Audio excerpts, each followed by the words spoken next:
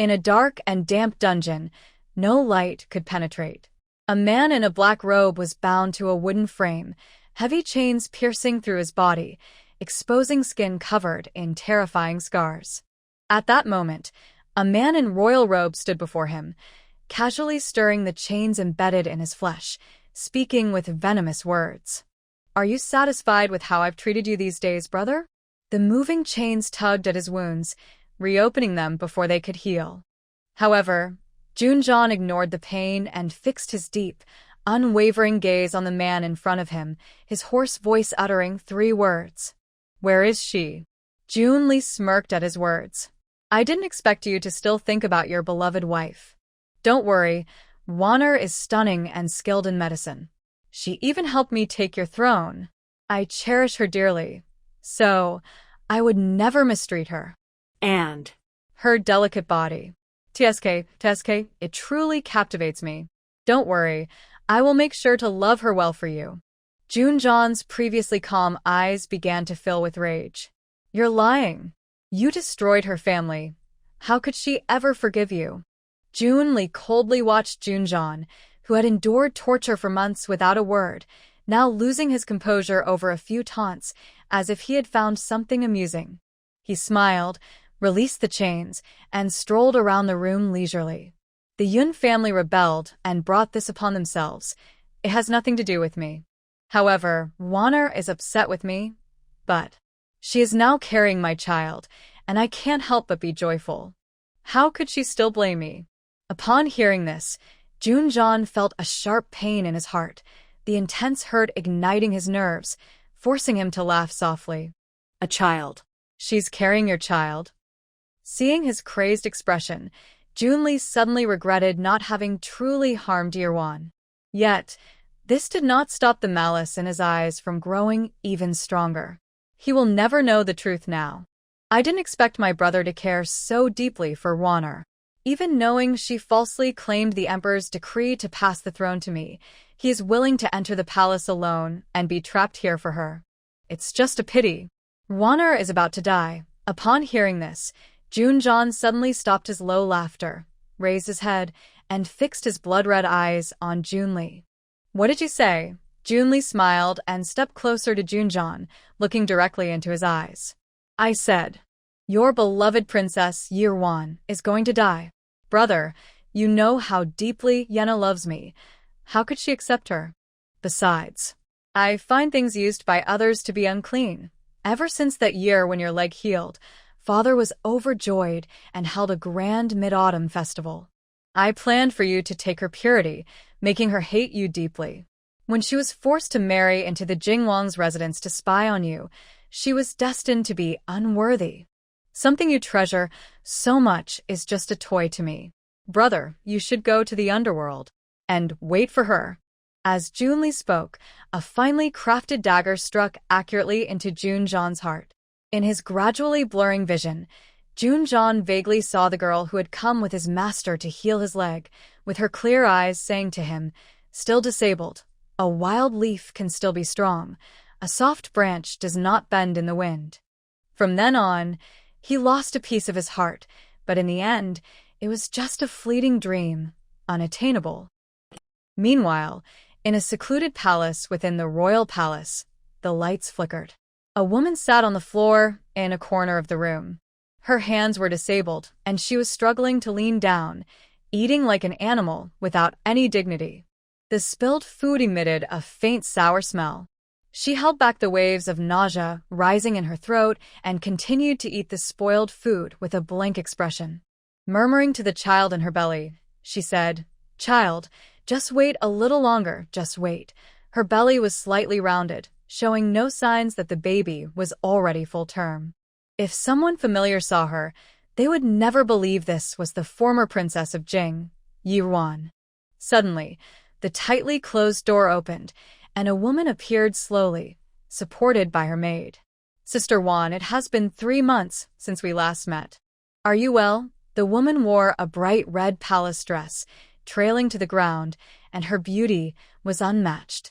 As she entered, she looked at Yirwan, who was on the floor, even lower than the most humble maid in the palace, and couldn't help but smirk. You have been struggling in the cold palace for months, yet you refuse to give up. I suppose you are still hoping for something. What could it be? Yi Yan slowly elongated her words, taking out a glaring imperial edict from her sleeve. It can't be. This edict from the late emperor, can it? Hearing the words, edict from the late emperor, Yi Ruan looked up in disbelief, staring intently at the object in Yi Yan's hand. Her already battered and disfigured face looked particularly fierce. What happened to Ban Xia? What did you do to her? Seeing that she finally reacted, a hint of excitement flickered in Yi Yan's watery eyes. What do you think, my dear sister? Speaking of Ban Xia, she was truly loyal.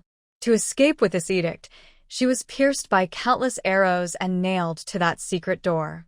She never closed her eyes until the end. What a pity. Upon hearing this, Yi Ruan felt the belief that had supported her slowly crumble within her. In the end, did she still fail? 3 months ago, she had sent Ban Xia to escape through a secret door with the late emperor's edict, and since then, there had been no news, not even from Yi Yan, who had tormented her. She thought that no news was good news, but now this edict had appeared in Yi Yan's hands. Thinking of Ban Xia, who had always stood by her side and endured the bullying in the cold palace, Yi Ruan's heart ached. Yi Yan's hand slowly caressed the exquisite armor, her eyes filled with a teasing glint. Don't lose hope, sister. Although Ban Xia is dead, I had Brother Ning deliver that edict to the Yun family. This shocking revelation made Yi Ruan's heart, which had already resigned to death, feel as if it had fallen into an even deeper abyss. She tried to stand up in excitement, but a maid beside Yi Yan kicked her back down harshly, causing her to stumble and fall to the ground again, letting out a terrified low cry. What do you want to do? What do you want to do? Yi Yan let out a delicate laugh, her sharp armor grazing the woman's face. My dear sister, your body may be ruined, but your mind seems to have suddenly become clear. The late emperor's decree clearly passed the throne to Prince Jing. Tell me, if your useless brother brings this decree to your loyal maternal family, and his imperial order is fake, what will happen? Fear spread from the depths of Yi Ruan's heart, and she trembled uncontrollably. Shameless. The smile in Yi Yan's eyes grew wider. The Yun family forged the late emperor's decree, attempting to rebel, and they will be executed. A mouthful of blood surged from Yi Ruan. Why? You have everything. Why can't you let them go? Yi Ruan fell to the ground in despair, murmuring weakly. To cut the roots, it's such a simple principle. Don't you understand, sister? Besides, isn't everything happening now thanks to you? Even if they are resentful or angry, if they seek revenge, they should come after you, right? Upon hearing this, Yi Ruan shook her head as if she had lost her soul, unable to face it all. Yes. It was all her fault. Because she hated Prince Jing for ruining her purity, she disregarded the late emperor's dying wish and hid the decree. It was also her who, in front of the officials, falsely conveyed the order and placed Jun Li in that supreme position. But Jun Li had clearly said, he didn't care that she lost her purity to Prince Jing. He pulled her back from the brink of despair, and in her quest for revenge, she accepted the emperor's marriage proposal, agreeing to marry into the Jing family to gather information for Jun Li. Jun Li promised that once everything was settled, he would give her a new identity and hold her hand for life. But why, when everything was finally resolved, was she left with nothing but endless suffering? And in that moment of despair, she discovered she was pregnant. This was the child of the man who had ruined her purity, the one she hated the most. Yet now, it had become her only concern. Where is Jun Li? I want to see him. I want to see him. How dare you speak the emperor's name so casually? A palace made next to Yi Yan kicked Yi Ruan's stomach again. Red sleeve. You must not be rude, Yi Yan said with a light laugh, but she pressed her foot hard on Yi Ruan's stomach. What does my sister want to see the emperor for? To show him your ugly face or to reveal the child of the Duke of Jing inside you? By the way, you should know that the Duke of Jing is away at war. After hearing that the emperor has ascended the throne, he has taken control of land for himself. The emperor is using you and your child as leverage, but He doesn't care at all. Yian rubbed her foot on Yi Ruan's stomach, a hint of jealousy flashing in her eyes. She wanted to see Yi Ruan in pain and despair, and she would not let her know that someone like the Duke of Jing would risk everything for her. Yi Ruan, however, did not react to Yi Yan's words. She and Junjan had never been close, and it was normal for him to abandon her. She only felt a panic as she realized something had broken inside her, and it was flowing down her legs. Her water had broken. The child. Her child. Yi Ruan instinctively wanted to protect her belly, but her injured hands could not move at all. Yi Yan smiled slightly, finally moving her foot away, and whispered something to Red Sleeve. Red Sleeve obeyed and soon returned with a group of guards carrying a wooden box, placing it neatly in the hall. Yi Yan stepped back a few paces, covering her mouth and nose to block the strange smell coming from the box. Sister Wan, since you can't threaten the Duke of Jing, you have no value in living anymore. After all, we're sisters, so I will give you a parting gift. You can rest easy now. After saying this, Yi Yan left with Red Sleeve. Once the door closed, a cruel smile appeared on her lips. Red Sleeve, since I went through so much to carry this child, wait here until the child is born before you act. It will complete the bond between me and my sister. Red Sleeve quickly praised. Your Highness is so kind. Yi Yan smiled, turning to leave. Now she was the master of the 6 palaces, and her father and the Yi family held her and her mother in high regard. It was time to put an end to these old matters. Red Sleeve waited quietly outside, listening to Yi Ruan's cries of pain from inside the room. Until the crescent moon hung high, a baby's cry broke the long night, and she finally lit the oil she had prepared long ago. The flames slowly crept into the room, but Yi Ruan remained indifferent, struggling to rise, wanting to catch a glimpse of the newborn child in the firelight. He was so frail yet so strong, enduring so much suffering in this cold palace with her, but still managing to survive. I'm sorry, my child. She wanted to hold him, but found she could not even do that now. Yi Ruan looked in despair at the approaching flames and the child's cries growing louder, her eyes filled with anguish. Her gaze shifted to the boxes arranged in the room. They contained pale and horrifying heads. Her brother, her uncle, and aunt, her cousins. Those eyes, unable to close even in death, became clearer under the intensifying firelight. A stream of blood tears flowed from her eyes. Yi Ruan could no longer hold back, letting out heart-wrenching screams, consumed by the blazing fire. In this life, the female lead seeks revenge on the male lead because he wronged her. In ancient times, a woman's loss of virtue was devastating, ruining her life. While she may deserve it, there are reasons behind her actions. Though the male lead was framed, the female lead is unaware. Those who cannot accept her dark history should be cautious. Sending Love Red Heart at the end of summer and the beginning of autumn, the sunlight was still a bit harsh. A grand mansion stood proudly on the long street, its red paint reflecting a dark crimson glow in the sunlight.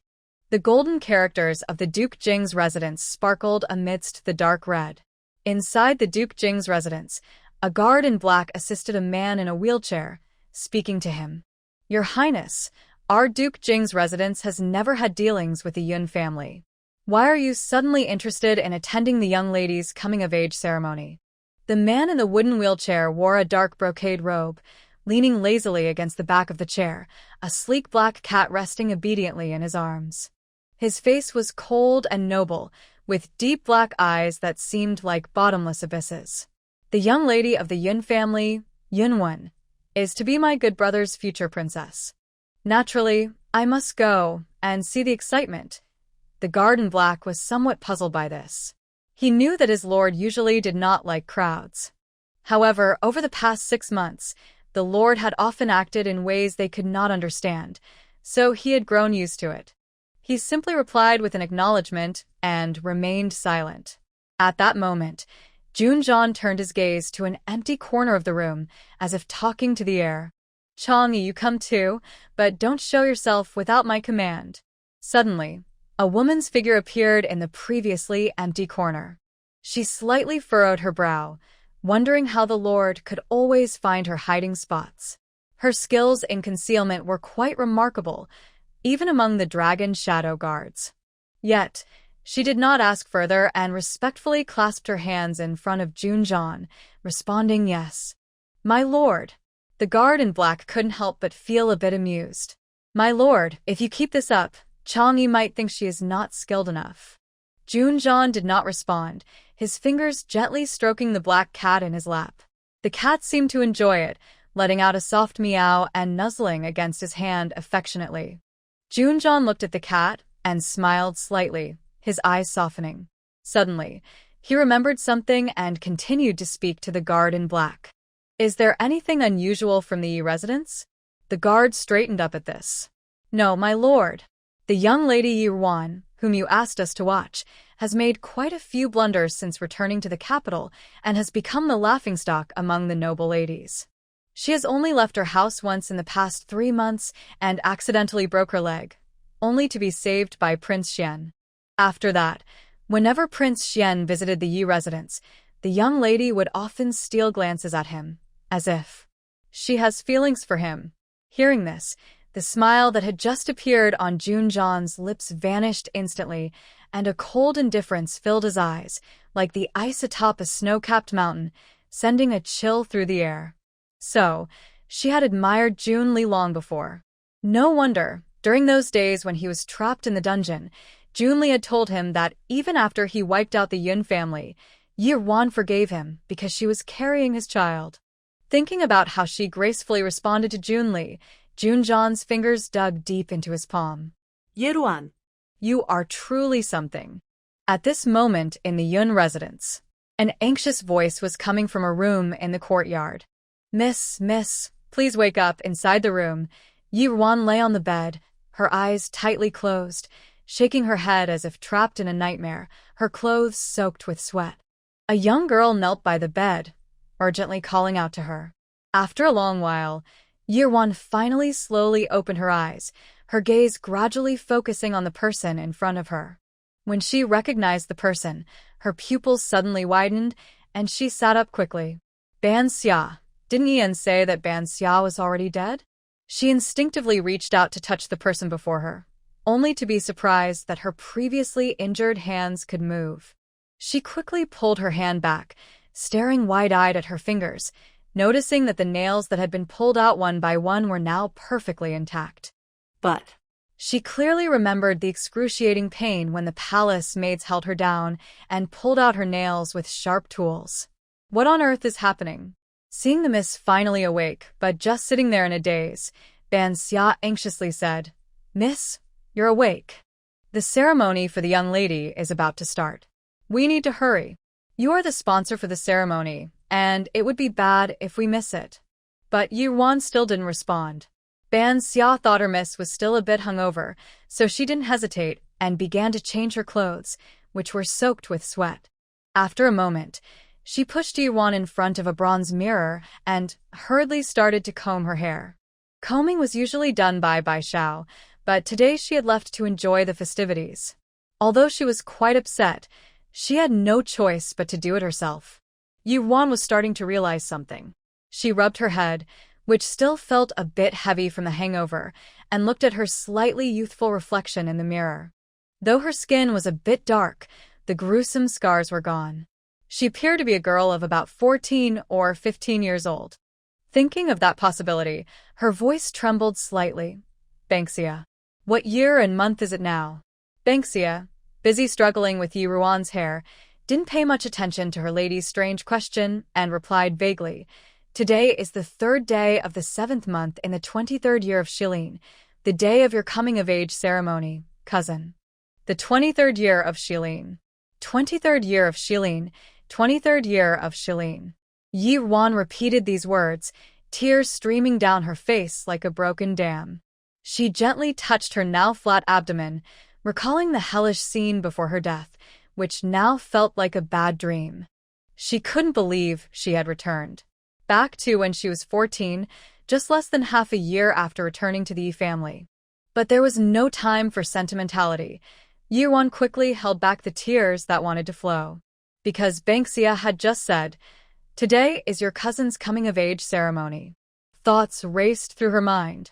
Looking at Banksia, who was frustrated and ready to redo her hair again, Yirwan said, "No need to fix it, let's go." Following her past habits, Yirwan walked to the bedside and found her medicine box. She took out a small bottle and quickly turned to leave the room. The only legitimate daughter of the Yun family, Yunwon, was having her coming-of-age ceremony today, and the Yun residence was bustling with guests. This was not only because of the Yun family's status as a prominent military family, but also because Yunwon had been betrothed to Prince Xian since childhood. Now, Prince Xian was favored by the emperor, and his mother, the noble consort, was in charge of the 6 palaces, enjoying great power. It was said that after today's ceremony, the emperor's marriage decree would arrive, and the noble consort would personally host the event, bestowing blessings on Yunwon. However, Yirwan couldn't care less about the festive atmosphere. She knew that her cousin had died during this very coming-of-age ceremony in her previous life. Yirwan walked quickly, her hair loosening, her pace hurried, her skin slightly darkened, and her posture lacking grace, drawing the attention of many guests who whispered among themselves. "Who is this? Why is she so unruly? She looks unfamiliar." In the flower hall, 2 ladies were guessing the identity of Yirwan when another lady suddenly joined them. She looked at the retreating figure and exclaimed, "I remember now. She is the eldest daughter of the Yi family, Yirwan, who claimed to have studied medicine outside the home since childhood and has just returned to the capital." The other 2 ladies realized who she was and exchanged knowing smiles. They commented, "So, it's her. No wonder. We heard that after she returned home a few months ago, Lady Yi went to great lengths to help her get acquainted with the capital's social scene, taking her to various gatherings. But this young lady lacks proper manners and her skin is dark and rough, just like a country girl, which led to many embarrassing moments. It's no wonder she looks unfamiliar. She probably felt embarrassed and stopped going out. Indeed, Lady Yi is kind-hearted. We heard she hired several tutors to teach her, but looking at her now, it seems she hasn't made any progress." The ladies spoke without trying to lower their voices. After catching up with her young lady, Ban Xia felt furious hearing their comments. Normally, she would have defended her young lady, but since her young lady was acting a bit strangely, she had to follow closely and couldn't worry about anything else. In the main hall of the Yun family, Yunwen's coming-of-age ceremony had been underway for half an hour. The ceremony required 3 hairpin ceremonies, the first pinning, the second pinning, and then the final pinning, with a change of clothes for each. At this moment, Yunwen had just completed the first pinning and returned to the eastern room to change her outfit. Her gaze was gentle as she spoke to the lady in front of her. "Wan's sister drank too much yesterday and couldn't get up today. I'm sorry to trouble you, Yenner." The lady before Yunwen looked up, dressed in a beautifully embroidered outfit, with a charming smile. She replied, "Sister Wen, there's no need to be so polite. It's only right for me to help." The eldest sister was just celebrating and drank a bit more. "Please don't blame her." Yunwen smiled, clearly not bothered by the situation. "Now I understand why Sister Wan always praises you in front of us. Seeing you today, Sister Yenner, you truly are remarkable." The matriarch only had time to explain the ceremony once, yet you remember every detail perfectly. Such cleverness is truly admirable. Hearing Yunwen's compliments, Yi Yen remained humble and replied modestly, "Sister, you flatter me.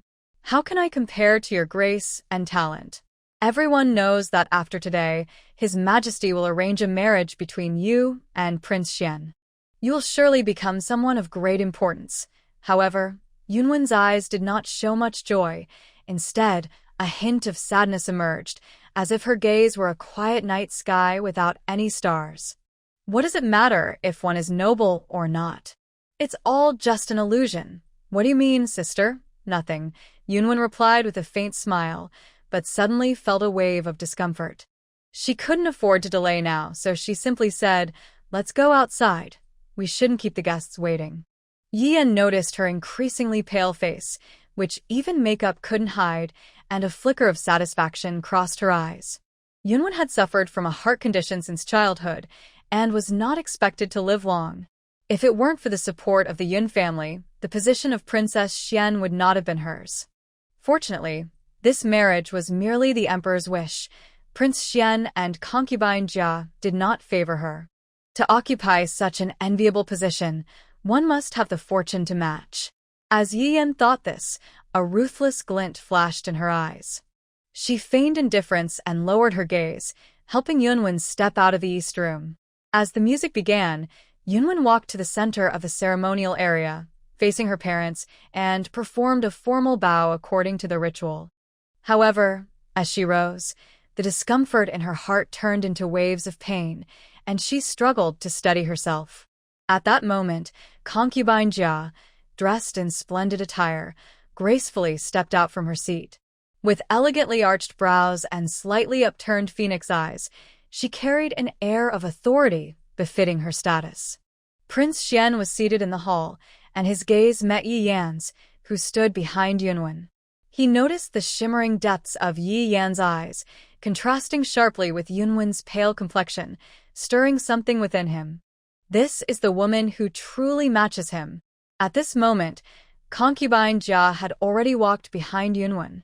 She took a hairpin from the tray presented by Aunt Li and recited a verse. May the auspicious month and day bring you honor. Respect your dignity and cultivate your virtue. May your brows last for 10,000 years, and may you always receive blessings. Then, she inserted the hairpin into Yunwen's hairstyle. However, before Yunwen could react, she suddenly coughed up a mouthful of blood. With a muffled groan, she clutched her chest and fell straight down, her face showing signs of pain. The scene immediately became chaotic. Concubine Zhao looked at Yunwen, who had collapsed at her feet, and a glimmer of light crossed her eyes. Then, as if startled, she shouted loudly, "Quickly summon Dr. Jiang." When Yi Wan finally arrived at the main hall, this was the scene she encountered. Was it too late? Seeing her cousin being carried into the east room by her uncle, Yi Wan quickly scanned the hall and finally focused on a man. She hurried over to him, said something, and then swiftly followed into the east room. At this moment, Yunwen on the bed had lost all color in her face. The intense pain in her heart made her drenched in cold sweat. The doctor, dressed in traditional attire, checked her pulse and showed a hint of confusion, but soon shook his head at concubine Jia. "Your Highness, although Miss Yun's heart condition cannot be completely cured, with proper treatment over the years, she could have remained well for several more years. However, this sudden onset of her heart condition has affected her heart's core. I'm afraid she may not survive the night." Dr. Jiang was a trusted physician of the emperor. Over the years, the emperor often sent him to care for Yunwen, so he was familiar with her condition. Before concubine Jia could speak, Yirwan heard her aunt exclaim in disbelief. Impossible. "Doctor, Yunwen has been in good health these years. How could she suddenly be beyond help? This is absolutely impossible. Please examine her again." Dr. Jiang shook his head and sighed. "Madam, this heart condition is indeed very unpredictable. Please prepare yourself mentally for what may come." Upon hearing this, Madame Lin trembled and let out a suppressed sob. She rushed to Yunwen's side, rubbing the area over her heart, as if trying to ease her pain. This is her only daughter, whom she has raised with great care since childhood. Seeing this, Yiwan quickly walked past everyone in the room to her aunt. Aunt. When Lin turned her head at the sound, she saw Yiwan standing beside her. A glimmer of light appeared in her dull eyes, and she hurriedly got up to pull Yiwan over. "Wanner, the doctor says your cousin is in bad shape. You must take a look at her." Yiwan obediently sat down beside her cousin at her aunt's urging. She looked at her cousin, who was curled up in pain, and gently placed her hand on her wrist. After checking her pulse, Yiwan let out a small sigh of relief. Fortunately, there is still hope. While examining Yunwen's face, she secretly placed the heart-protecting pill she had prepared earlier into her mouth. However, her thoughts were racing, and when she finally sat up straight, she looked worriedly at Lin. "Aunt, the doctor is correct. My cousin is indeed unwell. But I feel that her condition today is quite unusual. It doesn't seem like a sudden heart issue. It feels more like she has been poisoned. Seeing that Lin did not believe him and instead let a young girl re-examine, Dr. Jiang was already displeased. Hearing this, he quickly retorted, "Nonsense. I have practiced medicine for many years. How could I confuse poisoning with an illness?" He was not greedy or lustful, but he was very dedicated to his medical skills. Yirwan was not surprised by Dr. Zhang's response. In her previous life, he had failed to uncover the truth, and everyone believed Yunwen had died from a sudden heart issue. "Doctor, I once accompanied my master to the northern border, where there is a plant called the fufu grass. Have you heard of it?" Dr. Jiang was taken aback by her words. Seeing his reaction, Yirwan knew he was familiar with it and continued, "This fufu grass grows in the northern border and is extremely rare. It poses no danger to ordinary people, but if someone with serious internal ailments comes into contact with it, it can quickly worsen their condition. This substance is like a poison, but not exactly poison. It does not show in the pulse, but according to records from Northern medicine, anyone poisoned by it will have small red spots behind their ears, which matches my cousin's symptoms exactly. We can verify this by sending someone to the northern border. I would never make unfounded assumptions." Dr. Jiang hurried forward to check, and indeed saw a small red spot between Wen's ears. "Fufu grass. So it's fufu grass," Dr. Jiang murmured. No wonder he felt that the eldest daughter of the Yun family had a sudden and intense heart issue today. But this plant had never appeared in Shilin, and he hadn't considered this possibility. "Who did this? Who used such a despicable method to harm my daughter?" A loud shout suddenly rang out from the room. Yun Xiao glared fiercely, and with his already imposing figure, he looked quite intimidating. The anger he displayed was a remnant of the killing intent he had suppressed for years after fighting on the battlefield. Yet, Yirwan was not afraid. She just felt a wave of sadness at seeing her uncle again. "Uncle, the fufu grass is very potent. The poisoning must have happened within the hour.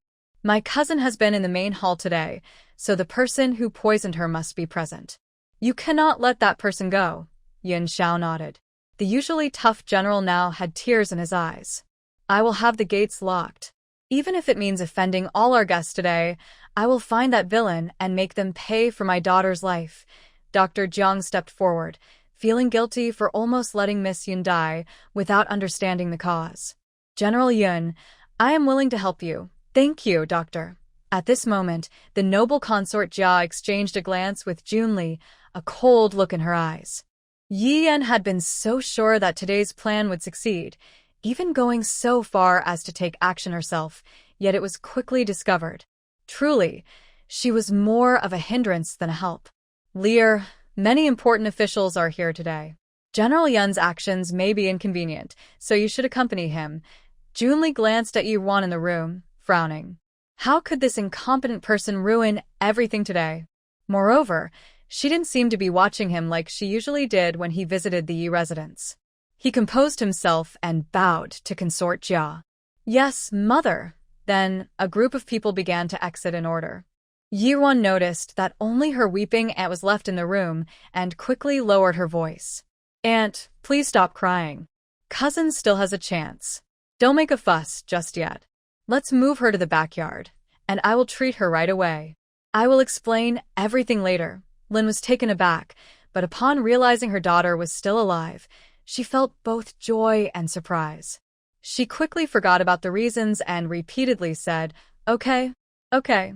In the main hall, Yun Xiao had already asked people to help Jiang Taiji examine the items in the hall, while Junli took others to seal the gates.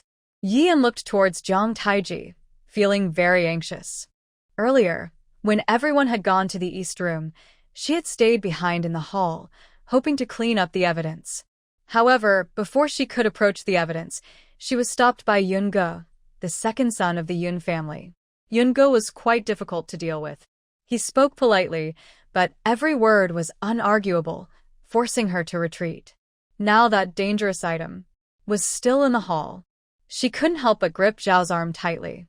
"Mother." Seeing Yi Yan's unease, Xiao quickly patted her hand and whispered, "Stay calm. Don't let anyone notice. Prince Xian will surely find a way for you. But Yi Yan couldn't focus on her mother's words at that moment. Mother, didn't uncle say this medicine was very secretive? If we didn't know in advance, no one would notice. Why? Why was it discovered so easily? She had trusted her uncle and mother, thinking it was a sure thing, which is why she acted herself. Xiao was also anxious, but knew she had to remain composed. If she panicked, Yi Yan would lose her composure even more. She steadied herself and continued to reassure Yi Yan. I don't know either, but now that it's come to this, we can't lose our cool. Let's wait for Prince Xian to return and then discuss everything. The door to the main hall was open. Yirwan had stabilized her cousin's condition after administering the acupuncture and had now come outside the hall. From a distance, she watched Yi Yan and Xiao whispering to each other. Remembering the truths Yi Yan had shared with her during their time in the cold palace, a wave of hatred surged within her. But she had to hold it in. Now, with her mother having died in childbirth and her father aware of the relationship between Yi Yan and Junli, he has already sided with Junli. He has also elevated Yi Yan's biological mother, Mrs. Xiao, to a position of power and handed over full control of the Yi family to her, showing great disdain for Yi Yan's tarnished reputation. In the entire Yi household, including the servants in her courtyard, there is no one she can trust except for Banksia. Even her only brother, Yi Qining, is still unaware and has complete trust in Mrs. Xiao and Yi Yan. Her only advantage now is that she has lived again, giving her a head start. Only if she remains unchanged will many events follow the path they did in her past life. Now is not the time to confront them directly. Thinking of this, she glanced at her cousin Yungo, who was standing behind her uncle Yun Xiao, and saw him give her a barely noticeable nod. Yi Wan felt reassured and adjusted her mood. She walked slowly into the main hall, approaching Yi Yan and Mrs. Xiao. Looking at Yi Yan, who was pale, she deliberately raised her voice. Third sister, what's wrong? Why are you sweating so much? Are you feeling unwell? Do you want me to check on you? Yi Yan, noticing Yi Ruan's sudden approach and feeling the gaze upon her, forced herself to calm down. Big sister, I'm fine. I just heard someone dared to harm my cousin in broad daylight, and I'm very scared. Yi Ruan gently patted Yi Yan's hand, pretending to be as close as they usually were. Sister, you don't need to be afraid. Since the matter of the poison has already been exposed, with Uncle and Dr. Jiang here, we will surely find evidence and bring the culprit to justice. Yi Yan, still young and lacking the maturity of her past life, felt a flicker of unease at Yi Ruan's words and replied. What you say makes sense, big sister. As they were talking, Dr. Jiang's excited voice suddenly rang out in the hall. Yes. Yes. This is it. Startled, Yi Yan looked up at the sound. She saw Dr. Jiang holding a comb and quickly walking toward Yun Xiao and the noble consort. Your Highness, General Yun, this comb has traces of a toxic plant on it. It is undoubtedly the weapon used to harm Miss Yun. Seeing the comb, Yi Yan felt as if she had fallen into an ice cellar. The ladies in the hall began to murmur upon hearing this. Can you believe someone actually dared to poison during the coming-of-age ceremony? What audacity! Gradually, some sharp-eyed individuals turned their attention to where Yi Yan was sitting.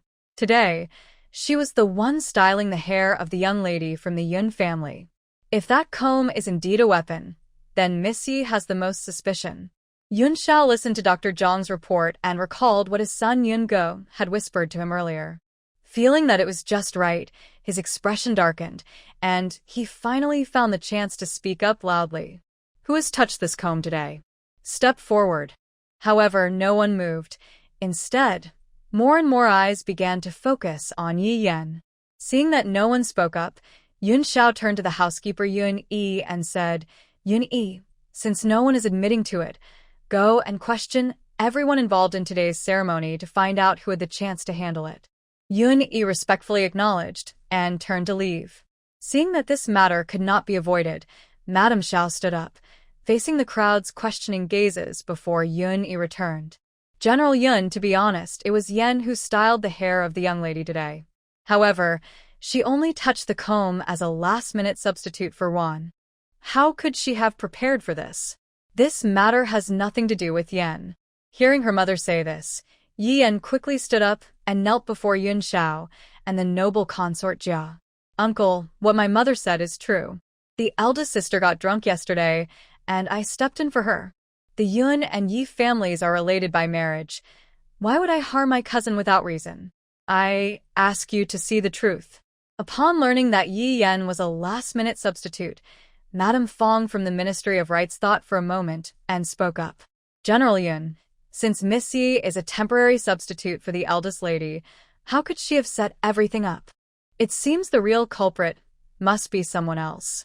Previously, the old lady of the Fong family had fallen ill, and it was this Miss Yi who had gone through great effort to find a remedy. Her daughter Fong Ji had always been close to Yan. Such a kind-hearted person would not easily harm others. Hearing this, the ladies who had benefited from Yi Yan over the past 6 months began to support Madame Fong's words one by one. Yes, General Yun, Miss Yi-san has always been kind-hearted and shouldn't be such a cruel person. We need to investigate this matter carefully. Yi Wan found this situation very ironic. She knew why these ladies were supporting Yi Yan. Although she was a disciple of the famous Dr. Su Mu, her master had instructed her not to reveal his identity, so she acted very discreetly. Only her mother, Yun Tang, and a few people in the Yun family knew she was a disciple. However, after returning home, she privately told Yi Yan about this. In the past 6 months, Yi Yan had used various excuses to obtain prescriptions from her to win people's favor. Given the current situation, her strategy to win hearts had indeed been very successful. As Yi Wan was thinking, Mrs. Zhao's gaze turned towards her. She quickly walked to her side, patted her hand, and said, "Wana, you should tell your uncle about your third sister. You know her best. She can't even bear to look at a chicken being killed, let alone harm someone." Yi Wan couldn't help but scoff at this. Even without Mrs. Xiao prompting her, she was already planning to speak. She nodded at Mrs. Xiao, then subtly pushed her hand away and hurriedly walked over to Yun Xiao. "Uncle, I also believe in my third sister. The choice of supporters was decided by Anne a month ago and hasn't changed until last night. How could my third sister have such foresight? In the end, it's all my fault. Last night, my third sister came to see me and mentioned a rare fruit wine. I thought it wouldn't be too intoxicating, so I drank some. I had no idea it would hit me so hard. I was completely out of it after just 3 cups. Otherwise, my third sister wouldn't be in this position of being doubted today because of me. It's all my fault for letting my love for wine cause trouble."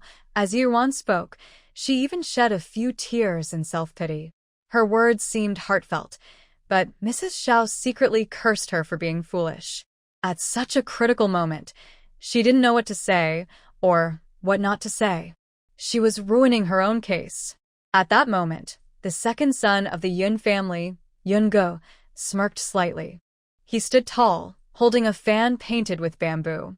Although he appeared to be a gentle and refined young man, his words were filled with sharp sarcasm. "Miss Yi-san, this wine you brought is quite a coincidence." Yi Yuan listened to Yun Ge and seemed to realize she had misspoken. She quickly defended herself. "Cousin, you misunderstood. I have always enjoyed having a drink with third sister at home. Yesterday was a celebration for cousin's coming of age. It was only natural." Xiao Shi nodded in satisfaction, thinking she wasn't foolish after all. However, Yungo had no intention of letting Yi Yuan off the hook. "You say it's natural, but how do we know you didn't have other motives?" Knowing your habits and going with the flow, Yi Yuan felt a chill from Yun Ji's sharp gaze. She cast a desperate look toward Jia Guifei. But Jia Guifei sat there as if nothing was wrong, not even giving her a glance.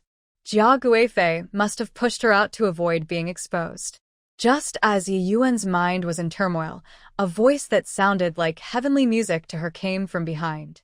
"General Yun, as far as I know, Miss Third Leaf isn't the only one who came into contact with that dangerous item today. There's also Aunt Li. In my opinion, why not bring Aunt Li here for questioning as well?" Upon hearing Jun Li's voice, Yi Yuan turned to look at him. Jun Li subtly gave her a reassuring glance, and her tense heart finally relaxed. Aunt Li was a palace official sent by the emperor to assist with the coming-of-age ceremony. After the incident in the hall, she had been taken to a side room by Yun's servants to wait.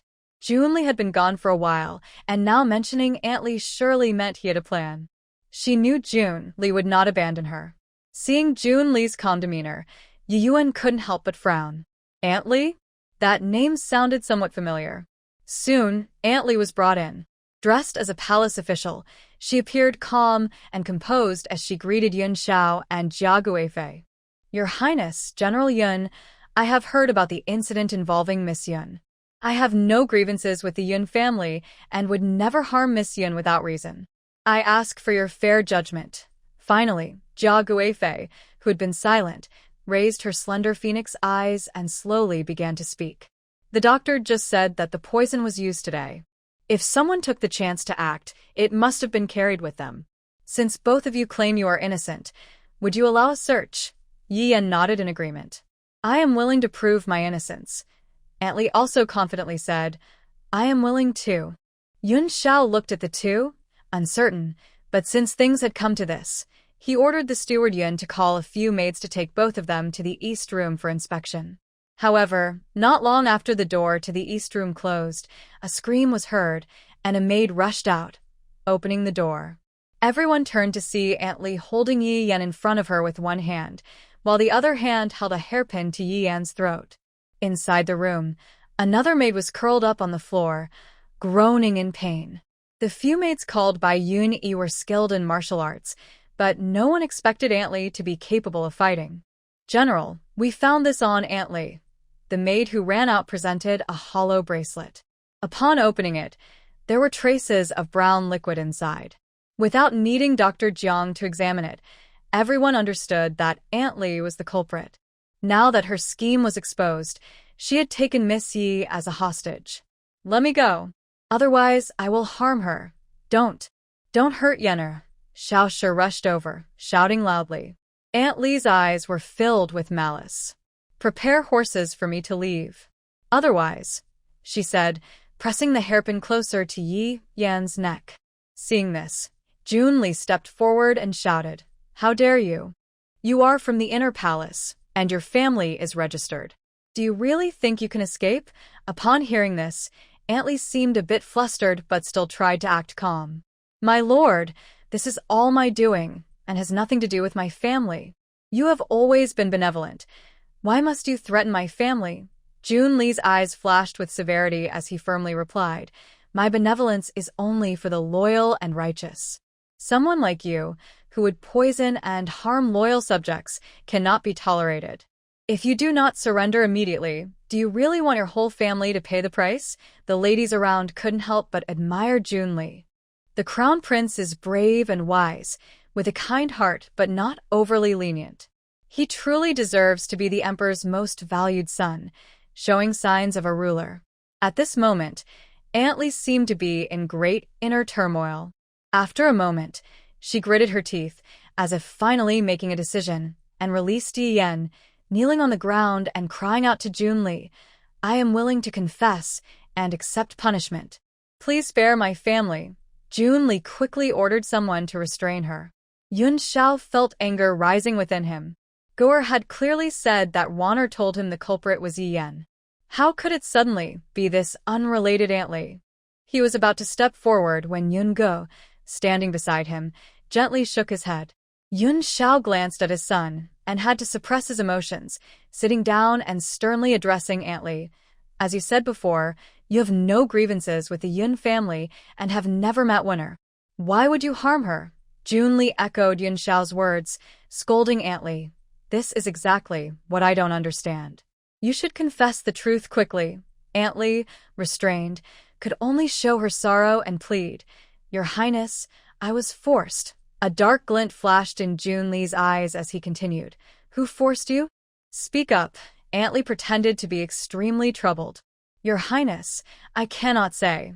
Junli and Aunt Li continued their feigned exchange, while Yirwan watched them act and finally remembered why this person looked somewhat familiar. Only the one in charge of the late emperor's palace, who once conspired with Junli to harm the emperor. She is connected to the favored concubine Jia. Yirwan couldn't help but frown. Today might not end well. She just didn't understand what Junli was trying to achieve with this act. If he wanted someone to take the blame, it would be best for them to confess and then take their own life, leaving no evidence. Why go through all this trouble? Just then, Junli's voice rang in her ears again. What is there that you cannot say? With me and my mother here, if there are hidden truths, we can show leniency towards your family. Otherwise, harming the daughter of a high-ranking official is a consequence you alone cannot bear. Think carefully. Under pressure from Junli, Aunt Li's expression finally softened. She bowed deeply to Junli and said loudly, Your Highness, it was. It was Prince Jing who ordered me to do this. As her words fell, a stir arose in the hall, and Junli appeared eager to defend his brother. That's nonsense. My elder brother has been staying at home. How could he instruct you to commit such a wicked act? Don't make baseless accusations. Yiruan coldly watched the scene unfold, realizing that Junli not only wanted to protect Yi Yan but also wanted to drag Prince Jing into this mess. She couldn't help but shift her gaze to Junli, who today wore a light blue robe, just as he had when she first met him. He looked so self-satisfied and refined, like a polished gem. He was a perfect match for Yi Yan's false pretense. How had she been so blind in her past life? Yiruan quickly averted her gaze, but Yunge, standing directly across from her, accurately caught her hidden resentment. This cousin was becoming more and more interesting. Nearby, concubine Jia was surprised to hear Aunt Li implicate Prince Jing. Although Prince Jing was disabled and could not be named heir, he was favored by the emperor because he was the son of that woman. There were also stubborn old officials in court who refused to accept the olive branch thrown by Lier. They still held some hope for that useless man. Thinking of that woman, jealousy surged in concubine Jia's heart. She had been dead for so many years, and although the emperor had honored her as a concubine and allowed her to manage the Phoenix Seal, he had never named her as empress. She was even less than a dead person. If she could smear dirt on her son today, that would be great. Aunt Li continued to bow her head in fear. I wouldn't dare deceive your highness. Although Prince Jing has been at home for a long time, he was once the legitimate eldest son. Now that his majesty favors you, how could he be content? He threatened my family and forced me to harm Miss Yun to ruin the alliance between our families. What I say is the truth. Please believe me, your highness. Yiruan couldn't help but find it amusing. She looked at Aunt Li, and a voice filled with gentle yet firm doubt echoed in the hall. This aunt is quite strange. You are afraid of involving your family and have surrendered, yet as you said, the king is threatening your family. If you expose him now, won't you also fear putting your family at risk? At this moment, Yunge, the second son of the Yun family, stepped forward with his folding fan and agreed. What Sister Wan said is very true. It is well known that the families of those in the inner palace are registered. If you fear implicating your family, you should know you cannot escape. Why then did you take Miss Yi as a hostage? Isn't that unnecessary? Moreover, Aunt, you just left the main hall and had plenty of time to handle the evidence. Yet, you not only brought it openly but also allowed it to be inspected without hesitation. This is quite illogical. It seems like a performance. Could it be that you intentionally took the blame for someone else? Lian's heart sank, and she was about to continue her defense when a cold, slightly sarcastic voice suddenly came from the entrance. I didn't realize I had become one of these petty people. Everyone turned to look at the entrance. A man was being pushed in a wooden wheelchair. He wore a dark brocade robe, and his light eyes held a hint of laziness. He rested one hand on his chin, leaning back in his chair, and the cuffs of his robe were embroidered with a cold plum blossom in gold thread. A black cat lay obediently in his arms as he gently stroked it. Amid the commotion, Yiruan stood frozen in place. King Jing, Junjian. How could he be here? Since King Jing became disabled, he rarely left the palace except for royal banquets. The ladies present, most of whom held noble ranks, had seen him at palace feasts and all stood to pay their respects. Junli, hiding behind a refined facade, momentarily revealed a crack in his expression before walking towards Junjian with a look of surprise. I greet my royal brother. What brings you here today? Junjong merely looked at him coldly. His brotherly demeanor almost made him doubt that the person who had imprisoned him in the dungeon and tormented him was actually Junli. "What's wrong? Does my younger brother not welcome me?" Junli forced a laugh. "Royal brother is joking. It's just that you haven't left the estate in a long time, and seeing you again makes me happy, so I spoke without thinking. I hope you can forgive me." Junjong looked away without giving a clear answer, a hint of sarcasm in his voice. "Is that so? But from my perspective, this is not a time for celebration. I just heard someone mention my name outside." As he spoke, Junjong cast a cold glance at Antly, who was kneeling on the ground. His sharp gaze made her shrink back slightly. Noticing this, Junjong smirked and turned to the guard in black beside him. "Chongfeng, go ask." "Yes, Your Highness." The guard, dressed in black, had lost the relaxed demeanor he had at the prince's residence. With a serious expression, he stepped forward. A black token engraved with a dragon pattern glimmered at his waist. This was the Dragon Shadow Guard, a rare elite force granted by the emperor. The emperor had bestowed 4 of them to Prince Jing. Among all the princes, only Junjong received this honor. Junli clenched his hands hidden in his sleeves. No matter how well he performed, he could never compare to Junjong in their father's eyes. Even if Junjong did nothing, even if he was now disabled, his life had been smooth sailing, while Junli, despite his own challenges, remained overshadowed by him. Seeing Chongfeng approach Antly, Junli signaled her with his eyes. She understood immediately and was about to bite down on the poison hidden in her mouth when Chongfeng suddenly grabbed her chin tightly.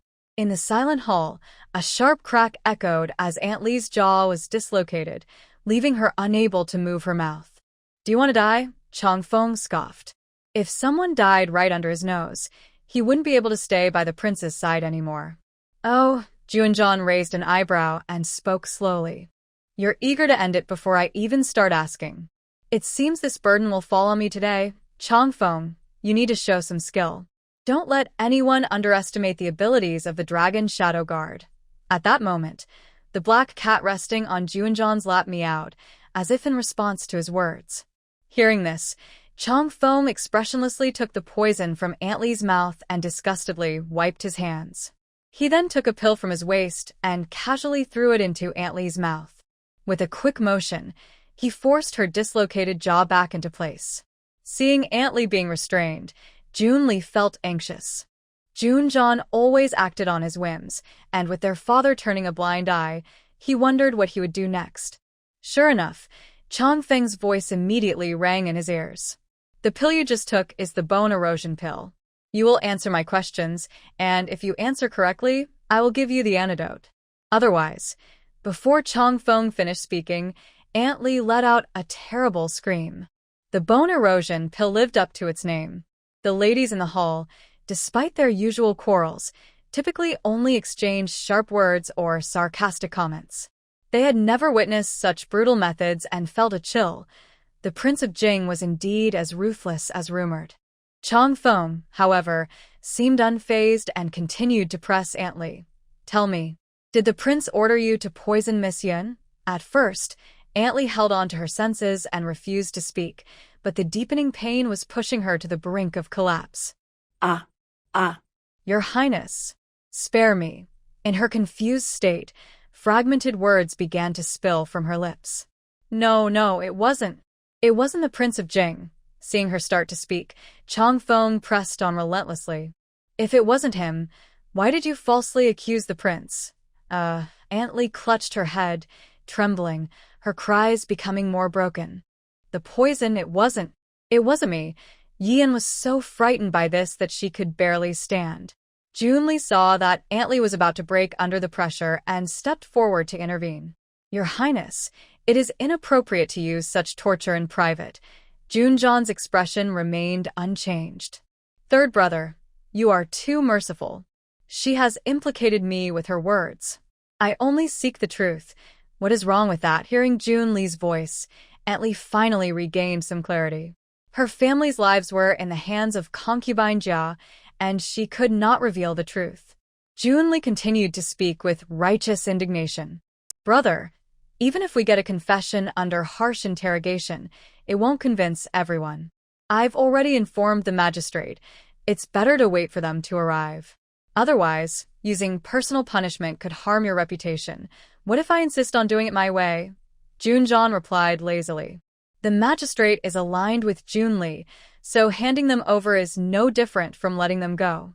Then you would offend me. A hint of anger flashed in Junli's eyes. He gestured, and his two personal guards, Yuan He and Yuan Gai, moved in to confront Changfeng. Though both guards were not as skilled as Changfeng, they could still hold him off together. After a few exchanges, Yuan He and Yuan Gai realized they weren't gaining any ground and suddenly drew their weapons. Changfeng showed no signs of retreat, pulling a short dagger from his boot and charging at the two. Normally, a short blade has no advantage against a long sword, but Changfeng's movements were incredibly unpredictable. In no time, he had shaken off Yuan He and cornered Yuan Gai, stabbing the dagger deep into Yuan Gai's shoulder. As the dagger was pulled out, blood splattered, landing on the embroidered shoes of Ban Xia, who stood protectively in front of Yi Ruan. Ban Xia, seeing the bloodthirsty intent in Changfeng's eyes up close, turned pale. Fortunately, at that moment, Changfeng turned to face Yuan He, moving further away from them. The fight grew fiercer, and seeing blood caused chaos among the women in the hall.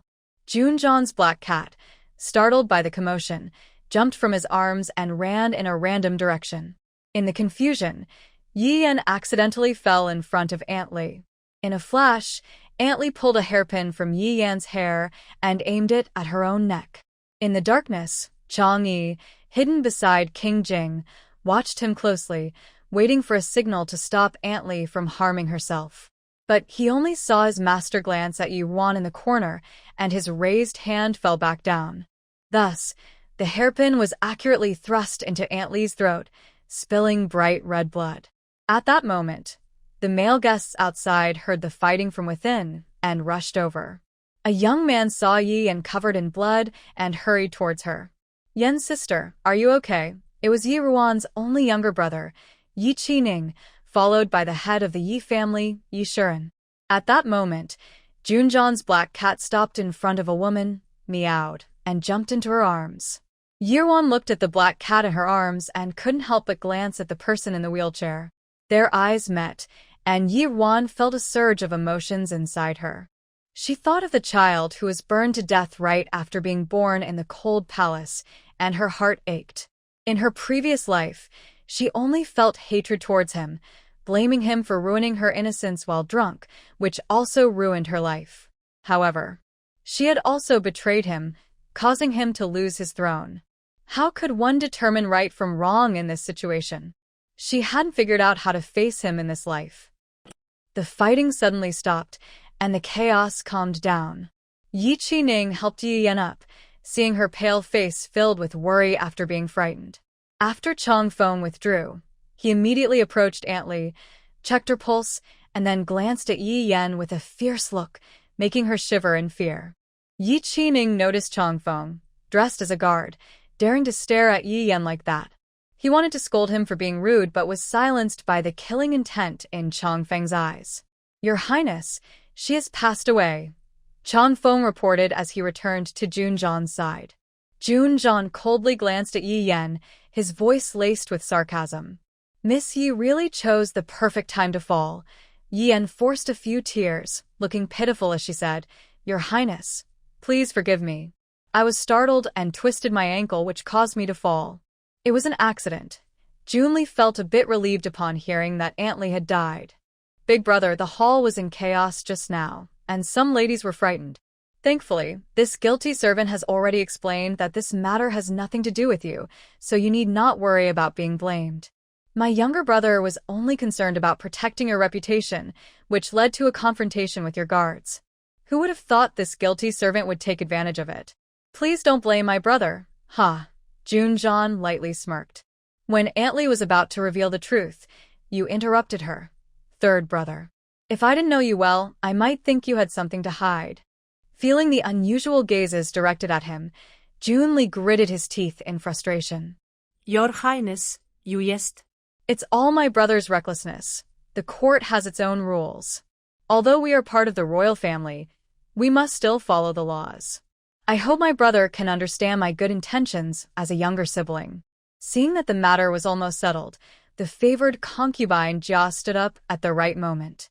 "General Yun, Aunt Li has been punished. Since she claimed she was not instructed by Prince Jing and had no motive to kill, I will report today's events to His Majesty after returning to the palace.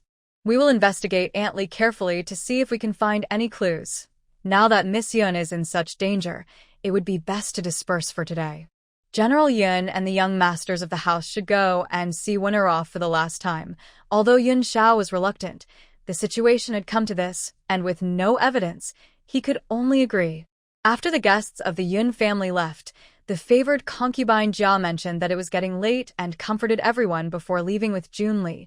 Junjian had not acknowledged the favored concubine Jia at all, as if he did not see her. This made her feel angry, but she could do nothing about it. Only the Yun and Yi families remained in the room, along with Junjian, who stood still.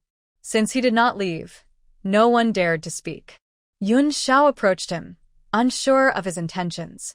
"Your Highness, is there anything else?" Junjian did not answer but glanced at Yirwan, who stood still in the distance, frowning slightly.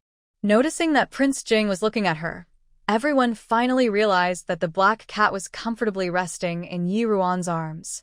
Feeling the gaze on her, Yirwan had no choice but to step forward. Unexpectedly, on her first day of rebirth, she had to face him. If there was anyone she could not understand even after being reborn, it was him. In her past life, when her master treated his leg injury, she had visited a few times, but at that time, she did not know he was the rumored cruel Prince Jing. It was only during the mid-autumn banquet that she saw him again. And he ruined her reputation. Unable to escape her fate, she believed Jun Li's temptations and married into the Prince Jing's residence. However, she was not suited to be a spy. Looking back, her attempts to please Junjian were so clumsy. However, even so, he did not understand why he allowed her to get close so easily. She thought it might be because of the kindness her master showed him when he treated him. Not knowing his true identity, she felt sorry for his situation and even encouraged him. But in the end, she disliked him. So whenever he made any affectionate gestures towards her, she uncontrollably pushed him away.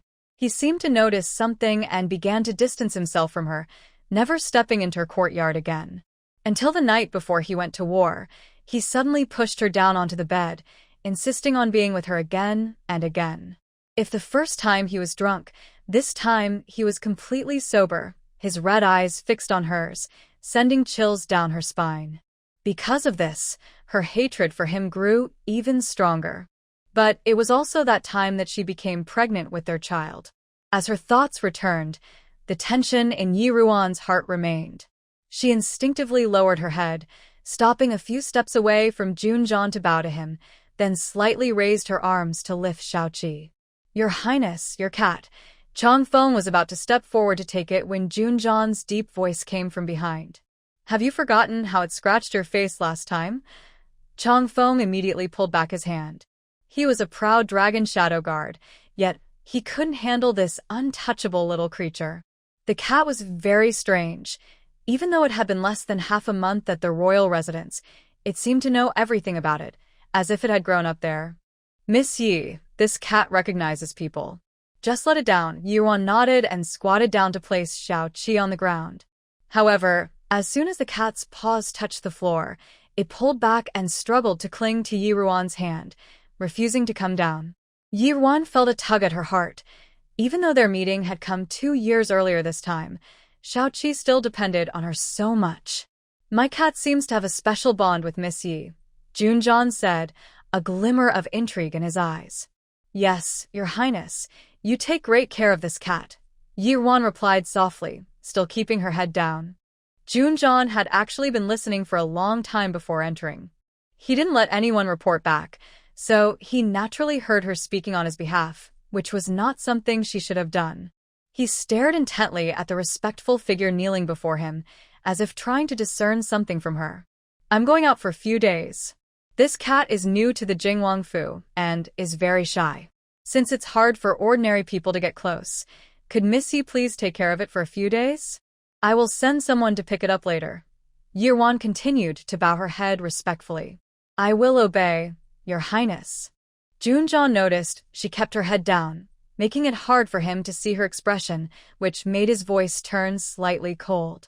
Miss Yi, are you afraid to look at me?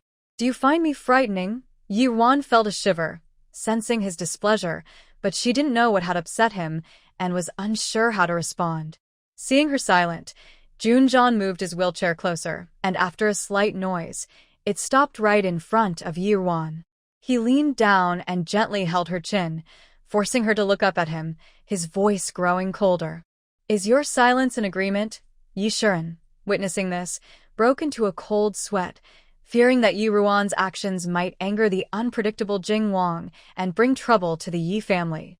It was said that after the Jing Wang became disabled, his temperament twisted, and servants often went missing, supposedly for accidentally offending him and facing severe punishment. Yi Ruan reluctantly lifted her head and met his deep gaze, steadying herself. Your Highness worries too much. I have only heard of your brilliance and admire you greatly, which is why I dared not look directly at you. Oh, my reputation. Junjan's eyes were dark and unreadable. Then tell me, what have you heard about my reputation? Yuan had no choice but to maintain eye contact. Your Highness could read and write at 3, and was skilled in archery by 5. His Majesty praised you as a model prince. Junjan chuckled lightly, but there was a hint of mockery in his laugh, and he tightened his grip slightly. Missy knows me well, but that was all before my injury as a child. Are you implying that I am now just a useless cripple? The air became tense for a moment. Yun Ge and Yun Xiao noticed the Jing Wang was genuinely angry and were about to step forward when Yi Yan suddenly stepped out and knelt on the ground. Although Aunt Li took the blame today, the situation with Prince Jing has made things messy. The Yun family values the eldest sister, and now is the perfect time for her to show her sisterly affection in front of the Yun family. With her beauty, Prince Jing is unlikely to make things difficult for her. Your Highness, Prince Jing, my sister is new to the capital and may not know all the proper customs. She did not mean to offend you, so please spare her from punishment. Junjan merely turned his head and glanced coldly at Yi Yan, who was kneeling on the ground. I am asking a question. When did it become your place to interrupt? He then instructed Chong Feng beside him. Chong Feng, since she likes to kneel, take her outside to kneel there. Chong Feng obeyed and stepped forward. Xiao Shi and Yi Qining were about to plead for her, but Junjan did not give them a chance to speak. Anyone who pleads for her will be taken out too. Yi Yan was confused as Chong Feng dragged her outside to kneel. She thought to herself that Prince Jing was handsome but had a twisted personality and showed no compassion. When Junjan saw Chong Feng return, he turned to Yuan, his voice filled with impatience. Miss Yi, I am waiting for your response. Yuan felt he was very close, so close that she could almost see her reflection in his eyes, and with just a blink, he could erase her existence. This feeling of having her life in someone else's hands made Yuan feel a pang of sorrow. She suddenly realized how small she was in the face of absolute power. If she didn't even have the courage to face him, how could she think about taking down Junli to seek revenge? She bit her lip to hold back her tears. Your Highness, please do not be angry. I did not intend to insult you. It is said in the capital that you are decisive and manage your people well. The Western lands were built from the ground up, and I thought you must have the spirit of your ancestors. That is why I said you are wise. Chong Feng's expression twisted slightly at her words. Miss Yi was truly eloquent, describing the rumors of harsh treatment in such a subtle way. It was not just about being decisive and managing people well.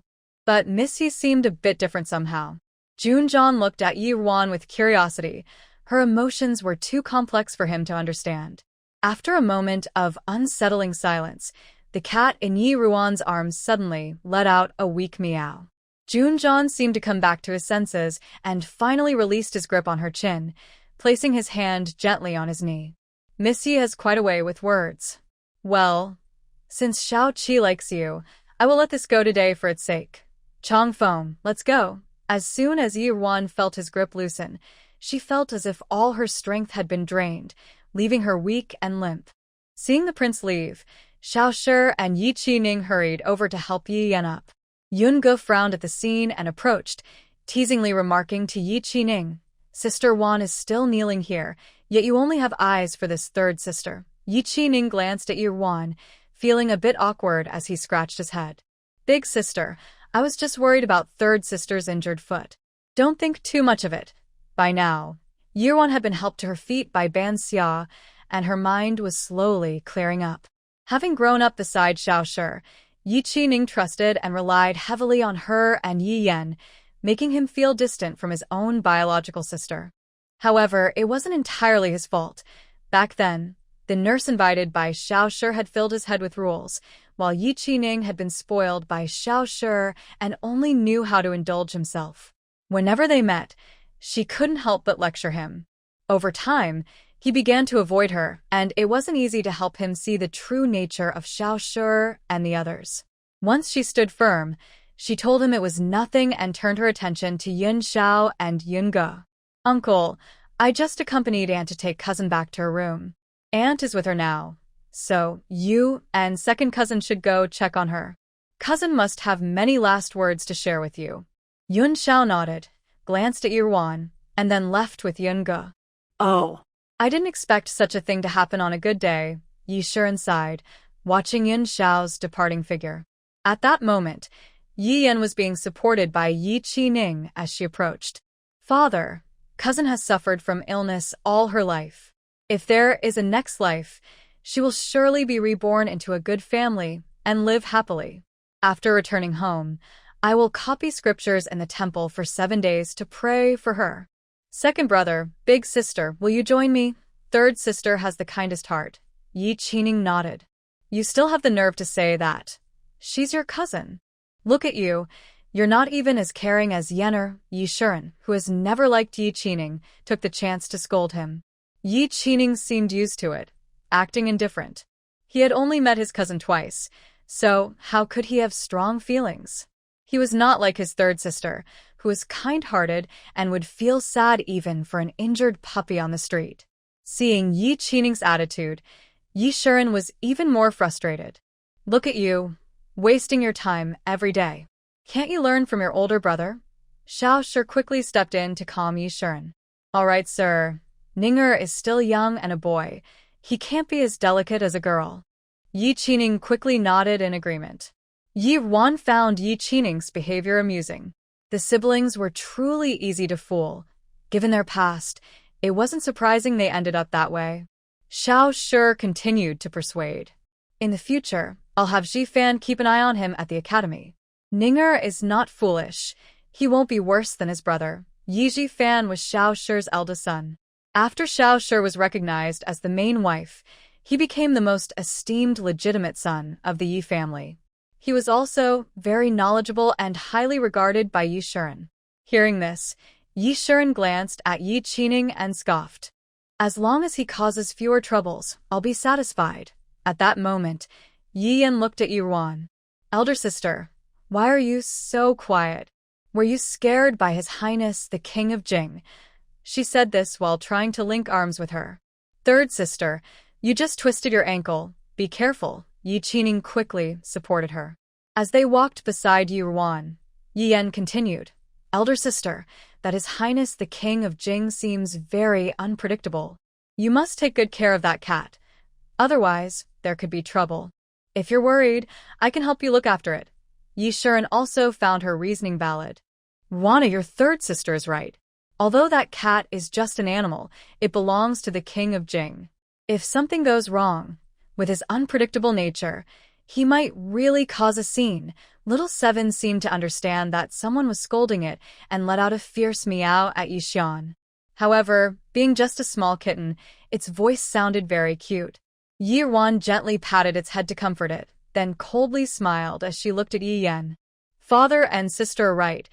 Wan is also very scared right now. If that's the case, I'll leave it to you, sister. With that, she placed little Seven in Yi Yan's arms. Before Yi Yan could feel happy, she saw little Seven swiping its paw and leaving a small scratch on Yi Yan's hand. Ah! Yi Yan cried out in pain and quickly let go. Little Seven nimbly jumped down from Yi Yan's hands and returned to Yi Ruan's feet, looking up at her with big, sad eyes as if accusing her of abandoning it. Yi Ruan momentarily ignored Little Seven and gasped, worriedly looking at Yi Yan's hand. "Third sister, are you okay?" "Don't worry, big sister, it's just a small scratch. It's nothing." Yi Yan didn't show it on her face, but inwardly she cursed the little creature, thinking that it was true what they said. A pet reflects its owner, and this kitten was just like that King Jing. Yi Ruan, however, looked very concerned. "That won't do. Bansha, I happen to have some ointment. Remember to take it to sister after you go back. It would be bad if it leaves a scar." Bansha agreed, and only then did Yi Ruan look down at the kitten at her feet, seeking comfort. "So, father, should we continue letting this cat stay with sister?" Yi Xian frowned, as if deep in thought. Yi Yan looked at Little Seven, which was glaring at her, as if it had become clever and was warning her to stay away. Otherwise, it would scratch her again. Yi Yan felt a bit scared. She only wanted to use this cat to get closer to King Jing, hoping he might develop feelings for her, and she could learn more about him for brother Junli. But this kitten looked so cute yet was so fierce, she didn't dare to have any more thoughts about it. "Father, since this cat only recognizes sister, let her take care of it. As long as she is careful, it should be fine." Ye Shi noted. Then it's settled. "Ruan, you must pay more attention. Don't be like your brother and cause any trouble for me." Knowing her daughter, Yi Ruan bowed to Yi Shiren before picking up Xiaoqi again.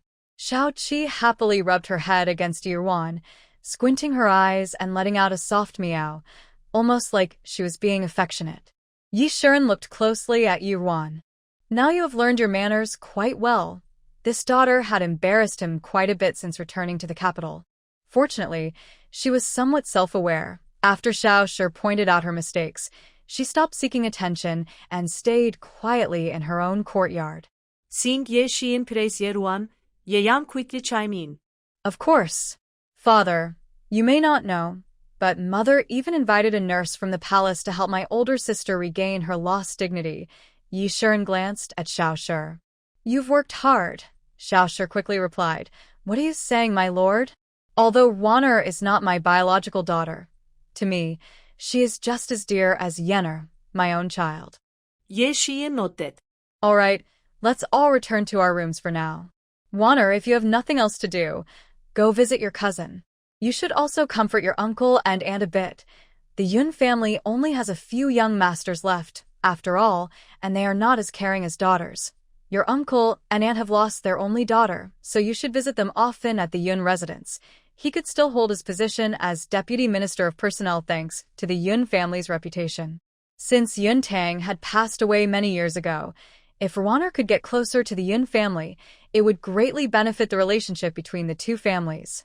Unfortunately, Xiao Shi said that after returning to the capital, she felt hurt and refused to visit the Yun family more often. Yi Ruan, however, looked puzzled and frowned slightly. "Is that really okay? Father, can I visit the Yun family often?" "Of course," Yi Shiren replied firmly. Yet, Yi Ruan seemed somewhat confused. "But the nurse said that I am still a young lady of the Yi family. If I visit my maternal grandparents every day, outsiders might think the Yi family treats me poorly. Also, since my cousins are in the house, I should avoid any misunderstandings. So, even though I want to visit my uncle and grandmother often, I must listen to the nurse and only write letters to inform them of my situation for the next few months. I can't visit often." Yi Shiren was furious upon hearing this. Whose nonsense is this that teaches such ridiculous principles? It's only natural for people to have feelings. Why should we avoid it? Yi Ruan seemed a bit startled and glanced at Madame Xiao. "Father, it was Mother who invited Nurse Lin." Madame Xiao thought this was bad and quickly explained to Yi Shiren. "Sir, this Nurse Lin is someone who has retired from the palace. Perhaps, having spent too long there, she has become too rigid. I didn't know she taught Ruan like this in private." Yi Yan quickly added to her mother's words. "Father, There are many complicated matters in the household, and grandmother has gone back to her hometown for a while. Mother has been a bit careless. She put in a lot of effort to invite Nurse Lin for elder sister, but who knew she would be so unsuitable? Please understand mother's good intentions. Yi Shiren naturally would not blame Madame Xiao for this. I know this is not your intention. However, a servant who is so confused should be sent away immediately. Yes, sir. I will personally find a suitable nurse for Wan, Madame Xiao promised. Yi Shiren thought for a moment. No need. I see that Wan has improved a lot now, so there is no need to hire another nurse. Just pay more attention to her and Yen on usual days. Given her current appearance and talent, he had no hopes for her to marry well. As long as she doesn't make mistakes, that would be enough. I understand, sir, Madame Xiao quickly replied. All right, then everyone can disperse. After Yi Shiren finished speaking, he left. Yi Ruan watched his departing figure and glanced at Madame Xiao with some unease. Mother, did Ruan say something wrong? Seeing Yi Ruan's anxious expression, Madame Zhao's earlier doubts faded and she softly said, It's nothing. It was my oversight. Just listen to your father from now on and stay close to the Yun family. Ye Ruan nodded obediently. At that moment, Yi Yan suddenly thought of something and asked, Elder sister, I saw you leave with Aunt for a long time today. Is it true that you can't save cousin at all? Yi Ruan sadly nodded, tears welling up in her eyes. Cousin's heart is already injured, and I have done my best. How about you come with me to see cousin one last time? Yi Yan saw her sincere expression and felt relieved. Since they would be staying at Yunfu today, they would find out by tomorrow whether this person was alive or dead.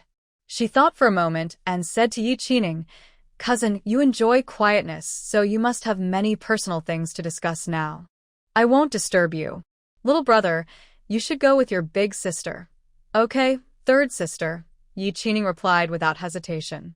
Yi Ruan took Yi Qining to Yunwen's room for a brief visit before returning to her own. It wasn't until late at night, after everyone in the Yi family had gone to sleep, that she quietly took Banksia out of the courtyard. Banksia, did you make sure Bai Xiao drank all the medicine I gave her? Miss, don't worry. That snack is her favorite, and she finished it completely. Now she's sleeping soundly, like a log. You can't wake her, Banksia said proudly, but then looked at Yi Ruan with confusion. It seemed like the miss had changed today and done many strange things. However, since the miss didn't explain anything to her, she chose not to ask. No matter how the miss changed, she was still the person Banksia cared about the most. After walking for a while, they arrived at Yunwen's courtyard, where the maid Dongqing was already waiting to welcome them inside. At that moment, Yunwen was lying quietly on the bed with her eyes closed, though her face had regained some color. The heads of the Yun family were also gathered in the room, her uncle, aunt, grandmother, and 3 cousins. Yi Ruan looked at the people gathered in the hall and remembered the unblinking eyes illuminated by the flames before death, tears mixed with smiles. How wonderful, they were all still alive. There was still time for everything. Ruan girl, you're here, Grandma Yun said as she stood up when she saw Yi Ruan enter. Yi Ruan quickly stepped forward to support her. Grandma, why are you up too? Grandma Yun had fainted after Yunwen's incident. Your aunt sent someone to tell me that your cousin has been rescued. Of course, I had to come and see for myself to feel at ease. Yi Ruan helped her sit down and checked her pulse. Seeing it was steady, she felt relieved. Then she looked at Yunwen on the bed and spoke. Is my cousin asleep? Yes, she said her chest doesn't hurt anymore. After having some porridge, she fell asleep. She must be exhausted. Yi Ruan nodded. I will give my cousin another acupuncture treatment tomorrow night, and the poison will be completely eliminated. But tomorrow, the favored consort will definitely send someone to check on her, and Yi Yan and the others will come to confirm her condition. I have prepared a fake death potion. Aunt will give it to my cousin before the morning begins tomorrow. Yun Xiao, who was impatient, couldn't help but ask, Ruaner, what exactly happened today? Did Yi Yan really poison her? Why do you want us to hide the fact that your cousin is better, even from your brother? If it weren't for Yunga stopping him today, he would have already captured Yi Yan without hesitation. Yi Ruan understood her uncle's confusion and spoke seriously. Uncle, don't worry. I will explain everything to you. The poison on my cousin was indeed from Yi Yan, but if it were only her, I wouldn't be so concerned. It's because behind her, there are the favored consort and Prince Xian. Is Prince Xian really involved in this? Yun Xiao said angrily. Earlier, while waiting for Yi Ruan, Yun Ge mentioned that this matter might be connected to Prince Xian. Yi Ruan reluctantly said, "Yes. I just didn't know they had a backup plan. My cousin's situation was urgent, so I only told my cousin to keep an eye on Yi Yan and not let her destroy the evidence. I didn't expect that Aunt Li was actually working for the favored consort and was used as a scapegoat. Today, she had just returned to life, and there were many things she couldn't handle in time. But now, being able to save her cousin was already a blessing." Yun Xiao frowned tightly. "Ruaner, I naturally want to believe you. But Prince Xian has always had a good reputation and has treated your cousin and the Yun family with respect. How could he suddenly have murderous intentions?" Yuan knew that Junli was skilled at deception, so it was not surprising that her uncle was fooled. It is all about interests. Uncle knows that although the Yun family was once powerful, it is now a time of peace, and the status of military generals is not what it used to be. Uncle is not a royal relative, and I imagine that over the years since the chaos ended, the military power in his hands has been reduced by half due to the influence of noble families. The biggest beneficiaries among them are the Cui family, who have been in the northwest for nearly 100 years. Has Uncle forgotten that the Cui family is the maternal family of the favored concubine Jia? Moreover, His Majesty now intends to support Prince Xian and has placed concubine Jia's brother in charge of all the imperial guards in the capital. Now, the military power of the Yun family is merely an added bonus to them. My cousin has always been weak, and Junli and concubine Jia have long wanted to end this marriage. However, due to His Majesty's orders, they dare not openly oppose it, so they conspired with Yi Yan to get me drunk and harm my cousin." Yun Xiao fell silent. He thought about how the Yun family's military strength had not just diminished by half, but was now less than 30%. Lin Shi, beside him, recalled the scene from today and felt a wave of fear.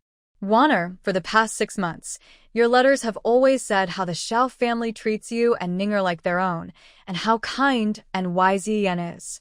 How could they suddenly be in league with Prince Xian and want to harm your cousin?" Thinking of Yi Yan and the Xiao family, Yi Ruan clenched her fist and said to her aunt, "Because Yi Yan has secretly been in contact with Junli, Yi Yan is proud of her beauty and has captured Junli's heart.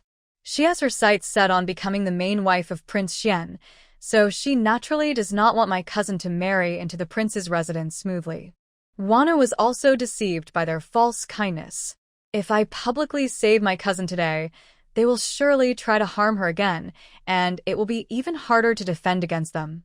Furthermore, even if they are willing to follow His Majesty's orders and proceed with the marriage, given Prince Xian's character and the treacherous nature of Yi Yan, my cousin would face great danger even if she marries into the prince's residence. That is why I kept my cousin's situation a secret." After hearing Yi Ruan's words, Yun Ji's eyes were filled with uncertainty. Yesterday, when Sister Wan came to the house, she was as close as sisters with Yi Yan. I heard that she injured her leg shortly after returning to the capital, and it was Prince Xian who saved her. I wonder why, after just one night, my cousin suddenly realized so much and learned all these details. Yuan bit her lips slightly upon hearing this. The matter of her rebirth was too strange for her to explain. In her past life, at this time, she indeed admired Junli. He seemed so distant and unreachable to her then. She had traveled with her master since childhood, learning about herbs in the mountains. Her skin became tanned and a bit rough, making her feel inferior compared to the noble girls in the capital. Her master was always carefree and didn't care much about appearance, and she had followed his example, never putting effort into her looks. However, after developing feelings for someone, she felt ashamed of herself. Plus, he was engaged to her cousin, so she buried her feelings deep inside and only confided in her best friend, Yi Yan. She wondered how Yi Yan must have laughed at her back then. "Cousin, one has reasons she cannot share. Could you not ask about it?" Seeing Yi Ruan's troubled expression, Yun Xiao couldn't help but scold Yun Ge. You brat, if it weren't for your cousin today, your sister would have been harmed by that villain. Do you think your cousin could deceive us? Why are you asking so many questions? Yi Ruan looked at Yun Ge apologetically, gazing into his eyes, and spoke firmly. I know what I did today raises many questions for you, but I swear, I mean no harm to the Yun family. On the contrary, if anyone threatens the Yun family, no matter who it is, even if it costs me my life, I will take theirs. Her eyes were so bright that Yun Ge turned his face away, feeling a bit uncomfortable. I never doubted your intentions. Fine, I won't ask anymore. Thank you, cousin, Yi Ruan said sincerely as she bowed to him. While everyone was discussing, Yun Wen's voice suddenly came from the bed. Father, Sister Wan is right. I cannot marry into the Prince Xian's residence. Aunt Lin hurried over to help her daughter sit up upon hearing her wake. At this moment, most of the poison in Yun Wen's body had been cleared, but she still felt weak from the ordeal. She leaned against her mother and spoke softly. Mother, I heard what my cousin just said. Over the years, I felt that Prince Xian is not interested in me. However, since we are engaged and I know I may not live long, I didn't want to add to your worries. I thought that as long as I treat him with respect, I could get through this life without causing you any concern. But in truth, I do not like Prince Xian. Today, hearing my cousin's words, I realized that the prince's residence is very dangerous. For me, pretending to be dead and escaping would be a relief. If I could find a peaceful place to change my name and see the world, enjoying nature, it would make my short life worthwhile. Seeing her cousin speak this way, Yi Ruan felt a little relieved. It was best that her cousin had no feelings for the prince. She walked over and took Yunwen's delicate hand. Don't worry, cousin. Your life will not be short. I have found a way to completely cure your heart condition. Your life can be long and wonderful. Linsher was taken aback by her words. Ruana, is what you say true? Can Wunner really be cured? Yi Ruan nodded seriously at her aunt. That's wonderful. Wonderful. Wunner, did you hear that? Linsher looked at her suffering daughter with tears in her eyes. Since childhood, she had kept her daughter confined in the Yun residence, not wanting her to socialize like other young ladies and rarely showing any signs of being a delicate daughter in front of her parents. But she knew her daughter was not unwilling. She was afraid. Afraid that if others cared too much for her, when she was gone, the pain would be greater than the joy. Yunwen seemed to murmur in disbelief. Cousin, do you really have confidence? Yi Ruan tightened her cousin's trembling hand and pretended to be very relaxed. Of course. Cousin, have you forgotten? I am a disciple of the great healer Su Mu. Good. Good. Good. Elder Mrs. Yun's eyes were filled with tears. Wan girl is truly our little blessing. What little blessing? Yi Ruan thought. In her past life, she had dragged the Yun family into despair. At this moment, Yun Xiao also stood up. Good, Wunna. Now that your illness can be cured and the future is long, there's no need to pretend to be dead and leave the house. Tomorrow, I will meet with the emperor to ask him to revoke the order. As long as this marriage is cancelled, they won't harm you anymore. Yunwen's expression was serious. After a moment, she looked at her father with determination. No, father, I must leave the house. The emperor's words are final. It won't be easy to take back his decree. Even without Prince Xian, there will be others. As the only daughter, my marriage will surely be decided by the emperor, despite our family's current situation. Today, I have been given a new lease on life, and I do not want my fate to be controlled by others anymore. Yun Xiao hesitated. But if you leave the Yun family, how can your mother and I feel at ease? Yunwen, however, was very resolute.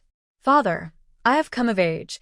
It's only a matter of time before I leave to marry. But Yun Xiao was about to persuade her again when Yun Ge interrupted, noticing his sister's expression.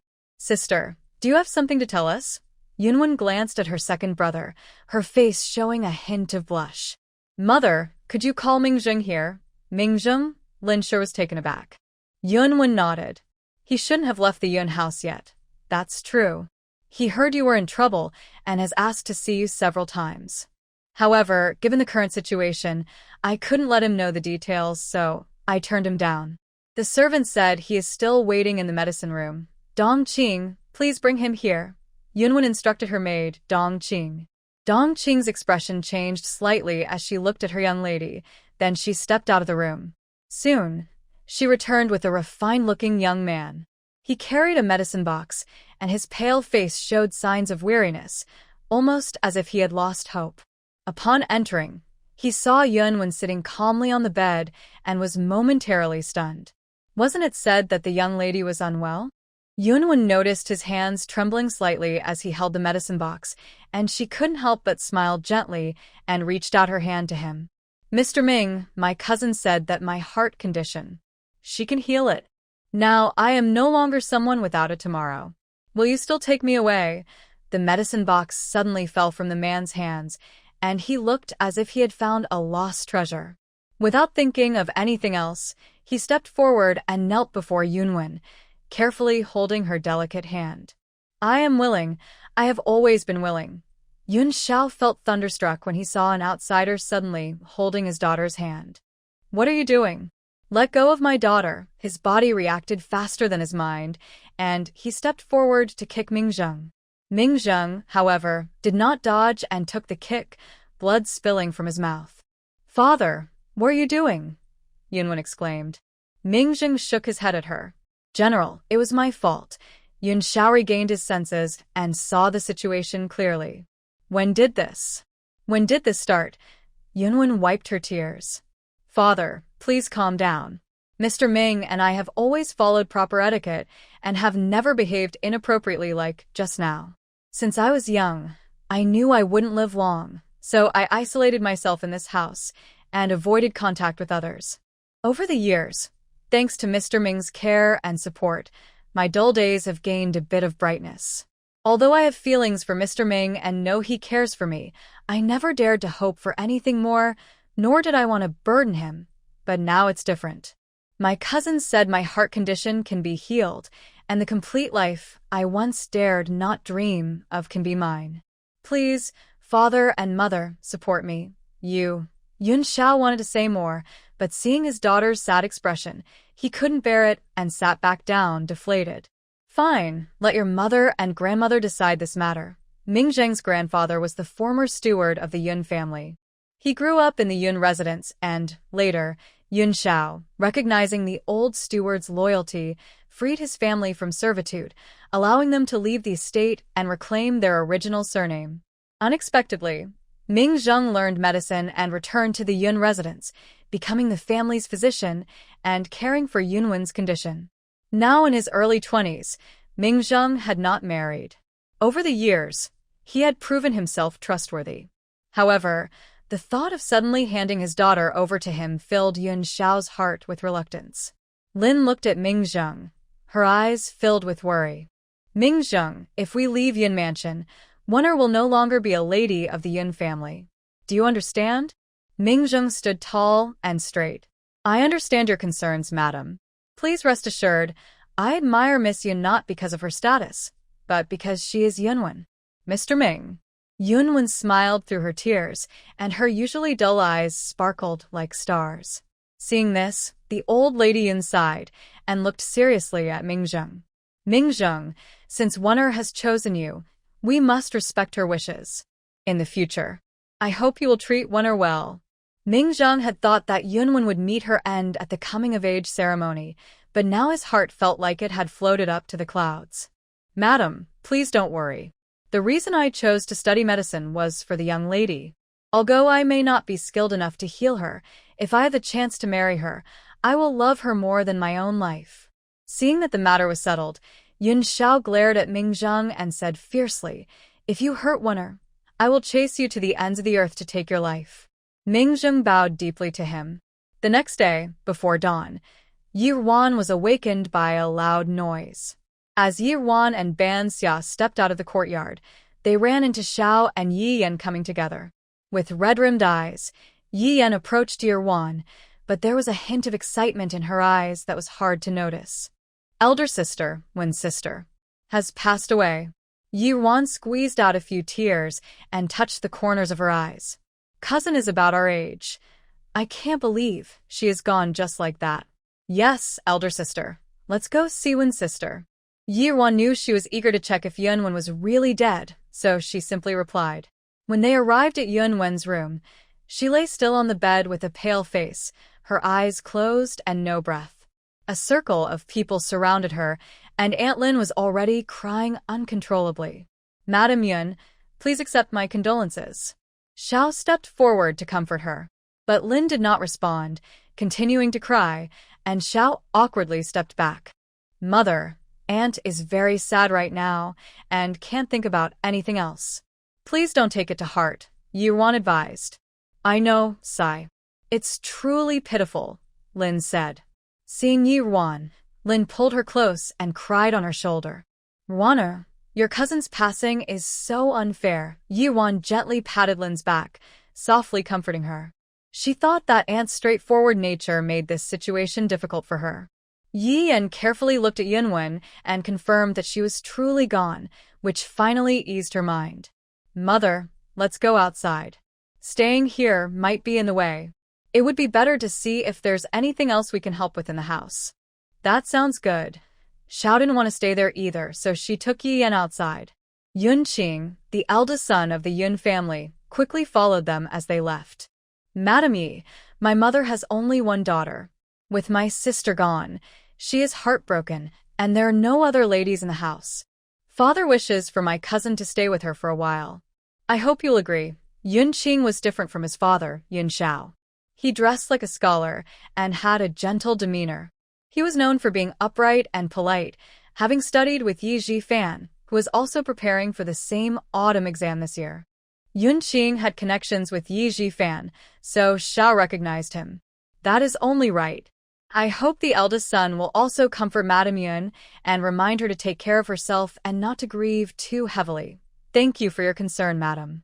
I will convey your message to my mother. By noon, the joyful decorations in the Yun residence had been taken down, and everyone was dressed in mourning clothes. The favored concubine also sent someone to express her condolences. By evening, the Yi family members had left. Once everyone had departed, Yun Xiao took the opportunity to move Yun-Wen to a side room in the old ladies' Buddhist hall. Yi-Wan returned to her room. Normally a heavy sleeper, she now felt wide awake, staring blankly at the layers of curtains above her bed. What path should she take from here? She believed she was not a clever or strategic person, otherwise, she wouldn't have been fooled so badly in her past life. Although there was some influence from her feelings for Junli, her master, a person of clear principles, never taught her any tricks or schemes. With foresight, she might manage to deal with the Xiao family and Yi Yan, but against Junli and the favored concubine, any clever plans would be as futile as an ant trying to shake a tree. Moreover, she did not want to involve the Yun family in the struggle for the throne. She thought of all the adult princes in the court, and none could match Junli, except for that one person. However, the entanglement between them was too complicated for her to untangle. In her previous life, if her hatred hadn't clouded her judgment, even though she had feelings for Junli, she might not have forged a false imperial edict. She was at fault and had already paid a heavy price. She did not blame him for abandoning her and their child in the end, as it was her betrayal that led to that outcome. Yet, to get close again to someone who had harmed her twice, seeking revenge with his help, made her uneasy. Yi-Wan shook her head, forcing herself to cut off the tangled thoughts. She decided to take things step by step. The most important thing now was to place her own people within the Yi family. With that thought, Yi-Wan gradually closed her eyes and fell into a deep sleep. The next day, after Yi-Wan completely removed the toxins from Yun-Wen, she took Ban Xia to speak with Yun-Ge privately. A cousin, I have something to ask for your help. At that moment, Yun-Ge was busy overseeing Yun-Wen's funeral arrangements. Although Yun-Wen was pretending to be dead, outsiders and other servants in the household were unaware, so they had to maintain appearances. Even Lin had been pretending to be overly sorrowful and bedridden these past few days. Seeing Yi-Wan approach, Yun-Ge dismissed the nearby servants. What does my cousin wish to discuss? I've heard that you have many connections in the capital. Could you spread the news about what happened at the coming-of-age ceremony yesterday? Oh. A glimmer of interest flashed in Yun Ji's calm eyes. Who does my cousin want the rumors to target? Seeing that her cousin had guessed her intention from just a hint, Yi-won felt a sense of admiration. Her second cousin was indeed clever and well hidden, worthy of being the most favored son of their uncle. Cousin was only 17 when he became the top student in high school, which was quite a story in the capital at the time. People said that 3 years later, during the spring exams, Shilin would produce the youngest top scholar. However, this year marks his coming-of-age year, and he did not take the exam during the spring tests, for reasons unknown. Bringing her thoughts back, Yi-won looked at Yoon-go and said, "It must be Yi-yen." Yoon-go paused for a moment. "This isn't a big deal. Although rumors can hurt people, they can't truly harm her, you know? It's not about truly harming her. The entire Yi family is under the control of the Shao family now. It's difficult for me to act within the house, so I want to ask my aunt to arrange for some people to be sent to the Yun family. However, sending people in suddenly is not easy. I just need an opportunity to make them wary." "All right. I will have someone take care of it." Yi-won hesitated and then, feeling a bit shy, added, "Cousin, there's one more thing I need help with." Seeing her embarrassment, Yoon-go smiled gently. "Sister Won, although I have some doubts about your actions, we are family. Since you trust me, you don't need to be so polite. Besides, these matters are nothing compared to the life-saving grace you showed to my sister." Yi-won felt a warmth in her eyes. In her past life, even though she did not save her cousin, her uncle's family had always been so forgiving and kind to her. Yet, she had dragged them into despair. She held back her tears, smiled faintly, and looked at Yoon-go with determination. "Cousin is right. We are family." Then she quietly shared the other matter she needed help with. A week passed in the blink of an eye. Today is the last day of Yun Wen's mourning period. It is also the day of Yun Wen's burial. The Lin family was in the mourning hall, crying loudly, moving everyone who saw them. Meanwhile, Yi-won was in the old lady's courtyard, treating Yun Wen with acupuncture. The poison from the herb in Yun Wen's body was cleared out the next day, but since Yun Wen was about to leave the Yun family, Yi-won began to tirelessly treat her heart condition day and night. After these few days, she had lost some weight. Yet at this moment, she still forced herself to stay cheerful and joked with Yun Wen. "All right, cousin, after the treatment today, just take care of yourself with medicine for 6 months and you'll be fine. I have also informed Brother Ming about everything. He knows your health better than I do, and I can see he cares a lot about you. He seems to want to write down every word I say, afraid he might miss something. These past few days, one has been quite bothered by him." Yi-won smiled while saying this. Yun Wen's face turned red instantly. She shot Yi-won a playful glance, but her smile when talking about her beloved was hard to hide. "Does Ron have someone she likes?" Thinking of her past self at this time, Yi-won nodded. "There was someone once, but I'm not as lucky as you, sister." Junli always pretended to be a gentleman, and all the princes from the Jun family were very handsome. She had accidentally hurt her leg, and he kindly helped her back to the Yi residence, and then she kept him in her heart. But her true feelings became a tool in their hands. Seeing Yi-ruan's expression, Yunwen asked, "Did that person let you down?" It was more than just letting her down. Remembering her foolishness in her past life, Yi-ruan couldn't help but smile wryly and said softly, "It's all in the past." Noticing that she didn't want to talk more, Yunwen stopped asking. Suddenly, she saw a corner of clothing peeking from the doorway and smiled knowingly. "There must be someone even better waiting for you." As soon as Yunwen finished speaking, a loud voice suddenly came from outside the door. "Second brother, what are you doing standing there?" Yi-won turned her head at the sound and saw her cousin Yun-chi and her second cousin, Yun-go, walking in together. Yun-wen's smile grew even more meaningful as she looked at the two entering. "Aren't you and third brother with your mother in the front hall? Why are you here now?" Yun-chi, who was 12 years old and the same age as Yi Chi-ning, was quite lively and rushed over when he heard his sister's question. "Big sister, you have no idea. I just found out that our mother is quite the actress. Her crying was so dramatic it made my scalp tingle. Even if you really left, she wouldn't act like that. Because it's fake, Anne must be crying so hard," Yi-won thought. This really puts her in a difficult position. Watch your words. What nonsense are you saying? Yoongo put away his folding fan and lightly tapped Yoon-chi on the head. Seeing this, Yoon-wen's smile grew wider. What about my second brother? Why are you here? Yoongo felt that his sister was smiling more and more these days, a genuine joy coming from her heart.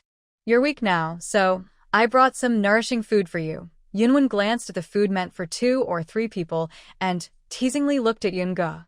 Then I thank my second brother. Yoongo pretended not to notice. After spending these days together, he found his cousin increasingly mysterious, which made him pay more attention to her, but it was just curiosity. His sister must have misunderstood something. He turned to look at Yeon and, noticing the dark circles under her eyes, spoke more softly. Sister Won, I have sent someone to spread the news about what happened that day, just as you suggested. Coincidentally, someone has been spreading rumors about the prince's harsh actions recently, so I decided to go along with it. The results have exceeded my expectations. I also personally visited the pawn shop you mentioned.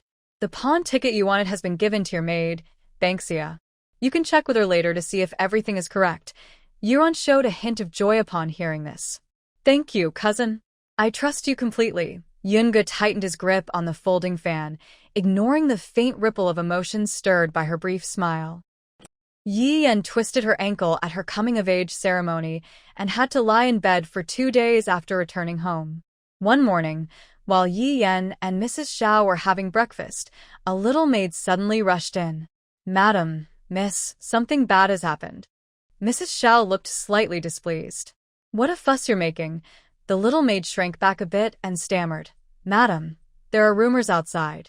Rumors. Seeing their impatience, Mrs. Xiao said, Speak clearly. Why are you hesitating? Didn't the housekeeper teach you how to behave?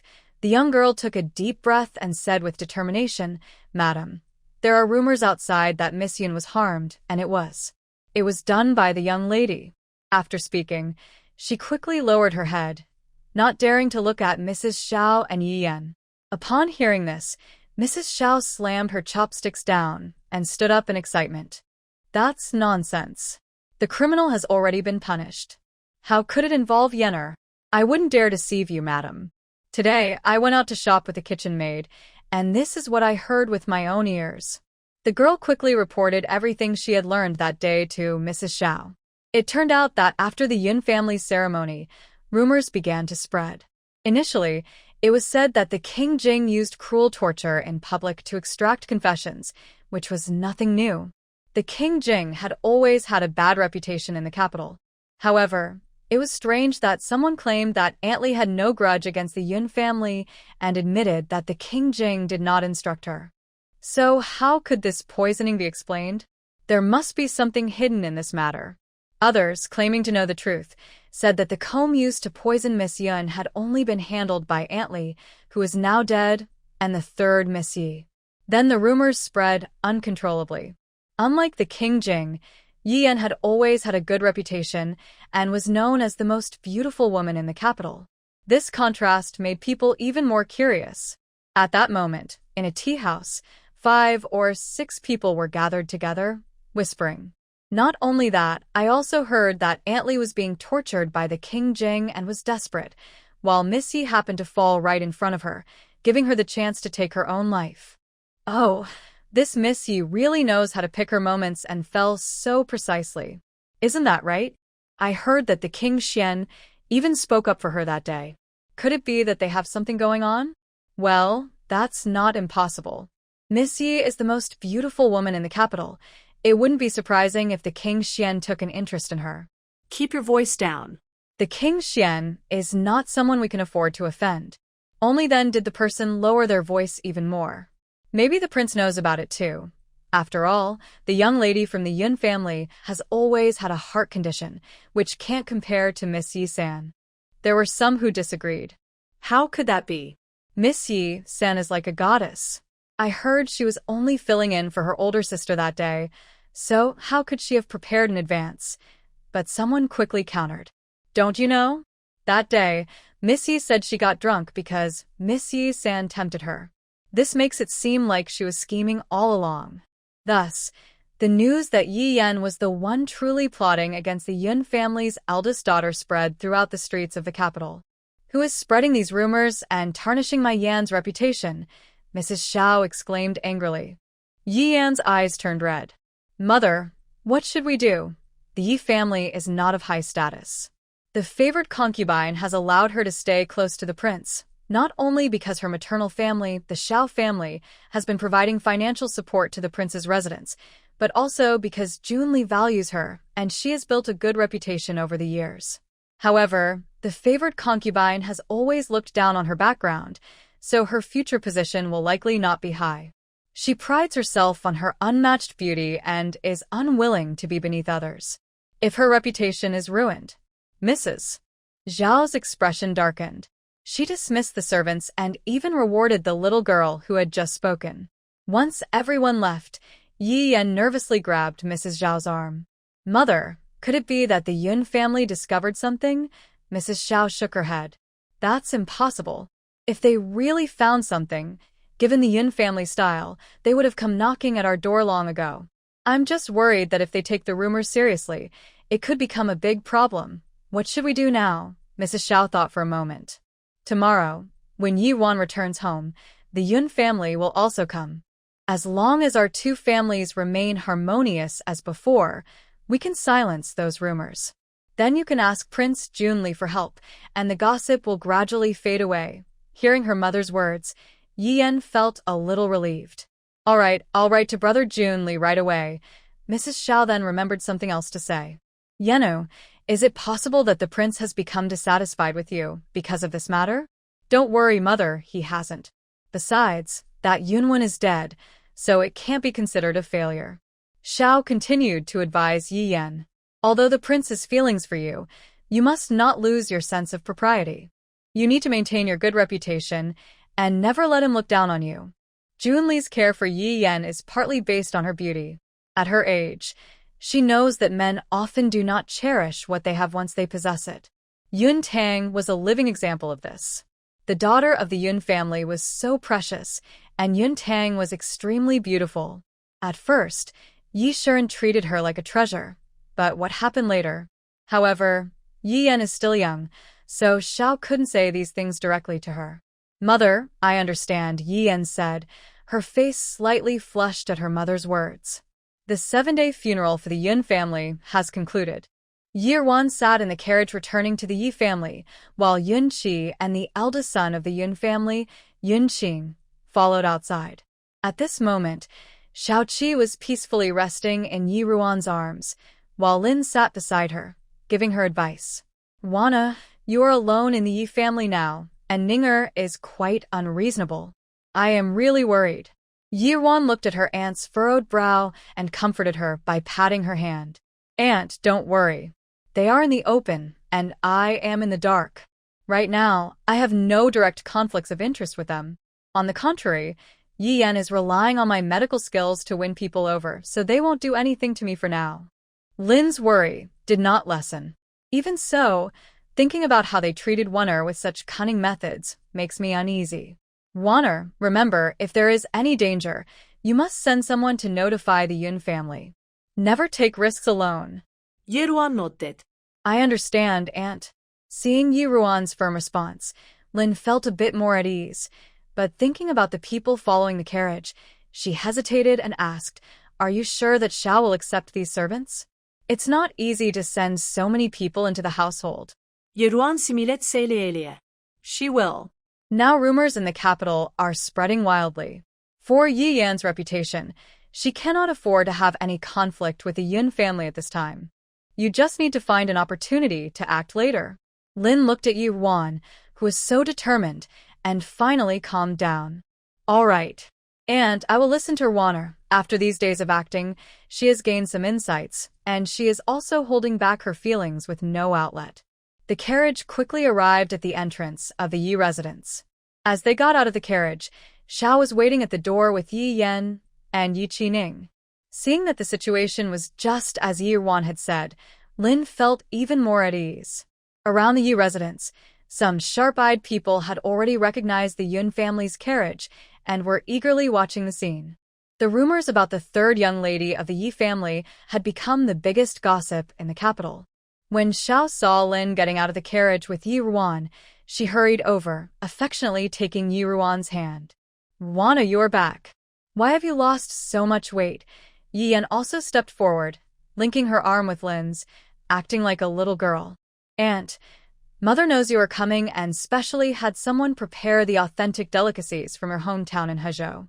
These days must have been very hard for you, but even so, you need to take care of your health. Otherwise, Sister Wen won't be at ease. Please go in with Yenner." However, Lin simply pushed Yi Yan's hand away from her arm with an impatient look at Xiao. "No need for a meal, Madam Yi. I came this time to arrange for some personal attendance for Wanner and Ninger. I hope you can help with that." Zhao's expression changed slightly as she looked at the maids and servants by the carriage. It was clear that the Yun family was sending so many people over because they were not at ease with her. Well, Madam Yun, the servants around Wanner and Ninger were assigned according to the household rules, and the number is sufficient. Is Wanner unhappy with their service? Xiao said, looking at Yi Wan with some confusion. Since Yi Wan returned to the Yi residence, she had been very obedient to her. Today's situation must be Madam Yun's idea. Although she couldn't confront the Yun family right now, as long as Yi Wan refused, these people wouldn't be able to come in. Yi Wan only looked troubled upon hearing this. "Mother, it's not that the servants are bad. It's just a gift from the elders, and I cannot refuse it. This is my uncle and aunt's good intention, and I really cannot say no." At this moment, Lin stepped forward and protected Yi Wan behind her, her voice becoming firmer. "Lady Yi, you don't need to make things difficult for Wan. These servants are my decision, and their contracts are with Yun Mansion. If the number doesn't meet the requirements, we can simply transfer some from the original household." Seeing the strong attitude of Madame Yun, Yi Yan couldn't help but put on a tearful expression. "Aunt, are you believing the rumors from outside today?" Lin showed no mercy to Yi Yan, her face stern as she scoffed lightly and said firmly, "Miss Yi Sen should call me Madame Yun. I am Ruan's aunt, and I have no blood relation to your Xiao family. It's better to stick to the rules." Yi Yan's expression changed at her words, and she turned her gaze to Yi Qining. Seeing Yi Yan's red eyes made Yi Qining feel pained. He lost his mother at a young age, and his father was busy with work. His third sister and mother had always cared for him, so to him, they were the closest people. He looked at Lin and spoke up, clearly upset. "Aunt, what's wrong? Why are you being so harsh to my third sister? I've heard about the rumors too. Please don't let anyone provoke you, Aunt. That Aunt Li first kidnapped my third sister and later got involved with Prince Jing.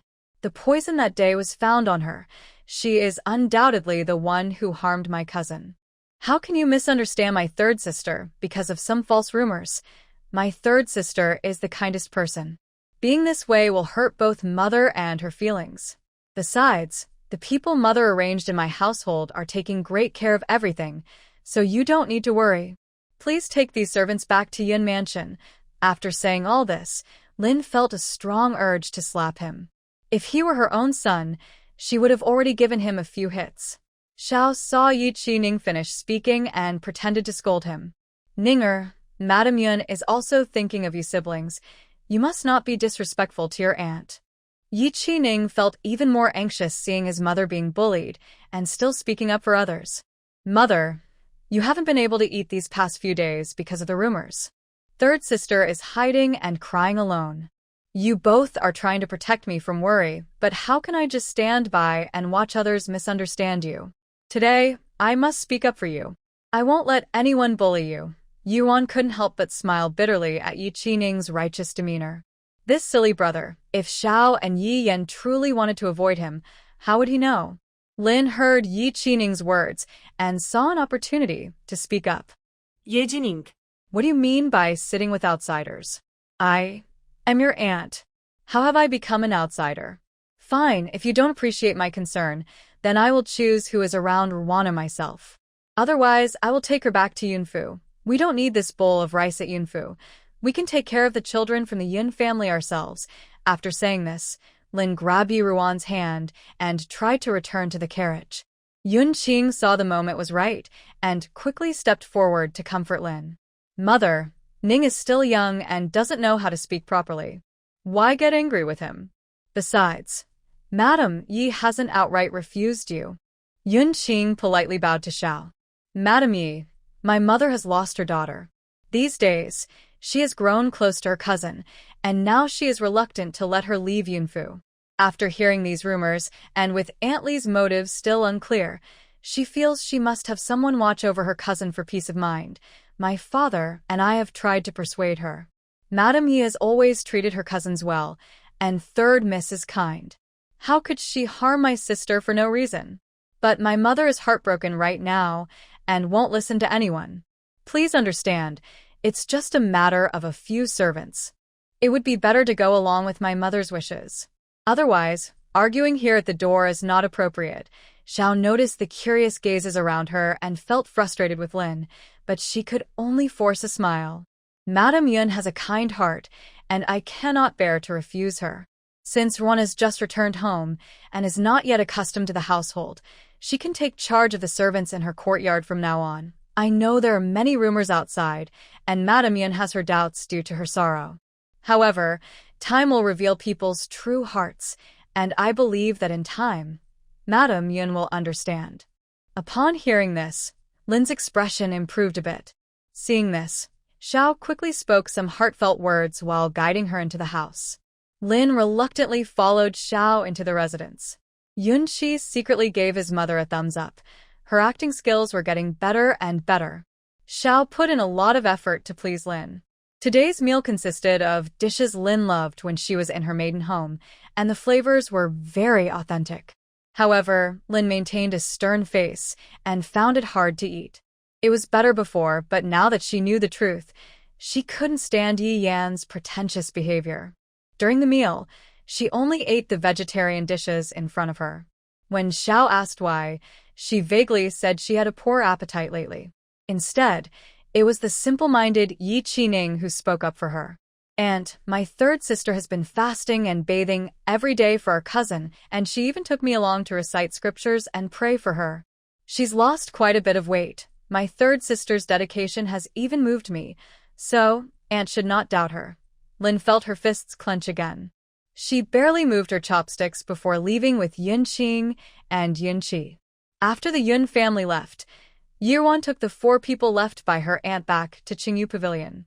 The leader was a woman who looked nearly 50, named Wei, an elder who had accompanied Lin into the Yun household. Next to her was a girl of about 17 or 18, not particularly beautiful but very composed and dignified. She was Dongqing, Yun Wen's main maid.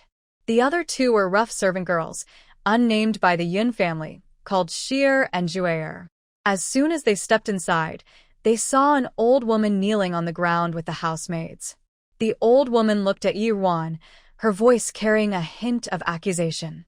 Miss, the lady said you want to dismiss half of the people in the courtyard. Is that true? The old woman's young attendants began to cry and plead with her. Yes, miss. We may have served you for a short time, but we have done our best. Please don't send us away. Yi Wan frowned slightly at the scene.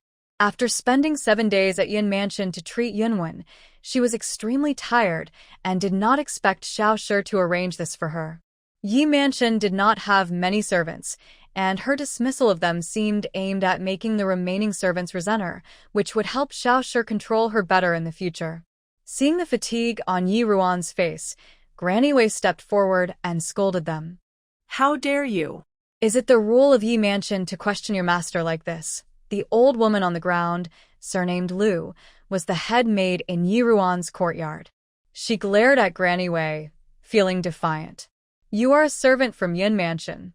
What right do you have to tell us what to do? Several young maids continued to support Lu. Yes, we grew up in Yi Mansion. Why should we be pushed out just because you arrived? Dongqing stood quietly to the side, silently noting their behavior. Granny Wei was about to speak again, when Yi Wan suddenly interrupted her. Granny Wei, please step back. Granny Wei stepped back without hesitation. Yi Wan forced herself to look at the kneeling crowd. Although Granny Wei and Dongqing are sent by Yun Mansion, now that they are in my Qingyu Pavilion, they are my people. I have never treated you unfairly, but you know how well you have performed your duties. I will compensate those who are dismissed and arrange for their future, but if you insist on causing trouble, my mother has already approved this. If I take your contracts and sell you elsewhere, it will be a different story." Upon hearing this, the servants in the room were surprised. This young lady had always been kind and never punished them, so they had gradually become bolder. Today, it seems like the young lady is different. Her strict demeanor appears genuine. The young maids fell silent. If the young lady really sold them to some terrible place, what would they do? But Lu Mama was still not giving up. The lady had instructed that this matter should be known by everyone in the household. The young lady was nothing. Ultimately, the lady had the final say. "Miss, although the Yun family is your maternal family, you are still a member of the Yi family. There are differences in closeness. Are you not worried about upsetting the servants in the household?" Seeing her persistence, Yi Ruan impatiently waved to Banksia. "Banksia, since Lu Mama is not giving up, let's show her what we have." Banksia stepped forward and took out several pieces of paper from her pocket, angrily throwing them in front of Lu Mama. When Lu Mama saw what was written on the papers, a chill rose in her heart. They were pawn tickets. Tickets for items she had secretly taken from the young lady's room to sell. Why young lady? Lu Mama panicked. How did the young lady find out? Didn't she usually only care about those herbs and ignore these material things? Yuan glanced at her. "Lu Mama, you just mentioned differences in closeness, but to me, those differences are not about distance or surnames, they are about people's hearts. What do you think? I didn't want to embarrass you because of your age, but since you refuse to leave peacefully, let's settle this matter properly." Lu Mama felt cold sweat all over her body, but still stubbornly tried to deny it. "Miss, although these items came from your room, I did not take them to pawn. Please see the truth." Yeruan Simirket. Is that so? "I usually don't pay attention to the small items you take, but it seems you forgot that I have been learning medicine since I was young. If you exchanged a 10-year-old ginseng for a 100-year-old one for my use, how could I not notice something was wrong? Those herbs were only handled by you, right? Or, do you want to confront the pawn shop owner?" Just because she had turned a blind eye in the past did not mean she was unaware. Lu Momo was suddenly speechless. The ginseng was indeed kept by her alone, and she had no way to argue. Moreover, the pawn shop owner had indeed seen her. If this got out, the lady might not be able to protect her. Thinking of this, she immediately softened her stance and knelt down to beg for mercy. "Miss, please spare me. It's just that I have a useless son who owes gambling debts, and I had no choice but to take this desperate measure. Please let me go this time." This young lady was usually kind-hearted, so as long as she showed some humility, she wouldn't make things too difficult for her. Yeruan Genti Stroket Shauvis Shinifur. Lu Momo was the backbone of the maids in the courtyard. At this point, if she just brushed it off lightly, there would still be those who couldn't see the seriousness of the situation. "Wei Momo, lock her up and send her to the authorities tomorrow. Report her offenses clearly. As for how to deal with her, that will depend on her own fate. From now on, you will manage everything in this house. Dongqing is a top maid in the Yun residence, and now that she is here, she will take care of me just like Bansha. As for the others, you will evaluate them over the next half-month. At that time, report back on who should stay and who should go." All the servants in the courtyard were sent by the Xiao family. She didn't want to spend time figuring out who was sincere and who was not. After all, Wei Momo and Dongqing were more experienced in such matters. Knowing that the lady wanted to establish authority among them, Wei Momo and Dongqing quickly stepped forward to comply. Bai Xiao, who was kneeling below, was taken aback and quickly spoke up. "Miss, if Dongqing is a top maid, what about me?" Everyone in the ladies' room had their roles, and from what the lady just said, it seemed she wasn't going to let her serve closely anymore. Yi Ruan glanced at her. "You will be demoted to a second-rate maid for now." Bai Xiao was unhappy. Why? "Miss, I don't know what I did wrong. I haven't taken anything from your courtyard to sell." At that moment, Bansha coldly snorted and repeated exactly what the lady had taught her during her time in the Yun residence. "You still have the nerve to say that the young lady is drunk and unconscious. while you sneak away from your duties to join the fun, leaving her hair messy and embarrassing her in front of the nobles. The next day, you slept in until late, while the young lady had already been gone for half an hour. If she didn't send you away immediately, it was out of old feelings. And you still say you don't know what you did wrong. Bai Xiao turned pale upon hearing this. She didn't know why she had slept so long that day. When she heard the young lady wanted to send her away, she could only mumble and didn't dare to speak further. Madame Wei quickly covered Lu Mama's mouth and tied her up before sending her away. The Yun family was a military family, and the rough maids they brought in were all somewhat strong. Yirwan spoke up once things were nearly settled. It's getting late. Everyone can disperse now. Ban Xia, please arrange for Dong Qing and Madame Wei, and then have someone prepare hot water for my bath. Yes, Mississippi. After Yirwan finished speaking, she went to the inner room, feeling completely exhausted. After a comfortable bath, she listened to Ban Xia report on the arrangements for Madame Wei and Dong Qing's accommodations. She then hugged Xiao Qi and went to bed, quickly falling into a deep sleep. She didn't even notice when someone entered the room. Moonlight streamed through the window, casting 3 shadows on the wall. Junjian looked at Yirwan, who was sound asleep, and his gaze darkened. This night felt very much like the night they got married. On that day, he lifted the bridal veil, and she looked at him without joy, but rather with a hint of poorly concealed disgust. He was very happy that day, having drunk a lot of wine. He thought she was reminded of something unpleasant because of a smell of alcohol on him. After they had shared a cup of wine, he went to the cleansing room to bathe. When he returned to the room, he found her lying on the bed, fully clothed, asleep. The only difference from now was that she was pretending to sleep that day. A cat's meow pulled Junjian back to reality. Xiao Qi jumped down from Yiruan's side, sniffing something, and leaped into Junjian's arms. You're quite perceptive, a male voice suddenly sounded, and Yiruan initially thought it was just her imagination. When she opened her sleepy eyes and saw the shadows reflected on the wall, all her drowsiness vanished, and she quickly sat up in bed. There were actually 3 people in her room. Through the thin curtain, Yiruan peered through the gap opened by Xiao Qi when she got out of bed and saw the person leisurely sitting in a wheelchair. She instinctively suppressed her urge to shout and reminded him, "Your Highness, this is my private room." Junjian simply responded with a soft HM. Yiruan paused for a moment, but she knew he always did as he pleased, so arguing with him would be pointless. Thinking about the conversation happening inside while there was no response outside, she looked out with some concern. Junjian seemed to sense her thoughts and said calmly, "It's just some sleeping medicine." Only then did Yiruan feel relieved and shifted her gaze to the 2 people behind Junjian, Chang Feng and Chang Yi. She recognized Chang Yi as the maid assigned to protect her when she was in the prince's residence. Later, she learned that Chang Yi was also one of the royal dragon guards, skilled in stealth and poison. At that time, she thought Chang Yi was sent to spy on her, so she disliked her greatly. However, in the end, Chang Yi sacrificed herself to protect her from being lured to death by Jun Li. Perhaps Yiruan's gaze was too intense, as Chang Yi cleared her throat awkwardly.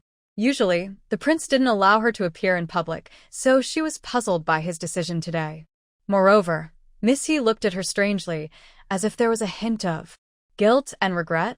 She was certain she had never met Yiruan before. "Miss Yi seems quite interested in my servant," Junjian observed with amusement. Yiruan realized she had been staring at Chang Yi for too long and awkwardly shifted her gaze, changing the subject. "Your Highness, what brings you here so late at night?" Junjian's long fingers brushed over Xiao Qi. "Naturally, I've come to retrieve my cat." Yiruan didn't believe it. "If you only came for the cat, you wouldn't have come here at such a late hour. Please speak honestly, Your Highness." Junjian carefully examined Yiruan's expression. "There's nothing serious. I just suddenly found something interesting and wanted to ask Miss Yi." Yiruan sensed his gaze and felt confused. In this life, they had no other connections. "Your Highness, please speak." "I will answer honestly. My attendant, Chang Yi, accidentally passed by Yun Manor yesterday and noticed an inconspicuous carriage at night. Taking two people from Yun Manor, Junjan's voice carried its usual laziness, but to Yi Ruan, it felt like a thunderbolt. How could this be? Her uncle and cousins were very careful. Even at night, they disguised themselves for her cousin. How could they be so easily noticed? Yet, a small hope remained in her heart. Perhaps he didn't know who was sent away from Yun Manor. Junjan looked at her hopeful eyes with a half-smile and continued casually, I am quite curious. The eldest daughter of the Yun family was said to be dead. How could she appear alive? Miss Yi has stayed at Yun Manor for some time. Could you explain this to me? As that faint hope faded, Yi Ruan looked despairingly at the person in the wheelchair. This person was truly frightening. She closed her eyes, pulled aside the curtain in front of her bed, and without even putting on her clothes, she got down and knelt directly in front of Junjan. Please keep Yun Manor's secret, Your Highness. Junjan raised an eyebrow, looking at the thinly dressed woman kneeling before him. Why don't you explain to me why you had the eldest daughter of the Yun family pretend to be dead? Yi Ruan fell into a brief silence. Junjan was not in a hurry. He quietly waited for her response. Yi Ruan tiktenet her fingers hidden in her sleeves. Your Highness, you must have seen that day someone intended to harm my cousin. Although I managed to save her by chance, Antley was clearly not the true mastermind. A knife hangs over my cousin's head, and we do not know when it might fall again. That is why we staged her fake death to escape. I ask Your Highness to consider the loyalty of the Yun family, who have fought bravely on the battlefield for many years, and spare my cousin's life. Junjan's hand gently explored the wooden armrest as he looked at Yi Ruan, who was kneeling in front of him, respectfully bowing. His tone carried a hint of mockery. Does Miss Yi think I am a kind person? Now that I know this secret, the Yun family can be at my mercy. Why should I give up just because of your few words? Who does Miss Yi think she is? Hearing this, Yi Ruan was greatly alarmed. No, she must not let her uncle's family get involved in the power struggle again. Your Highness, my uncle is strong-willed. Even if you hold something against him, it won't make him obey you. Even if you expose this matter, it would only be about my cousin eloping. My uncle has great achievements. The Emperor might still show mercy. Perhaps Your Highness should listen to my thoughts. Junjan's interest grew stronger at her words. Go ahead. Yi Ruan tightened her grip. Perhaps it was fate that she and he were meant to be tied together. Moreover, since she knew that dealing with Junli was her best option, why should she hesitate? After all, she owed him a throne in her past life. I am willing to take the place of the Yun family and become Your Highness's weapon. Junjan's fingers moved slightly. Oh? I am curious. How can a mere young lady like you be my weapon? Yi Ruan paused and said, To be honest, I may lack talent and virtue, but I am the only disciple of the renowned healer, Su Mu. I am confident that my master can cure Your Highness's leg ailment. Would this be enough to exchange for the secret you hold? Before Junjan could respond, Chang Yi beside him spoke excitedly. Is this true? It was said that the healer could bring the dead back to life. They were currently searching for this person, but unfortunately, the healer's whereabouts were very secretive, and they had found nothing. If Miss Yi is truly the healer's disciple, then there might be hope for the prince's leg injury. It is absolutely true. I would never deceive Your Highness about this matter. Junjan looked at Yi Ruan, deep in thought. You have been back in the capital for a while, but no one knows about your connection to the Divine Doctor. There must be a reason for this. As you said, just because of Yunwen, I may not be able to threaten the Yun family. You don't need to reveal everything so quickly. I wonder if there is something I don't know. Yi Ruan sensed his doubts and slightly raised her head to speak. Your Highness is wise. I do have my own motives. In fact, even if you hadn't come today, I had already considered seeking your support since our last meeting. You are a remarkable person and well-regarded. If you can heal my old ailments, one day you will soar to great heights. I also wish to seek protection for myself. Oh, Junjan's voice held a hint of intrigue. She wants to rely on him? That's interesting. Although the Yi family is not a prominent clan, your father is currently a fourth-rank official, and Miss Yi has the Yun family backing her. What could you possibly need my protection for? Yi Ruan thought for a moment and put on a sorrowful expression. Since she decided to cooperate with him, she needed to seize this opportunity to gain his trust. To be honest, Your Highness, although I am the legitimate daughter of the Yi family, my mother passed away early. Life in this household seems beautiful, but it is actually very difficult. Recently, I learned that my mother was harmed by the current lady of the house, Madame Xiao. My brother and I have been deceived by them, leaving us with a bad reputation in the capital. Now that I have realized the truth, I find myself isolated and helpless in the household. I only ask that if you rise to power, you can help me take revenge and ensure my brother and I are safe. In the darkness, Junjan's gaze, illuminated by the moonlight, fixed intently on Yi Ruan, as if trying to discern something from her eyes. Then, he changed the subject abruptly. If Miss Yi merely seeks protection and has the divine doctor as leverage, why not collaborate directly with my third royal brother? Everyone in the capital knows he is currently at the peak of his power. I heard that you have a connection with him. Why seek me for protection instead of going to him? Yi Ruan lowered her voice, dismissing the discomfort that arose at the mention of Jun Li's name. I understand the difference between a friendship that adds beauty and one that provides essential support. Jinjan could not tell what emotion was behind her unusual voice at that moment. My third brother, a gentleman, has always been admired by the ladies in the capital. Besides weighing the pros and cons, does the young lady have any other thoughts? Yi Ruan thought he was testing her sincerity. I believe that in terms of ability and appearance, His Highness Xianwang is far inferior to the prince. As for other thoughts, I am well aware of my own looks. This was the truth. Setting aside her blinded heart, in terms of appearance, Jun Li could not compare to Junjan. Moreover, Jun Li had always had an easy life and held himself in high regard. Apart from being a prince and the path paved for him by the favored concubine, his abilities were not remarkable. Yun Shen glänzte sehr leidlich. She was hiding a beauty beneath her current face that he had seen before, making her so-called self-awareness quite laughable. Miss Yi speaks these flattering words without changing her expression, just like last time at Yun Mansion. Your Highness misunderstood. Whether last time or today, I am speaking from the heart. Junjan coldly watched her seriously say flattering words. She was not like this before. All right, since Miss Yi is so certain, I will trust you this once. If you can truly invite a doctor to heal my leg, I will grant your request. However, Miss Yi, do not let me down. Yi Ruan pretended not to hear the threat in his words and replied, somewhat surprised, Thank you, Your Highness. I will not let you regret today's decision. Junjan did not respond and simply patted Xiao Qi's head, suddenly saying without context, Tomorrow at Zui Xianlu, there will be new peach blossom wine. If Miss Yi has nothing to do, you may go and taste it at noon. After saying this, he waved goodbye to Chang Feng and Chang Yi behind him. Let's go. Yi Ruan stared at his departing figure in confusion. Why did he mention Zui Xianlu? For no reason.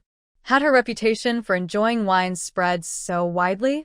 However, since he specifically mentioned it, it wouldn't hurt to check it out. Under the bright moonlight, Chang Feng and Chang Yi supported one side of the wheelchair and swiftly leaped over the back wall of Yi Ruan's courtyard, landing steadily outside the yard. Junjan suddenly lost his relaxed expression. He had sensed something was off with her since that day at the Yun residence.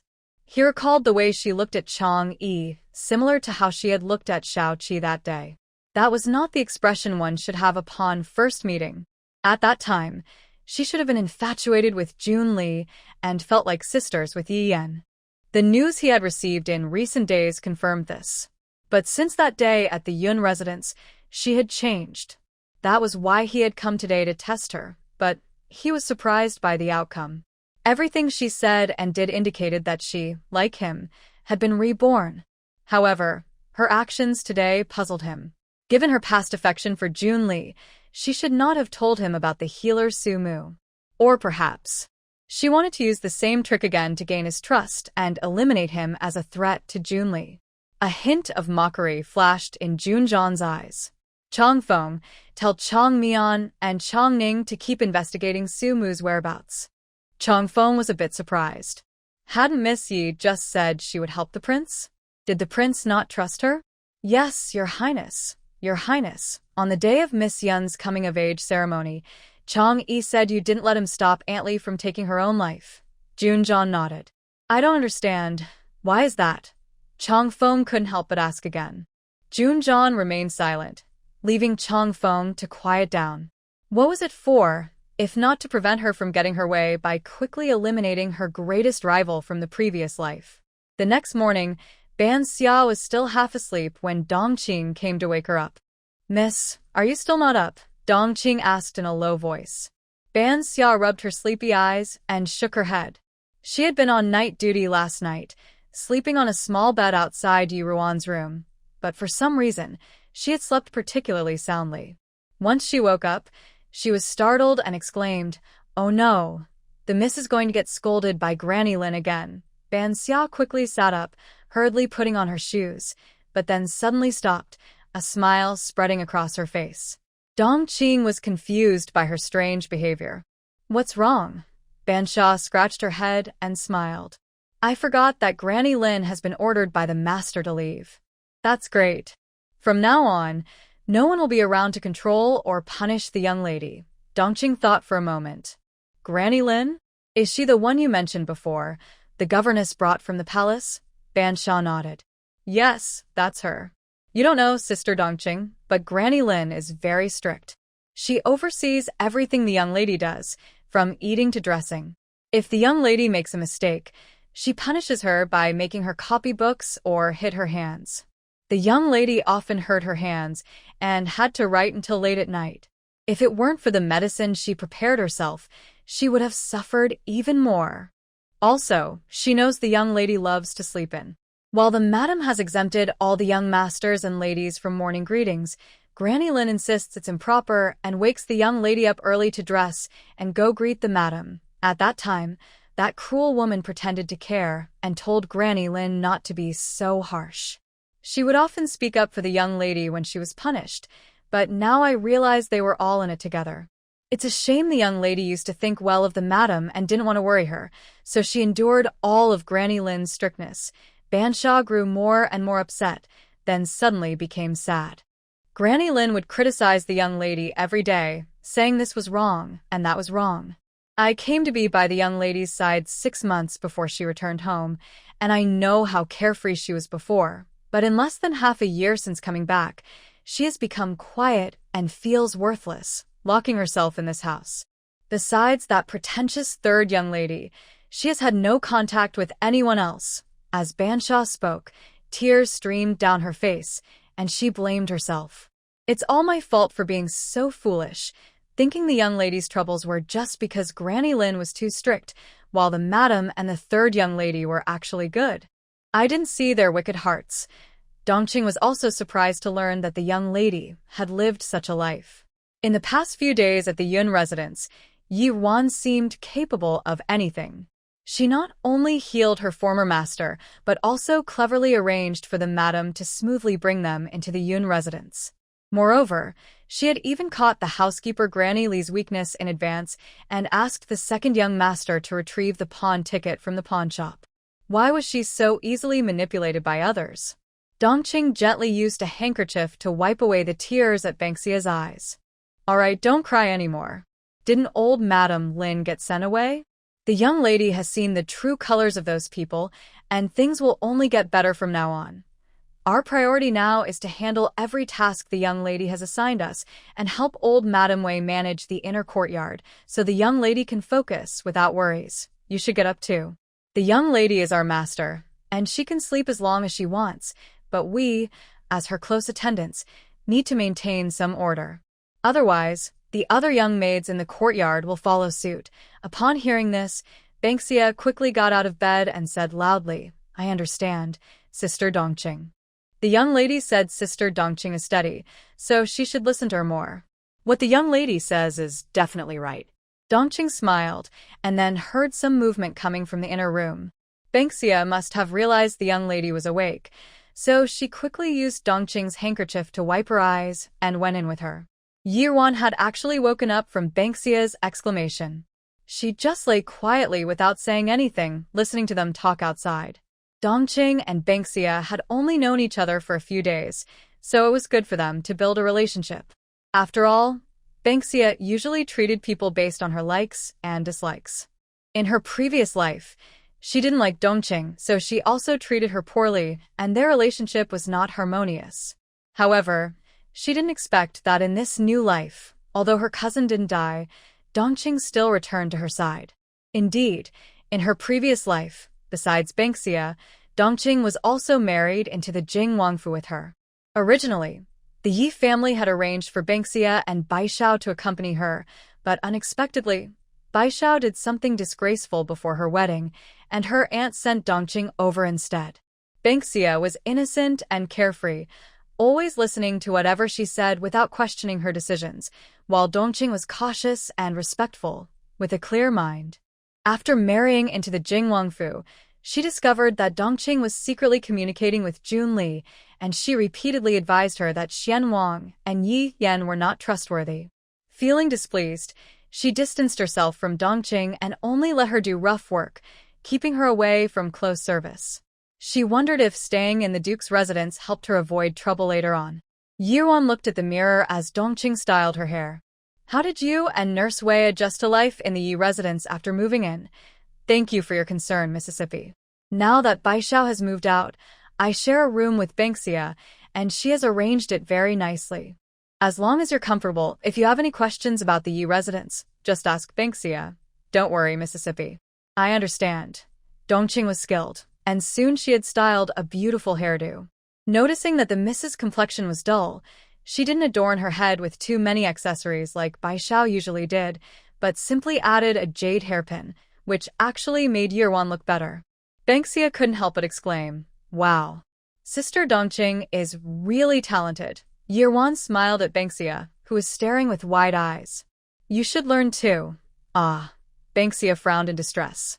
She grew up in a poor family and had sold herself on the street to pay for her brother's medical treatment, so she wasn't skilled at such delicate work.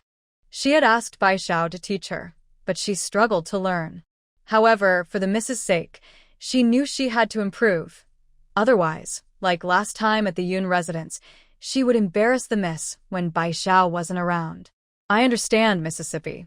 As long as Sister Dongqing doesn't mind that I'm not very bright, I will try my best to learn. Dongqing smiled back. These things just take practice. We can call Zhuer over later and I'll help you practice more. Really? Baishao said I was clumsy and had no talent for this. Yirwan gently reassured her. Silly girl, there are no foolish students in this world, only teachers who don't want to teach well. All right, let's go to Qinghe Courtyard. Remember, even though we know the character of the Xiao family now, it's not the time to confront them yet, so don't reveal anything. Banksia and Dongqing nodded in agreement. Yirwan thought for a moment and added, although we can't be too harsh, I don't want you to just put up with everything. After all, I am the legitimate daughter of the family. The Xiao family must consider my background. If anyone bullies us, we should fight back. I understand, miss. Banksia smiled widely. In the past, when she argued with others, the miss always told her to back down. Now that the miss is saying this, it's wonderful. When Yirwan arrived at Qinghe Courtyard, she found that Yi Yan and Yi Qining were also there. This was strange. Usually she was the only one with this privilege. Mother, I woke up a bit late today and arrived late. Please don't be upset. Madame Xiao, sitting in the main seat, looked at Yirwan's obedient demeanor and smiled kindly. It's fine. I already said you don't need to come every day to greet me. It's a time for growth, so sleeping more is okay. It's all that Granny Lin insisting you come. I respected her because she came from the palace, but I didn't expect her to teach you like that in private.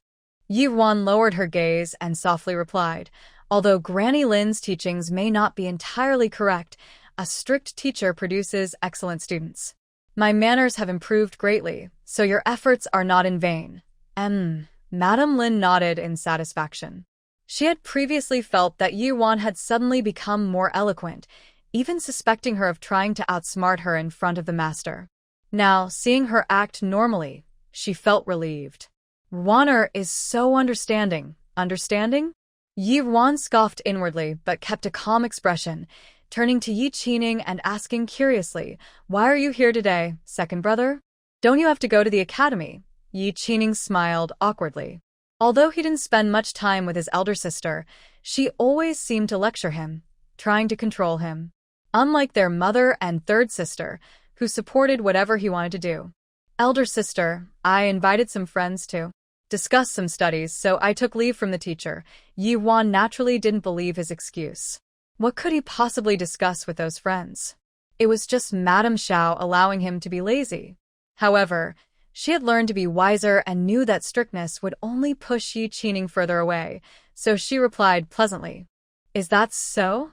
Then to be careful when you go out, little brother. Seeing that Yi Wan surprisingly didn't lecture him, Yi Qining felt a bit unexpectedly happy and nodded eagerly. I understand, big sister. After saying that, he excitedly looked at Madame Xiao. Mother, about the money we talked about earlier. Madame Xiao still had a kind motherly expression. There's no rush. After you have breakfast in my courtyard, I'll have Bai Zhu take you to the accounting room to get it. However, Yi Qining shook his head. Thank you, mother. I've already had breakfast. You and my sisters should eat together. I'm heading out now. Madame Xiao didn't say much in response, just waved to her maid Bai Zhu, and Yi Qining happily left with her. Today, the Zue Xian Lu has a new peach blossom brew. It will surely be lively, so he needs to prepare some money and go early to secure a good spot. Yi Wan watched Yi Qining's departing figure and sighed quietly. She sat down next to Madame Xiao, and soon after, a maid brought in breakfast. Standing beside Yi Wan, Dongqing looked at the food being served and was secretly amazed. Rock candy bird's nest soup, auspicious rolls, fragrant rice porridge, longjing shrimp. Though the quantity wasn't large, each dish was quite exquisite. Yi Wan, however, showed no expression. Madame Zhao's family had been merchants for generations and originally came from a wealthy family in Jiangnan. However, due to the low status of merchants, the Xiao family had moved to the capital. Madame Zhao's grandfather worked hard for decades and spent a lot of money for her father to get a small official position. Though the position was small, Madame Xiao could be considered a proper official's daughter. Madame Xiao managed to establish herself in the Yi household not only because Yi Shiren valued her capable children but also due to the continuous financial support from her family and her generosity towards the people in the household. As soon as Yi Wan picked up her chopsticks, Yi Yan's voice came over. Big sister, a few days ago, I heard mother say that an aunt from our uncle's family has been suffering from headaches. While this illness isn't fatal, it can be quite troublesome. Do you have a cure for it? Yi Ruan's brow furrowed slightly at the mention. Here it comes. At that moment, Madame Xiao also glanced at Yi Yan with a seemingly displeased expression. Yener, this headache is a stubborn illness. I've never heard of a complete cure. Although your older sister studies medicine, don't put her in a difficult position. Yi Ruan had asked Yi Yan to keep her master's identity a secret, so she pretended not to know. Of course, they wouldn't tell Yi Shiren either. Seeing the two of them play off each other, Yi Ruan couldn't help but smile slightly. Mother is right. This headache indeed cannot be completely cured. I also have no solution. However, although it can't be cured, I have a remedy that can be taken during an attack to relieve the pain effectively. Really? Yi Yan exclaimed with joy. This headache may not be life-threatening, but the unbearable pain during each episode is the hardest part. If the pain can be eased, the illness won't seem so frightening. Yi Wan noticed the joy in her eyes but remained calm. Yes, but this remedy is quite potent. It needs to be measured correctly to work best. I need to show it to my sister's aunt first before I can give it to you. In her previous life, she had given Yi Yan a remedy that could completely cure the headache. But now, while she couldn't confront them directly, she could use this situation to let Yi Yan stumble a bit and regain some advantage. After all, she knew that Yi Yan's aunt was just a cover. The person she really wanted to impress was someone else, and that person did not deserve it. Yi Yan didn't think much of it. Over the past 6 months, Yi Ruan's remedies had never failed. She smiled sweetly at Yi Ruan. Then I will trouble you, sister. I will inform my aunt right away. A glint of mischief flashed in Yi Ruan's eyes. After adjusting her expression, she spoke with a hint of concern. It's just a small matter, but you asked me for quite a few remedies earlier. It seems there are often stubborn illnesses in our mother's family. Could it be that something unclean has entered the household? Mother should remind everyone to perform a ritual for safety. Otherwise, it will be quite worrisome. When Xiaoshi heard this, her expression paused, and her lips twitched slightly. That sounded strange, almost like a curse on her family. But seeing Yi Ruan's serious expression, she dismissed the thought and forced a smile. Ruaner has a point. I will make sure to keep an eye on it. After having breakfast in the Xiao family's house, Yuan took Bengxia and Dongqing out. In Shilin, the customs are open, and women can go out without many restrictions. Bengxia sat beside the carriage and looked outside. Miss, aren't we here to buy herbs? This direction seems wrong. Yuan glanced outside and softly replied, We're going to Zue Xianlu first. Since it was almost noon, she wanted to see what was special about Zue Xianlu that made someone mention it. Bengxia frowned upon hearing this. Miss, today is the day the peach blossom wine is being released at Zue Xianlu. You're not planning to drink again, are you? Zue Xianlu is the largest restaurant in the capital, and the news of their new product was widely known. Miss, after you woke up from drinking at Yen's house, didn't you say you would try to avoid alcohol in the future? If you really can't resist, why don't Dongqing and I buy some to take home? We can drink at home instead. She still felt uneasy about how the last drinking episode went. In the end, it was all the fault of the Mrs. Master. Other masters are usually serious and set good examples. But this Dr. Su not only taught the Miss medicine but also passed on his love for sleeping and drinking. Well, if she could drink like him without getting drunk, that would be fine, but he only passed on half of it. The Miss didn't inherit his ability to hold her liquor at all. That's not fair. She didn't mind the Miss drinking. She just worried about her making a scene if she drank too much. After all, the Miss's reputation isn't great right now. Seeing Bengxia's worried expression, Yuan smiled and gently pinched her round little face. Don't worry, your Miss is here to handle important business today and won't touch a drop of alcohol. Bengxia finally relaxed and happily nodded. The carriage soon stopped in front of an impressive 3-story restaurant. As Yuan entered, someone approached her with a warm greeting. Excuse me, miss, do you have a reservation? No, but is there still a spot available on the 2nd floor? Bengxia replied. The waiter responded politely. Excuse me, everyone. Today, the Drunken Immortal Pavilion has launched the Peach Blossom Brew, and all the private rooms on the 2nd floor are fully booked. There are no available spots left. Bansha frowned upon hearing this. What about the 3rd floor? The waiter apologetically replied, Unfortunately, the entire 3rd floor has been reserved by a distinguished guest. I'm afraid you'll have to come back another day. Yuan didn't seem too disappointed. She turned to leave with Bansha and Dongqing. Just as they reached the door, a manager approached them. Are you Miss Yi from the Yi family? Yuan felt puzzled.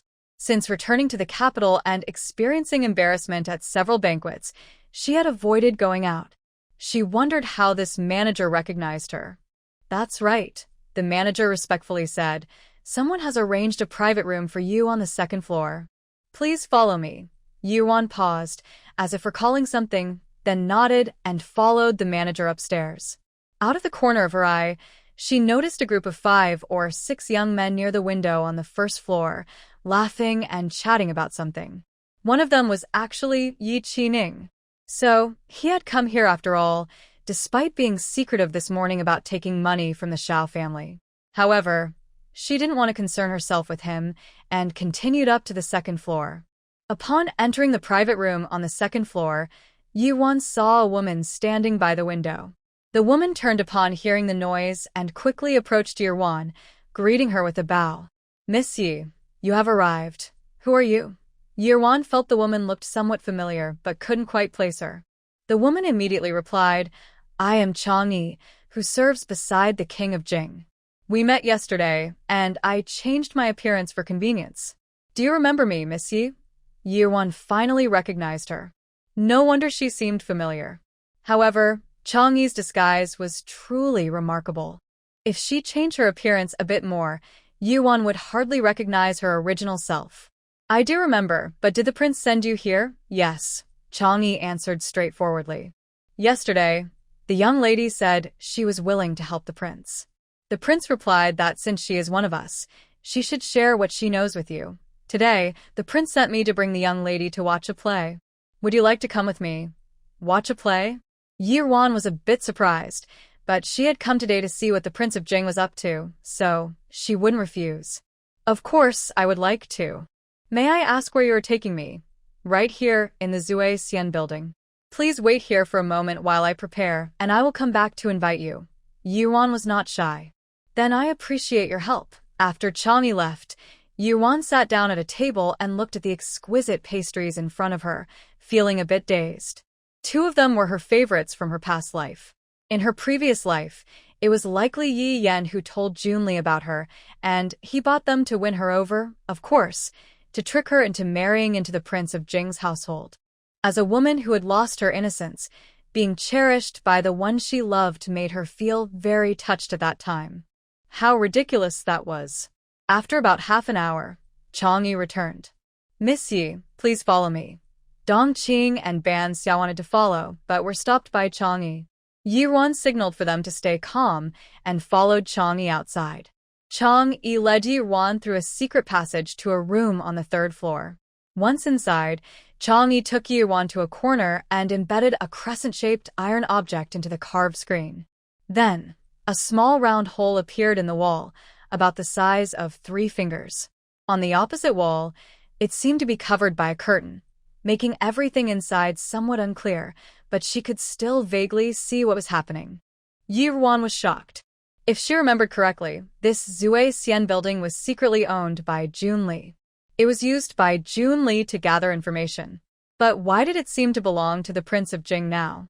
No wonder Junli had struggled to understand the true nature of the prince's household in her previous life. Yi-Wan wanted to say something, but Chang'e signaled for her to be quiet.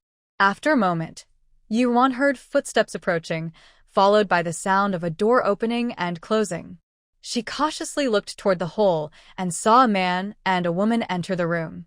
Brother Junli. As soon as the door closed, the girl shyly called out to Junli and took off her veil. It was Yi Yan. Today, she wore a plain outfit, her face pale as if she were unwell, but her lips were naturally rosy, making her even more endearing. Hearing her sweet call and seeing her face without the veil, Junli felt a stir of emotions and pulled her into his arms. Yenner, it's only been a few days since we last met. Why do you seem to have lost so much weight? Yi Yan hugged Junli back, her voice trembling slightly as if she were about to cry. Although I did something against my will for the prince, I feel guilty about Sister Wen's death. I've been kneeling at home, praying for her and hoping she can forgive me. Junli gently stroked her head. I know you have a kind heart, but there's no need to punish yourself. That Yunwen was suffering and wouldn't have lived long anyway. We have helped her find peace, but it's still a life. I'm so scared, and I worry that the prince will think I'm heartless and come to dislike me. As she spoke, Yi Yan leaned against Junli's chest and quietly sobbed, making his heart ache. Don't say that. This was my decision with my mother. If you didn't truly care for me, you wouldn't have been willing to do such things for me. I'm not someone who can't recognize a good heart, but the rumors outside are terrible. I really don't know how to face the future. Thinking of the increasingly outrageous rumors in the capital, Yi Yan felt anxious. Just the other day, even her father had found out. She had to reassure him that Prince Xian would handle it properly to calm him down. Seeing Yi Yan so helpless, Junli felt a surge of compassion. Don't worry. Aunt Li has a relative who had a conflict with young Master Yun Qi from the Yun family. Tomorrow, he will go to the authorities and confess that he instigated Aunt Li's actions. The rumors will fade. It's just a matter of time. Yi Yan's heart lifted at his words. She hadn't expected Brother Junli to find a scapegoat so quickly. She looked up at him, her eyes filled with admiration and trust. The prince is truly amazing. You've come up with a solution so fast.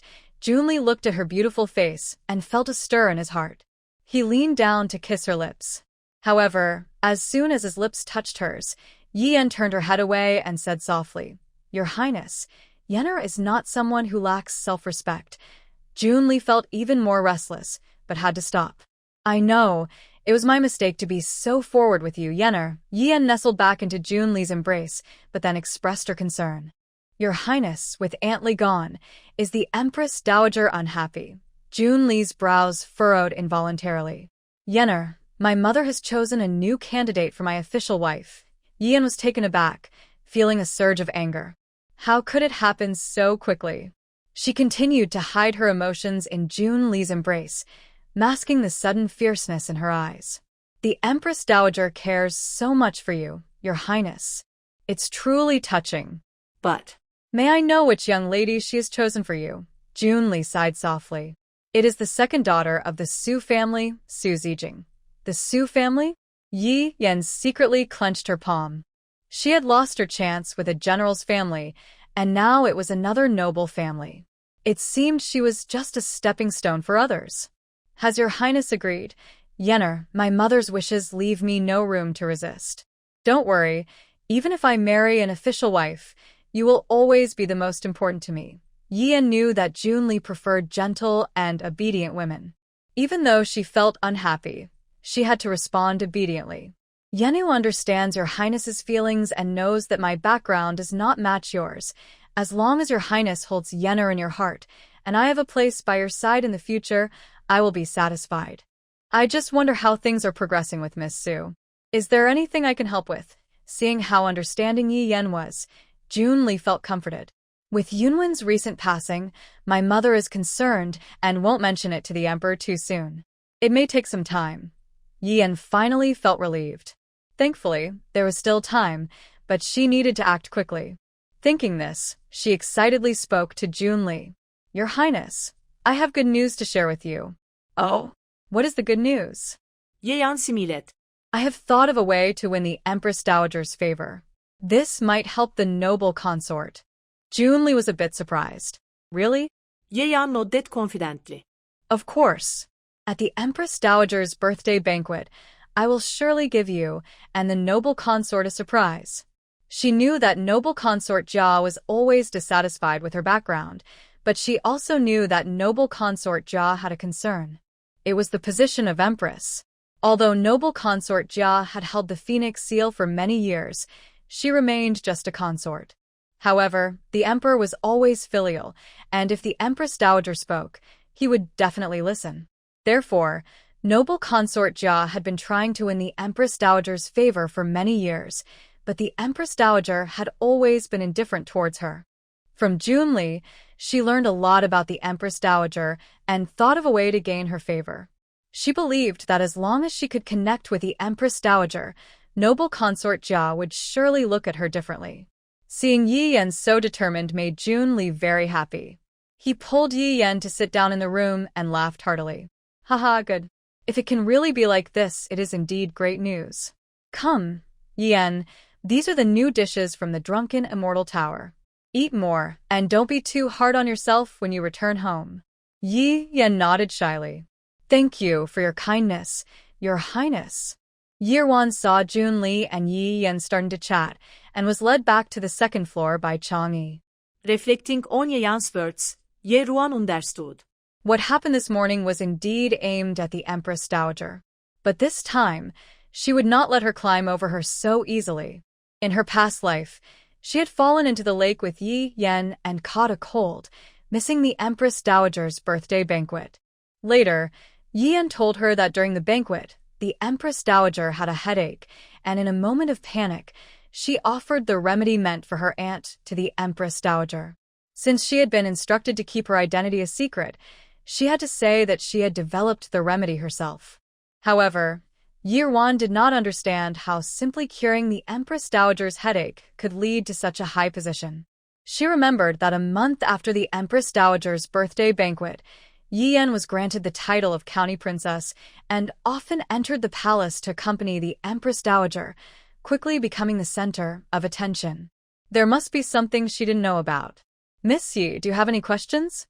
Chang'e asked Yirwan with a puzzled expression. Yirwan thought for a moment. Since the Empress Dowager was Junjan's grandmother, he should know a thing or two about her.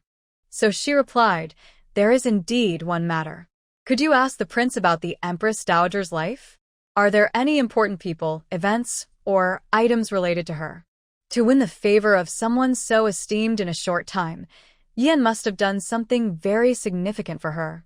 All right, I will relay your message to the young lady when I return. Seeing her respond so readily, Yuan smiled, but she wondered what the purpose of today's arrangement by Prince Jing was. She cautiously probed, I also want to thank the prince for his arrangements today. Otherwise, I wouldn't have known that they not only harmed my mother but are now colluding with Prince Yen. However, Chang'e preferred not to elaborate and simply stated, it's nothing. The prince said that since we are all part of the same group, we should share information. I have completed the tasks assigned by the prince today, so I will take my leave now. Yi Wan realized this must have been instructed by Prince Jing. Although she still had questions, she couldn't ask anything further, so she nodded. All right, I also need to go out today for some business, so I will accompany you. Chang'e did not refuse and simply agreed, signaling for Yi Wan to go ahead. Just as they stepped outside, they heard a commotion coming from the hall on the first floor. Moreover, Yi Wan vaguely recognized a familiar voice among the noise. That voice was Yi Qining. Just then, a waiter came up to calm the guests on the second floor. When Yi Wan asked, she confirmed she hadn't heard wrong. It turned out that someone on the first floor was discussing Yun Wen's death, which involved Yi Yan. A few young men, who had long coveted Yi Yan's beauty, took the opportunity to say some inappropriate things, which Yi Qining overheard. In a fit of anger, he came out to confront them. In the midst of their heated words, a fight broke out. The young men were not easy to deal with, and among them was Chao Ziang, the son of the Minister of Personnel, Chao Wenyuan, who was Yi Xian's superior. When Yi Qining's friends saw their identities, they quickly scattered. However, Yi Qining stubbornly fought back and managed to injure Chao Ziang. Chao Ziang felt embarrassed and was unwilling to let it go. As Yi Wan came downstairs with Dongqing and Chang'e, she saw Yi Qining being held down and beaten by several people, while his attendant shrank back in the crowd and did not step forward. On her way down, Yi Wan caught a glimpse of a familiar figure in a room on the second floor that had just opened and closed. It was Yi Yan's older brother, Yi Zhifan. It seemed he had brought Yi Yan here today. As she thought about this, they had already reached the bottom of the stairs. Yi Wan looked up and saw the son of the Minister of Personnel kicking Yi Qining, looking fierce. Weren't you tough just now? Why are you silent now? Yi Qining had blood at the corner of his mouth but still stared at him defiantly. I will say it even if you beat me to death. My third sister has done nothing wrong. How dare you slander her? Chao Ziang sneered. Ha, you really are stubborn. I want to see whether your mouth is tough or my fist is tougher. With that, he stepped forward and punched Yi Qining again. Yi Wan felt a mix of emotions, as if she were seeing her past self, being bullied, and still standing up for others. The two siblings had truly been fooled their entire lives. Seeing Chao Ziang's ruthless actions, Yi Wan quickly pushed through the crowd. Young Master Chao, please show some mercy. Chao Ziang turned at the sudden voice and saw Yi Wan, feeling that she looked unfamiliar. Although she was followed by two maids, her appearance did not seem like that of a young lady from a wealthy family, so he replied rudely. Who are you? I advise you not to meddle. Young Master Chao, please calm down. I am Yi Wan, the eldest daughter of the Yi family and Yi Qining's sister.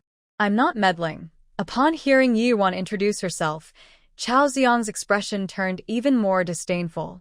Oh, so this is the sister of that useless person. This Yi Qining is a well-known troublemaker. I didn't expect his sister to be plain as well. It really is true that like attracts like. After Chao Ziang said this, the group of young men around him laughed along. Yi Wan remained calm and unbothered. Young master, please be careful with your words. My father and your father are colleagues. If this situation becomes too embarrassing, it won't be easy for you to explain when you go home. Chao Ziang sneered again. He started it first. No matter what you say, I am in the right. Don't use my father to pressure me. Although Yi Qining was lying on the ground, he didn't stop talking. That's nonsense. If you hadn't insulted my third sister first, I wouldn't have reacted. Big sister, you don't need to worry about me. He's just a bully who hides behind others and won't dare to really do anything to me. Chao Ziong, if you have a problem, come at me directly. You're just relying on your numbers. You coward who only knows how to hide behind others, Yi Qining shouted as he struggled to get up. Seeing him still talking back, Chao Ziong's expression turned fierce, and without bothering to mock Yirwan anymore, he raised his foot to stomp on Yi Qining's chest. That kick looked extremely fierce, and even Yi Qining sensed it, turning pale and closing his eyes in resignation. However, that kick never landed. A figure flashed, and Long Yi kicked Chao Ziong to the ground. The group following Chao Ziong immediately let go of Yi Qining and rushed to help him up. Chao Ziong glanced at Long Yi with some fear. This seemingly ordinary girl was surprisingly quick, and since he hadn't brought any bodyguards today, he realized he might not be her match, making his expression even darker. Yirwan discreetly put away the golden needles in her hand and saw that Chao Ziong was clearly intimidated by Long Yi, so she spoke up at the right moment. Young Master Chao, it's better to let things go. Why don't we all take a step back? Although she didn't know martial arts, her master had taught her a life-saving technique with golden needles, which could intimidate a few troublemakers. But with Long Yi there, it saved her a lot of trouble. Chao Ziong looked at Chang Yi again, but only saw her cold gaze, which made his heart feel uneasy. He thought for a moment and decided to follow Yiruan's words, sneering at Yi Qining. Don't let me see you again. Then he left with his companions. Yi Qining spat at Chao Ziong's retreating figure, but accidentally pulled at the wound on his mouth, causing him to grimace in pain. Yirwan shook her head at this and asked Dongqing to help Yi Qining sit up before they returned to the second floor. Not long after Yirwan and the others left, they hadn't settled the bill yet, so the private room on the second floor was still empty. After Dongqing helped Yi Qining sit down, he glanced nervously at Yirwan, who was sitting across from him in silence. He endured the pain and awkwardly spoke up. Big sister, thank you for today. In the morning, he had lied to her about studying with someone, and by noon, he was caught red-handed. What bad luck. Yirwan noticed he still had energy to speak and saw that his injuries were just superficial, so she didn't bother to ask if he was in pain. Did you know that kick was meant to seriously hurt you? I know, Yi Qining nodded. But they slandered third sister first. If it happened again, I would still stand up for her. Yirwan felt a bit of a headache. Do you really trust Yi Yan and the Xiao family that much? Hearing Yiruan's words, which seemed to imply some discontent with their mother and third sister, Yi Qining frowned. Big sister, why do you refer to our mother and third sister like that? Weren't you very close to third sister before? Did uncle and aunt say something to make you misunderstand them? Big sister, you must not believe those rumors. We know how our mother and third sister treat us. They are so good. How could they harm our cousin? Last time, aunt shouldn't have sent those people. You should have stopped her. At this point, Yi Qining suddenly noticed Chang Yi behind Yirwan. This person looked unfamiliar. Could they also be sent by the Yun family? Remembering that it was Chang Yi who had saved him earlier, his voice suddenly dropped. Anyway, sister, please don't believe those baseless claims. Yirwan patiently listened to him before speaking. Ninger, do you really think they care about us siblings? Of course, Yi Qining replied without hesitation. Yirwan sighed silently in her heart. Let me ask you, you just stood up for your third sister and caused such a scene that everyone in the drunken immortal pavilion came to watch. If she were here, what would she do? Yi Qining confidently said, she would definitely come out to help me. My third sister has always cared for me. Even when I was punished by father and had to kneel, she cried for me, wishing she could take my place. And my older brother, when I struggled in my studies and was mocked at the academy, he stood up for me. If they knew I was being bullied, they would surely help me. Yirwan remained non-committal and continued to question him. What if I told you that your third sister and older brother, whom you say care for you and would do anything for you, are both in this drunken immortal pavilion today? That's nonsense. If they were here, they wouldn't let me be bullied. Yi Qining seemed a bit agitated, touching his chest where he was hurt, causing him to gasp in pain. Seeing this, Yuan shook her head and pointed to a carriage downstairs. If you don't believe me, Stay here for a moment and see if they will show up. I'm not lying to you. Yi Qining, of course, did not believe her and continued to argue. It's impossible. My older sister must have seen wrong. Yuan was not in a hurry. If you don't believe me, I can't force you. I have things to do today, so I will leave. I will have Dongqing bring you some medicine for your injuries later. You can continue to trust them, but if you still consider me your sister, please don't tell them what I said today.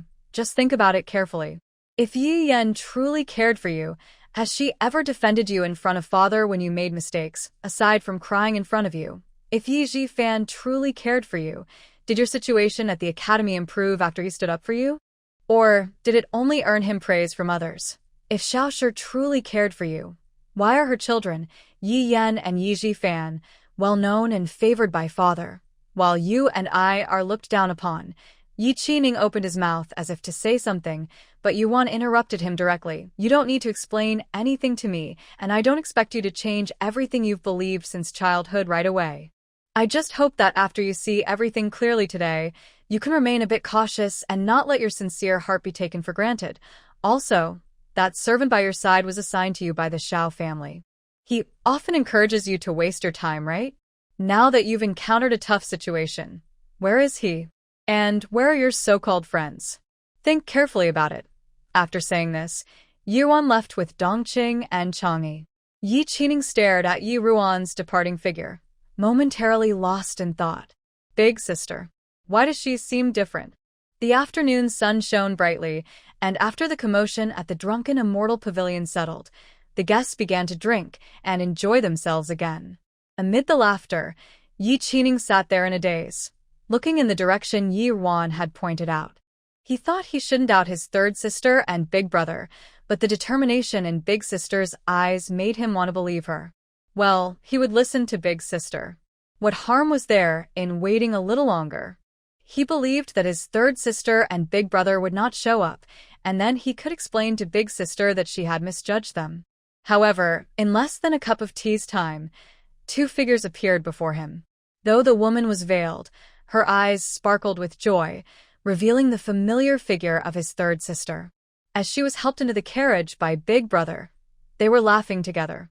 Big Brother looked at third sister with affection, and standing together, they shone like stars, making Yi Qining's previously unnoticed pain suddenly unbearable. He could only tell himself that there must be a special reason why third sister and Big Brother couldn't show up, and it wasn't that they truly didn't care about him. After Yi Ruan left the Drunken Immortal Pavilion with Dongqing and Chang'e, Chang'e bid farewell to Yi Ruan. Yi Ruan looked at Chang'e with gratitude. Thank you so much for what you did earlier. It was nothing, Chang'e said casually, waving her hand before returning to the prince's residence. Inside the prince's residence, Junjian sat in front of a chessboard, deep in thought, holding a black chess piece between his long fingers. However, there was no one to play against him. He noticed Chang'e entering but did not react, continuing his unfinished game. The black and white pieces alternated in his hands as they fell onto the board. Chang'e seemed used to the situation and stepped aside, patiently waiting in silence. The prince's greatest hobby over the years, despite his difficulties in movement, has been playing chess. Since he was 12, the tutors invited to the palace were no match for him, so the prince began to enjoy playing against himself, and no one else has occupied the other side of the board since. For many years, she watched the prince's back, feeling a deep sense of loneliness. The prince was once a remarkably talented young man, but after that hunting incident, he could only remain in this confined space. Fortunately, 5 months ago, he seemed to awaken from a nightmare, even knocking over the candlestick by his bed. When he regained consciousness, he looked at her and Chang Feng with a moment of unfamiliarity. Then the prince began to change. Previously, he appeared indifferent to everything, as if nothing in the world could touch him. But since that day, he started cooperating with the doctors they found for treatment, and even actively sought the renowned healer, Su Mu. On the other hand, he began to deploy personnel from the Jing Wangfu in the capital. The 4 of them, acting as his secret guards, were both surprised by the prince's transformation and happy that he had regained some vitality. This was the way the remarkable young man should be. While Chang-yi was lost in thought, Junjan had already finished a game on his own, and a maid stepped forward respectfully to offer him a cloth. Junjan had a bit of a cleanliness obsession. He carefully wiped his hands before speaking. "Have you seen the person?" Chang-yi immediately snapped back to attention and stepped forward to respond. "Yes, my lord." Junjan tossed the cloth back into the maid's basin and returned to a relaxed position, leaning back in his wheelchair. "Tell me what you saw." Chang-yi promptly reported everything he had observed that day, without missing a detail. "In my opinion, Miss Ye's attitude towards both Miss Yi-san and Prince Xian is different from what we had heard before." Seeing him close to Miss San, Miss Yi showed no emotional reaction.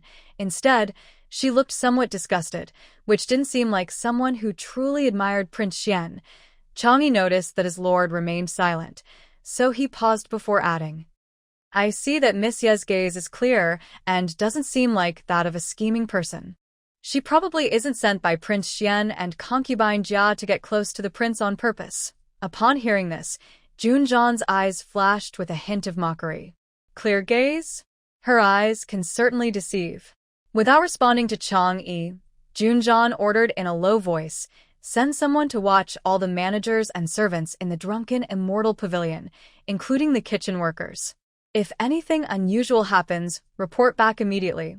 Chang-yi was a bit confused at first, but after thinking for a moment, a light sparkled in her eyes. "Lord, today you asked me to take Miss Yi to see Prince Xian and Miss Sand meet secretly." Testing her attitude is secondary. Revealing the true ownership of the drunken immortal pavilion to Miss Yi is the main goal, right? Seeing that Chang-yi understood, Junjan nodded in approval. The drunken immortal pavilion is frequented by the powerful, making it very convenient for gathering information. Moreover, it is officially under Jun Li's name, so what news Jun Li receives actually depends on his instructions. This is also one of his trump cards. Whether she truly wants to ally with him is uncertain. Her attitude towards Jun Li will be revealed by whether she shares this matter with him. Chang-yi spoke again. "Lord, what about the questions Miss Yi asked?" "Should you respond?"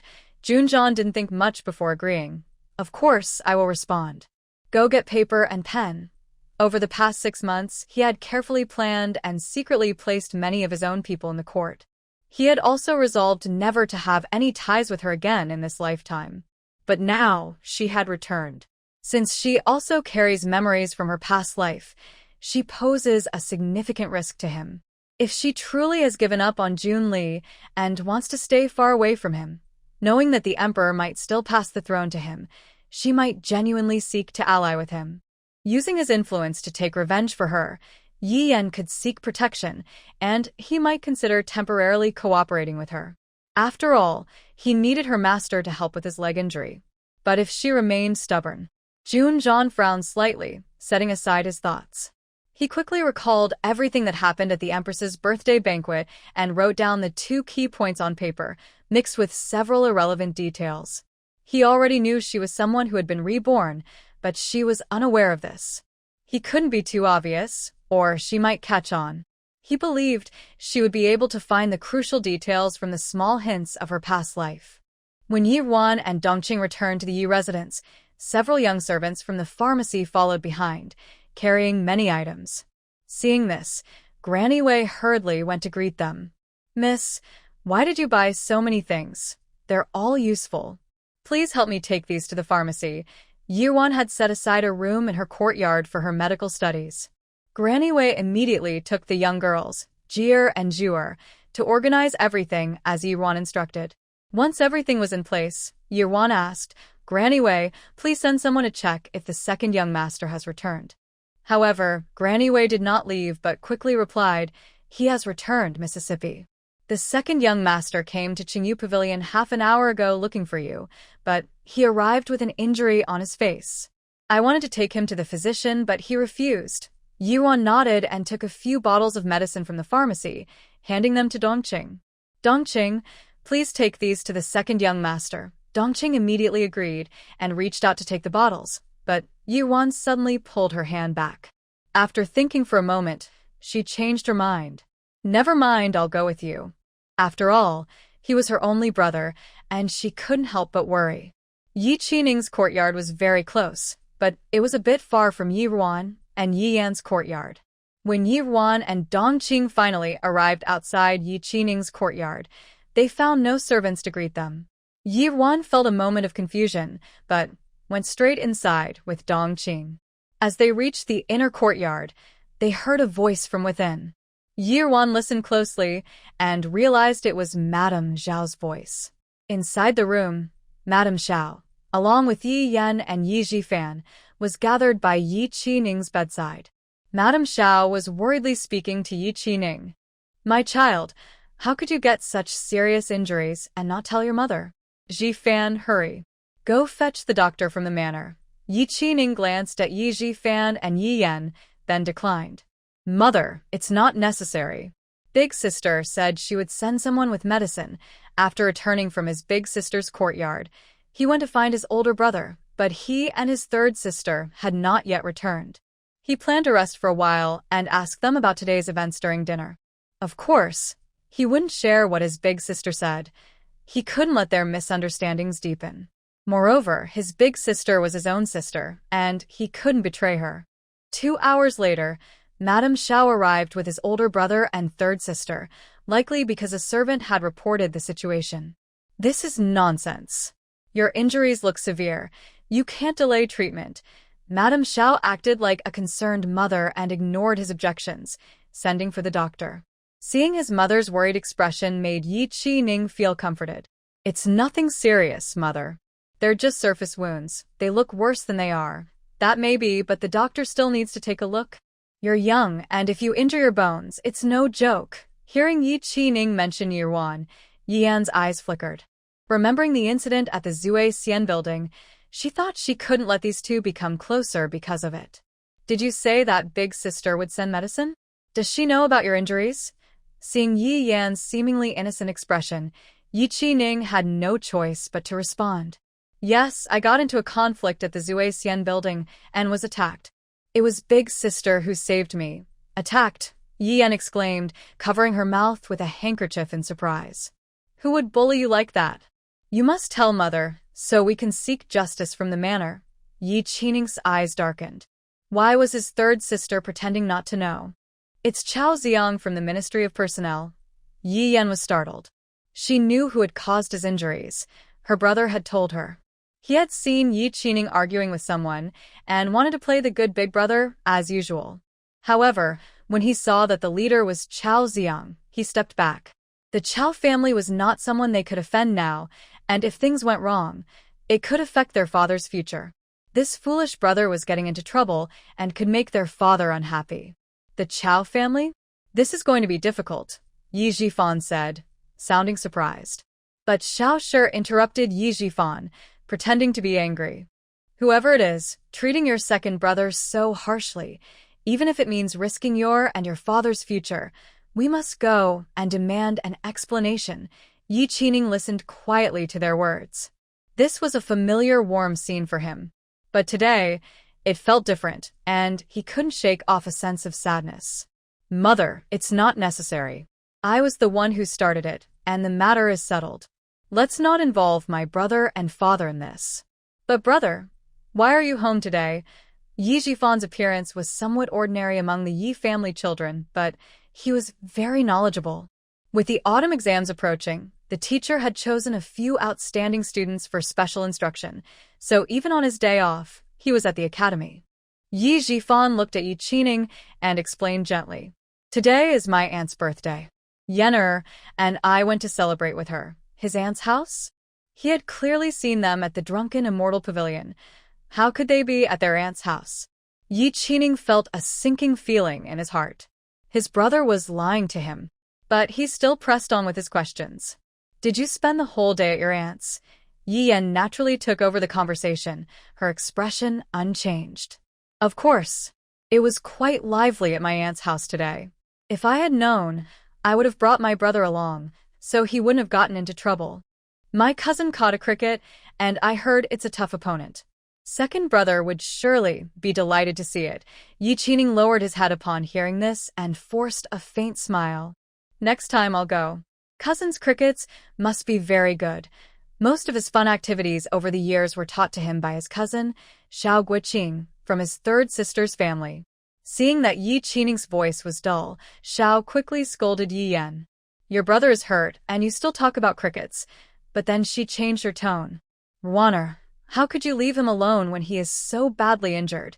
Yi Qining suddenly felt a bit irritated. My big sister said she has other things to do. At that moment, Qian Mama, who was beside Xiao, suddenly spoke up. Madam, someone just reported that the young lady has returned, bringing many packages.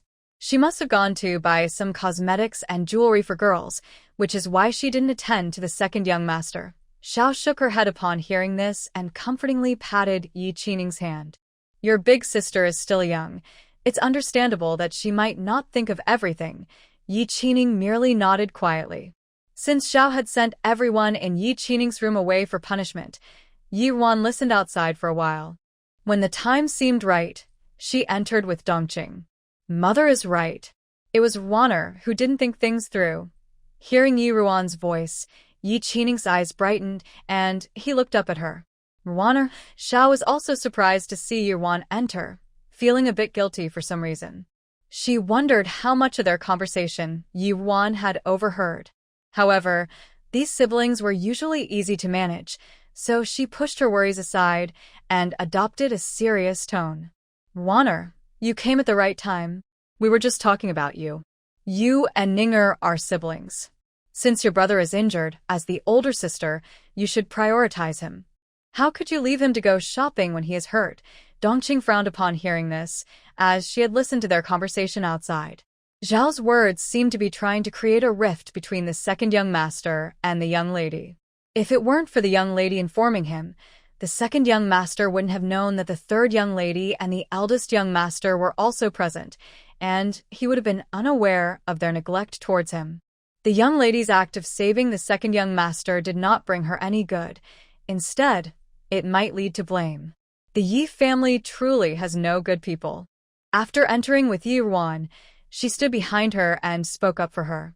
Madam, the young lady and the second young master are connected by blood, so it is natural for her to worry about his injuries. Everything we bought today is medicine, much of which the young lady needs to prepare for the second young master. You have misunderstood her. Of course, this was a made-up excuse. The young lady said the second young master mostly had minor injuries, which were not difficult to treat, but he was still young and many superficial treatments still needed to be done. Xiao glanced at Dongqing and thought about how she had forgotten that everyone around Yuan was from the Yin family. The siblings were easy to fool, but the people sent by the Yin family seemed very sharp. She needed to be more careful in the future. Is that so? Warner, I indeed misunderstood you. Yi Ruan just smiled and pretended to scold Dongqing. Dongqing, mother is also concerned for the second brother and does not truly blame me. Do not be rude. Yes, Mississippi.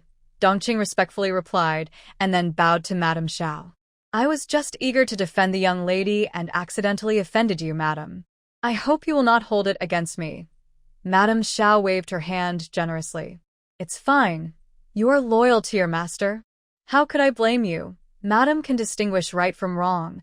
I admire you, Dongqing said, bowing again to Madame Xiao, but then she expressed her confusion. However, madam, I do not understand. The people who returned with the young lady today are from the medicine shop, and their clothes make it easy to identify them. Why did the nanny by your side say the young lady went to buy cosmetics and jewelry?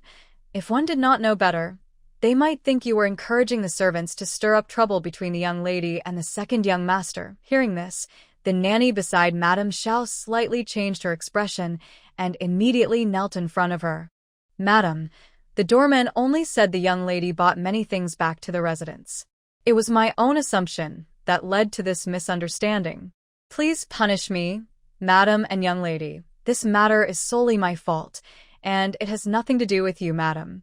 Please do not misunderstand. Yi Zhifan glanced at Yi Ruan, seemingly angry, and scolded the old woman. Qian Mama, you have been with our mother for a long time.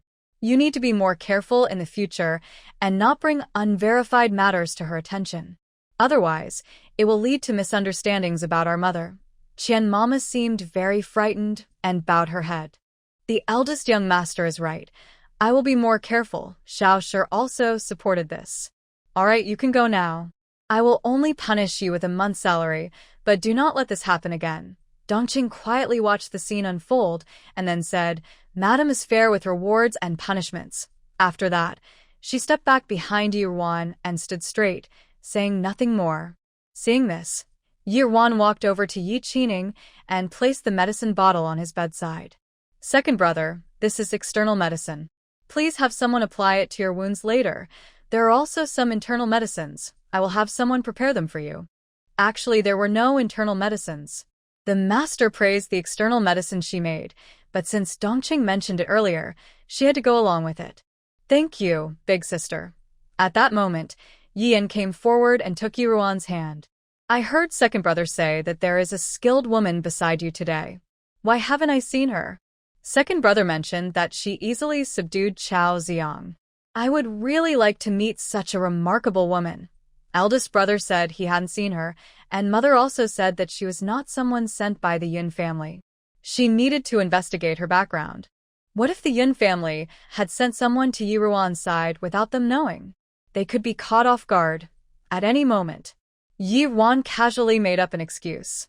She is a friend of my second cousin from the martial world, very skilled. We met at Yun Mansion before, and today we happened to run into each other at Zui Xianlu, where she helped me. She has already left. Hearing this, Yian felt a bit relieved but said, I see, what a pity. As soon as Yian finished speaking, loud footsteps were heard coming from outside. Everyone looked over to see Shiren, still in his official robes, striding in angrily with a servant. He must have just come back from court without changing his clothes, as he entered and scolded Yi Qining. Unfilial son, I heard you got into a fight with the second son of the Chao family today. He was nearly 40 years old, and because the Yi family was not influential, he struggled to make progress in the Ministry of Personnel. Now, he held the position of a fourth-rank official mainly due to the support of the Yun family. However, with Yun Tang having passed away for many years, that family connection no longer held weight.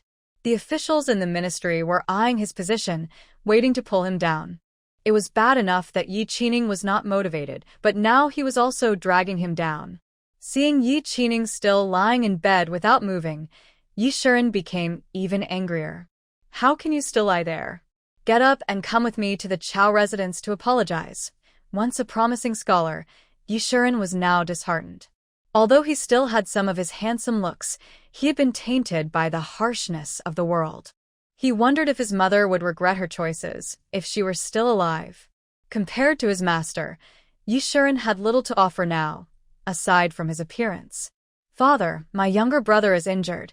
He didn't mean to stay in bed, Yi Ruan said as she stepped in front of Yi Qining to defend him. But Yi Shiren showed no signs of relenting.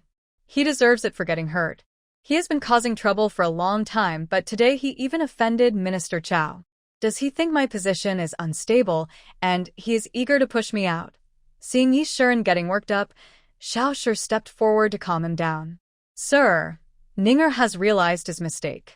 Please calm down and don't argue with a child. A child? Yi Shiren scoffed. He is already 11. By 11, I had already passed the exams and was preparing for the next level. Now, he can barely pass the elementary exam and has only just entered the school. How can he resemble me, Yi Shiren, as a son? He recalled how he had achieved success at 20 and became a top scholar at 26. It was such a glorious time. How could he have ended up with a son like Yi Qining, who seemed to be failing? Yi Qining listened as his father criticized him harshly, feeling a surge of anger. I never liked studying. It was you who forced me to do it. If you don't want me as your son, just kick me out right now so I won't embarrass the Yi family anymore. How dare you, Yi Shiren, seeing his son not only refuse to repent but also talk back, became even angrier. Bring the family rules. Give him 20 lashes. Immediately, a servant went to carry out the order. Yi Qining, undeterred, jumped up from the bed and knelt on the floor defiantly, as if challenging them to do their worst. Yi Ruan couldn't help but rub her forehead. Her brother was truly a headache. Father, you came in and only scolded my brother. Did you even ask him why he got into a fight? Seeing Yi Ruan speak again, Yi Shiren felt even more irritated. His earlier slight change of opinion about her faded back into annoyance. She was also a source of shame. He couldn't understand why Yuntang insisted on sending Yi Ruan to that mysterious doctor despite the family's objections. That doctor wouldn't even reveal his name. How skilled could he really be? Although the Yi family had a history of medical knowledge, many of the younger members were also studying medicine. This was to remind everyone of how much the Yi family had contributed to the founding of the Shilin dynasty and how glorious it was when 2 generations of Yi women became empresses. Surely, the emperor would remember this connection. But Yi Ruan was the legitimate daughter. The legitimate daughter of the Yuns, no less. This status was worthy even of a prince. It would greatly benefit his career. Thinking about how determined Yuntang was when she sent Yi Ruan to study medicine, even using the Yun family's influence to persuade him, made him grind his teeth in frustration. Now, not only did Yi Ruan lack skills in music and art, but she also had an unremarkable appearance. Let alone marrying a prince, she had embarrassed herself multiple times at banquets since returning. It would be a blessing if someone of equal status wanted to marry her. He couldn't help but think how much better it would be if Yener were Yuntang's daughter. Now, she might have caught the attention of Prince Xian, but she couldn't get past the obstacle of concubine Jia. Thinking of this, Yi Shiren looked at Yi Ruan and said unhappily, "Is there any need to ask?" "He must have caused trouble," Yi Ruan calmly continued. "Father, I witnessed everything that happened at the drunken immortal pavilion today. My brother fought with the son of the Chao family for the sake of our third sister. It was not intentional troublemaking. If you take my brother to the Chao residence to apologize, wouldn't that mean admitting that our third sister was at fault? You only mentioned that my brother doesn't seem like your son, but I believe he was just following your teachings about brotherly love by standing up for our sister." Yi Shiren was taken aback. He had just returned home after court and heard from the steward that Yi Qining had caused trouble at the drunken immortal pavilion, fighting with the son of the minister Chao, without mentioning any relation to Yi Yan. Seeing Yi Ruan bring up Yi Yan, Xiao Shi wanted to change the subject. "Ruaner, what are you saying? Your father was just upset for a moment. We were only trying to advise him. He wouldn't really punish Ninger. Why are you fanning the flames with your brother?" Dongqing, seeing Xiao Shi speak up, immediately knelt down. "Madam, that's not right. Although I just entered the Yi residence from the Yun family, I've often heard Madam Yun say how well the Yi family treats the eldest daughter and the second young master. But what I just saw was that the master didn't ask for details upon entering and even considered using family discipline on the second young master, ignoring his injuries. The eldest daughter was only speaking up for him. How can that be called fanning the flames? Weren't you also saying earlier that you would go to the Chao residence to seek justice for the second young master, regardless of the eldest master's and the master's future? Why aren't you defending him now and instead blaming the eldest daughter?" Yi Shiren was momentarily stunned when Yi Ruan mentioned Yi Yan, and this maid was speaking such reckless words about Xiao Shi. He was suddenly alarmed. Did she really say she would go to the Chao residence to seek justice? Did you really say that? Xiao Shi secretly scolded the talkative maid and quickly knelt beside Yi Qining. "Master, I only spoke out of concern for Ninger when I saw he was hurt. Please forgive my words." Yi Shiren frowned. What did Ruaner just say? How did this rebellious child get into a fight for Yener? The steward had not said this before. Now, because of Yener and Jifan's leniency towards the Xiao family, he had given her full control of the household. But while he was willing to give her respect, if she and the servants deceived him, that was another matter. Otherwise, where was his authority as the head of the family? This, Xiao Shi hesitated, unsure of how to respond. At that moment, Yi Ruan spoke up. "Father, you must have heard the rumors about our third sister.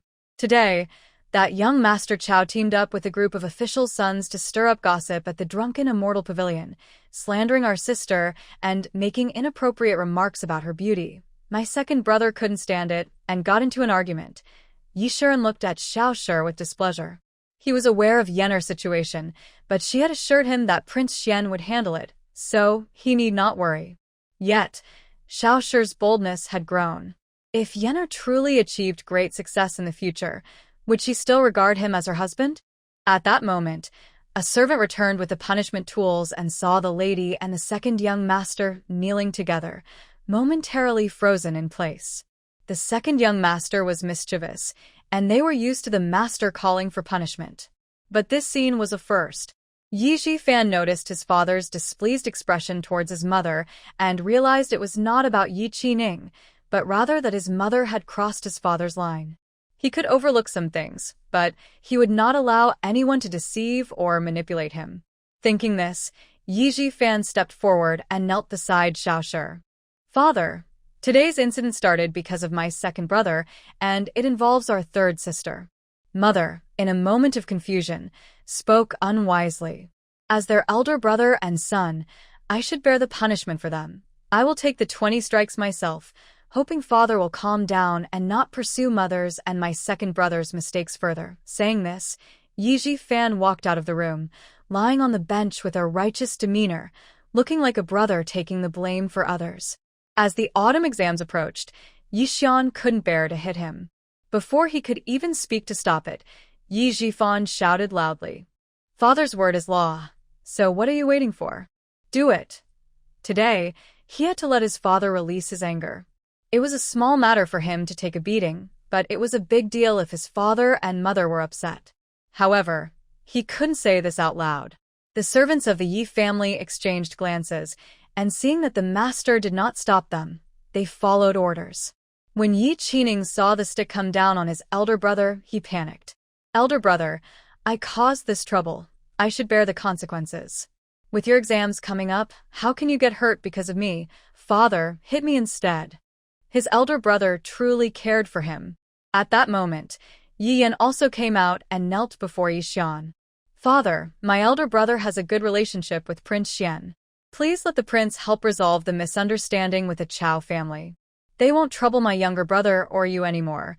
My younger brother is injured, and my elder brother has heavy studies. No one should be punished further. Please withdraw your orders." Yi Xian was about to command them to stop when Yi Jifan's voice rang out again. "No one is allowed to plead for mercy. Father said 20 lashes, and not a single one less." The only sound left in the courtyard was the sound of the stick hitting flesh. After the 20 lashes, Yi Xian punished Madame Xiao with a month of confinement and left in a huff. Madame Xiao and Yi Yan immediately ordered people to carry Yi Jifan back to his own courtyard, while Yi Qining picked up the medicine Yi Yuan had given him and prepared to follow.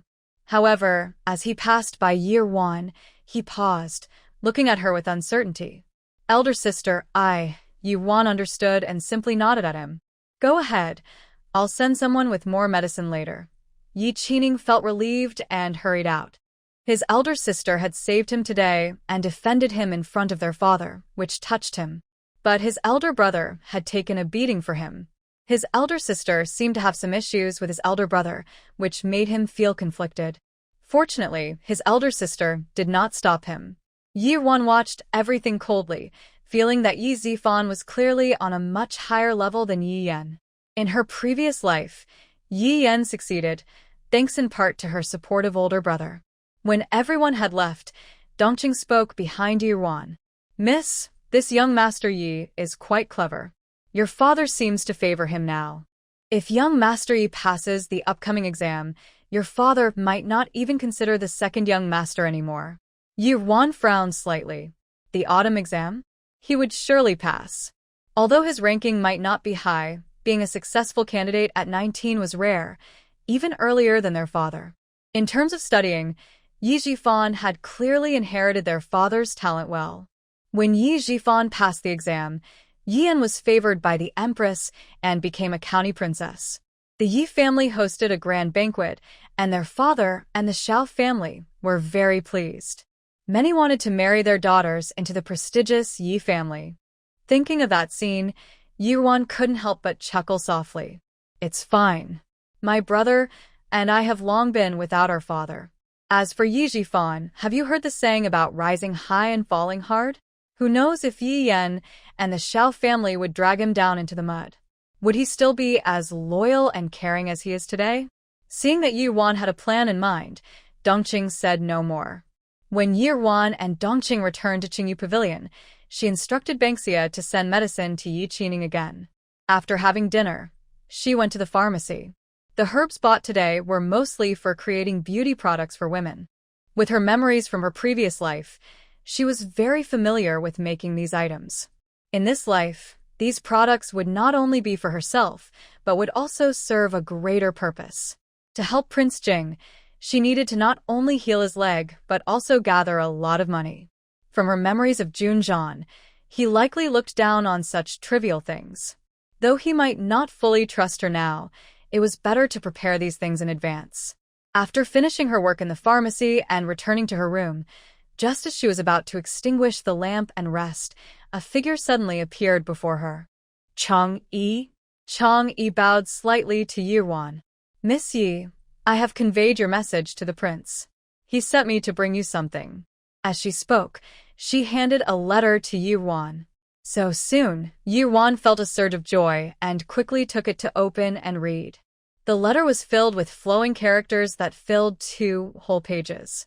It seemed that Prince Jing had put in effort and did not treat her casually. Yi pondered over the letter for a moment, and several phrases clearly appeared in her mind. Head-wind syndrome. The princess. Flower adornment makeup. Thinking about how there is just over half a month until the Empress Dowager's birthday banquet, Yi fought off her drowsiness and asked Dongjing to bring paper and pen to write a letter, instructing her, "Tomorrow morning, you will personally deliver this letter to Yun Mansion." Yes, Mississippi. Half a month later, the capital had entered early autumn. Yi was sitting at her vanity, while Dongqing styled her hair. "Where is Granny Wei?" Yi asked. "The second young master came early today, and Granny Wei is currently outside with him." Yi nodded, then remembered something and said, "Good. Did you send the anonymous letter to the Su family?" Without hesitation, Dongqing looked at her reflection in the mirror. "It has been sent. I went wearing a veil and waited until the second young lady of the Su family, Su Zijin, left before I instructed a little beggar to hand the letter to her personal maid. You can rest assured, no one will find out it was you." Yi smiled with satisfaction. Once her hair was done, she and Dongqing walked out together. "Elder sister." Yi Qining hurried over when he saw Yi. Yi smiled back. "You came early today. Have your injuries healed?" Yi Qining casually replied. "They healed a long time ago. Big brother is almost better too. Your medicine works really well." Yi pressed her lips together. "Good, then let's go." Today there was a family banquet at Yun Mansion, and Yi Qining was naturally going along. Yi also wanted him to spend more time with his cousins to build their relationship. It was better than always being with those from the Xiao family who had ill intentions and wanted to lead him astray. Yi Qining seemed very happy today, walking beside Yi and chatting as they went. "Have you heard, big sister? The person who urged Aunt Li to harm our cousin has been caught and punished. The case of our cousin is now resolved. After all, they were close siblings, and after the last incident, Yi Qining felt much closer to her." "I know," Yi replied, waiting for him to continue. It was tough for Prince Xian to find someone among Aunt Li's distant relatives to take the blame. Even Yunqi couldn't remember when he had taught a lesson to that bully who had crossed him. Seeing that his sister was aware, Yi Qining quickly smiled. "Since the truth is out, then big sister and aunt should have cleared up the misunderstanding with third sister, right?" Yi Qining glanced at Yi Ruan's expression. He thought for a long time. Big sister's resentment towards big brother and the others likely started after their cousin's death. Now that the truth was clear, the misunderstanding should be resolved. Yi raised an eyebrow. "What about the incident at the drunken immortal pavilion? Has brother forgotten that?" Yi Qining scratched his head. "I haven't. But that day, big brother took the punishment for me, and third sister also spoke up for me. They still care about me after all. Don't worry, sister. I'm not foolish. If you don't want me to ask them about that day, I won't say anything. I know they lied to me, but the reason is probably just to protect themselves and avoid angering Chao Ziang. After all, if we make a mistake, uncle can help us, but our mother's family is weak, so they have their concerns." Yi Qining paused and added, "After all, we are family." Yi was unsure whether to feel happy or troubled upon hearing this. Her brother could be reckless at times, but it wasn't just thoughtlessness. He relied on the fact that uncle would take care of him. Yi Wan sighed inwardly. There was still plenty of time ahead. After being grounded, Yi Yan rarely went out. Big Brother had explained the stakes to them, and now she and her mother were trying hard to mend their father's feelings. When Yi Wan took Yi Qining to the Yun residence, Yi Yan was in the room with Madame Xiao, slowly applying decorative patterns to her forehead in front of a bronze mirror. After a moment, Yi Yan turned to ask Madame Xiao, "Mother, how does this style look?" Madame Xiao examined it carefully and then replied, "The previous one was better. This color is too bright and doesn't suit you well." Yi Yan smiled at this. "My mother thinks the same as I do." Xiao looked at her daughter, who was more beautiful than flowers, with affection and continued to remind her with concern. "Tomorrow is the Empress Dowager's birthday banquet. Is everything ready?" Yi Yan confidently nodded. "Of course. Is the medicine for your headache ready?" Seeing her mother's worried expression, Yi Yan walked over, linked arms with her, and said sweetly, "Don't worry, Mother. Auntie has already tested it, and the recipe is truly effective, but it takes a while for the medicine to work." Elder sister said that for safety, she reduced the amount of a key ingredient. "I asked my uncle to adjust the recipe, increasing that ingredient's quantity, and we had 2 commoners with headaches try it. They felt better in just a quarter of an hour." Elder sister is being overly cautious. Xiao frowned upon hearing this. "You changed the recipe? There won't be any problems, will there?" Yi Yan was unconcerned. "Don't worry, Mother. To be safe, we prepared a recipe for the Empress Dowager with only half the amount of that ingredient used on those commoners. My uncle, being from the Imperial Medical Institute, agreed, so it should be fine." Yi Yan paused, then frowned again, thinking of something. However, these days, elder sister has been staying in her room, claiming to be researching an important recipe. When I tried to invite her out, I faced several setbacks with that nurse Wei in her courtyard. That's why I couldn't follow through with my plan to have her catch a cold by the lake and miss the Empress Dowager's banquet. I wonder if she will claim that the recipe is hers and ruin my plans. Xiao is not worried about this. "Don't worry. You said it yourself. Your elder sister's master doesn't want her to show herself in public. If she had the ambition to compete, with her skills, she would have already gained fame in the past 6 months. There's no way she could be of use to us. However, it's becoming increasingly difficult to get news from your elder sister's courtyard." Thinking of Yi Wan and the servants in her courtyard, Xiao felt a bit frustrated. The servant sent by the Yun family has sharp eyes. Among the 4 people we arranged at the Qingyu Pavilion, only the foolish Bai Xiao remains. I wonder if her clumsiness has kept her from being sent away. Bai Xiao originally belonged to Yi Yan's courtyard, but her striking beauty displeased Yi Yan, so she was sent away as well. Usually, Yi Wan would take her out, which made Bai Xiao seem even more awkward. Now, unexpectedly, she is the only one left to help monitor the Qingyu Pavilion. "Mother, there's no need to be upset. The Yi family is still under your control, and father doesn't favor those siblings.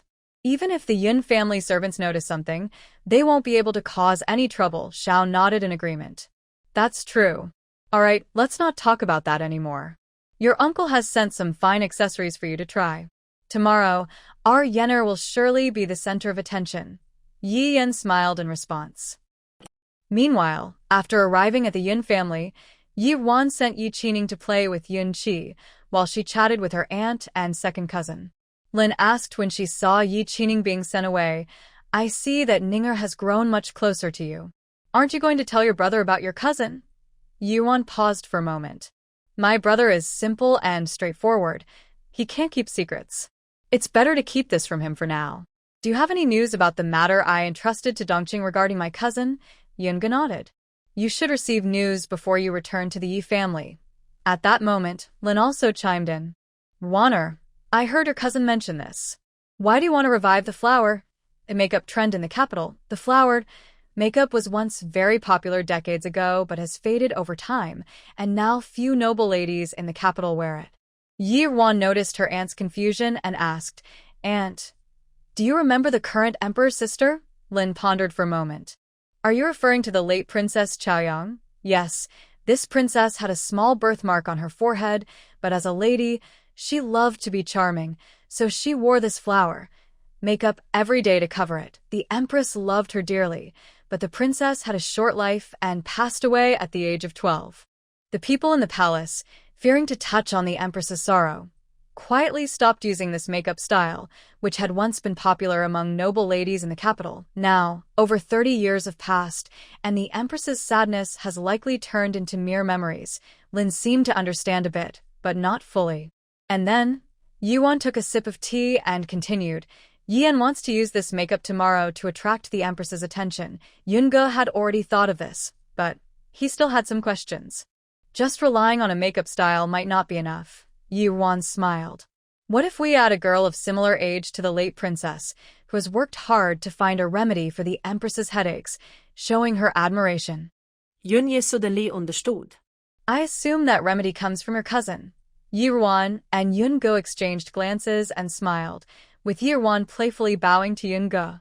Cousin is clever. Yunji's eyes shifted slightly, and he returned the gesture with a smile.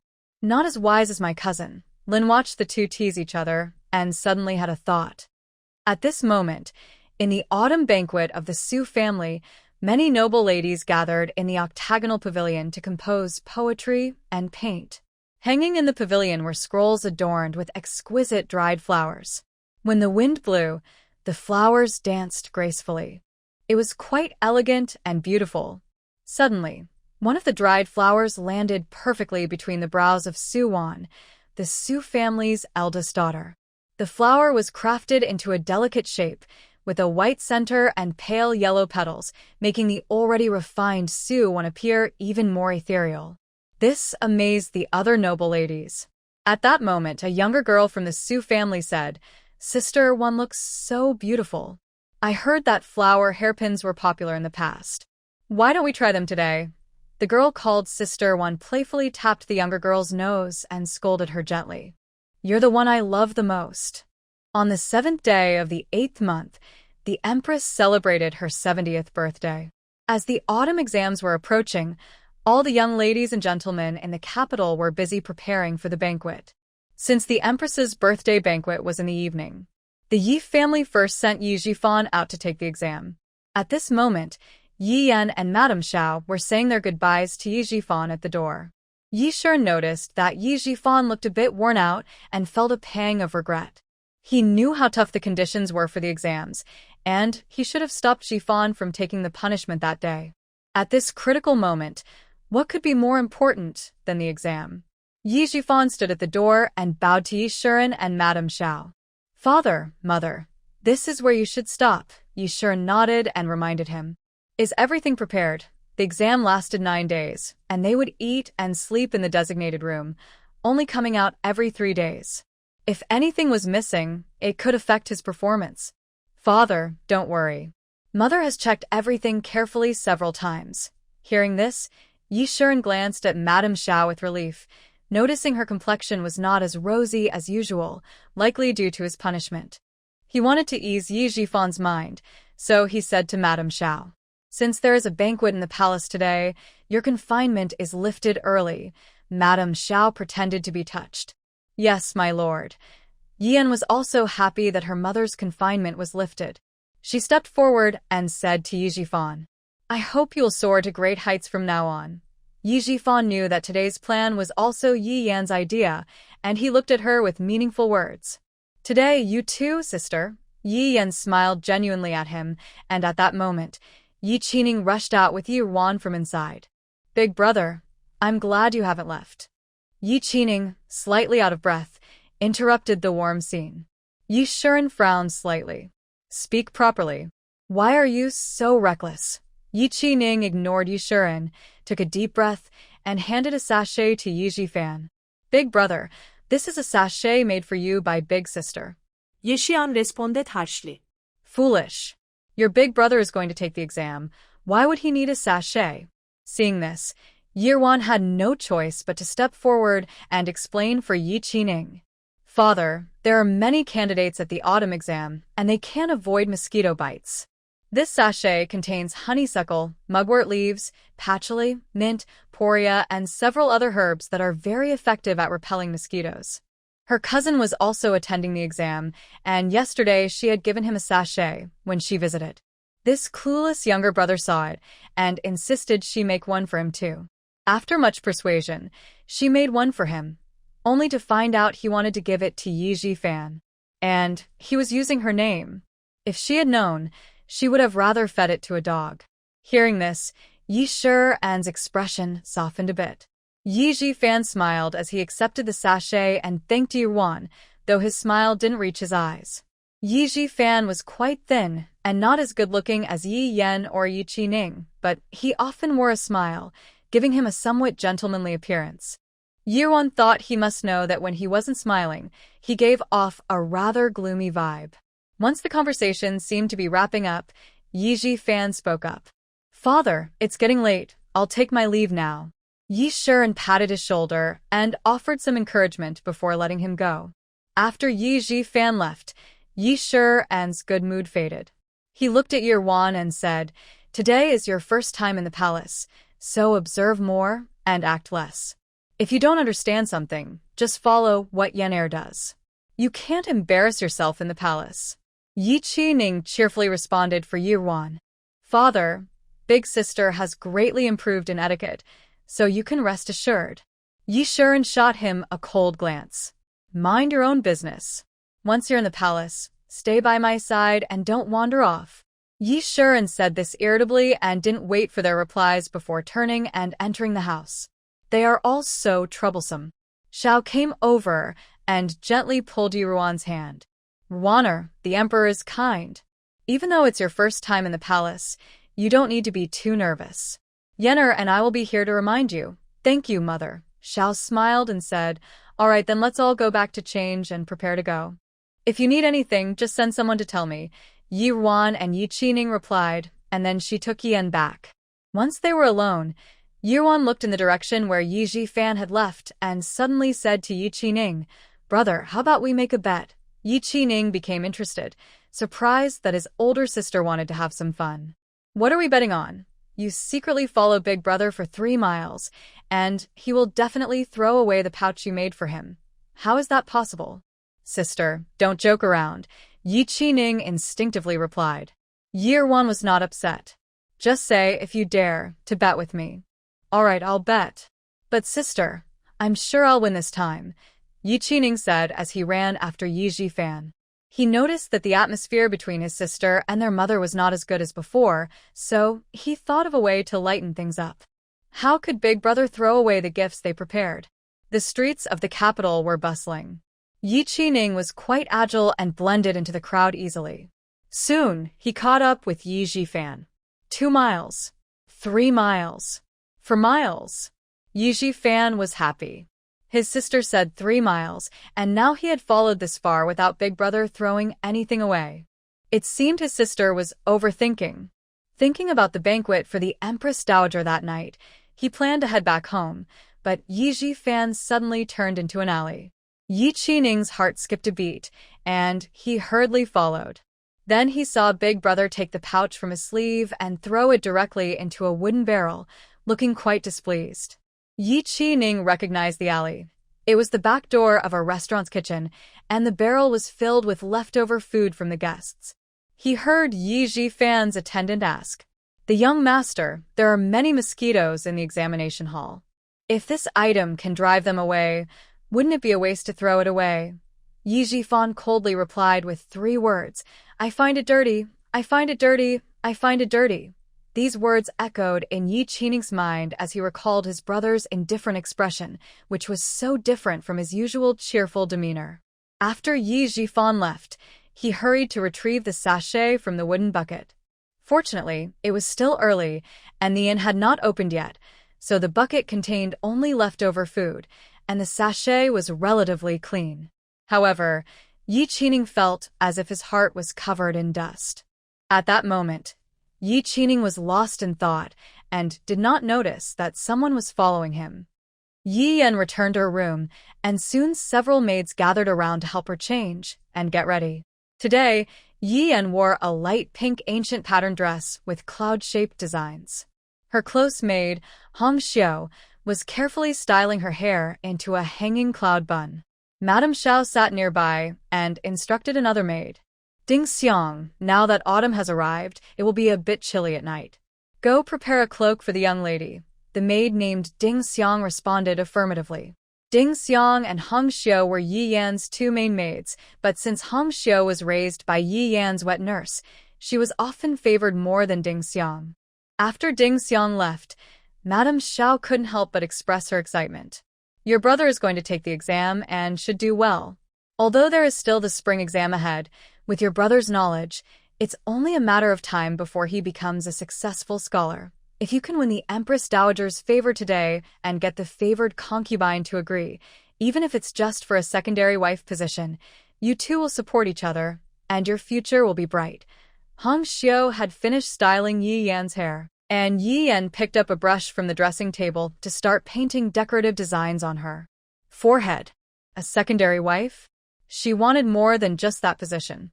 As she carefully painted, she smiled and said, Mother often teaches me to be patient.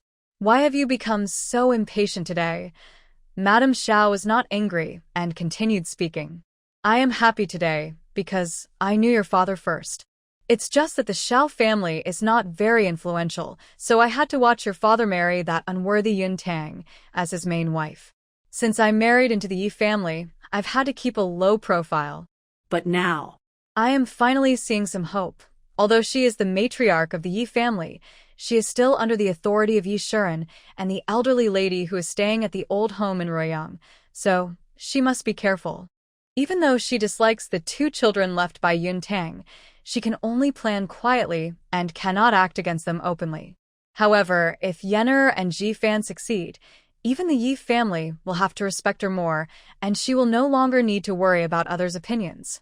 After finishing her makeup, Yi Yan listened to her mother and turned around. Her beautiful face looked like a flower fairy stepping out of a painting, but her words sent chills down one's spine. Don't worry, mother. My brother, and I will not let you down. Once the matter with Prince Xian is settled, we will take care of those who trouble you. Zhao's eyes became warm with happiness. Good, good. Mother will wait for that day. The Empress Dowager's birthday banquet is set for the evening. So, early in the afternoon, officials and their families began to arrive at the palace for the banquet. The Yi family did not leave home very early today, and the carriage was still waiting outside for Xiao and Yi Yan. Yi Qining stood beside Yi Shuren with his head down. Seeing his gloomy expression, Yi Shuren scolded him again. Today is a joyful occasion for the Empress Dowager's birthday. Why do you look so miserable? You need to cheer up. This time, Yi Qining did not respond as he usually would. He simply replied with an okay and straightened up a bit, but his expression still looked tired. He fiddled with the incense pouch that he had picked up and cleaned after it was discarded, glancing toward Yi Yuan with uncertainty in his eyes. Seeing his expression, Yi Yuan understood. It seemed she was right. Her foolish brother was still considering whether to hide the truth from their older brother, which is why he was hesitant to talk to her. After another quarter of an hour, Yi Yan finally came out of the house with Xiao. Yi Shuren had been growing impatient, but when he saw Yi Yan, his anger immediately subsided. Quick, everyone get in the carriage or we'll miss our time. Yuan was in the same carriage as Xiao Shi and Yi Yan. Today, Yi Yan looked truly beautiful, especially with the mark on her forehead, which made her already fair skin look even more radiant, creating a stark contrast with Yi Yuan, who had darker skin sitting on the other side. Third sister, you look really pretty today, Yi Yuan praised. Big sister, you look great too, Yi Yan replied cheerfully. Don't tease me, sister. With my current appearance, it's good enough if I don't embarrass father. Seeing Yi Yuan's usual self-deprecating demeanor made Yi Yan even happier. In the past 6 months, she and Xiao Shi, along with Granny Lin, had effectively undermined Yi Yuan's confidence. Don't be discouraged, sister. It's just that you've been out in the sun for so many years, and your skin has suffered a bit. After all, you are father's daughter, and no daughter of the Yi family can be unattractive. Once you rest at home for a while, you'll surely recover. I can already see that you've improved a lot since you returned home just half a year ago. Yi Yuan found Yi Yan's sweet words amusing. She hadn't forgotten that in her previous life, for months after marrying into the Jing Wang's residence, she encountered Yi Yan, who was now the Xian Wangfei, during the Lantern Festival. It was the first time Yi Yan had seen her in 4 months, and the hidden malice and hostility in her eyes were unmistakable. At that time, she had received a promise from the Xian Wang, and to be worthy of Junli, she had used all her knowledge to enhance her beauty while in the Jing Wang's residence. Yi Yan had always valued her title as the most beautiful woman in the capital, so she could not tolerate Yi Wan. When Yi Wan was imprisoned in the cold palace, Yi Yan had gone mad with jealousy and hastily ruined her own appearance, fearing that Junli might develop feelings for her. "Thank you for your comfort, sister." "I hope so, too." The carriage finally arrived at the palace gate, and there were not many carriages left parked there. As soon as Yi Yan got out, she saw Fang Ji, the daughter of the Minister of Rights, who usually got along well with her, walking over. "Sister Fang," Yi Yan quickly approached her. Fang Ji paused when she saw Yi Yan's face. "Yan, your makeup today." Yi Yan noticed her looking at the flower decoration on her forehead and quickly shared her prepared explanation. "A few days ago, I dreamed of a woman in palace attire. I had never seen her before, but her forehead mark was beautiful, and the flower decoration covered it nicely. I felt inspired to try this makeup." "Sister Fang, do you think it looks good?" "Yan, you are naturally beautiful, so you look good no matter what." Fang Ji complimented her, but her expression seemed a bit strange. "Sister Fang, what's wrong?" Yi Yan noticed her odd behavior and asked. Fang Ji wanted to say something but was called by her family at that moment. After hesitating, she excused herself and left. Yi Yan felt confused but quickly pushed the incident aside. After going through the inspection with her parents at the palace gate, they entered. Once they arrived in the banquet hall, Yi Yan understood why Fang Ji had reacted strangely earlier.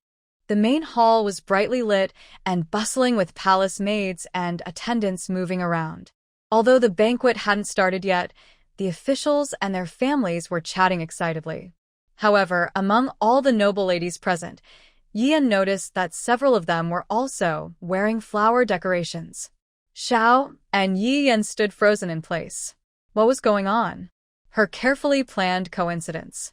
And the earlier hints about the Empress Dowager and the princess appearing in her dream now seemed like a joke. Xiao and Yi Yan followed Yi Shiren to their assigned seats in a daze. The positions of the Deputy Minister of Personnel and the Deputy Minister of Rights were not far apart.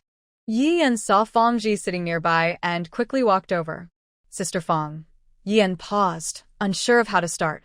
After quickly gathering her thoughts, she asked, "Do you know why so many ladies from different families are wearing flower decorations today?" Fang Ji then told Yi Yan about what happened at the autumn banquet yesterday. Yesterday, many of the sisters thought this makeup looked fresh and beautiful.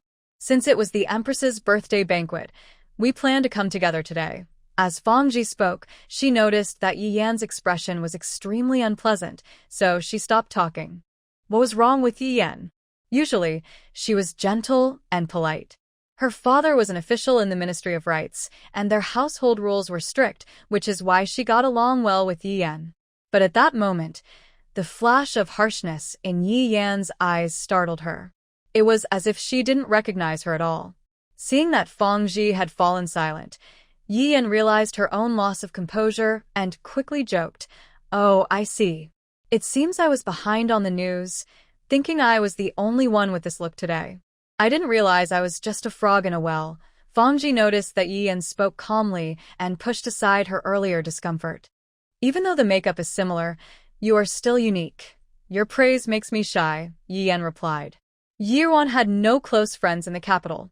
After taking Yi Qining to visit their uncle and aunt, she just sat quietly, observing the changing expressions of Yi Yan and Madame Xiao.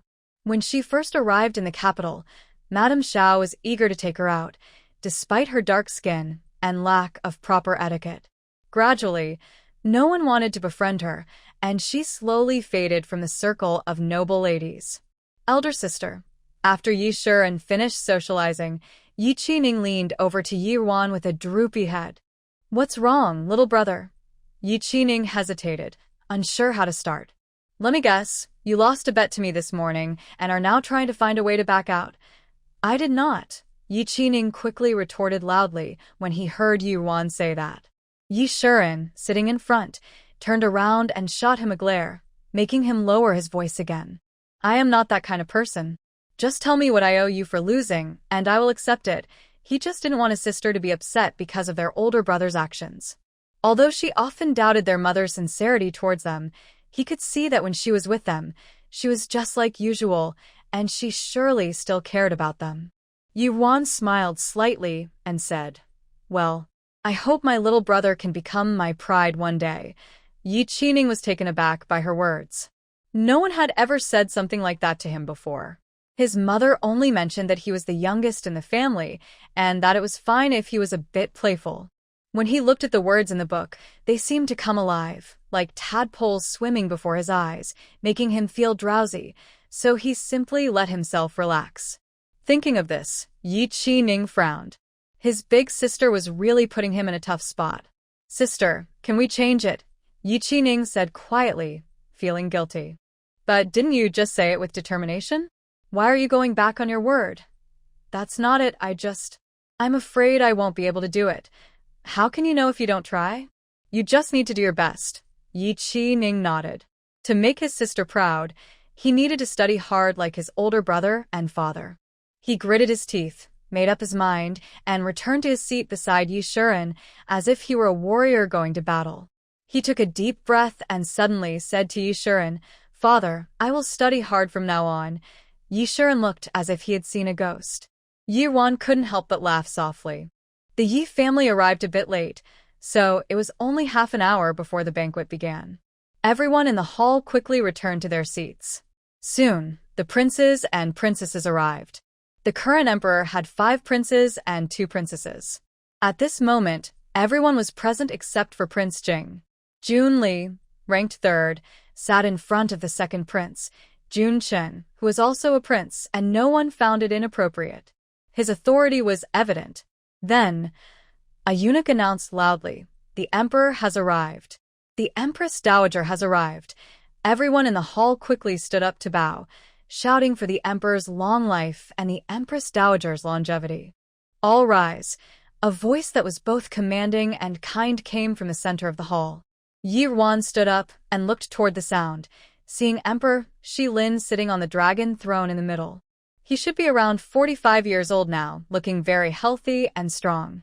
Thinking back to the pale-faced person from her previous life, who had deep-set eyes and held her hand tightly while giving her final words, Yi Wan felt an overwhelming sense of guilt. In just 4 years, Junli had forced his own father into such a state to take the throne.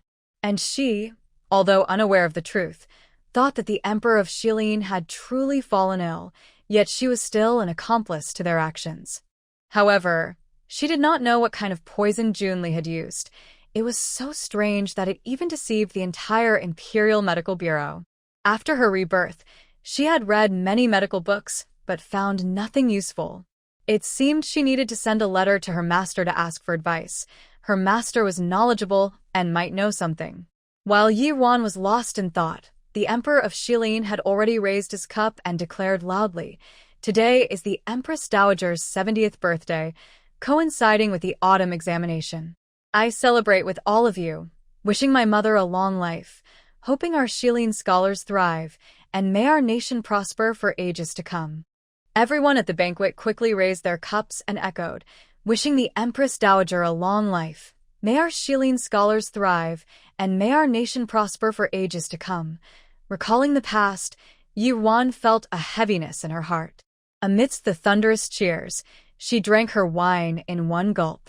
The Empress Dowager, seated beside the Emperor, was in good spirits. When she saw the young noblewoman's attire, she momentarily appeared lost in thought, as if recalling something, before returning to calmness. From a distance, Yi Yan observed the Empress Dowager's expression with hidden resentment, thinking that today's events were too coincidental. Next came the moment when the princes and princesses presented their gifts to the Empress Dowager. At her age and in her high position, she had seen many fine things, so she regarded the gifts with indifference. Her smile was more about the joy of having her grandchildren gathered together. After a few had presented their gifts, the favored concubine Jia, sitting beside the Empress Dowager, spoke up. Your Majesty, today's atmosphere is wonderful.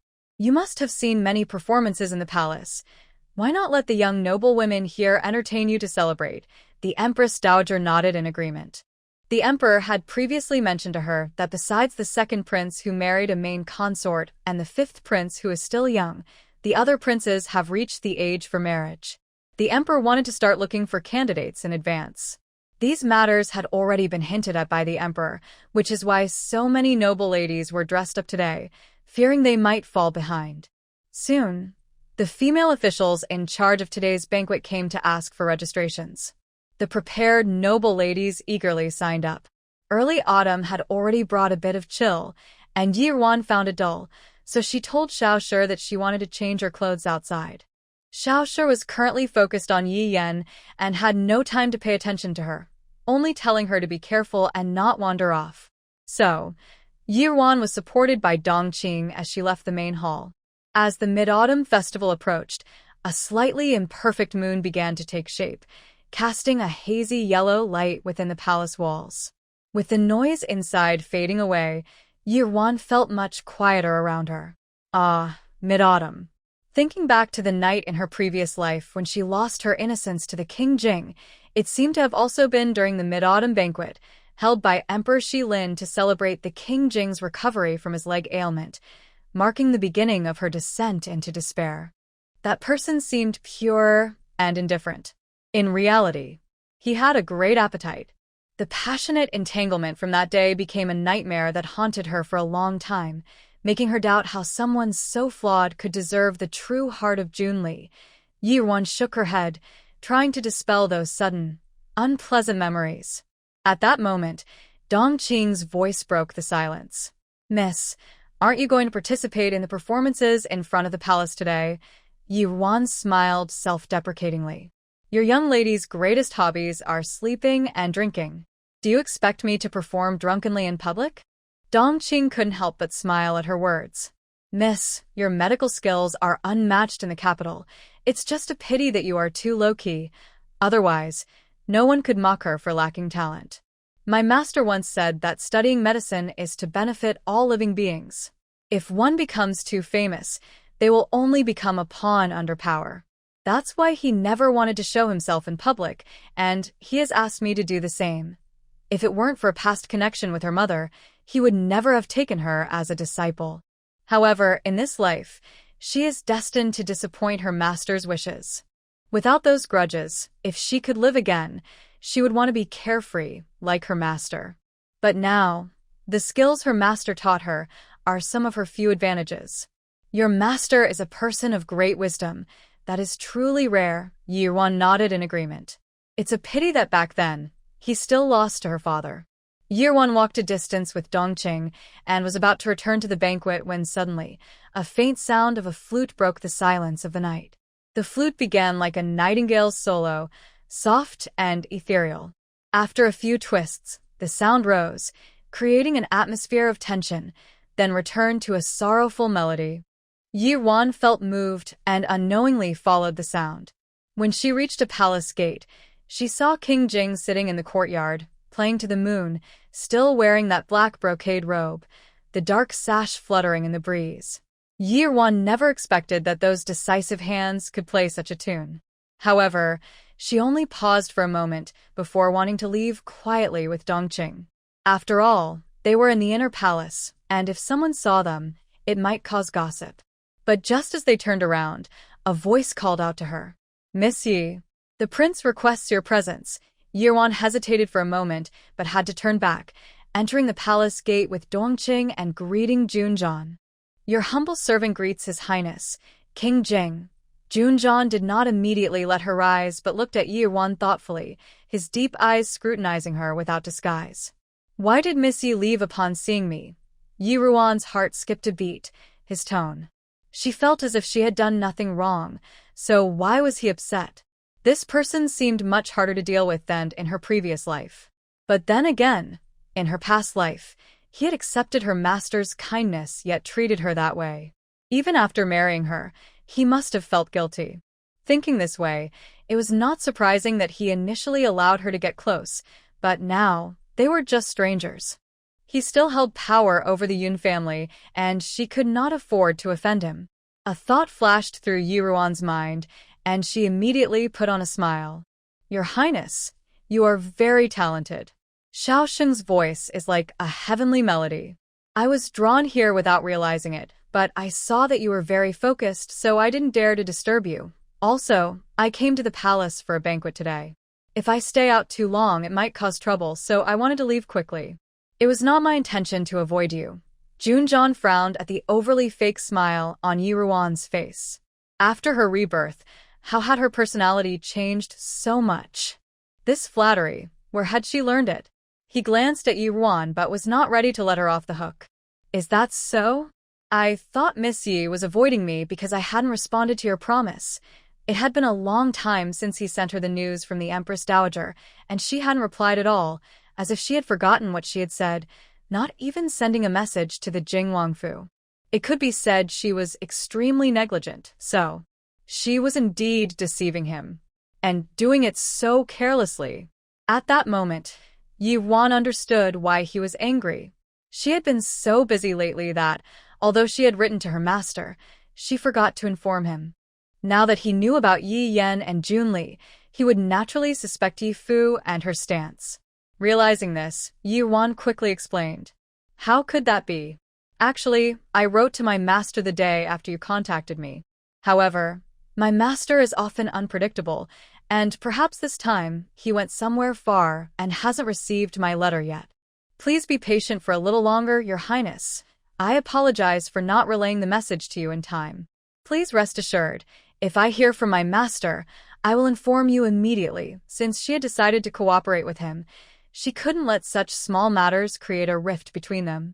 Junjan remained noncommittal, lowering his gaze to fiddle with the jade flute in his hand. Missy is quick to admit her mistakes, but I wonder how many of those words are true. Seeing that Junjan was still relentless, Yi Ruan felt her legs growing numb and realized she needed to do something to ease his doubts. Your Highness, although my master has not responded yet, I have been studying medicine with him for many years. My skills may not match his, but I have learned a bit. How about I examine you first? If I can understand your leg condition sooner and start treatment, it will help when my master returns and the healing process will be faster. Junjan looked at her trembling body and decided not to press her further. Today, he only intended to test her.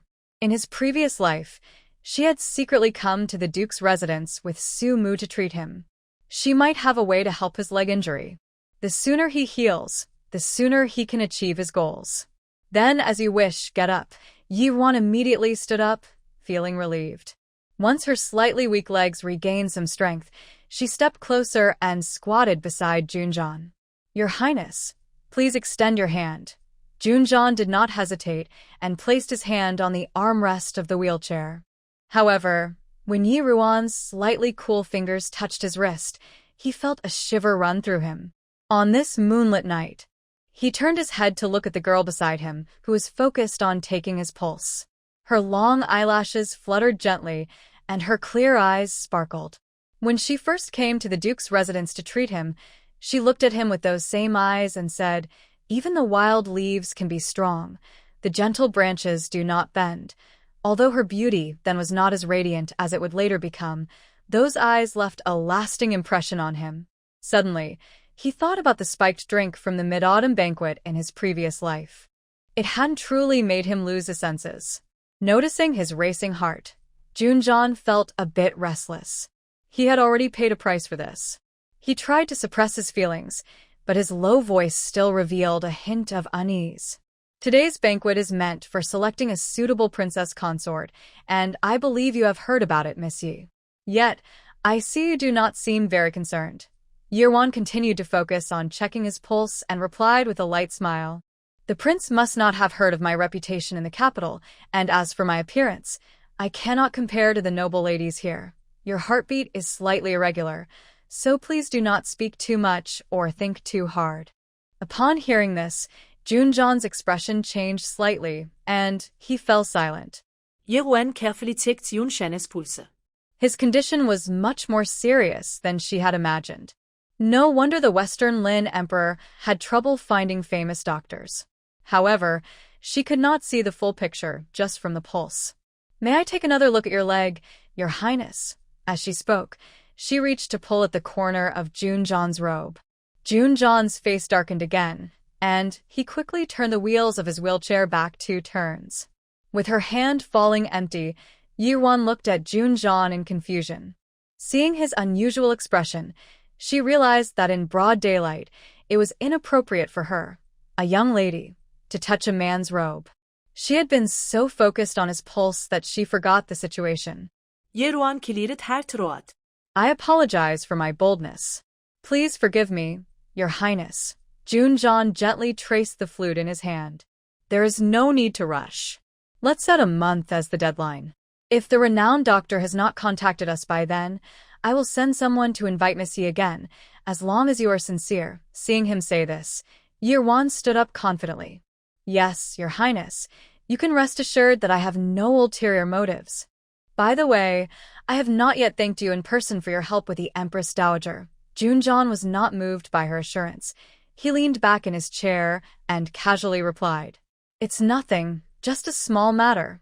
Just then, Yirwan suddenly thought of something else and continued, "Your Highness, if I used the Empress Dowager for some matters, would you hold it against me?"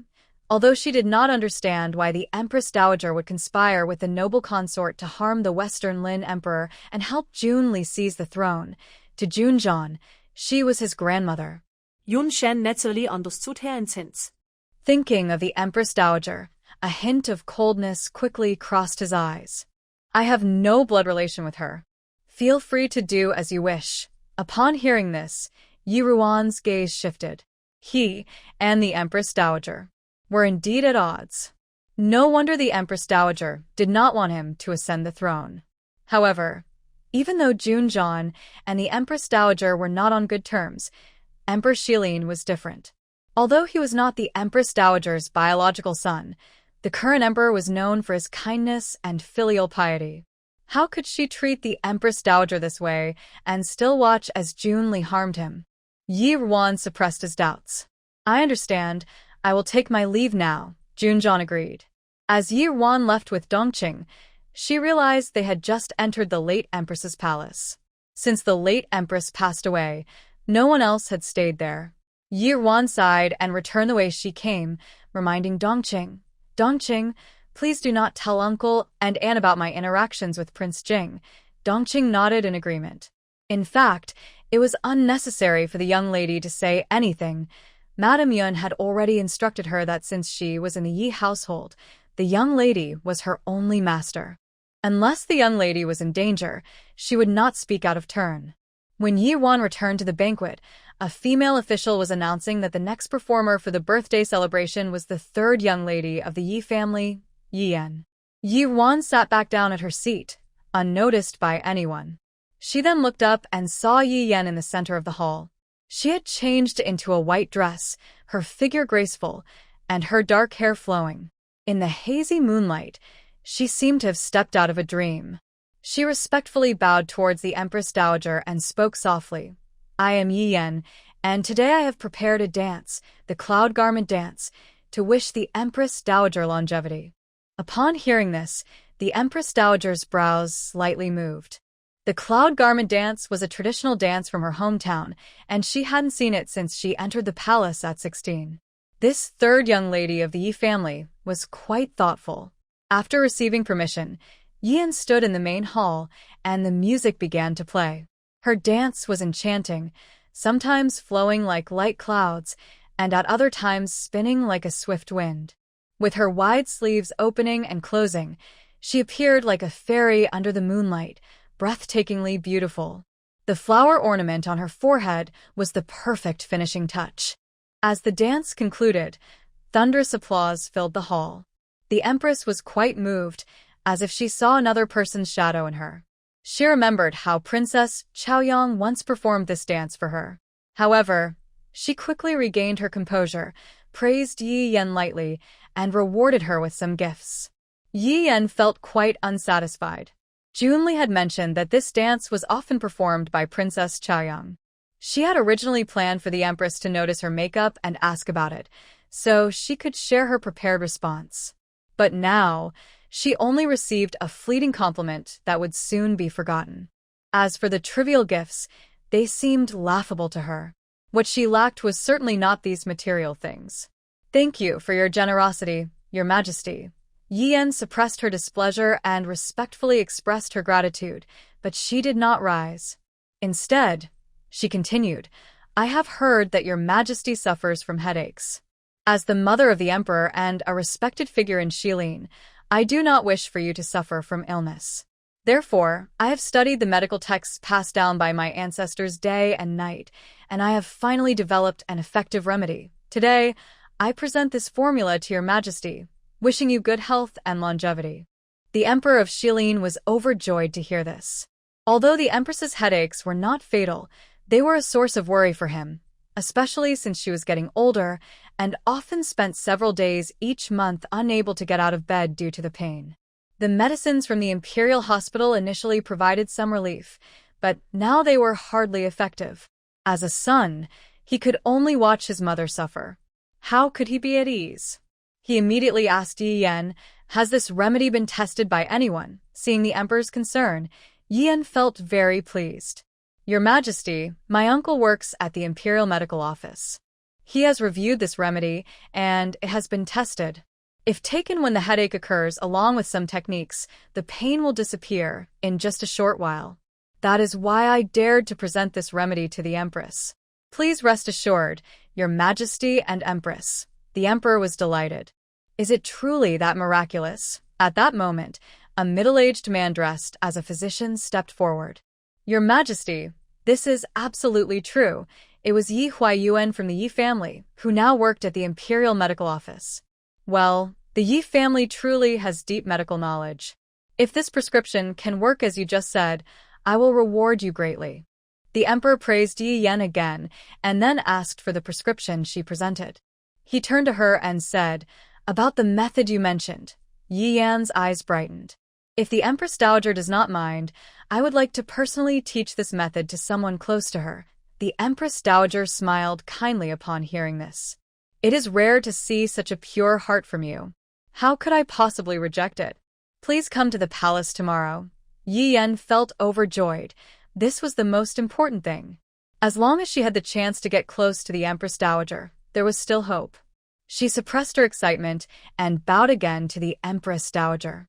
"Yes, Your Majesty." The Western Lin Emperor rewarded Yi Yan with many gifts before allowing her to leave, and Yi Huayuan was also honored.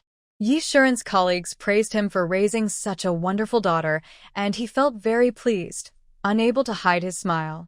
When Yi Yan returned to her seat, he looked at her with admiration and praised her several times, saying she was indeed the most outstanding daughter of Yi Shiren. Many young nobles at the banquet frequently glanced toward the Yi family's table, and even a few princes turned their heads slightly. Miss Yi, the third daughter, was truly the most beautiful in the capital. Not only was she stunning, but she was also skilled in music, chess, calligraphy, and painting, and even knowledgeable in medicine. Although she was born of a secondary wife and her status was a bit lower, if she gained the Empress Dowager's favor this time, her future would be very different. The ladies in the hall began to secretly plan for their own children. Yi Qining, seeing Yi Yan return to her seat, curiously asked, "Third sister, do you also know medicine like eldest sister?" Yi Yan glanced at Yi Ruan awkwardly. "I only know a little. This time, I was lucky to have the ancestral books and help from my third uncle." Yi Qining's eyes sparkled with admiration. "Third sister, you are really amazing." Yi Yan glanced at Yi Ruan again, worried she might reveal something.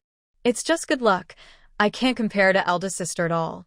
Yi Ruan understood Yi Yan's thoughts but only smiled and said, "Third sister is being modest. In the end, it is your sincere intention toward the Empress Dowager that is truly commendable. Sister never expected this." Yi Yan noticed that Yi Ruan's expression was calm, which made her feel relieved. Yi Shiren listened to their conversation and disdainfully shot Yi Ruan a glance. After so many years of studying medicine, what good is it? She's not as good as Yenna, who just started." Yi Ruan ignored him and quietly shifted her gaze to a spot in the hall. There, near the front, the second young lady of the Su family, Su Zijing was lost in thought as she looked at Junli. When she saw Junli's eyes fixed on the direction of the Yi family, she followed his gaze and unexpectedly met Yi Ruan's eyes. Surprised, she nodded slightly to Yi Ruan, who returned the gesture, and both quickly looked away. Yi Ruan thought of her as another unfortunate soul with misplaced feelings. She could only offer a hint, hoping Su Zijing would see the truth and avoid the same fate as hers in the past. The rest would depend on Su Zijing's choices. After a while, the female official called out Su Zijing's name. Su Zijing stepped forward into the hall. "Your servant, Su Zijing, greets the Emperor and Empress Dowager, wishing the Empress Dowager health and happiness for many years." The Su family was well respected, with Su Zijing's grandfather being the emperor's first teacher, and they held a high reputation among the scholars of Shilin. The Empress Dowager and the emperor treated Su Zijing with great kindness. "Zijing has reached the age of maturity, hasn't she?" Emperor Shilin asked. "Your Majesty, I will turn of age this November. How is the Grand Tutor's health?" "Thank you for your concern, Your Majesty. My grandfather and grandmother are enjoying their retirement in Dengzhou. They often write home saying they are healthy and in good spirits, so please do not worry." Emperor Shilin nodded in satisfaction. "That's very good." At that moment, the favored concubine, Jia Guifei, spoke to Su Zijing. "I've heard that Miss Su has been guided by the Grand Tutor since childhood, is well-read, and plays the guqin beautifully, yet she never shows off. Today, may we have the pleasure of hearing her play a piece in celebration of the Empress Dowager's birthday?" Jia Guifei noticed her son was completely focused on Yi Yan, which displeased her greatly. King Xian is young and full of energy. She does not want to harm the bond with King Xian, so she intends to let Su Ziqin shine a little and suppress Yi Yan's arrogance, showing her what true elegance looks like. Having a good appearance and gaining fame in the capital, she has become a bit too proud and has developed some unrealistic thoughts. Su Ziqin fell silent for a moment upon hearing this. The children of the Su family, taught by Master Su, never wish to compete with others and usually act modestly. Therefore, she had only planned to write a birthday greeting for the Empress Dowager to show her respect. However, thinking about an anonymous letter she received recently and King Xian's gaze at Yi Yan, she felt a stir in her heart. "The noble consort has spoken, and I shall obey," she said. Yi Ruan sighed slightly upon seeing Su Ziqin's response. Indeed, people will not turn back until they hit a wall. Su Ziqin did not bring her zither to the banquet today, so noble consort Jia had her own phoenix tail zither brought in. After thanking noble consort Jia, Su Ziqin took a seat in the main hall. Dressed in a water blue gown, she sat behind the zither, her delicate fingers gently touching the strings, as if her breath had merged with the instrument. Soon, soothing music began to play. Su Ziqin performed a piece called Fishing Boat Singing at Dusk. The lively sounds made everyone feel as if they were not in the splendid palace, but on a small boat on a sunset lake, with a gentle breeze, feeling quite comfortable. Now that the Western Lin Kingdom is peaceful and prosperous, this piece was very fitting. As the music ended, there was a moment of silence at the banquet. Wonderful, wonderful. Truly a daughter raised by the Su family, the emperor was the first to speak. Hearing the emperor's praise, the officials present quickly echoed his sentiments. Su Ziqin, however, calmly replied, "Your Majesty flatters me. I have embarrassed myself." Yi Yan, seeing Su Ziqin overshadow her, tightly twisted the handkerchief in her hands, her expression very displeased. Su Ziqin has always prided herself on being aloof and does not like to attend gatherings of young ladies in the capital. Today, however, she acted out of character and remained so reserved. Moreover, she is the one chosen by noble consort Jia for King Xian. Everything today feels somewhat off. The banquet continued. However, with Yi Yan and Su Zijing leading the way, no one else who came on stage later could make much of an impression, except for Su Wan from the Minister of the Interior's family, whose calligraphy and painting skills were outstanding. As the banquet neared its end, the Empress Dowager's expression began to change. At first, she didn't want to ruin her own birthday celebration or disappoint the emperor's kindness, so she tried to endure it. But gradually, she felt a severe headache and had to support her head with her hand on the table. "Your Majesty, what's wrong?" The maid beside her was the first to notice something was off. Hearing the maid's anxious voice, the emperor turned his head. At this point, the Empress Dowager could no longer maintain her composure. The music in the hall only made her headache worse. "Mother," the Emperor of Shilin stood up from his seat and walked over to her, calling out with concern. The officials in the hall also noticed something unusual, and the noblewoman playing the pipa in the main hall quickly stopped. "Your Majesty, the Empress Dowager is having another episode of her headache," the maid beside her quickly said. Yi Huayuan was the attending physician for the evening and had already approached the Empress Dowager. The emperor looked at him, but still felt uneasy. "Quick! Summon Lu Ping to the palace." Lu Ping was the head of the Imperial Medical Department and had been responsible for the Empress Dowager's health. Seeing this, Yi Huayuan felt a shift in his emotions. He had not been given much responsibility in the medical department and saw this as a good opportunity. "Your Majesty, I have prepared several medicines while testing with my niece. Why not let the Empress Dowager try them right away?" The Emperor of Shilin hesitated at first. The Empress Dowager's health was always closely monitored by Lu Ping, and he preferred to have him check first. Noticing the emperor's hesitation, Yi Huayuan confidently knelt down and said firmly, "Your Majesty, I guarantee." Seeing his determination, the emperor's gaze flickered. Since Yi Huayuan was on duty today, it would take some time for Lu Ping to arrive. Looking at the Empress Dowager in pain, he steadied his resolve. "All right, then bring out the medicine for the Empress Dowager to try. Miss Yi, please come forward as well." Upon hearing the emperor's call, Yi Yan suppressed her excitement and quickly walked up. She thought it would take some time for the Empress Dowager to recognize the benefits of the medicine, but the opportunity had come sooner than expected. After being overshadowed by Su Zijing earlier, she now had a chance to prove herself. She served the Empress Dowager with Yi Huai while pretending to use the technique she had mentioned to massage the Empress Dowager's head. Everyone in the hall looked carefully at the Empress Dowager, and for a moment, it was silent.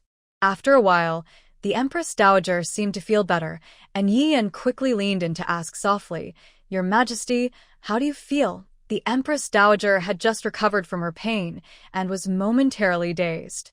She looked at the beautiful woman in front of her and the flower ornament on her forehead with confusion. Suddenly, she murmured, "Morning sun?" Hearing this, Yi Yan felt a surge of excitement. She had thought her efforts that day were in vain, but now there was hope. However, before Yi Yan could celebrate for long, a greater pain suddenly erupted in the Empress Dowager's head. She widened her eyes and collapsed right in front of Yi Yan. "Your Majesty," the maid beside the Empress Dowager shouted and rushed to protect her. But the Empress Dowager's breathing suddenly became faint. "Your Majesty, the Empress Dowager seems unwell," the maid said, looking at the barely audible breaths of the Empress Dowager, panicking. "What happened?" the Emperor shouted angrily. The Emperor's fury was overwhelming, and Yi Yan turned pale with fear. Yi Huai quickly stepped forward to check the Empress Dowager's pulse. After determining her condition, he felt as if he had fallen into an ice pit, trembling as he knelt on the ground, unable to speak clearly. "Your Majesty, I don't know." The Empress Dowager. Seeing his state, the Emperor's anger flared even more. "Fool! This medicine was provided by you. How can you not know?" Yi Huai shrank back. "Your Majesty, please calm down. This prescription. My niece brought it to me, and I did have it tested. I truly do not understand why the Empress Dowager is like this." With a crash, the Emperor grabbed a teacup nearby and threw it at Yi Huai. The officials in the hall immediately got up from their seats and knelt on the ground. Seeing Yi Huai shift the blame onto her, Yi Yan couldn't argue back at that moment. "Your Majesty, this prescription must be correct. Perhaps there are other reasons for this. Please see clearly, Your Majesty." However, the Emperor did not want to hear any more from them. "Guards, take these two to the prison and wait for their punishment." As soon as he finished speaking, guards came forward to seize Yi Huayuan and Yi Yan. Seeing this, Yi Yan's heart was in turmoil.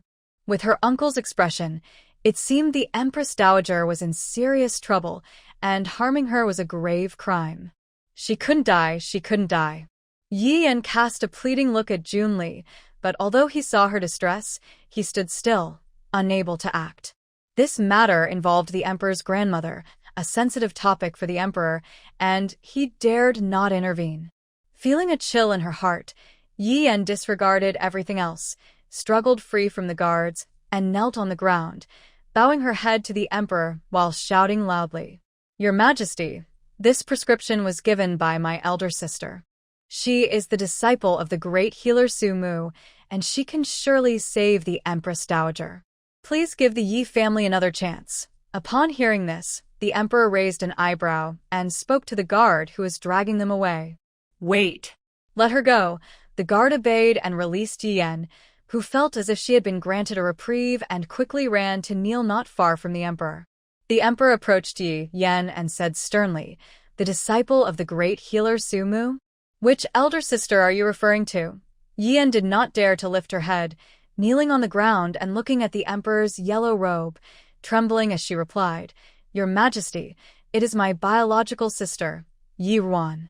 The Emperor's gaze swept across the hall, and he called out loudly, "Where is Yi Ruan?" Yi Ruan had anticipated that Yi Yan would mention her in her desperation and had prepared a response, but she did not expect her to reveal her master as well. However, there was no time to worry about that now. She stepped out from the crowd of kneeling people in the hall and knelt in the center. "I am Yi Ruan, here to see Your Majesty." The Emperor looked at this unfamiliar face with suspicion. "You are the disciple of the great healer Su Mu?" "Yes," Yi Ruan replied respectfully. "Did you provide the prescription for the Empress Dowager?" "Your Majesty, I have never given any prescription to the Empress Dowager," Yi Ruan replied calmly and confidently. Upon hearing this, Emperor Shilin turned to look at Yi Yan, his eyes filled with anger. Seeing this, Yi Yan hurriedly rushed to Yi Ruan's side, trembling as she spoke. "Big sister, it was my fault. I was confused and gave the prescription you made for Aunt to the Empress. You can save her, right? Please help her. Please help me." At this moment, Emperor Shilin realized the seriousness of the situation. With the Empress in critical condition and the doctor still not arrived, he felt he had no choice but to let the people before him try. "Since you claim to be disciples of a great doctor, I will give your family another chance. But if anything happens to the Empress, none of you from the Yi family will escape." Yi Shiren was still in shock from Yi Ruan admitting to being a disciple of the great Dr. Su Mu when he heard the Emperor's words. Cold sweat broke out as he anxiously looked at Yi Ruan. "Ruana, you must save the Empress. The person who used to be so unkempt turned out to be a disciple of the great doctor, and this foolish daughter was actually a successor of a great healer. How could she hide such a big secret from him?" It was utterly infuriating. Yi Ruan did not look at Yi Shiren and simply bowed to the Emperor. "I will obey your command." Yi Ruan stepped forward, immediately instructing the palace servants to take the Empress to a nearby room. Yi Huayuan, seeing this, wanted to help but was firmly turned down by Yi Ruan. Emperor Shilin and the officials waited in the main hall, while only the Yi family remained kneeling in the courtyard. Emperor Shilin paced in the hall and then coldly glanced at Yi Shiren and Yi Yan, who were kneeling, saying in a cold voice, "Yi Qing has truly raised a good daughter," the same words he had just heard from his colleagues, but Yi Shiren felt as if he had fallen into an ice pit. He trembled and bowed several times to Emperor Shilin. "Your Majesty, I truly had no knowledge of today's events. If I had known, I would never have let my daughter commit such a foolish act." Emperor Shilin waved his sleeve in displeasure. "Humph. "You better pray that the Empress is fine." Yi Yan, kneeling in front, grew increasingly pale. How did things escalate to this point? Her reputation was on the brink of destruction, and she was unwilling to accept it. "Your Majesty, it is all my fault. I should not have been confused for a moment. My elder sister has always warned me not to reveal her identity as a disciple of the divine healer. I only wanted to help the Empress Dowager, which is why I falsely claimed that I had developed the medicine myself. This recipe has been used by my aunt and is indeed without any issues, which is why I dared to present it." I do not understand why the Empress Dowager reacted this way, so I ask for your Majesty's forgiveness. Kneeling beside Yi Xian, Yi Qining was taken aback by these words. What does my third sister mean? Is she blaming my elder sister for not taking the initiative to treat the Empress Dowager? Or does she want to shift all the blame onto my elder sister? It seemed like many words were stuck in his throat, but he could not voice them. At that moment, Yunga stood up from his seat at the Yun residence. He was tall and graceful, with a gentle and handsome face that seemed to glow softly. His voice, usually as clear as a mountain spring, now carried a sharp edge. Your Majesty, what Miss Yi just said makes no sense. Setting aside the fact that the Empress Dowager's illness is a matter of the inner palace, how could Miss Yi, a young lady who has only returned home for less than half a year, know about it? If the third Miss truly wanted to help the Empress Dowager, she could have informed Lord Yi to write to Your Majesty after learning of the Empress Dowager's condition, allowing Miss Yi to treat her personally. I believe both the Empress Dowager and Your Majesty are reasonable people and would not disregard Miss Ye's wishes by exposing her identity. However, the third Miss concealed the truth, using her aunt's name to obtain the recipe and claiming all the credit for herself. Her heartfelt words when presenting the medicine still linger in our ears. Does she genuinely wish to help the Empress Dowager, or does she have other motives? Everyone knows the answer. Does the third Miss think that Your Majesty and all the officials here are fools, easily deceived? Seeing Yun Ji's sharp words, Yi Yan's face turned pale, and she quickly retorted, Your Majesty, I absolutely did not mean to deceive you. I truly only wanted to keep my promise to my elder sister. A person without trust cannot stand. How could I easily disclose this matter to my father? Even if I have a bit of selfishness, it is all out of filial piety toward the Empress Dowager. Yi Yan spoke earnestly, her eyes brimming with tears, appearing righteous and sincere. A cold scoff suddenly echoed from the position of the Yun family, causing Yi Yan's heart to tremble. She then heard Yun Ji's voice again. Miss Yi, you are truly eloquent. You keep mentioning your commitment to Miss Yi, but it seems you forgot how, when your own safety was threatened, you quickly revealed everything and even put your older sister in a difficult position. Your so-called loyalty is quite eye-opening. I didn't. Yi Yan stammered, trying to defend herself. At that moment, Yi Shiren shouted angrily, Be quiet! He looked at the increasingly displeased expression of Emperor Shilin and bowed deeply. Your Majesty, given the circumstances, I cannot escape blame. I only hope my eldest daughter can save the Empress Dowager and redeem herself. If anything happens to the Empress Dowager, I will accept my punishment and give you an explanation. Now, Yi Shiren had placed all his hopes on Yi Ruan, seemingly forgetting that before entering the palace, he had advised her to be cautious and to learn from Yi Yan. Emperor Shilin's anger had not subsided, but he was still concerned about the Empress Dowager's health, so he remained silent for the moment. The hall fell silent, and it felt as if a pin could be heard dropping. Several ladies suddenly remembered the remedy that Miss Yi had found for them earlier. She had mentioned how difficult it was to obtain those prescriptions. Given today's events, if Miss Yi is truly a disciple of the renowned healer Su Mu, then those remedies. Their gazes towards Yi Yan became even more complicated. As time passed painfully, the Yi family was anxious until Yi Ruan finally returned to the main hall. Seeing her come out, Emperor Shilin immediately asked nervously, How is the Empress Dowager? Yi Ruan slightly bowed. Your Majesty, I have fulfilled my duty.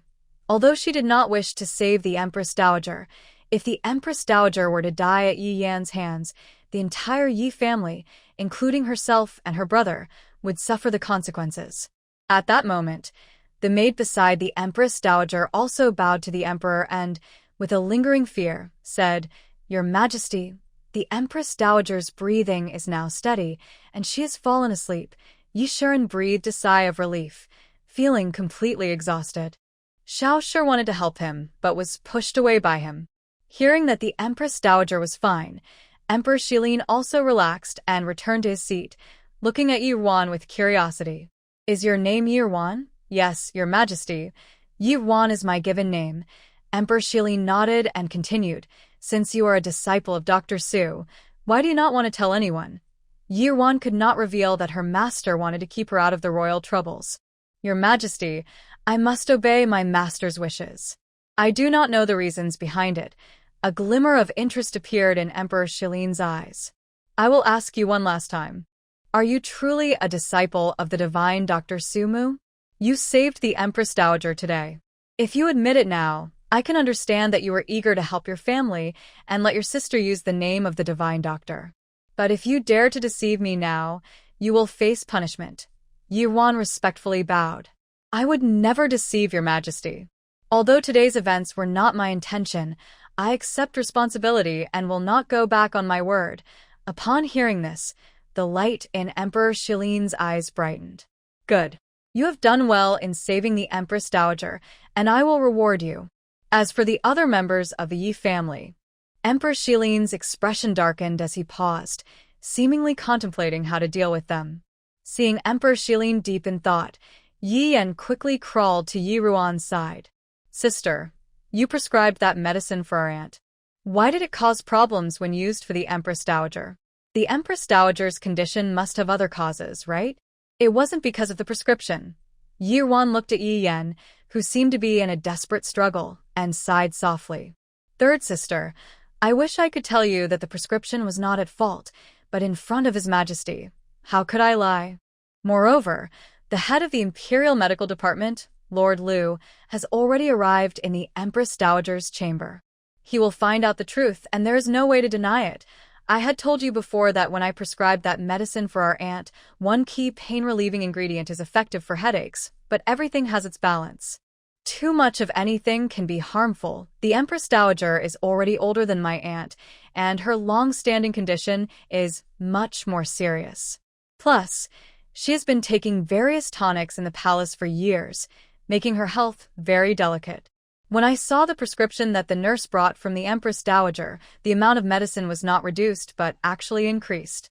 This stronger pain relief might help, but how can the Empress Dowager's body handle it? This is why her energy surged, causing her to faint. If it weren't for the timely acupuncture, the Empress Dowager might have. Yi Ruan hesitated, gently patting Yi Yan's hand, looking sympathetic. Sister, you really are confused. Hearing this, Emperor Shilin scoffed. I don't think she's confused. I think she's blinded by greed. Yi Yan glanced at Yi Huayuan, but he just lowered his head, pretending not to notice. She felt a deep resentment, wondering why he couldn't see the danger in this. He was truly a poor doctor. Last time, he claimed that the poison from the herb wouldn't be detected, yet it was discovered. Now he was in trouble again. How did he even become a court physician? At that moment, Madame Xiao couldn't help but kneel beside Yi Yan. Your Majesty, although my daughter nearly caused a disaster today, her intentions were good, and she meant no harm. Please, for Ruan's sake, who saved the Empress Dowager, spare my daughter this time. Emperor Shilin, however, didn't even glance at Madame Xiao. He turned his gaze to Yi Shiren, who was kneeling in place, and said in a deep voice, What do you think, Minister Yi? Seeing that the Empress Dowager was safe and the Emperor's expression had softened, Yi Shiren spoke with a hint of hope. Your Majesty, my daughter has made a serious mistake today, and I cannot defend her. However, my wife has a point. Since Ruan is a disciple of a renowned doctor, she must have a way to help Aunt Yen with her condition. I ask your Majesty to allow the Yi family to redeem themselves and forgive my thoughtless daughter and younger brother. After speaking, Yi Shiren looked at Yi Ruan. Ruan, is what your father said true? You must have a way to help the Empress Dowager with her condition, right? Yi Ruan couldn't help but sneer inwardly, realizing that even after such a big mistake, Yi Shiren was still focused on saving her. In her past life, she found herself in that situation, while her father remained indifferent, merely saying she brought it upon herself, allowing Yi Yan to trample her into the mud. But it turned out he did have love for his children. He just didn't show it to her and her brother.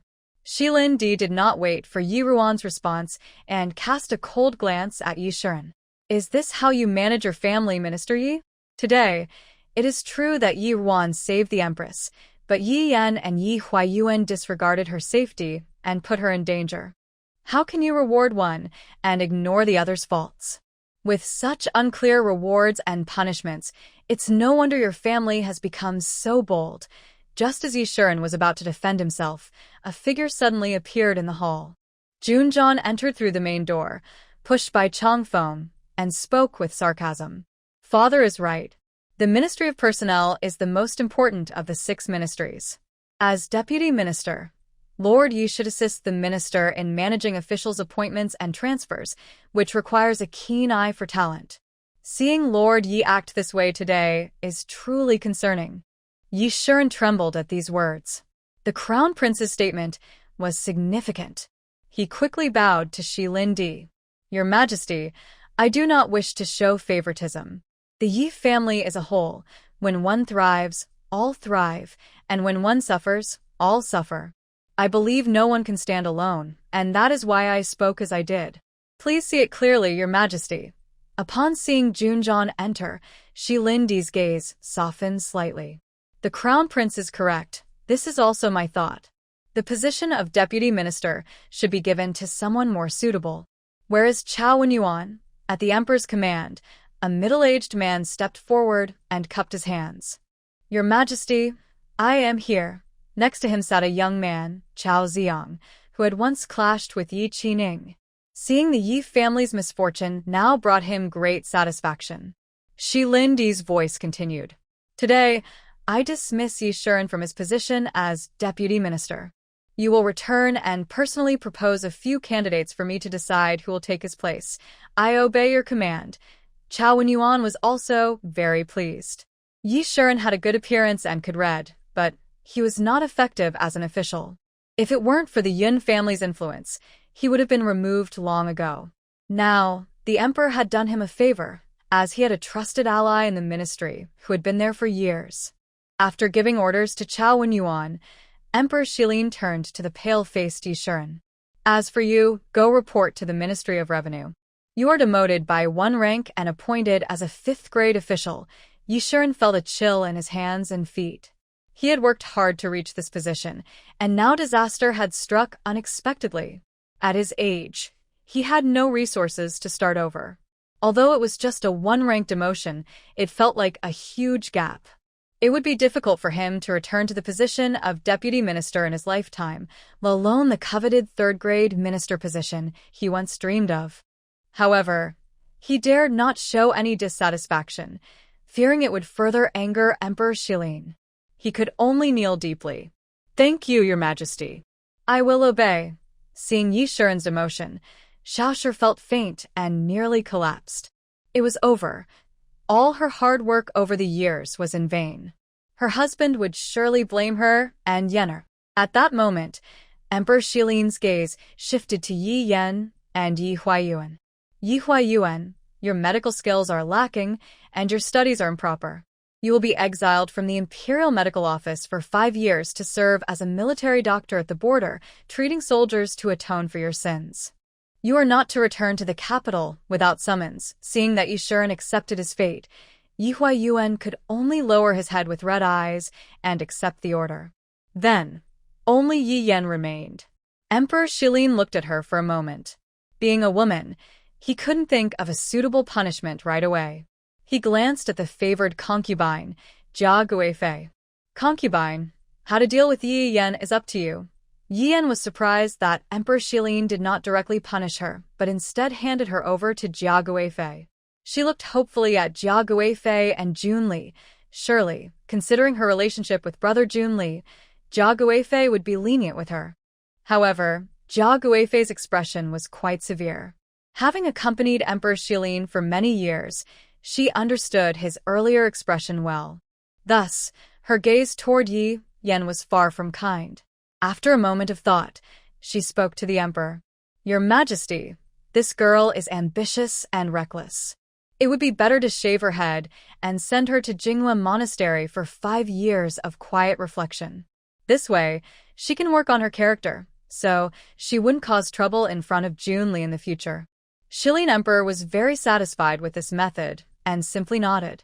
Since it has been entrusted to the noble consort, let her handle it herself. Upon hearing this, Mrs. Xiao quickly knelt before Consort Jia, tearfully pleading for Yi Yan. Your Highness, please spare her. Yenner is only 13 years old, and a girl's hair is so important. Forcing her to cut her hair and go to the temple as a nun is like taking her life. When she returns home, how will she face others? Please, Your Highness, have mercy. Mrs. Xiao knocked her head heavily on the ground, causing blood to seep from her forehead, looking very pitiful. Seeing this, Consort Jia became angry. Absurd. It's only a matter of sending her to the temple for a few years. How can that be compared to taking her life? If she is afraid, she should not have acted recklessly, nearly endangering the Empress Dowager's life. Yi Yan had always been obsessed with her looks. Hearing that her hair would be cut, she was frightened and lost her composure. Only when she heard her mother speak did she regain her senses and looked to Junli for help. Junli, upon hearing his mother mention cutting Yi Yan's hair, felt compassion.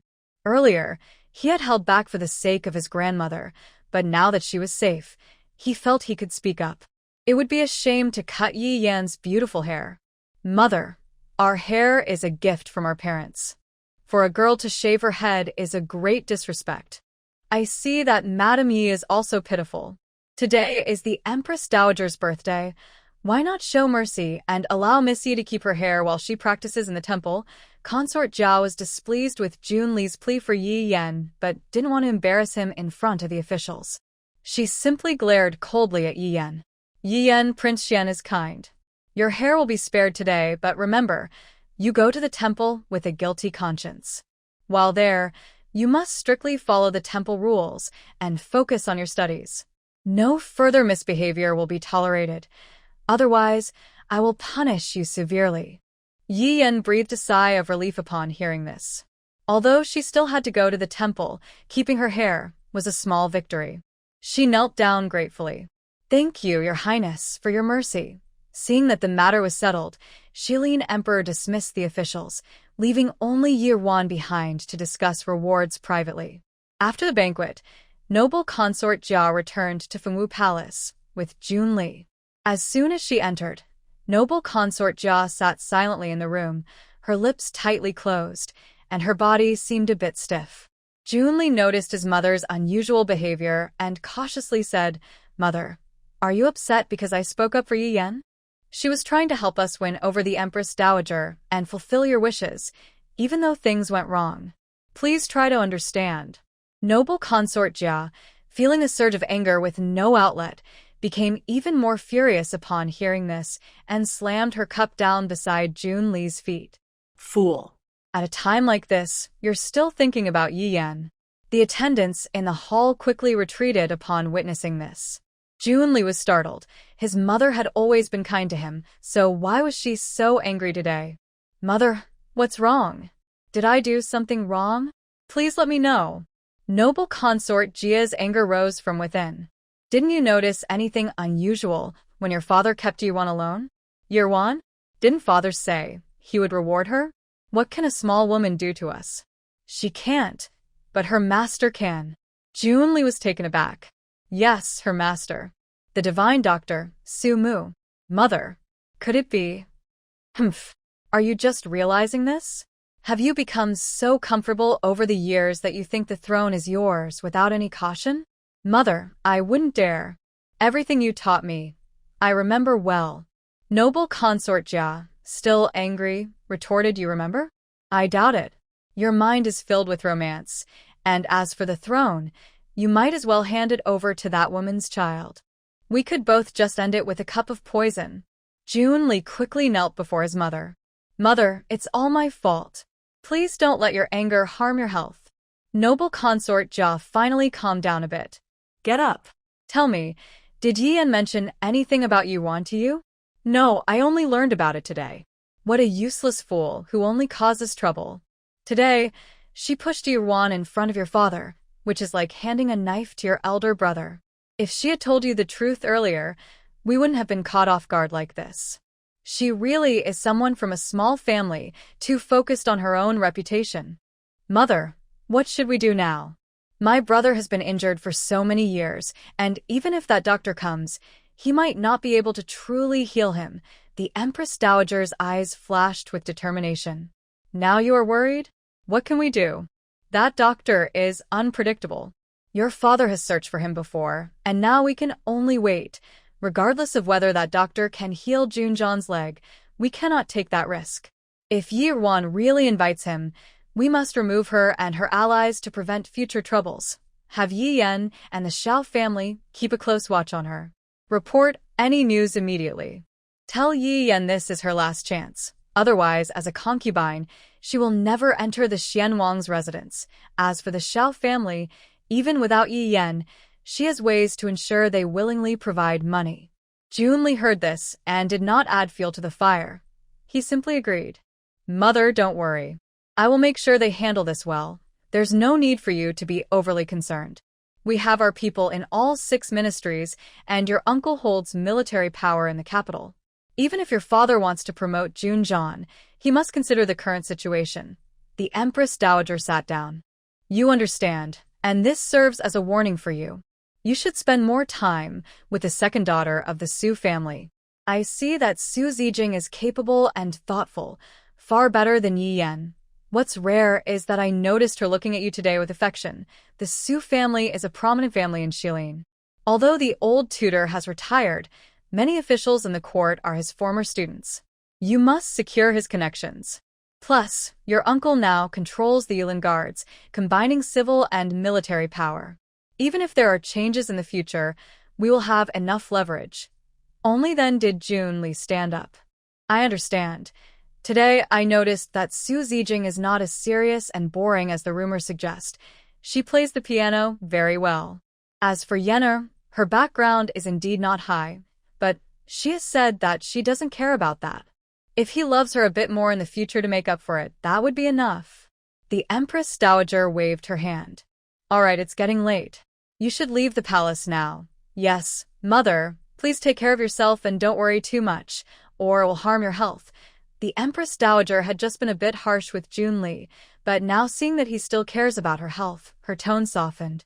I understand. For your future, I will live a long life. You know how hard it has been for me to get here, so I was a bit strict with you. Please don't hold it against me. Mother, I understand your concerns and would never hold a grudge against you, Junli replied quickly. It comforts me that you can understand my difficulties. Now, the palace gates are closing, so hurry and leave. Be careful on your way. Yes, I will take my leave.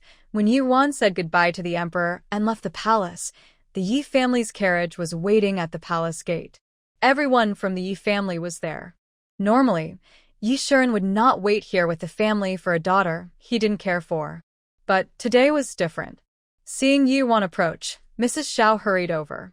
Ruaner, what did the emperor say when he kept you? Mother, the emperor said that I was rewarded for saving the Empress Dowager and gave me some gold and silver. Mrs. Xiao continued urgently. Did you remember what I told you? Take this chance to plead for your sister and father.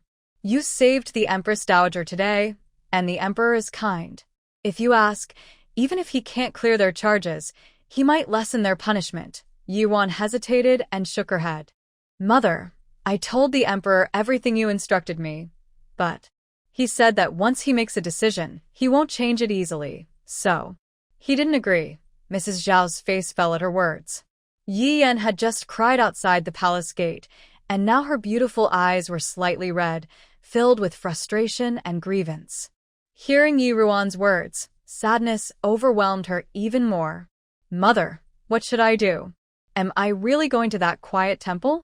It's so poor there, and if I have to stay in that dreadful place for 5 years, when I come back, where will I have a place in the capital? Yi Shiren also felt troubled. Crying, crying, crying. All you do is cry. This trouble is all your own doing. Yian had never been scolded so harshly by Yi Shiren before, and she was startled into silence, looking at her father with a bit of fear. Fortunately, Yi Shiren only shot her a glare and did not say anything else hurtful. Yi Ruan sneered inwardly. Even if Yi Yan caused Yi Shiren to lose his position, he could still endure it. It was hard to tell how much of this was genuine emotion and how much was about interests.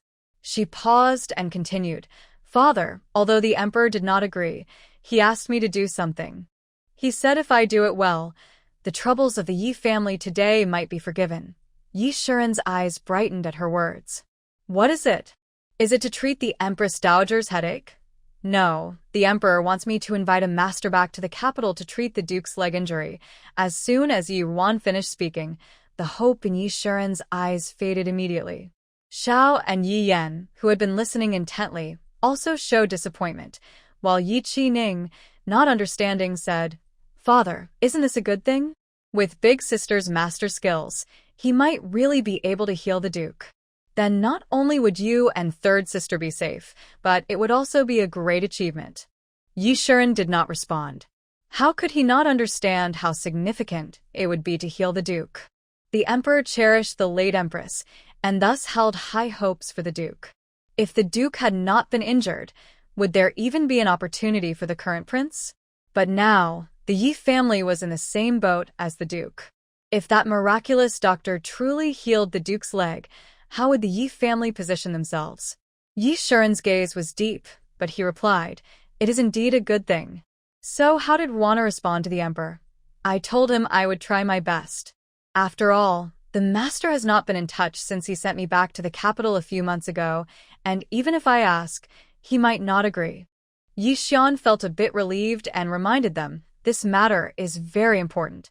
If there is any new information, you must inform me immediately. Father, I understand, replied the daughter. After they finished speaking, they got into the carriage. Once Yi Ruan entered the carriage, she looked at Yi Yan, who was starting to cry again, but did not comfort her as she usually would. Seeing her sister's expression, Yi Yan tried to suppress her feelings of uncertainty about the future and initiated a conversation. Is big sister upset with me? Yi Ruan remained silent and did not respond. Sister, I know I was wrong today for taking that prescription to please the Empress without asking. But you also know that I don't have the support like you do from the Yin family. If I want to have a good future in the capital, I can only rely on myself. I had no choice but to reveal your master's matter today. Please don't blame me, considering our past relationship, okay? Yi Ruan pretended to sigh. You were indeed foolish today. Even if you wanted to win the Empress's favor, you should have informed me first. Do you think I wouldn't help you given our bond? This could have prevented today's trouble. Do you really think I am so narrow-minded that I can't stand to see you succeed? Yi Yan quickly shook her head, shedding a few tears. That's not it, big sister. I didn't mean that. Recently, because of the servant sent by the Yun family, Yi Ruan had become somewhat distant from them. If she were to distance herself from them further because of this incident and lose her mother's control, all their efforts over the past 6 months would be in vain. Yi Ruan continued, somewhat angrily, What were you thinking? My master repeatedly warned me not to reveal his identity. If he finds out about today, he might be disappointed in me. How will I explain this to him? Right now, I need his help to save you and father. Seeing that she still cared about saving Yi Yan and Yi Xian, Xiao Shi felt relieved. Ruaner, your sister has already been punished. She will go to the Jinghua temple for meditation tomorrow. That temple is very harsh. Please don't hold it against her any longer. Forgive her. Yi Yan walked over to Yi Ruan and linked her arm. Yes, big sister, I promise I won't make any more mistakes. I will tell you everything honestly, okay? I'm really scared about leaving mother and you to go to that temple for 5 years. Yi Ruan looked at Yi Yan, who appeared very pitiful, and thought she should let Yunqi come and take a look. What could her aunt's skills compare to? This was true acting. However, her expression softened a bit. After looking at Yi Yan for a moment, she sighed again. All right, sister. When you go to that place, you must take care of yourself. Yi Yan immediately acted like a little girl, burying her head on Yi Ruan's shoulder. I knew it. Big sister still cares about me. When the Yi family returned home, it was already late, so they all went to rest. But that night, many people could not sleep. This was Yi Yan's first time being away from Xiao Shi for so long. Xiao Shi couldn't sleep and got up early to organize the items Yi Yan needed to take. As she was sorting, her eyes turned red. Yenna, you must take good care of yourself at the temple. After all, you are the legitimate daughter of the Yi family. If anyone dares to bully you, don't hold back. Just let Hong Xiu come back and tell your father and me. Yi Yan's expression was also quite bad, but since her father was present, she didn't say much. She had already caused her father to lose his position, so she dared not act inappropriately. Yi Shiren's face was also a bit gloomy. He frowned as he looked at the many bundles Xiao Shi was preparing for Yi Yan. But thinking about the message from the Prince of Xian last night, he suppressed his anger. Although Yi Yan had caused such a big trouble and implicated him, he thought about it all night. The future of the Yi family and his own prospects still depended on the Prince of Xian and the children born to Xiao Shi. He couldn't be too heartless. After all, the Prince of Xian still had feelings for Yi Yan. Alright, you don't need to pack those. It's better to prepare more silver notes instead of these useless things. Although the Jinghua Monastery is a temple, it is still home to people. Since they are people, they have desires. If we handle things well, life can be better. Xiao saw that Yi Shiren's tone was still somewhat serious, but his expression was not too harsh, so she wiped her eyes. You are right, my lord. I will have someone prepare more silver notes for Yenner to carry with her. Yan saw that her father seemed to have calmed down a bit after a night, so she hurried to his side. Father, this time it's my fault for causing you to lose face and be demoted. Please believe in me. When I marry into the Xianwang mansion and my brother Junli ascends to greatness, our Yi family will surely rise again, Yi Shiren sighed. Well, actually, I thought a lot about this after returning yesterday. I have been in the Ministry of Personnel for many years, but never gained the trust of Chao and Yuan. Now that the Emperor has assigned me to the Ministry of Revenue, it may not be a bad thing. Perhaps I will have a chance to show my abilities there. As Yi Shiren spoke, he glanced at Xiao, who felt a stir in her heart and moved to sit beside him, showing her support. My lord, the Ministry of Revenue manages finances. Although our Xiao family cannot help you in other ways, we do have plenty of money. If you need assistance from my father or brothers, please feel free to ask. Yi Shiren patted Zhao's hand, and his expression finally brightened a bit. Xiao was much better than Yuntang in this regard. Although Yuntang was the legitimate daughter of the Yun family, she was never willing to step forward and use her family's influence to help him. She insisted that her knowledge was enough to succeed on her own and that it would earn her more respect.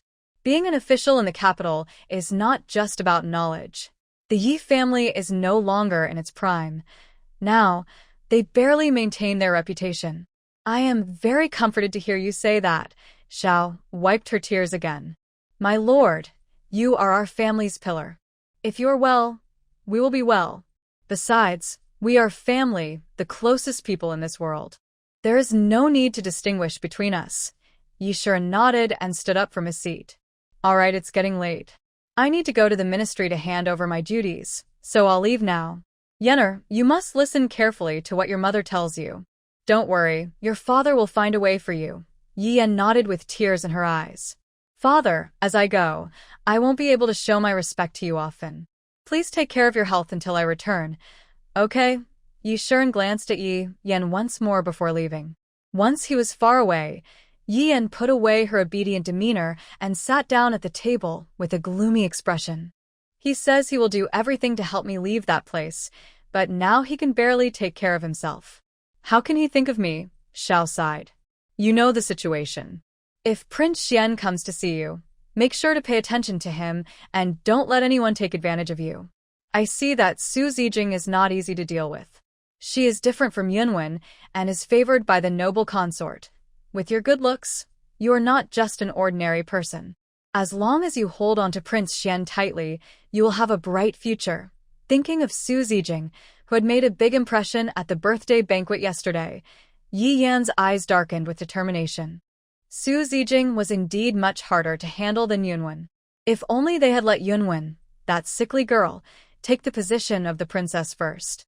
After all, she wouldn't live long, and neither Jun Li nor the noble consort liked her. She wouldn't have many worries about making her move in the future. Mother, I understand. But I don't know when I will return from Jinghua Temple. Although Brother Jun Li will help me, the noble consort is angry right now. Even if he wants to help, it will take some time. I don't know what the situation at the temple will be like. Thinking of her current situation, Yi Yan couldn't help but feel sad again. This time, she truly felt like she had lost everything. Mother, you must keep an eye on Yirwan. We need to help the noble consort resolve the issue with King Jing quickly, or she might not let me leave soon, Xiao nodded. Don't worry, I know what to do. Your father understands the seriousness of this matter too. We will work together, and Yirwan is foolish.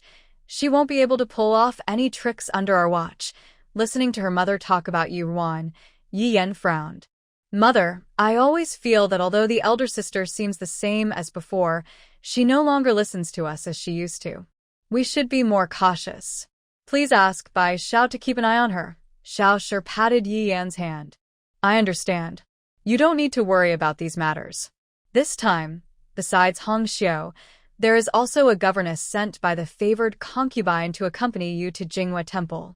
Remember to build a good relationship with her and avoid upsetting her. Yenna will remember. Yi Yan talked with her mother for a while longer when the person sent by the favored concubine arrived. Yirwan also came with Yi Qining to see Yi Yan off from the house. By this time, it was already bright outside, and there were many townspeople coming and going in front of the Yi residence. Upon seeing a carriage parked in front of the Yi residence, with a middle-aged woman dressed in palace attire standing beside it, some curious people began to whisper. Have you heard?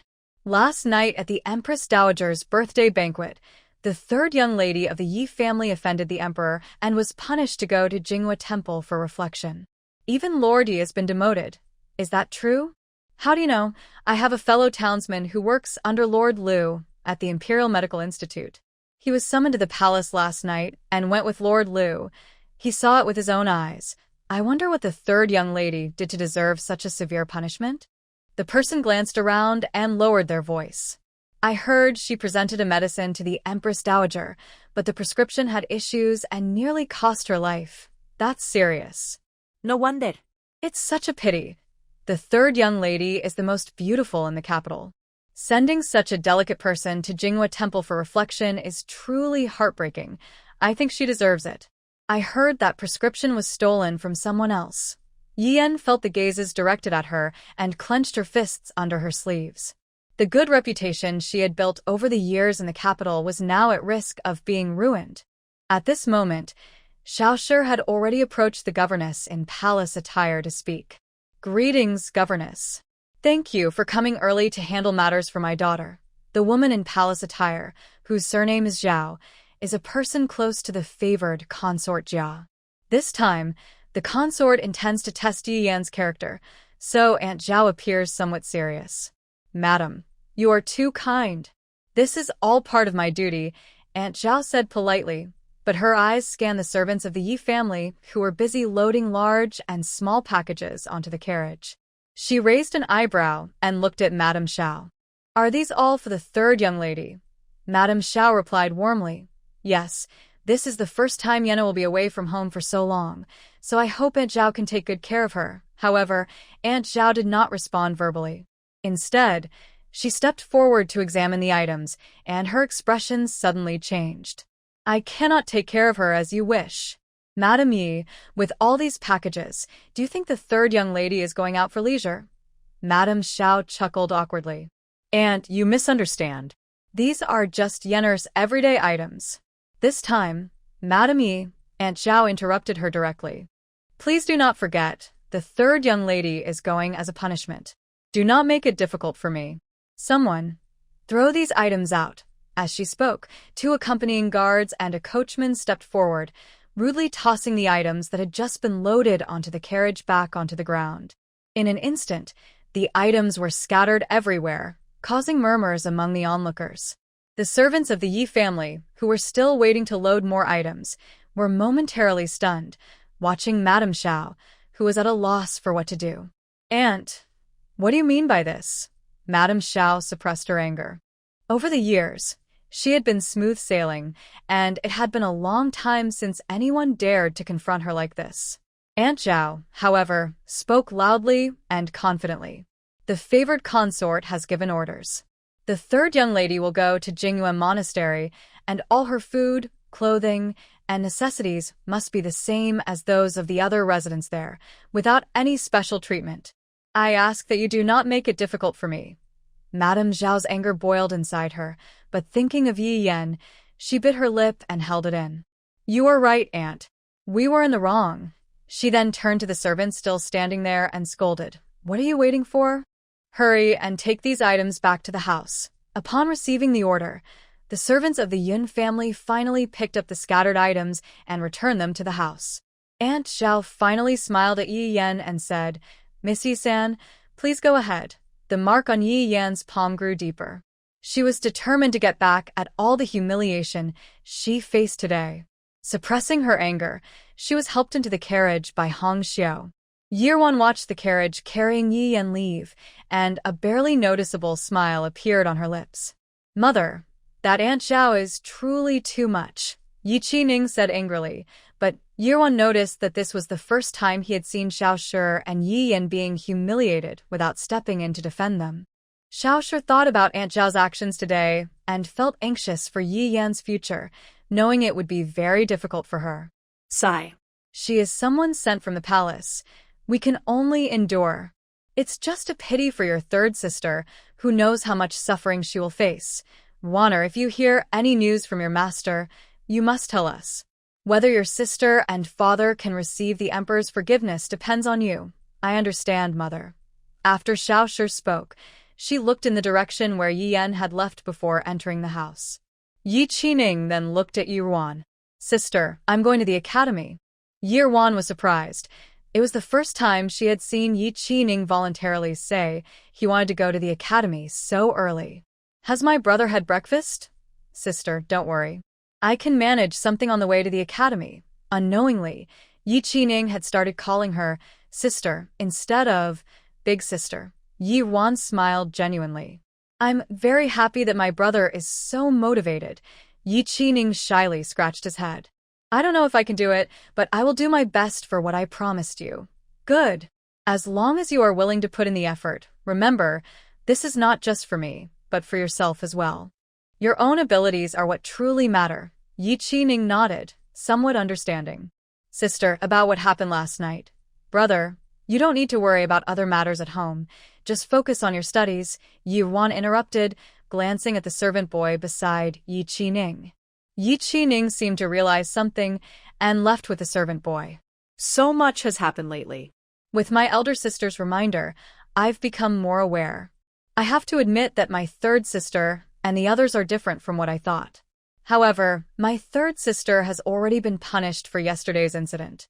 I hope she can truly reflect and change after her time at the Quiet Temple. At this moment, Yi Jifan was unaware of what had happened at the Empress's birthday banquet. He was filled with ambition, standing in a long line with many other candidates to enter. The eldest son of the Yun family, Yun Qing, was also in the line, but they were some distance apart. When it was finally Yi Jifan's turn to take his number, he followed the rules and bowed to the supervising official, introducing himself. Young man Yi Jifan greets you, sir.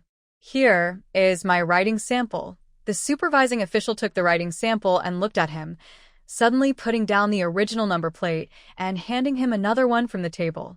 Yi Jifan frowned slightly, but didn't think much of it. However, when he reached the assigned room, his expression darkened instantly. A supervising official saw him standing in front of the room without moving and quickly approached him. Why aren't you going in? Yi Jifan opened his mouth but ultimately said nothing.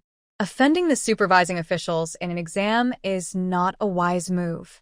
Sir, I just felt a bit discouraged because I was assigned to the room at the end of the hall. I paused for a moment. Please forgive me, I will go in now. Humph. The room at the end is occupied every year, and no one has ever complained. Today is just your bad luck. There's no need to make a fuss about it. The supervising official scolded him again. Yi Jifan had to swallow his anger. You are right, sir. I was foolish. Then, he walked into the room amid the sympathetic gazes of the other candidates. As soon as the proctor left, Yi Jifan's expression changed rapidly. This identification badge was clearly arranged specifically for him. Who could be behind this? He really couldn't figure out which influential person in the capital he had offended to deserve such treatment. The end of the alley had a room known as the toilet room. The autumn examination consisted of 3 sessions, each lasting 3 days. During this time, the candidates had to eat, drink, and sleep in a small room. Staying in such a confined space for several days and nights was already quite challenging. In previous years, many candidates had fainted in the examination room. Even worse, each room at the end of the alley had a bucket for candidates to use. If the heat caused the smell to rise, it would become unbearable.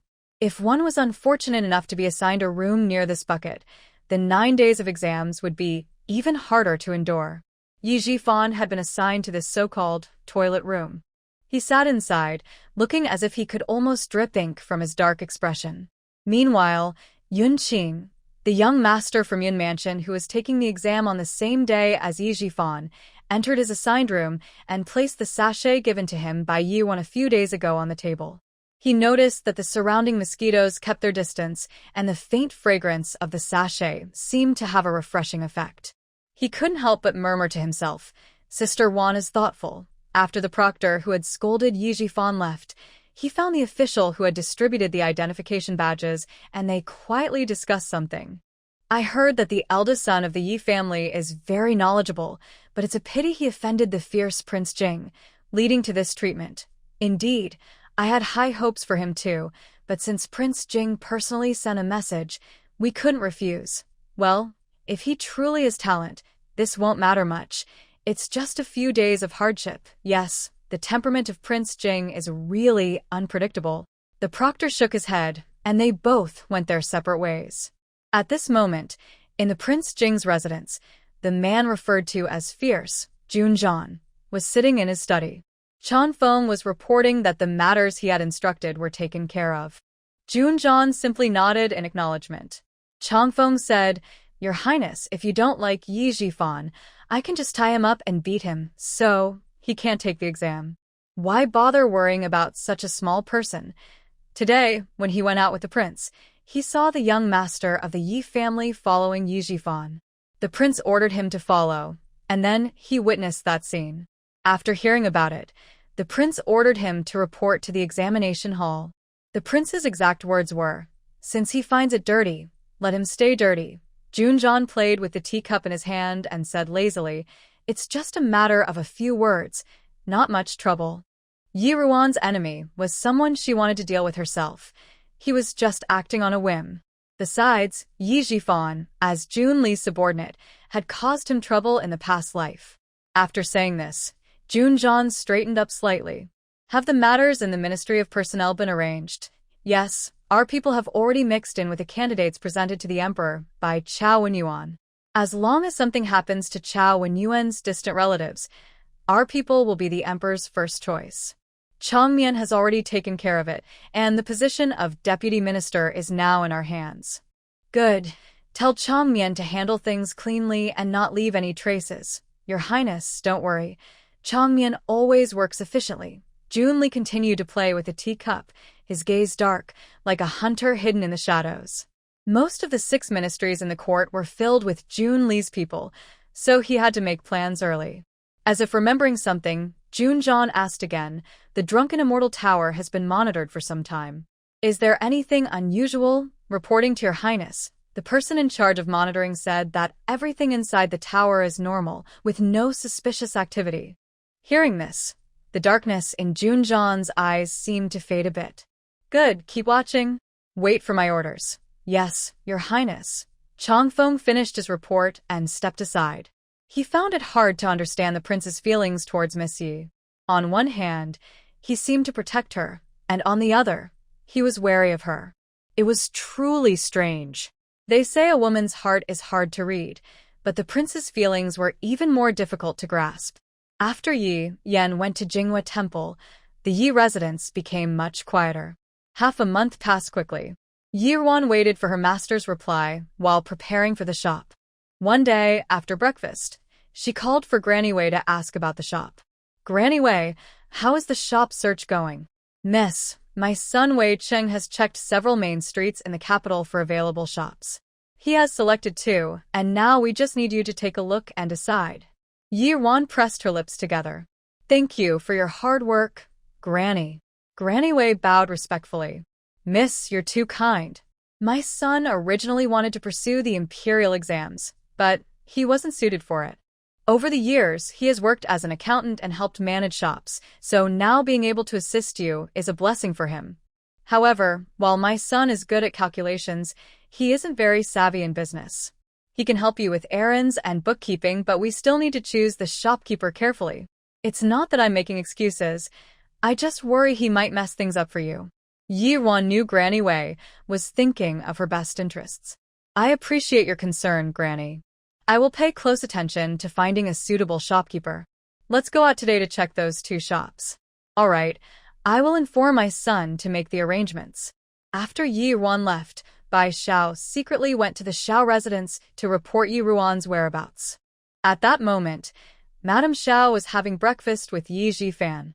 Upon hearing Bai Xiao's words, she put down her chopsticks and asked, "Do you know where she went?" "Madam, the young lady wants to open a shop in the capital. She has been preparing for this for some time." "A shop?" Madame Xiao was slightly surprised. Although she disliked Yun Tongxing's children, she didn't dare to act against them due to the Yun family's influence. Moreover, she didn't lack money, so she was willing to maintain a good reputation in these matters. She even deliberately encouraged Yi Qining to make various friends and spend money on entertainment, hoping to turn him into a useless person. Thus, the monthly allowances for the young masters and ladies in the residence were considered quite generous in the capital. Why is a young lady like Yi-won opening a shop? "Yes, madam, the young lady went out today to check on the shop. I heard that it is that Lady Wei's son who is helping her with it." Xiao thought for a moment. "Is there anything else?" "None, madam," Bai Xiao replied respectfully. "I understand. You can go back now. Keep an eye on the movements at Qingyu Pavilion and make sure no one notices anything. Bai Zhu, bring me the gilded bracelet I bought the other day for Bai Xiao." The maid beside Xiao responded and handed a heavy bracelet to Bai Xiao. Bai Xiao's face lit up with joy as she thanked Xiao and left. The madam is really generous. Unlike in the young lady's room, even when she was a senior maid, there was nothing to gain. The young lady has been outside since she was little, and the late madam's dowry has always been managed by the current madam. After the young lady returned, she showed no intention of taking control of it herself. The only money she could use each month was her allowance. According to Ban Xia, the young lady is using the reward given by the emperor last time to open the shop.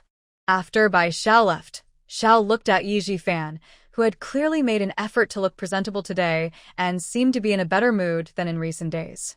Today is the day the results are announced. Yi Jifan had returned from the examination 6 or 7 days ago. When he first came back, he startled Xiao.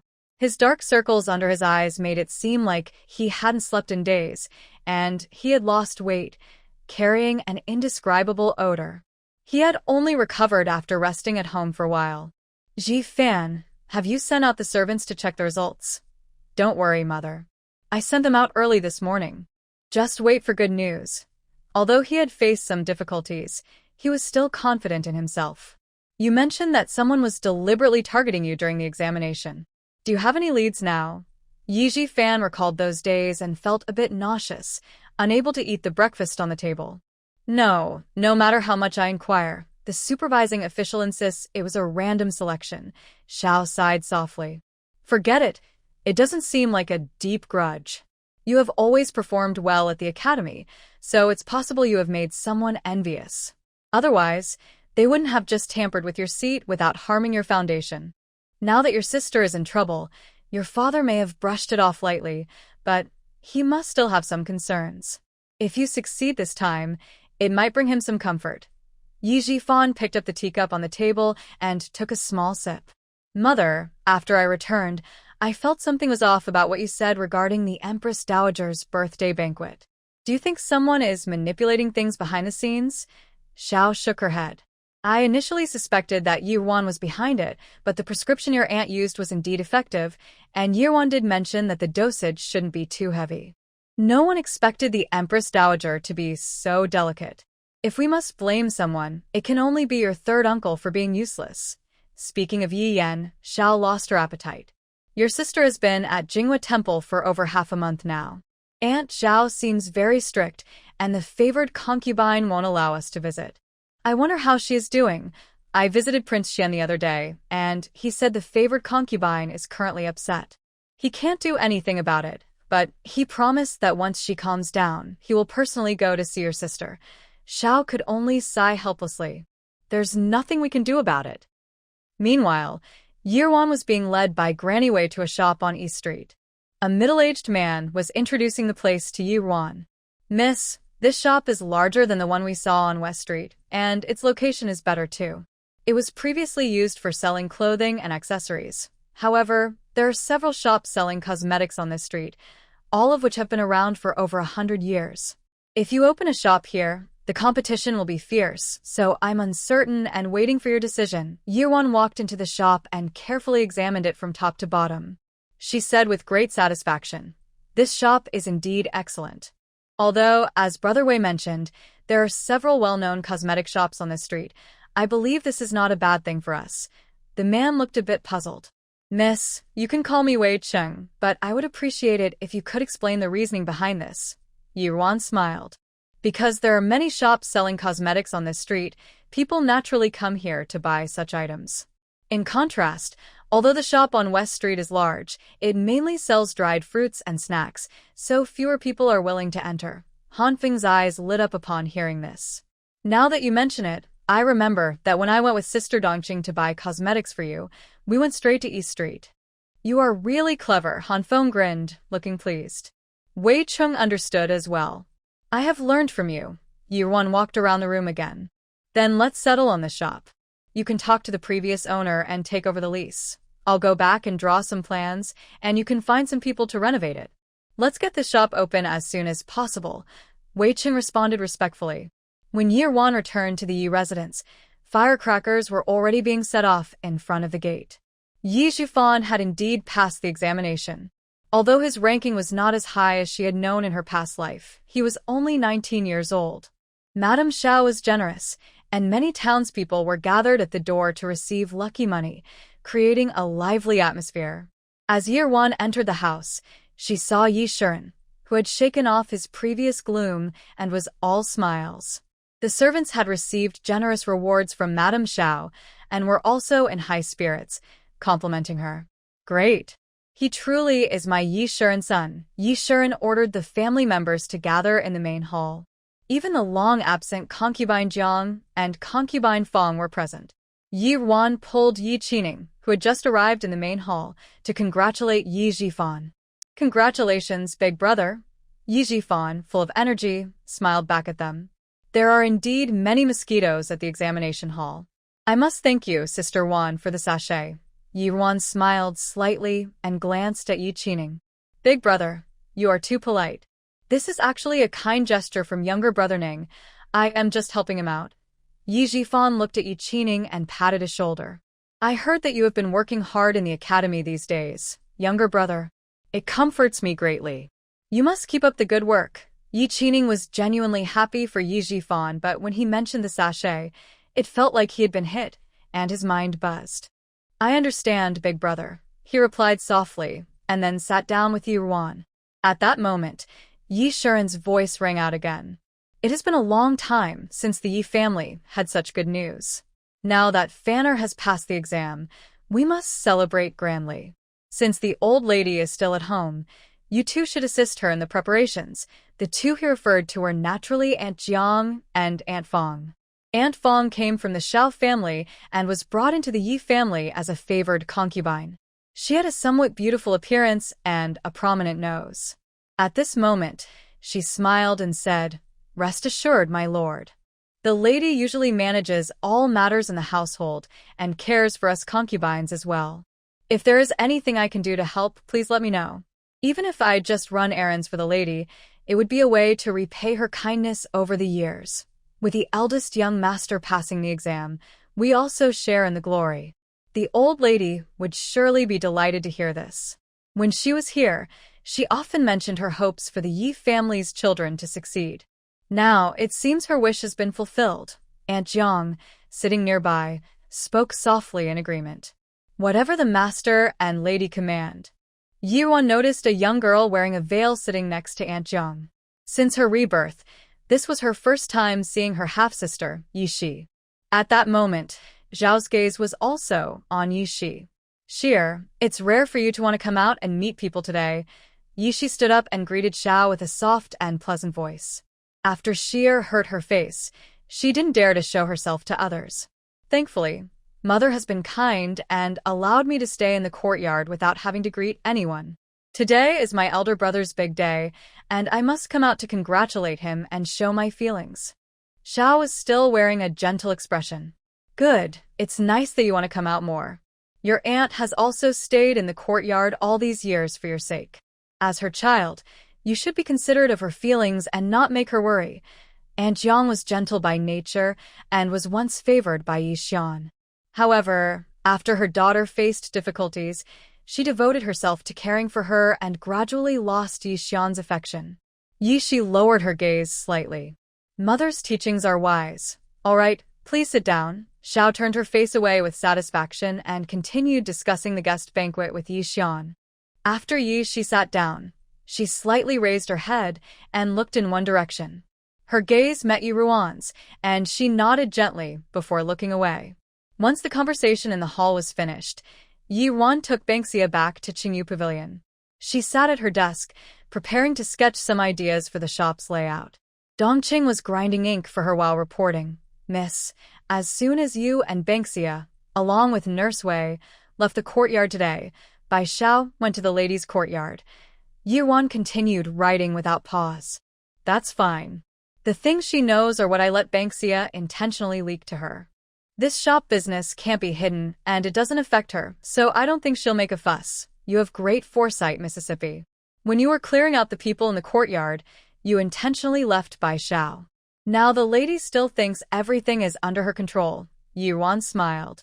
She thought it was better to let someone she knew stay rather than have Xiao find ways to send someone in or bribe the other maids in the courtyard. Yi Ruan didn't continue on that topic, and instead discussed the shop's layout with Dongqing. At that moment, Banksia suddenly rushed in with a joyful expression. Miss. The divine doctor's letter has arrived. Yi Ruan's eyes brightened, and she quickly put down her pen. Quick, bring it here. It has been almost 2 months, and the master finally replied. She eagerly opened the letter, and the bold handwriting caught her eye.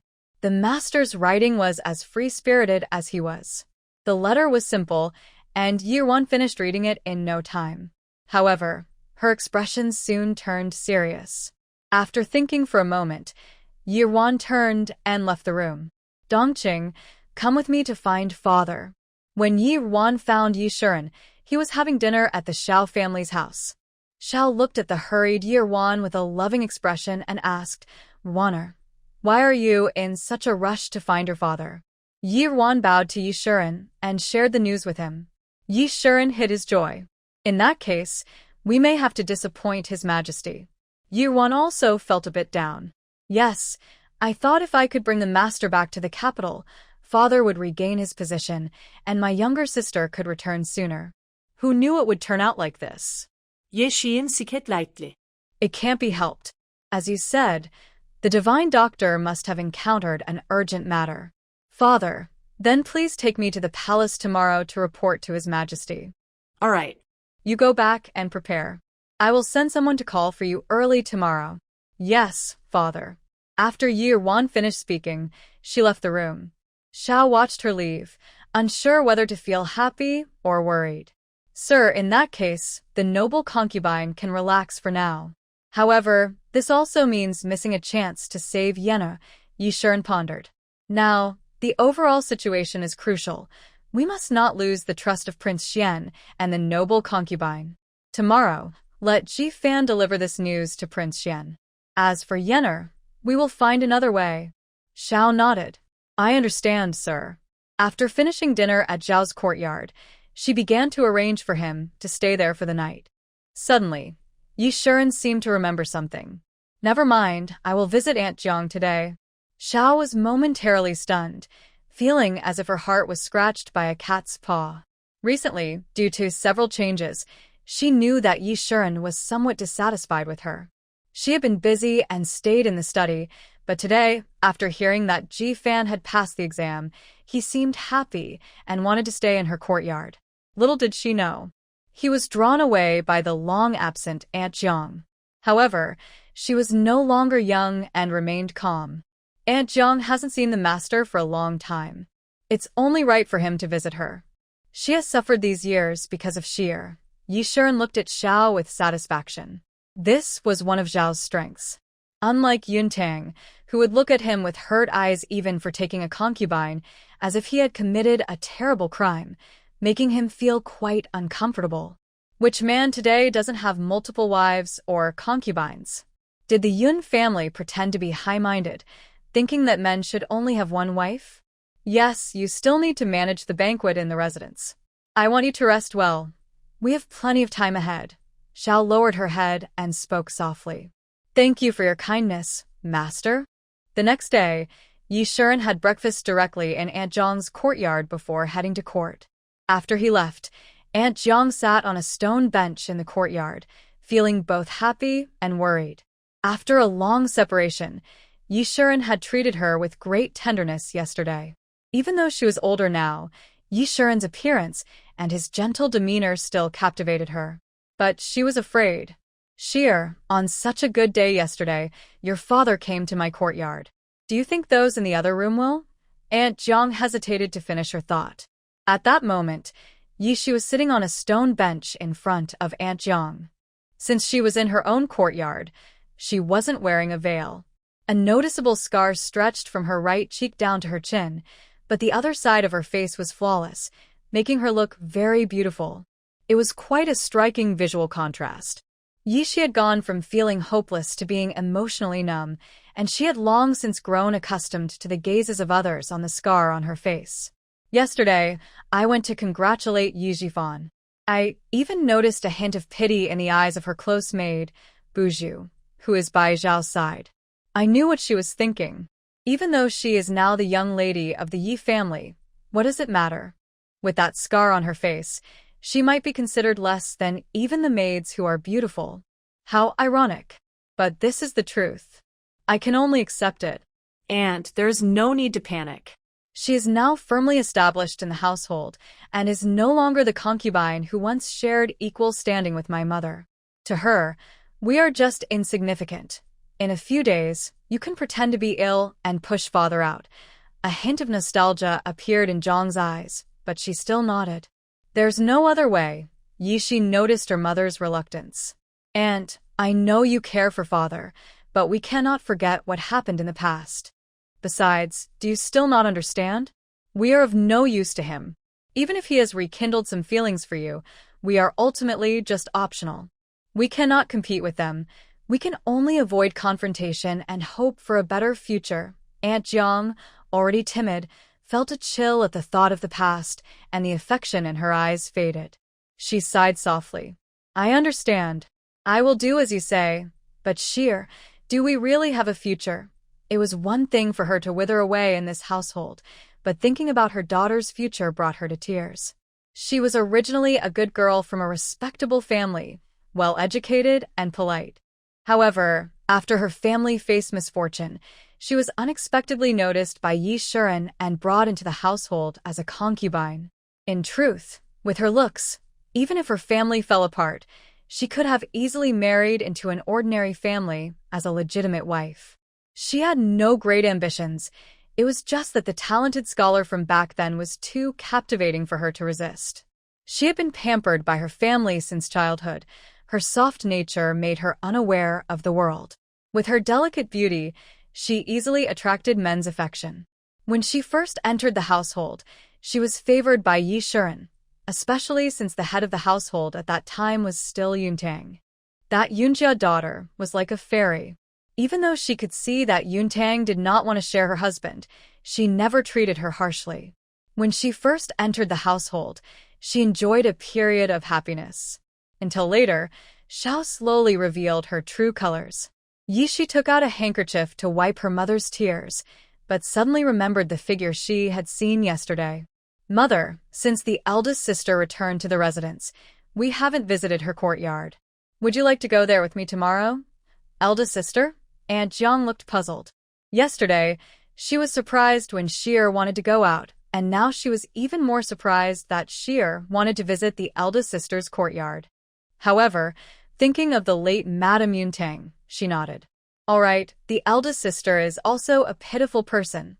As Aunt Jiang spoke, she seemed to recall something, and her eyes brightened. Sheer, didn't that girl Ding Xiang say yesterday that the eldest sister is a disciple of the divine Dr. Sumu? Do you think she might be able to remove the scars on your face? Yishi's smile faded slightly. She had long given up hope regarding the scars on her face. However, she didn't want to interrupt her mother's dreams. Okay, let's ask the eldest sister tomorrow. Upon hearing this, Aunt Jiang suddenly perked up, and the frown on her face transformed into a genuine smile. If the scars on your face can be removed, with that, the third miss wouldn't be the most beautiful in the capital. Before Aunt Jiang could finish her sentence, Yishi interrupted her. Aunt, be careful with your words. Some things should not be spoken aloud. When we see the eldest sister tomorrow, I hope you won't say anything inappropriate. Aunt Jiang fell silent, but the smile on her face remained. All right, I will listen to you. Sheer, seeing her mother agree, Yishi's expression became unclear. Recently, the situation in the residence seemed to have changed without notice.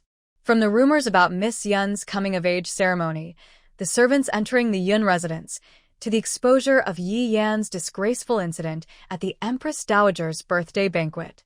And all of this seemed to be connected to that person's shadow. After entering the palace with her father, Yi Wan was arranged by the palace servants to wait in a room. It wasn't until after the morning court session that Emperor Shilin summoned her to the study for a private conversation. However, Yi Wan did not expect to find Prince Jing there as well when she arrived at the study. At that moment, he was sitting at the table, holding a chess piece and playing against the Emperor of Shilin. The study was quiet, and when his fingers touched the chessboard, it made a slight sound. The prince's fingers were long and strong, with distinct joints. Due to his slight obsession with cleanliness, even his nails were neatly trimmed, making them the most beautiful hands Yi Wan had ever seen. Your Majesty, Miss Yi has arrived, a young eunuch's voice echoed in the hall. Yi Wan immediately stepped forward to greet them. I pay my respects to your Majesty and to Prince Jing. Upon seeing Yi Wan enter, Junjian showed little expression, while the Emperor of Shilin appeared somewhat pleased. Please, no need for formalities. I heard from your father that you wanted to see me. Is there news from the Divine Doctor? Yes, your Majesty. This is a letter from my master. Please take a look. Yi Wan respectfully handed over the letter. The eunuch beside the emperor quickly took the letter and handed it to him. After reading it quickly, the emperor's tone became slightly serious. Nongli's? Yes, my master said he is currently dealing with an important matter and cannot return to the capital for 2 years. Hearing this, the emperor showed some anger. What could be more important than treating my son? Yi Wan lowered her head slightly, knowing that this news would be very disappointing for the emperor. Your Majesty, my master has always been compassionate. He must be facing a significant issue and is not intentionally refusing. He also mentioned that when he returns in 2 years, he will come to treat Prince Jing. I understand your concern for your son, your Majesty. Since my master cannot come back in time, I am willing to try to treat Prince Jing myself. This was also her agreement with Prince Jing. The emperor's expression was still serious. Yi Ruan's success in treating the Empress Dowager was one thing. After all, the prescription was originally hers, so it was not surprising that she could provide the right treatment. However, Junjian's leg was different. He had searched for renowned doctors across the land and had lost hope after they were unable to help. Yi Ruan was still a young girl who had not yet come of age. How could she have such great abilities? At that moment, Junjian put down his chess piece and said with a hint of self-mockery, Father, since she is willing, why not let her try? The worst outcome would be the same as now. Anyway, I have been disabled for years and have gotten used to it. According to my memories from my past life, Sumu indeed came to find me 2 years later. This aligns with what Yuan said. She doesn't seem to be lying. No wonder after I woke up 6 months ago and spread the news about the ghostly flower, Sumu never showed up. In my past life, he clearly sought me out for this medicine. Otherwise, with his nature, how could he involve himself in the struggle for the throne? After all, someone as wise as him would understand what healing me would mean. I just didn't expect that even with my preparations and having Yuan as my apprentice, I still couldn't change the course of my past life. Upon hearing this, Emperor Shilin could only put down the letter in his hand and sighed, addressing Yuan. Fine. Then starting tomorrow, you shall go to the Prince of Jing's residence to treat him. If you need anything, just tell me. If you can heal the prince, not only will I pardon your family, but I will also reward you handsomely. Yuan actually wanted to say that pardoning her family was enough, but she respectfully bowed to Emperor Shilin. I will obey, Your Majesty. However, Your Majesty, as a young woman, if I frequently visit the Prince of Jing's residence without reason, it may cause gossip. I kindly ask you to issue a decree for the Yi family, which would help silence any rumors. It wasn't just her reputation. If she visited the prince's residence too often, the favored concubine Jia would surely notice what she was doing and might suspect ill intentions. It would be better to openly request the emperor's decree so that they would think twice. Emperor Shilin naturally agreed. When Yi Yuan returned home with Yi Shiren, the imperial decree soon arrived at the Yi residence. The members of the Yi family respectfully received the decree. After the messenger left, Yi Jifan cautiously asked, "Sister, do you have confidence in treating the prince's injury?" Although he had already asked his sister about it after learning she was a disciple of a divine doctor, it was still good to confirm in person. "Big brother, I heard from Sister San about Prince Jing. He has been disabled for a long time and has no feeling in his legs. His leg veins must have already died.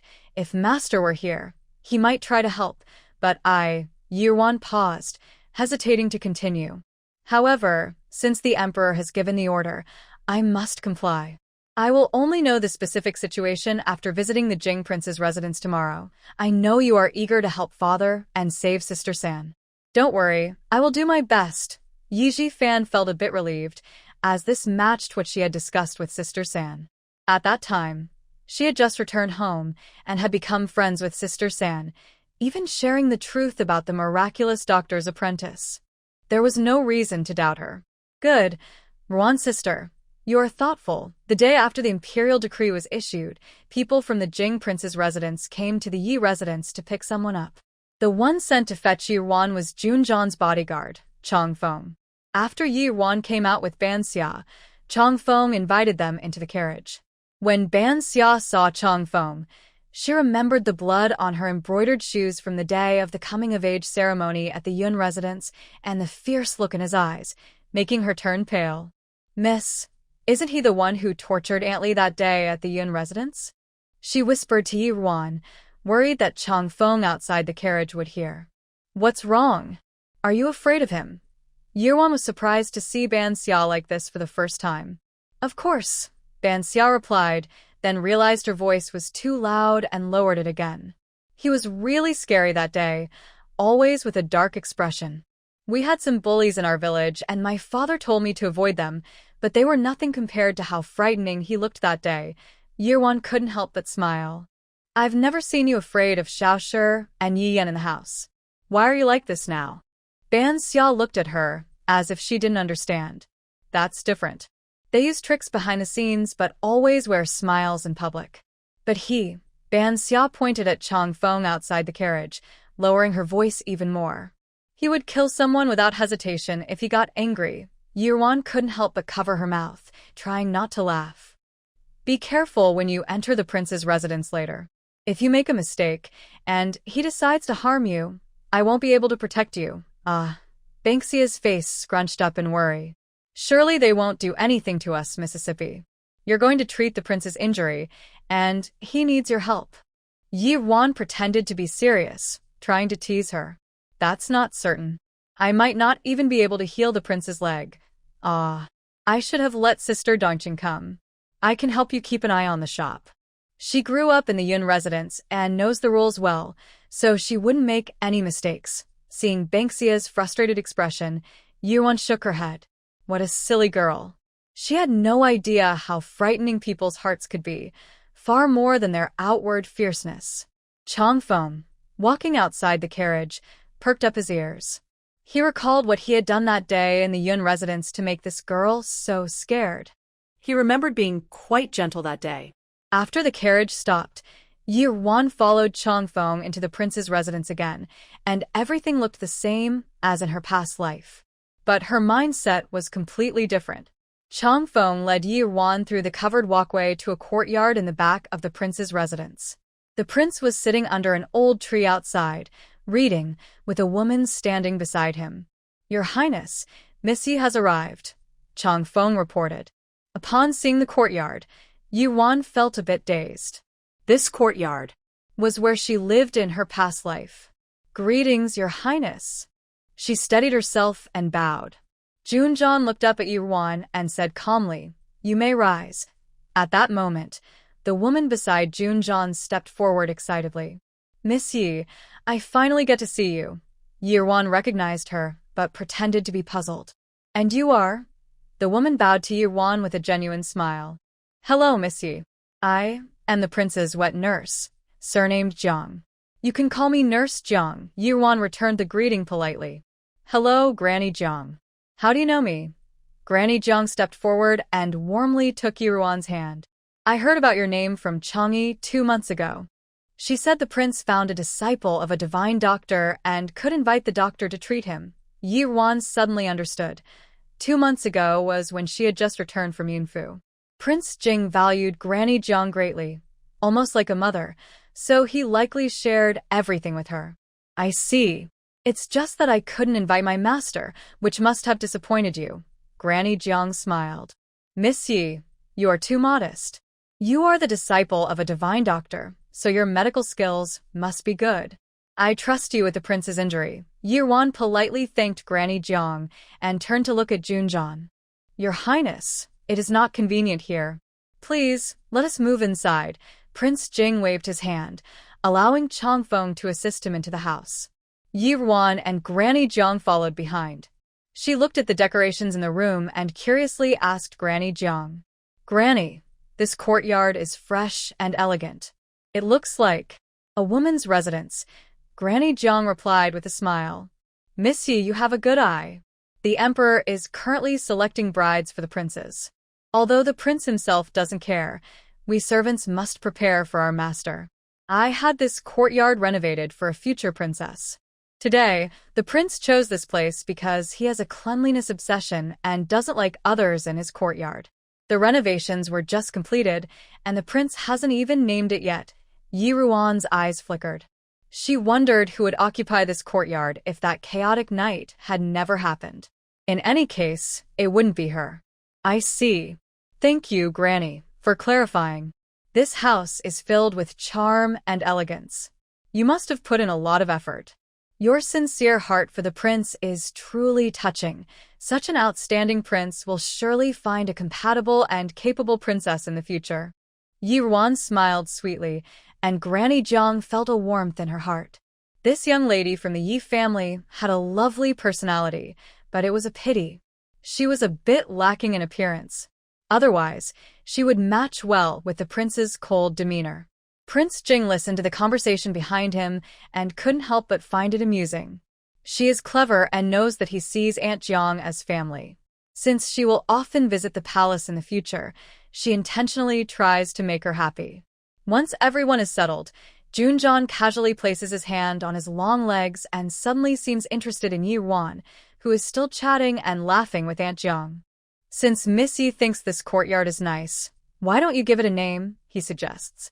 Yi Ruan's smile falters for a moment. "Your Highness, that might not be appropriate," she replies. Junjan simply says, "I want you to name it, so you should." Yi Ruan is taken aback, studying Junjan, unsure of his intentions. Since she is now allied with him, it is best to please him.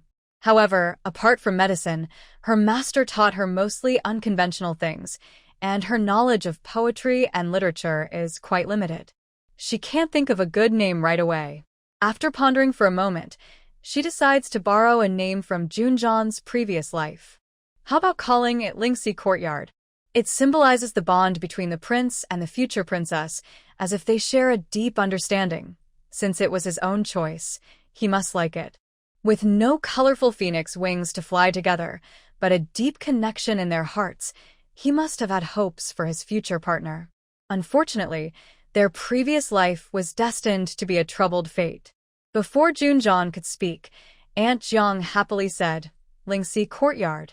Your Highness, I think this name is excellent. The meaning is wonderful." Junjon's gaze shifts slightly. Lingxi Courtyard. If he had any doubts about her being reborn before, they are gone now. He looks intently at Yuan, and a hint of anger flashes in his eyes. This name is good, but my expectations for the future princess are not just a deep understanding, but absolute loyalty. After all, what I dislike most is betrayal. If the person by my side lacks even basic loyalty, wouldn't I be handing over the knife to someone else? What do you think, Miss Yi? His gaze is sharp, as if it can see through one's heart.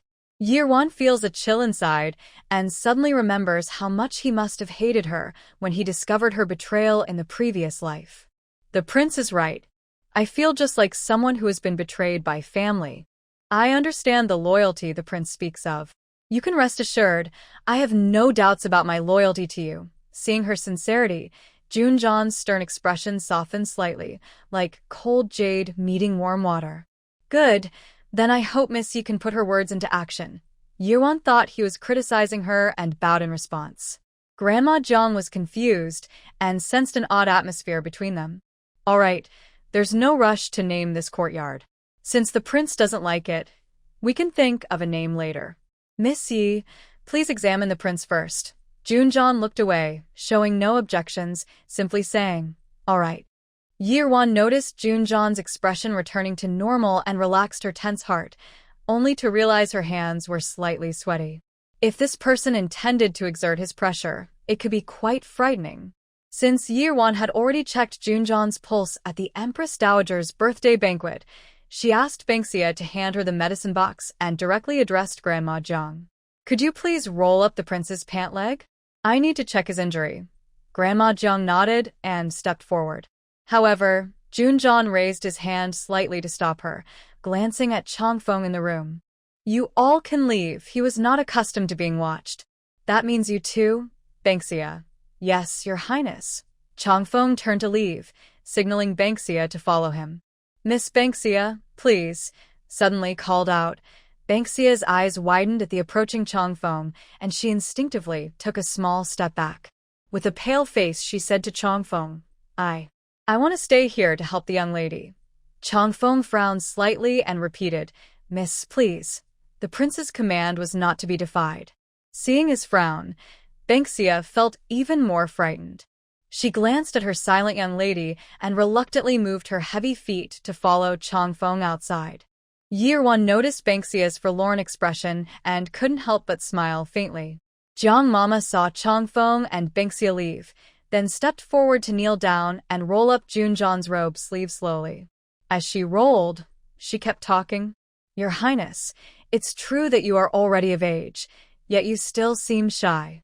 Other princes may not have married a main wife, but they have plenty of concubines.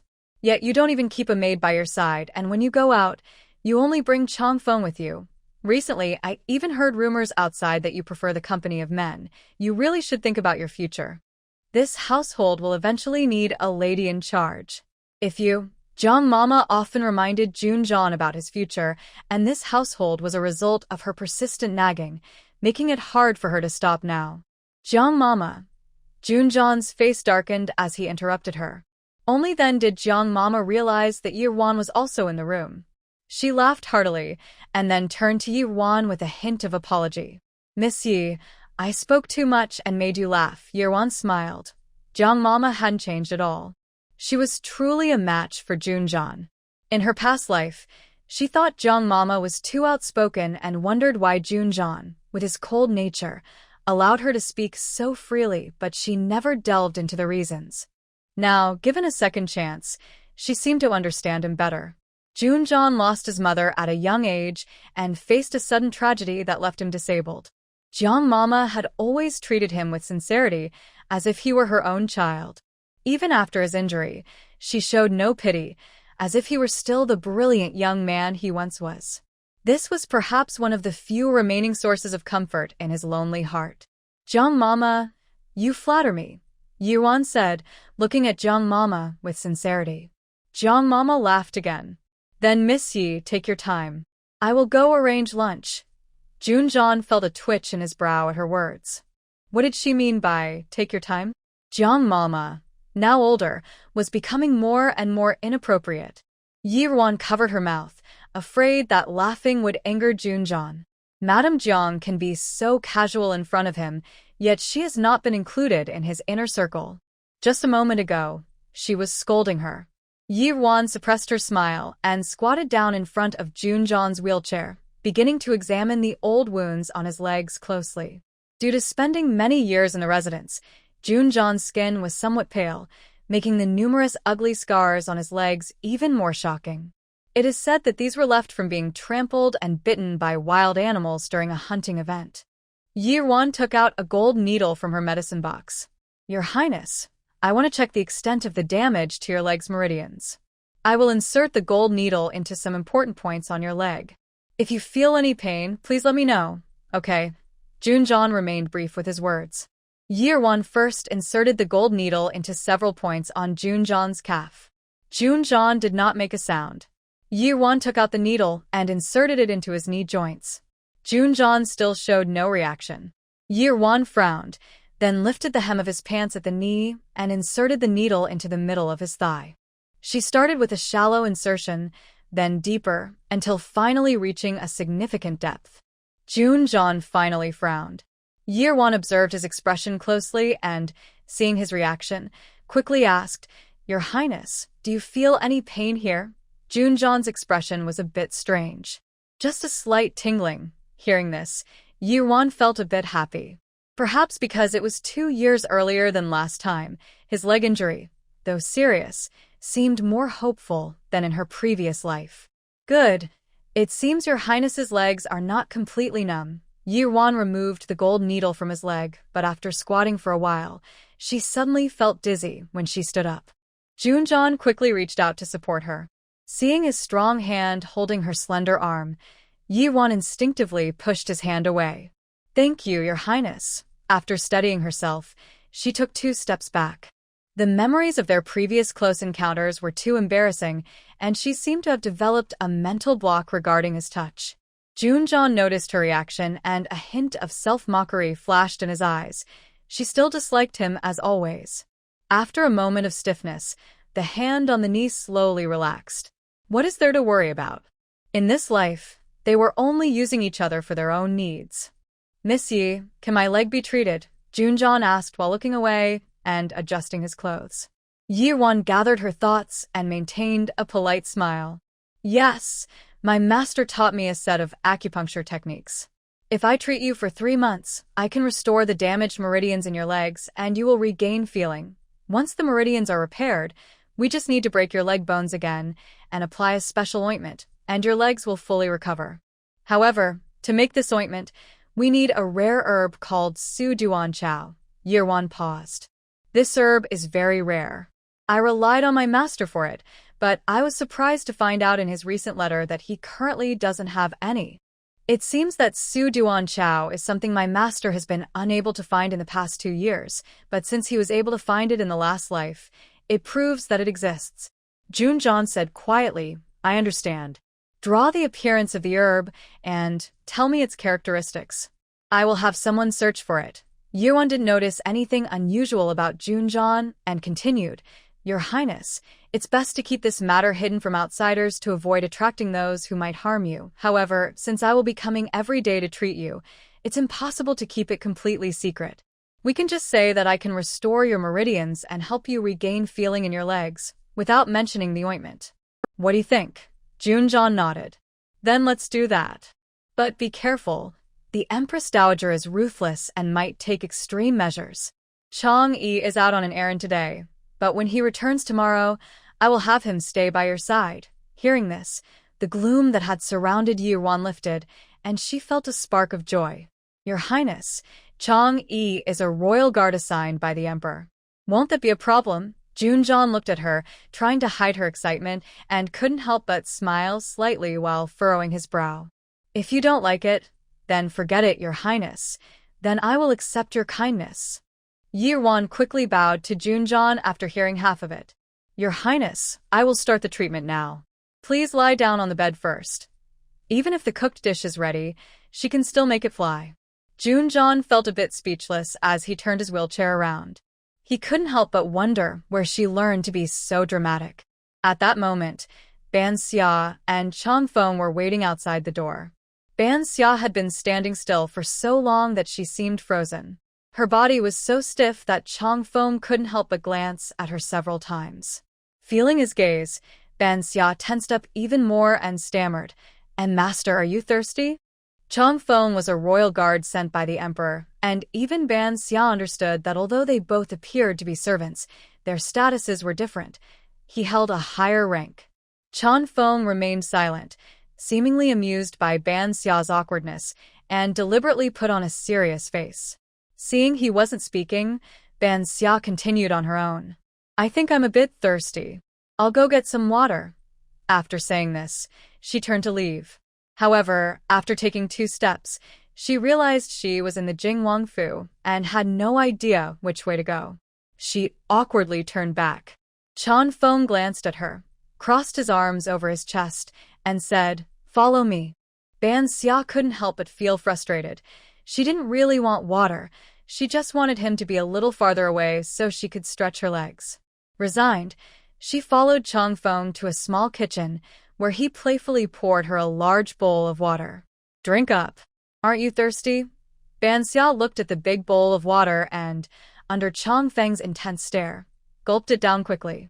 As she set the bowl down, she noticed Chang Feng's eyes widen as he swallowed, so she instinctively picked up a cup and poured him some water. "Master, are you thirsty too?"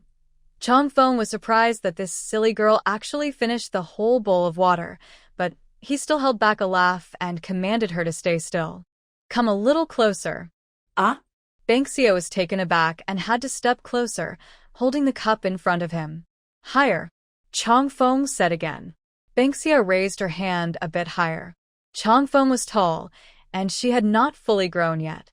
She held the cup just above her forehead, reaching his shoulder. Chang Feng looked at Banksia, who had her hair styled in 2 buns and a round face with a slight blush, and his interest grew. The few girls he had interacted with were mostly Changi, but he wouldn't dare tease her due to her skills with poison. At this moment, he found this little girl quite adorable. He smirked and suddenly leaned down to drink the tea from Banksia's hand. Banksia didn't even have time to react before he strode toward the door. "Now that you've finished drinking, you can go back." Banksia widened her eyes, staring at the empty cup in her hand, unable to believe what just happened. What just happened? Even when she sat in the carriage returning to the mansion with her lady, she was still a bit dazed. Yuan had just returned to the Yi residence and hadn't had a moment to catch her breath when Yi Shiren personally came to her courtyard to inquire. Yuan recounted the prepared story to Yi Shiren. She even wiped away her tears, feeling quite guilty. "Father, it's all my fault." Yi Shiren pretended to sigh. "You shouldn't blame yourself. When the emperor sought out famous doctors, they couldn't help Prince Jing's injury, let alone you, a young girl who hasn't even come of age." However, a hint of determination flashed in Yu Ruan's eyes. "Father, I won't give up. I may not be able to heal Prince Jing's leg, but I'm still keeping this from the emperor and the Jing residents. While I can't heal his leg, my master taught me a special acupuncture technique that might restore some feeling in his leg. Though he still won't be able to stand or walk, the emperor cares for Prince Jing. If he sees him regain some feeling, it might bring him joy and hope. While it may not restore your official position, perhaps it could persuade the emperor to release my 3rd sister from that temple. Once my sister is out, I can say that my skills are limited and that I could only treat him to that extent. I'm sure the emperor won't pursue it further." Yi Xian paced back and forth in the room with his hands behind his back. "This is actually a good idea.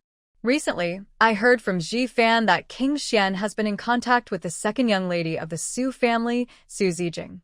Now that Yenner is locked away in that temple, it would be bad if someone took advantage of the situation. After all, she can't really cure King Jing." "Good. It's rare for you to have such sisterly feelings for Yenner." Yirwan smiled sweetly at him. "What are you saying, father? Since I returned home, I've been close to my 3rd sister. How could I stand by and do nothing?" Yi Xian praised Yirwan, which was rare, and then left satisfied. Yi-Wan watched his back and suddenly realized that this seemed to be the first time Yi Xian had come to her courtyard to see her since her return. Unfortunately, it was not for her. He was only happy to hear that she might be able to rescue Yi Yan, without considering the risks she would have to take. The consequences are unpredictable. If she really goes against the rules and accidentally angers the Emperor of Shilin, what would happen to her? Not long after Yi Xian left, two unexpected guests arrived at Yi-Ruan's courtyard. "I come to pay my respects to the young lady," and Jiang entered with Yi Shi, led by Dongqing, and greeted Yi-Ruan. Yi Shi also said, "Greetings, big sister." Yi-Ruan had just finished her dinner, and upon seeing them enter, she asked Dongqing to find seats for the two of them. "Oh, it's aunt and sister. Please have a seat." Then she had Dongqing brew a few cups of tea for them. Aunt Jiang and Yi Shi were not shy, and sat down comfortably. Yi Shi took a gentle sip of the tea that Dongqing handed her. This tea in Big Sister's courtyard is a beautiful green color, fragrant like orchids and rich in flavor. "It must be Lushan Yunwu tea," Yi-Ruan replied. "You're quite perceptive, second sister. A brother of mine at our mother's home has been doing business there recently and brought some back for our mother. This tea was just given to me a few days ago, and I thought I'd let you and aunt try something new." Yi Shi smiled and said, "Mother treats big sister so well. Sister, you may not know, but it's not just about you. Over the years you've been away, the lady has treated the second young master very well, sending him all the good things. Even the eldest young master cannot compare. Isn't that right? If it weren't for this, how could my brother have grown up so spoiled?" Yi-Ruan thought. "You're mistaken, sister. The maids and caretaker's mother arranged for me were all very loyal and capable. After I returned home, they told me everything in detail to help me get familiar with the household." Yi-Ruan paused, sighed softly, and continued, "But my brother and I have not lived up to our mother's expectations." Yi Shi carefully observed Yi-Ruan's expression. Although she said this, her eyes were calm, showing no signs of guilt. Yi Shi tentatively said, "Sister, you are too modest. Although the second brother can be a bit unruly and often makes father angry, he hasn't really done anything terrible over the years. If he were truly guided well, he could be a talented person." Yi-Ruan met Yi Shi's gaze, understanding her subtle hint. However, she felt that this second sister was somewhat scheming, and it was hard to tell if she was friend or foe. Until she revealed her intentions, Yi-Ruan didn't want to share too much. "Let's hope so. By the way, did you and the aunt come to see me for something today?" At this moment, Aunt Jiang, who had been sitting quietly, finally spoke up. "Miss, the second young lady and I have come to ask you for a favor." Yi-Ruan shifted her gaze from Yi Shi. "Please go ahead, Aunt." Aunt Jiang's face was full of hope. "Miss, you know that the second young lady has a scar on her face from an accident when she was young. I heard you are a disciple of the renowned healer, Su Mu. Could you take a look and see if you can help remove the scar?" Yi-Ruan understood. However, looking at Yi Shi's expression, she didn't seem very concerned. It seemed that for her, this was just an excuse for the visit. Yi-Ruan replied readily, "I can certainly take a look at my second sister. But since this is an old scar, I cannot guarantee a perfect result." Aunt Jiang stood up happily upon hearing this and bowed to Yi-Ruan. "I thank you, miss. There is no need to be so polite, Aunt." Aunt Jiang remained very respectful. "Miss, your willingness to help the second miss is truly kind. Regardless of the outcome, we are grateful to you." However, Yi Shi did not immediately let Yi-Ruan examine her injury. Instead, she stood up with Aunt Jiang and looked at Yi-Ruan. "Big sister, although sheer hopes for the injury on her face to heal, it is getting late today. I do not want to disturb your rest.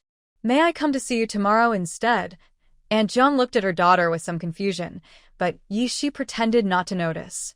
Yi-Ruan carefully observed Yi Shi's expression. Could it be that she wanted to speak to her alone? "Of course, but I will first go to the prince's residence tomorrow to treat him. You may come by in the afternoon." Yi Shi slightly bent her knees in response. "Yes, big sister. Then I will take my leave for now." After Aunt Jiang and her daughter left, Dongqing walked over to Yi-Ruan, hesitantly saying, "Miss, it seemed like the second miss had something to say today." Yi Wan looked in the direction they had left, her expression unclear. Aunt Jiang and her second sister had never shown themselves in the Yi household before, almost like invisible people. After returning home, she had never interacted with them, so it was strange that they sought her out now. It's fine.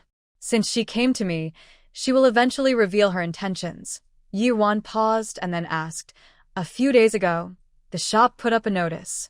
Did you find a suitable manager today? I found a good candidate. If you are free tomorrow, I can bring that person to meet you. Yi Wan nodded in agreement. Beside them, Banksia noticed that Dongqing had plans for tomorrow and couldn't help but frown slightly. Dongqing noticed her hesitation and curiously asked, Banksia, what's wrong?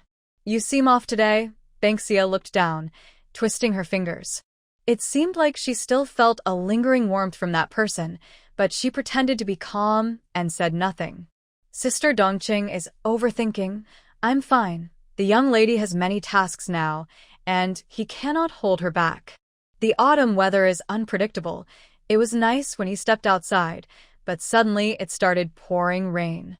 Today, it was still Chongfeng going to the Yi residence to pick someone up. He watched from behind as Yi Wan and her maid entered the estate. He noticed that Bansha had tilted the only spare umbrella almost entirely towards Yi Wan, leaving Yi Ruan's skirt only slightly damp while Bansha herself was soaked. What a loyal maid she is.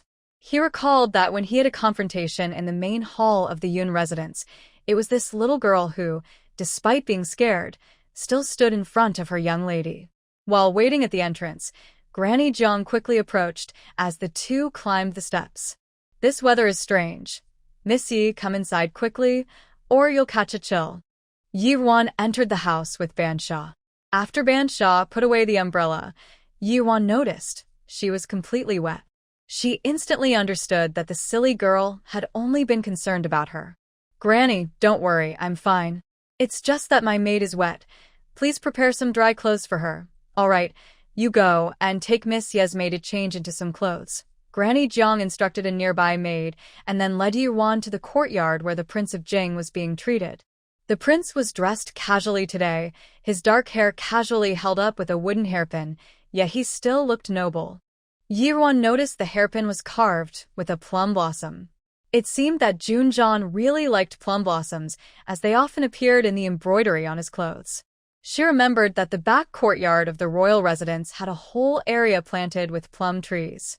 In winter, walking through the snow to admire the plum blossoms must be beautiful.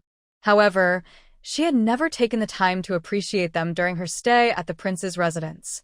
Your Highness, Prince Jing. Upon entering, Yi Wan stepped forward to greet Junjian. Junjian was leaning by the window, watching the increasingly heavy rain, lost in thought. Upon hearing Yi Ruan's voice, he turned his face but did not say much. I have matters to attend to today. Let's begin. Yes. Madame Jiang helped Junjian lie down on the bed, and Yi Wan stepped forward to take out the golden needles from the medicine box to treat him. About half an hour later, Yi Wan finished the treatment. She listened to the sound of the rain outside, which was getting louder. She thought to herself, the disaster must be coming soon. She glanced at Junjian, who was tidying his clothes. Today seemed like a good opportunity. Your Highness, there is less than a month until the autumn harvest, and this rain is not a good sign. Junjian paused, knowing what would happen in a month, but he did not show it on his face. Oh? Miss Yi understands the signs of nature? Yi Wan thought for a moment and made up a story. My master once saved a wise person who understood the signs of nature. To repay my master, that person taught me about it. From what I see, there may be a disaster this year. If your Highness believes me, perhaps you could secretly stock up on some grain. Hearing this, Prince Jing frowned, pretending not to understand. Miss Yi, do you mean to suggest that I take advantage of a national disaster? Let's not discuss whether there will be a disaster. Even if there is, I would not take such unjust wealth. What do you think of me, Miss Yi? Seeing his misunderstanding, Yi Wan quickly explained. Your Highness, you misunderstood. I did not mean that. I just want to know if you have heard of my mother's family, the Shao family? The royal merchant Shao family? Exactly. The Shao family is very wealthy. You know that my stepmother and younger sister have already aligned with Prince Xian. The Xiao family is now one of his main sources of wealth. If your highness could take the Xiao family's money, it would be a significant blow to Prince Xian. Junzhan raised an eyebrow. Miss Yi means for me to sell this grain to the Xiao family at a high price? The Xiao family is made up of merchants, and merchants care about profit. If there is no benefit, Miss Yi would naively think they would care about the people and generously offer help. Yirwan noted that he understood her meaning just by mentioning the Xiao family. She couldn't help but think that if she hadn't been foolish in her past life, Junli might not have been able to compete with him. She gathered her thoughts and responded, "They certainly won't, but the prince seems to have forgotten that my third sister is still at the Jingyue monastery. My third sister is an important link between the Xiao family and the Yi family with Prince Xian, now that the noble consort Jia has taken an interest in the Su family and Prince Xian is frequently in contact with the second young lady of the Su family. Do you think they might be anxious? Will the Xiao family take this opportunity to bring my third sister out of the Jingyue monastery? The Xiao family has no power. The only thing they can use is money. Exchanging the credit for disaster relief for Yi Yan, I believe the emperor won't have any objections." Junzhan's cold eyes moved slightly. "How much grain does Miss Yi think I should collect?" Yirwan lowered her gaze to hide her brilliance. "The more, the better, even if it means using all the resources of the Jing prince's residence, because she knew the Xiao family would definitely do this.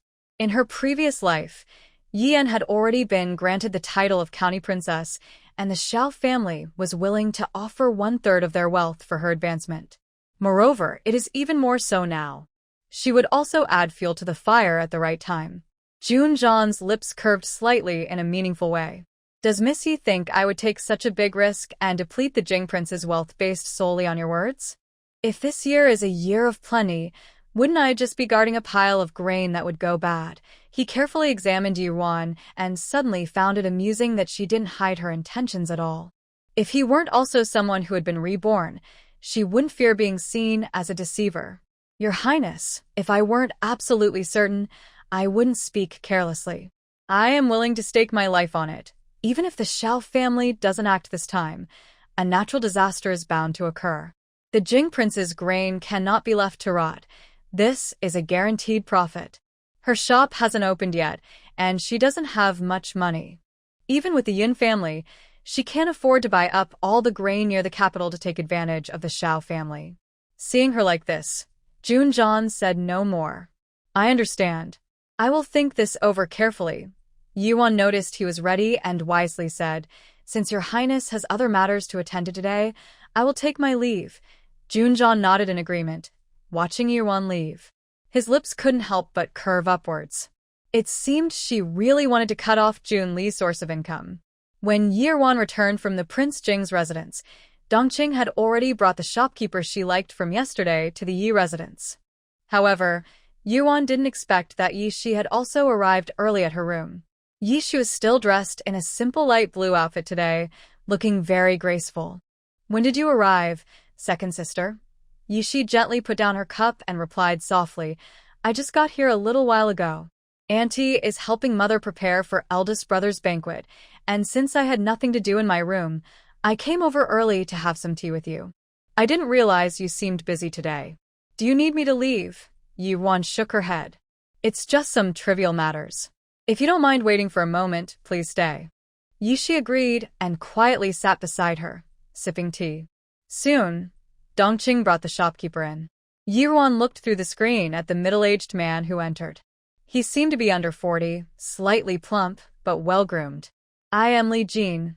Nice to meet you, miss." He didn't look around but respectfully bowed his head, greeting the shadow visible through the screen. He appeared to be a reliable person. "There's no need for formalities, shopkeeper Li. I heard you have many years of experience. Could you share some details with me? It's common for employers to want to understand a person's abilities from their past experiences, so Li Jin didn't refuse. "Of course, Mississippi. I am from Huizhou and have been in the capital for over 20 years.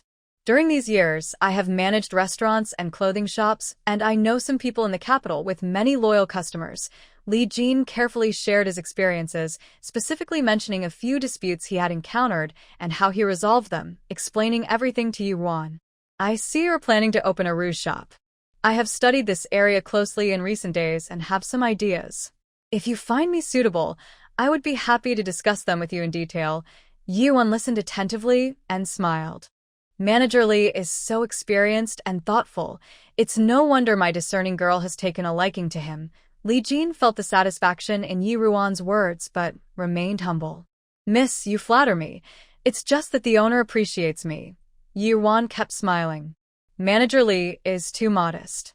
To be honest, this is my first time doing business, so I need to discuss many things carefully with my family. I already know your situation, so please go back for now. Once I have a decision, I will send a maid to inform you. Of course, I will wait for the news, Manager Li replied respectfully. Yi Ruan nodded and called for Dongqing. Dongqing, Manager Li has worked hard to come here. Please get some money for drinks and see him out. Dongqing agreed, and Li Jing thanked her before leaving together. After they left, Banxia removed the screen in the hall. Yi Ruan turned to her younger sister, Yi Shi, who was still quietly sipping tea. What do you think of this manager? Hearing Yi Ruan's question, Yi Shi smiled beautifully. After a moment of thought, she replied meaningfully, he is experienced, knows how to act appropriately, and seems capable. He would be a good fit as a manager. Not only for a small shop, but even for a larger estate or winery, he would handle it well. Yi Ruan's interest was piqued. Sister, you truly have a keen eye. Banxia, overhearing the sister's satisfaction with the manager that Dongqing found, felt very happy. If they decided on this manager, Dongqing could step back, and she wouldn't have to go to the prince's residence. She couldn't help but ask, Miss, since both you and the second miss are so pleased with Manager Li, why send him back to wait for news? Yi Ruan shifted her gaze from Yishi to Banxia and said, when Dongqing returns, tell her to decline Manager Li tomorrow, okay? Banxia replied happily, initially thinking the miss wanted Dongqing to invite Manager Li back. After realizing the true meaning, she looked at her miss in confusion. Did she say to decline? Earlier, didn't they say that the shopkeeper is very good? Mississippi, why is that? Yi Ruan patiently explained to the confused Banxia. Think about it. If your skills were good enough to be a lady-in-waiting in the palace, would you still want to be just a maid? Banxia thought carefully for a moment. Of course I would. I don't want to be a lady-in-waiting. I just want to be with you, miss. She grew up in a poor family, with parents who didn't care for her. They made her sell herself to save her brother. Only the miss treated her well, and she wanted to stay with her forever. She didn't want to leave the miss for any lady-in-waiting position. Yi Ruan forgot that this little girl didn't think like others and found it both amusing and puzzling. All right, you don't want to be a lady-in-waiting. But think about this. Shopkeeper Li is not related to me. With his skills and experience, he could easily find a better job and earn more money. Why would he come to my small cosmetic shop? And he's helping a girl who seems inexperienced. Doesn't he worry that I might just be playing around and he could lose his job quickly? Something unusual is happening. Yi Ruan tried to explain clearly to Banxia. Although she hoped Banxia could stay innocent and happy forever, she knew she would eventually need to marry. If possible, she wanted her to grow up. Banxia seemed to understand. Are you saying that Shopkeeper Li is suspicious? Yi Ruan nodded. Yes, no matter what his intentions are, we cannot trust him. I understand, miss. I will tell Sister Dongqing when she returns. Yi Shi quietly listened to the conversation between Yi Ruan and Banxia, gently biting her lip. The big sister treats the maids very well. I almost feel a bit envious. Upon hearing this, Banxia remembered that she had spoken without the miss's permission, which was indeed against the rules. She glanced at the miss, feeling a bit guilty as she twisted her fingers. Although the miss usually indulged them, Sister Dongqing also said that those who were close to the miss needed to follow the rules to gain respect. Yi Ruan simply smiled reassuringly at Banxia, and then looked at Yi Shi. Please excuse my sister, they are all my close attendants. I believe that if I treat them sincerely, they will return my kindness. Don't you agree, sister? Yi Shi's eyes flickered. As women trapped in this deep courtyard, how could the eldest sister be so naive? This was likely meant for her ears. You are absolutely right, eldest sister. Yirwan looked up at Yi Shi, feeling that she appeared hazy like the moonlight, making it hard to see her clearly. All right, let's not discuss this anymore. The most important thing today is to check your facial injury. Yi Shi followed her lead and agreed to change the subject. Yi Shi injured her face when she was 11. Now, after several years, the scar has faded, but it still resembles a strange long worm, marring her originally delicate and fair skin. Yirwan carefully examined the scar on Yi Shi's face and raised an eyebrow. This injury. She glanced at Yi Shi and hesitantly said, I heard that this scar was from when you fell off the rockery and were cut by sharp stones? Although Yi Shi's expression remained unchanged, her fingers involuntarily clenched. That fall shattered her hopes for the future and brought her life's hardships and struggles. She could still vividly recall the intense pain when her face struck the stone. That unforgettable agony seemed to warn her of future misfortunes. In that moment of falling, she saw a beautiful yet malicious face. Yes. At that time, I was young and a bit mischievous, climbing the rockery with my third sister. I slipped and fell from a height. It was also my carelessness. Yen? Yirwan carefully observed the changes in Yi Shi's expression, and a thought suddenly crossed her mind. She tentatively said, It's strange. The stones on the rockery shouldn't be that sharp. Did you not apply any medicine on this scar? Although the injury was serious, if treated in time, it shouldn't have left such a deep mark. If it were just a simple scar from a stone, it would be easier to treat. But looking at the injury on Yi Shi's face, it seems more like the result of improper medication. Yi Shi loosened her grip on her skirt, returning from the painful memories, and gave a light laugh.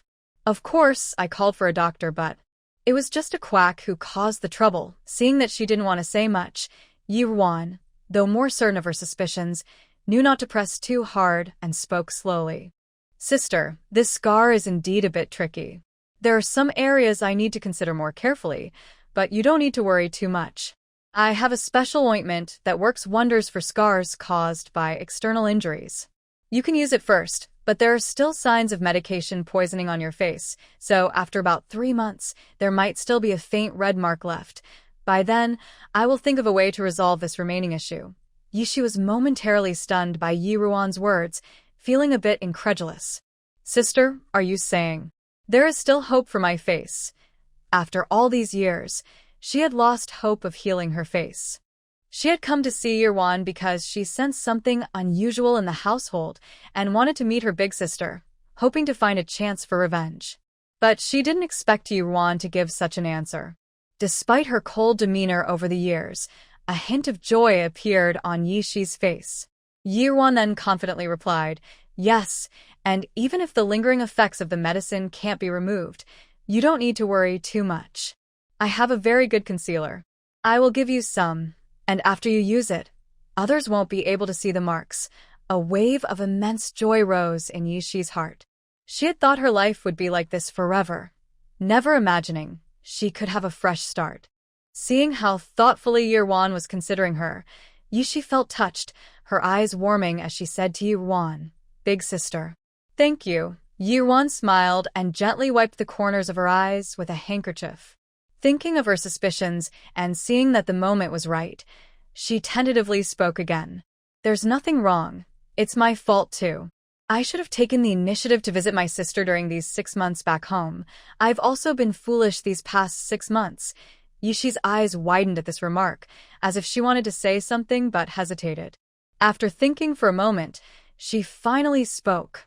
My older sister has a kind heart, just like our late mother. Hearing Yi Shi mention her mother, Yirwan felt a stir in her heart. She had only been thinking that if Yi Shi's injury was indeed caused by Yi Yan, she might find an ally in the household.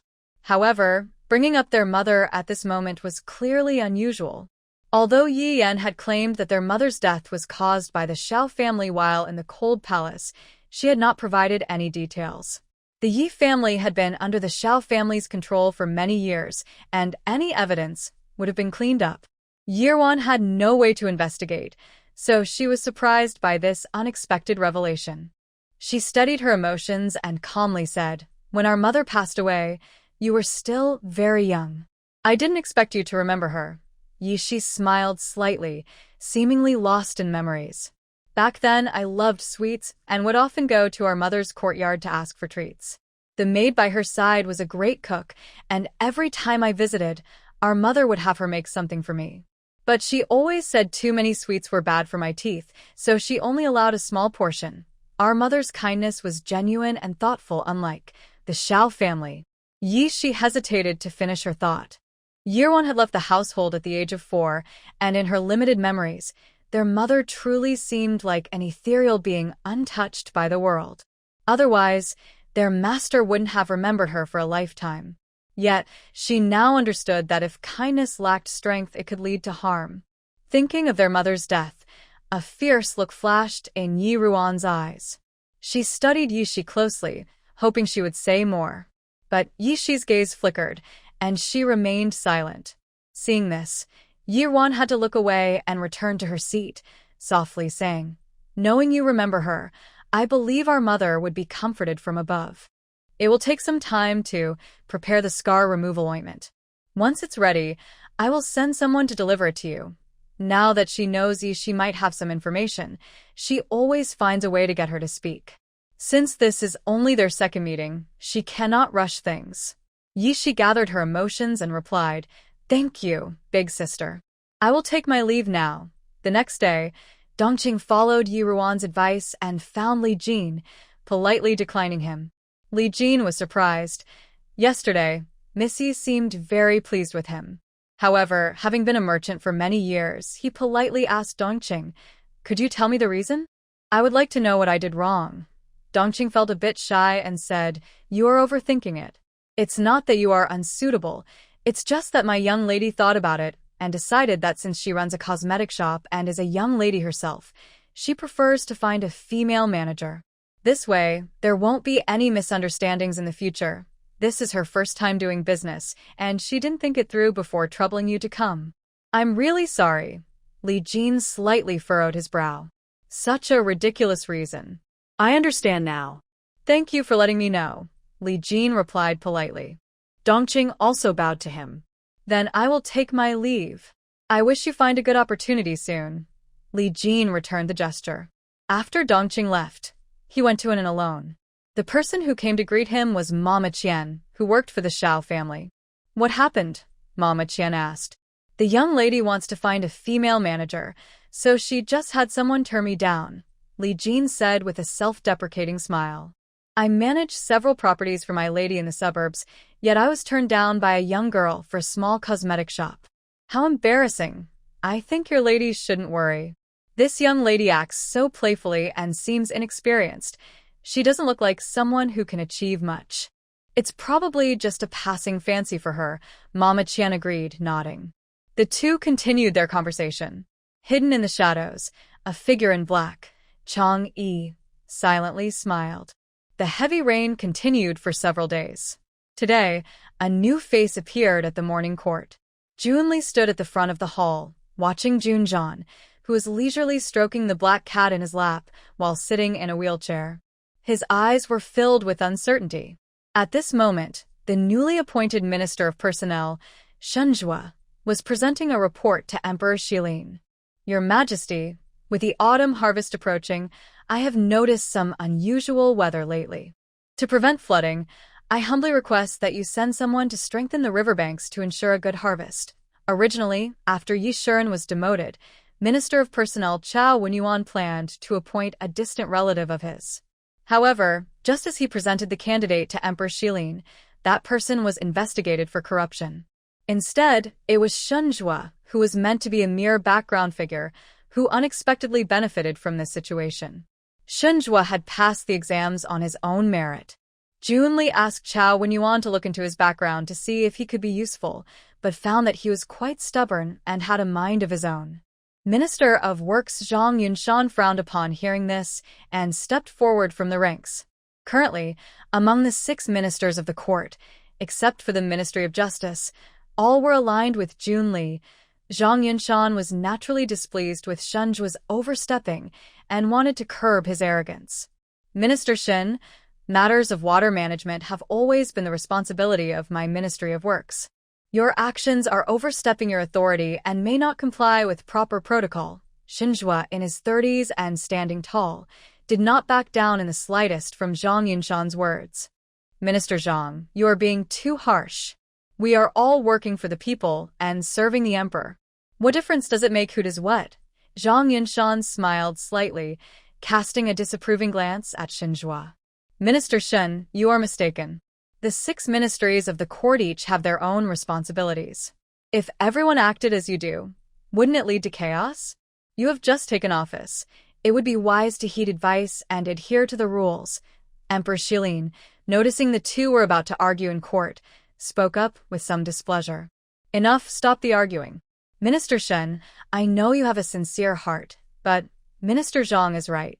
The 6 ministries are like pieces on a chessboard.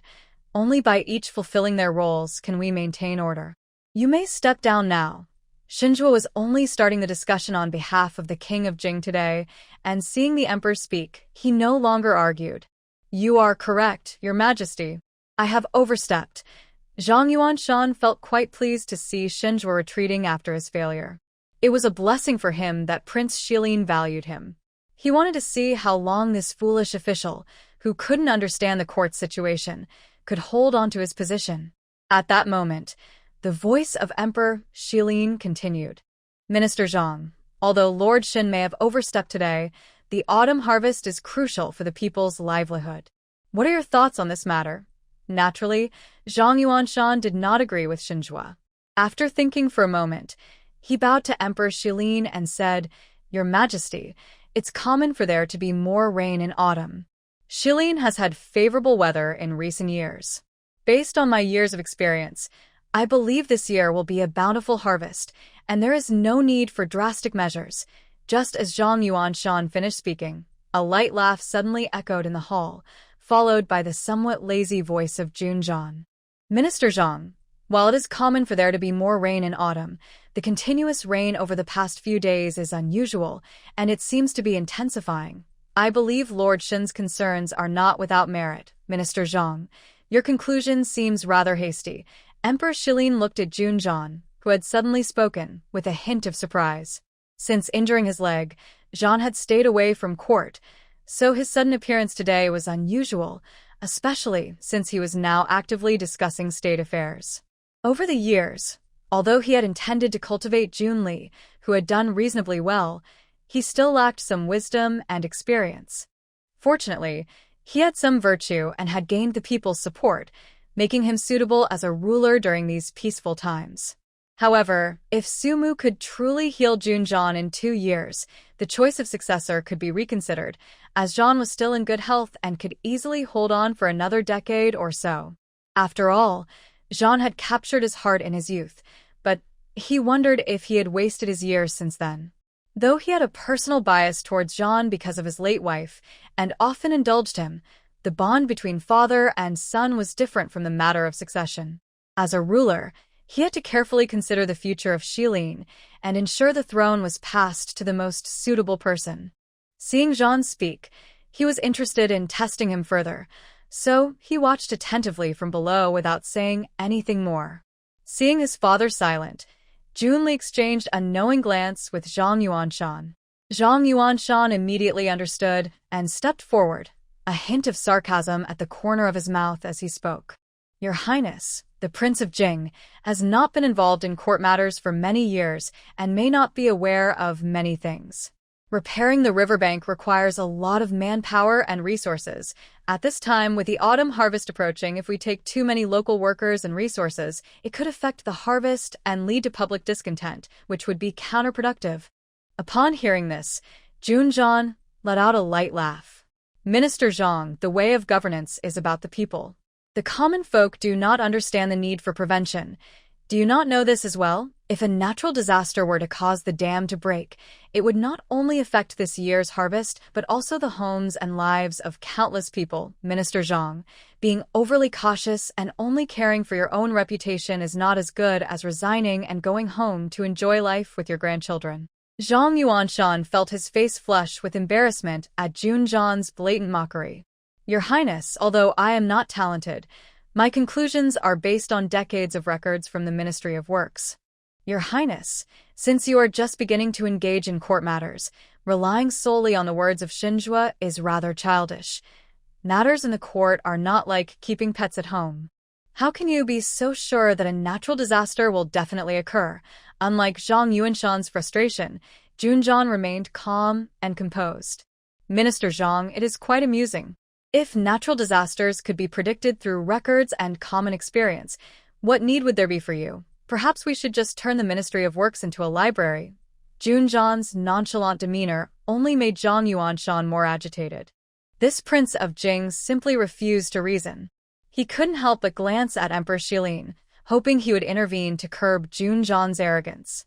However, Empress Shilin remained silent. Seeing Zhang Yuanshan at a loss and his father not making a decision, Junli took a step forward after a moment of thought. Brother, Lord Zhang has been in the Ministry of Works for many years, and there are many skilled in weather observation there. I believe Lord Zhang is confident that there will be no natural disasters this year, which is why he speaks this way. If you are truly worried, brother, it might be better to wait until after the autumn harvest to have someone carefully study the repairs of the riverbank. This way, we can avoid any mistakes. What do you think? Junjan looked as if he was seriously considering his words. However, just when Junli thought he would agree, he suddenly looked up and said, "Of course. Not at all. Third brother, do you always act this way, without a clear beginning or end?" Junli tightened his grip in his sleeves, glanced at the still-watching Emperor of Shilin, and said through gritted teeth, "Why do you say that, brother?" Junjan's long fingers gently stroked Xiaoqi's fur, but his gaze was sharp. "If the riverbank collapses before the autumn harvest, are you willing to take on the responsibility for the people losing their homes and lives?" The intensity of his gaze made Junli's heart tremble. He certainly did not dare to respond. His mother had told him that he was still young and lacked wisdom, advising him to maintain a moderate approach in court. Over the years, he had followed her guidance and had not made any major mistakes. He hesitated for a moment, quickly weighing his options, and decided not to engage further with Junjan. "You are being too harsh, brother. We are only discussing this matter." With that, he turned to the Emperor of Shilin and bowed. "Father, since brother is willing to help with court affairs, why not entrust this matter to him? With his talent, I am sure he can find a solution." Since Junjan wanted to take on trouble, he was curious to see what he could accomplish with all the ministers under his control. The Emperor of Shilin frowned at his words. This matter had become somewhat tricky, and he was a bit worried about Junjan's first foray into court politics. But before he could think it through, Junjan's calm voice spoke up. "Father, I am willing to give it a try." Seeing Junjan's composed demeanor, the Emperor pondered for a moment and finally nodded. He wanted to see what abilities his son had developed over the years. "Then, Zhang Yuanshan, you will assist the Prince of Jing with this matter." Zhang Yuanshan's eyes flashed with a hint of anger as he stepped forward. "I obey your command." After the morning court session, Junli went to Fumu Palace to greet Concubine Jia. Concubine Jia lazily leaned on a soft couch, her bright eyes half open, as if she could see into people's hearts. She wore a splendid palace gown, with a pattern of birds and phoenixes embroidered on her skirt, gently swaying with her movements. After hearing everything that happened in court today from Junli, her phoenix eyes slightly raised. Junjan has been hiding in his residence for years, but lately, he has become involved in many matters. He probably thinks that after the divine Dr. Su Mu returns in 2 years, he might have a chance to heal his leg and wants to compete with you. What happened today was not wrong. The rain has been falling for several days, and everything is still unclear. He is just a stubborn stone, while you have built a good reputation in the court over the years. He can gamble, but you cannot. If he wants to take the lead, let's see how he acts. You should keep a close watch on him and adapt as needed. Junli took the teacup offered by the palace maid. "Mother is right, I think the same way. He has been staying in the prince's residence, and we could only interfere in minor matters to tarnish his reputation, which gave us no real opportunity. Now that he has stepped forward, it may not be a bad thing for us. If he truly makes mistakes, he will only lose the emperor's favor. I will have people cooperate with him. If there is a turning point in this weather situation, we can take advantage of it. Concubine Jia felt comforted by Junli's plans, sensing he had matured a lot. With her and the Chui family supporting him, his path to power had always been smooth. Her greatest worry was that he might not be able to handle the responsibility. That's why she did not like him spending too much time with Yi Yan. Yi Yan did not seem virtuous, and she feared he might become distracted by her beauty and lose his way. Concubine Jia dismissed the palace maid who was carefully massaging her legs and sat up slightly. Have someone investigate Shenjua's background thoroughly. He brought up today's matter first, and Junjan just happened to intervene. There must be something suspicious about it.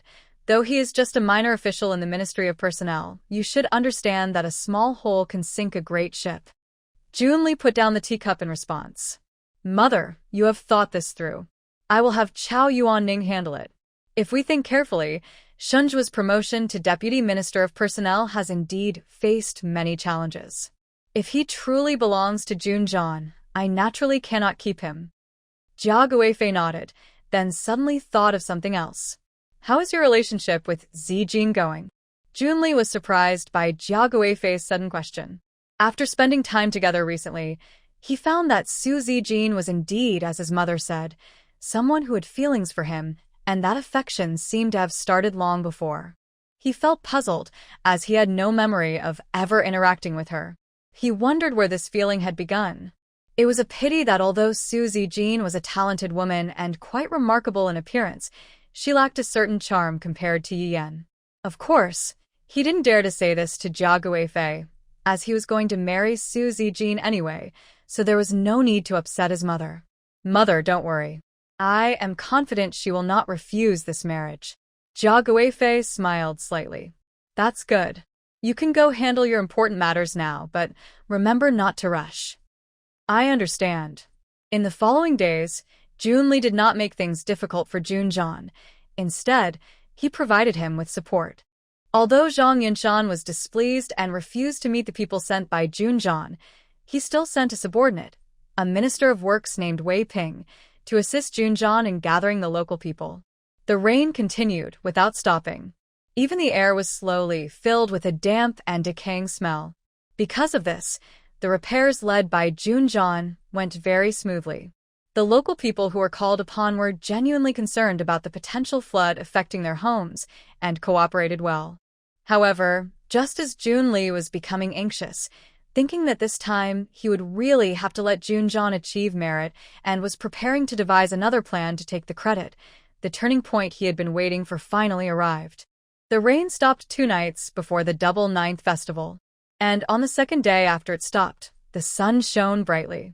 The people of the capital began to excitedly plan their outings for the double 9th festival. Even Yi Ruan received an invitation from her aunt to climb to Xian Peak the afternoon before the double 9th festival, after she finished treating Junjan.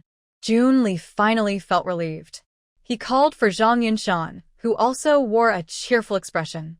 Your Highness, the rain has stopped for 2 days, but there is no sign of it letting up on the side of the Jingwang. He Ping reports that the people are starting to have doubts. What should we do next? Please give your orders, Your Highness. Junli smiled slightly. Naturally, we should add fuel to the fire and make sure my royal brother handles this matter more impressively. Zhang Yinshan immediately understood, a glimmer of excitement in his eyes. He had been bothered by Junjan's subtle mockery of him, but the Xianwang had not allowed him to make things difficult for Junjan, instead urging him to cooperate. After enduring this for some time, he was finally ready to fight back, and he couldn't be happier. Your Highness, rest assured, I will ensure that the virtuous reputation of His Highness the Jingwang spreads widely among the people in these counties. Upon hearing this, a hint of menace appeared on Junli's gentle face, like a hidden snake ready to strike. Among the sons of the emperor, only Junjan mattered to him. This time, he would make sure Junjan understood whose world it was in the court. After Zhang Yinshan left, the steward of the Xianwang's residence suddenly brought in a letter. Your Highness, this is a letter sent by Miss Yisan's maid, Hong Xiao. Please take a look. Junli's brow twitched at the mention. It had been nearly a month since Yi Yan went to Jinghua Temple, and he had not visited her out of respect for his mother. He reached for the letter and opened it, revealing elegant handwriting. Seeing her writing made him unexpectedly miss her beautiful figure. Yenner mentioned she wanted to see him tomorrow for the Double Ninth Festival. However, he had already arranged to meet Su Zijing and the legitimate son of the Su family, Su Ziwei, to climb and enjoy the view, which created a scheduling conflict. "What about that maid?" Junli asked the steward. Replying to Your Highness, the maid came in quite a hurry. She delivered the letter and left in a rush, and she is no longer in sight. Junie furrowed her brows slightly, but soon relaxed them again. Well, it can wait until after returning from Xian Peak. At this moment in Jinghua Monastery, Yian was dressed in a plain blue robe. After finishing the morning prayers with the other nuns, she was carrying a bucket of water back to her living quarters. In the yard, her clothes from yesterday were still piled up. Her delicate features now showed signs of frustration. "Miss." Hong Xiu saw her carrying a heavy bucket of water and was about to help her. But a stern voice interrupted. "Let her do it herself. No interference." Hearing this, Hong Xiu hesitated and turned to speak softly to the room. "Aunt, the miss hasn't slept well these past few days, and with the early morning prayers, please let me help her." Aunt Zhao was sitting comfortably in the room, sipping tea. "Help? What help?" "The noble consort has ordered that Miss Yi must handle these daily chores herself. She must not skip any prayers, or else it's just a change of place without any real difference. If the emperor finds out, how will the consort explain? Come here and massage my shoulders. Don't do what isn't your job." Yi Yan clenched her teeth as she listened to the words from inside. What does it matter to the emperor? He has so much to manage. He wouldn't care about a small matter like her. This was clearly the noble consort trying to make things difficult for her. These days felt like years. She had been pampered since childhood and had never done such hard work. She hadn't even seen a bit of oil or meat in her meals. Aunt Zhao was strict and often insulted her with her words. Hong Xiu had secretly helped her a few times while she was asleep, but each time she was caught and punished with extra prayers. Yi Yan felt frustrated and weak. As she slipped, she fell, spilling the bucket and soaking herself. Not only was she drenched, but the heavy bucket also landed on her foot, causing her to cry out in pain. "Miss, are you okay?" Hong Xiu rushed out to check on Yi Yan's foot, forgetting to plead with Aunt Zhao. The back of her foot was instantly marked with a large red bruise. Aunt Zhao also came out of the house, frowning. She is really too delicate. It seems she hasn't been toughened enough. But there's no rush. She still has 5 years to work on it. By then, she will surely return a well-behaved and obedient Yi Yan to concubine Jia. Aunt Zhao said unhappily to Hong Xiu, "Help your young lady back to apply medicine. Even though her foot is hurt, she still needs to attend tonight's class.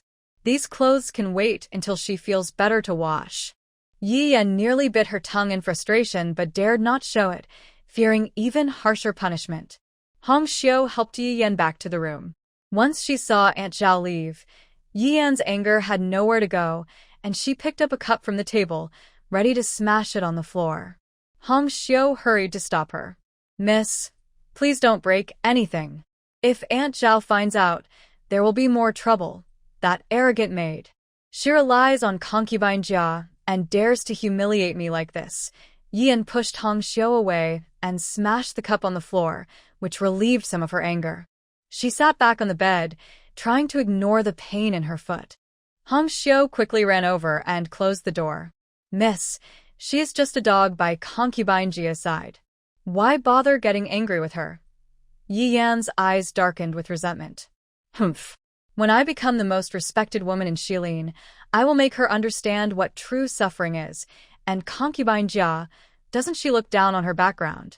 Yi Yan had originally wanted to please her, but now that she treats her this way, once Brother Junli gains power, she will make sure to get back everything from today. Yi Yan took a moment to calm down, watching Hong Xiu clean up the mess on the floor. "Did you deliver the letter to Prince Xian that I asked you to?" Hong Xiu paused her work and looked up at Yi Yan. "Miss, today I went down the mountain with Aunt Zhao to buy supplies. While Aunt Zhao was busy at the tavern, I secretly delivered the letter to the prince's residence. Don't worry, the guards there know me, and the letter will definitely reach Prince Xian. Yian felt a bit better after hearing that. If Brother Junli receives her letter, he will definitely come to see her. At that time, she must confront Aunt Zhao. Yian paused for a moment, feeling hungry, and looked at Hong Xiu again. We have been here for a month. I asked you to make friends in the kitchen so they could prepare some meat for me. Were you able to do that? Hong Xiu hesitated and replied, No, Mississippi. They don't care about our status. They say they have orders from above and won't take our money. Yi Yan's anger flared up again. Useless. How could you not handle such a small matter? If they're afraid, just offer more money. I don't believe that with enough money, no one would be tempted. Hong Xiu quickly knelt down, accidentally landing on some sharp debris, but she didn't dare to make a sound. Since the miss was punished and sent here, her temper had worsened. Hong Xiu felt anxious every day, fearing that the miss would take out her frustrations on her one day. Please calm down, Mississippi. I will do my best to take care of it. Yian looked at the frightened Hong Xiu kneeling on the ground and noticed the faint blood seeping from her knee. Remembering how dedicated she had been lately and that she relied on her, Yian softened her anger. I didn't mean to be harsh with you. I was just upset. Come here and help me with the medicine. That maid must be sneaking off to eat meat again, giving us a chance to catch our breath. When we return home, I will reward you well. Only then did Hong Xiu endure the pain and stand up to walk over to Yi Yan, saying flattering words. Miss, there's no need for rewards. I have grown up with you since childhood. Whether in good times or bad, I am always willing to be by your side. Yi Yan nodded in satisfaction. All right, I see your knee is hurt too. When you return to your room, take care of it and rest well. I know Aunt Zhao has been making you work hard, and you have suffered a lot. Hong Xiu's eyes filled with gratitude. Thank you for your concern, Mississippi. I am here to serve, so it's not a burden. I only hope that Prince Xian will come tomorrow, and Aunt Zhao will be more cautious, improving your situation. Yi Yan smiled confidently and said, Brother Junli will definitely come. On the day of the Double Ninth Festival, the sky was a clear blue. The people of the capital shook off the gloom of the past few days and eagerly stepped out of their homes. In the streets, children joyfully held kites, urging their parents to walk faster. In the taverns and tea houses along the street, small groups gathered to drink, have fun, admire chrysanthemums, and recite poetry. At this time, Yuan had also finished preparing and walked to the Yi family gate with Banksia, while Yi Qining stood beside her. Just then, a carriage slowly approached. Two young men were guiding the horses in front of the carriage. One had a handsome face, holding a folding fan, and exuded a sense of calm that seemed beyond the ordinary. The other had a sword at his waist, bright and radiant like the autumn sun. When the carriage stopped in front of the Yi family gate, Yunqi jumped off the horse and approached Yuan. Cousin, do you still have that funny powder you gave me last time? Before Yuan could respond, Lin Shi, supported by a maid, got off the carriage. She shot a glance at Yunqi. You mischievous boy. Wanner, you mustn't give it to him. Otherwise, who knows whom he'll trouble next. Yunqi quickly defended himself. Cousin, don't listen to my mother. I didn't go looking for trouble. The other day, the son of the Minister of Justice challenged me to a match and tried to trick me. I had to get back at him. Yuan smiled gently. Although she was trying to avoid restoring her beauty too quickly to prevent jealousy, she was still looking much better than before. In that moment of her smile, her extraordinary charm began to show. To think someone could trick my cousin. It seems you've gotten a bit rusty. According to Aunt, it's usually you who tricks others. I'm curious about what kind of person the Minister of Justice's son is. Yunqi caught the teasing tone in his cousin's words and couldn't help but blurt out some rough language he had learned from his father, Yun Xiao. That brat is nothing special. He just tried to scheme against me. Hearing this, Yunge tapped Yunqi on the head with his folding fan. Mother and cousin are here, talking about something. You should learn from your father's strengths instead of focusing on the negatives. Yunqi felt frustrated. Second brother, can you please stop getting physical all the time? I'm not a child anymore. Yunge raised an eyebrow, his voice gentle and deep, like a calm autumn lake. Can you speak nicely so your brother can listen? Yunqi suddenly felt deflated, but when he looked at Yi Qining beside Yi Wan, his eyes lit up again. He leaned closer to Yi Qining and asked sneakily, I haven't seen you around the house lately. I heard you've been studying hard at the academy. How's it going? Yi Qining, like Yi Wan, had inherited their mother Yuntang's beautiful eyes. However, upon hearing Yunqi's sudden question, his eyes, which had been bright with excitement about playing with his sister, dimmed. It's going well. I've been paying attention in class for the past month and haven't missed a single lesson. The teacher even praised me for being diligent, but Yi Qining paused, his face falling, and continued, even though I sit in class and try hard to listen most of the time, it feels like the teacher is just reciting something. I have to grip my legs tightly to stay awake. Yi Wan was taken aback at first, then suddenly laughed. Ban Sha beside her couldn't help but join in the laughter. Young master, your symptoms are just like when the young lady taught me to read. Yi Qining felt embarrassed and annoyed. Sister, you can't laugh at me. He was trying to impress her, so how could she make fun of him? Yi Ruan's smile remained. She realized that Yi Qining wasn't cut out for the imperial examination. This was just a way to test his determination and curb his playful nature. He truly resembled his uncle. Yi Ruan stopped laughing and looked at Yi Qining seriously. If you want to improve, there are many paths in life. If you really don't want to pursue the examination route, maybe think about what else you are good at. Yi Qining had never formally studied martial arts, but last time at the Drunken Immortal Pavilion, she managed to injure Chao Ziyang with sheer determination against a group of people. In the days that Chang'e has been by her side, he mentioned that Yi Qining has some talent for martial arts. Although there is no war now, the Imperial Guards in the capital are a good place for many young warriors from military families. However, practicing martial arts is very tough, and if Yi Qining starts late, she will face even more challenges. Unless she is genuinely interested, she would not be able to persist based solely on that small bet from before. What am I good at? Yi Qining thought for a moment. Cockfighting? Cricket fighting? Kickball or throwing pots? None of these seem like they would lead to anything significant. At that moment, Yunge glanced at Yi Ruan, his gaze shifting slightly. Today, if we just climb Xian Peak, it would be boring. How about my cousin and third brother compete in strength to see who reaches the top first? If the third brother wins, Wan will give him the medicine powder he wants. If my cousin wins, I will gift him a famous spear I received recently. What do you think? Yun Qi eagerly agreed. Yi Qining also became excited, setting aside her earlier worries and readily accepted. Yi Ruan looked at Yun Ge, nodded slightly and smiled, her eyes curving like a crescent moon. It was early autumn, and although the weather was pleasant, the mornings were still a bit chilly. Ban Xia worried Yi Ruan would be cold, so she helped her put on a thin cloak embroidered with green bamboo. It matched the design on the folding fan in Yun Ji's hand. Yunge tightened his grip on the fan, and a smile crept onto his face. After chatting for a while, they got into the carriage. However, as the carriage started moving, Yi Ruan suddenly paused, noticing another carriage at the corner of the Yi residence, where a figure in black, Chang Feng, stood beside it. Although she had received the invitation suddenly yesterday, she had sent Ban Xia to inform the Prince of Jing. Why did Chang Feng still come? Yi Ruan thought, and quickly called for the carriage to stop. Cousin, what's wrong?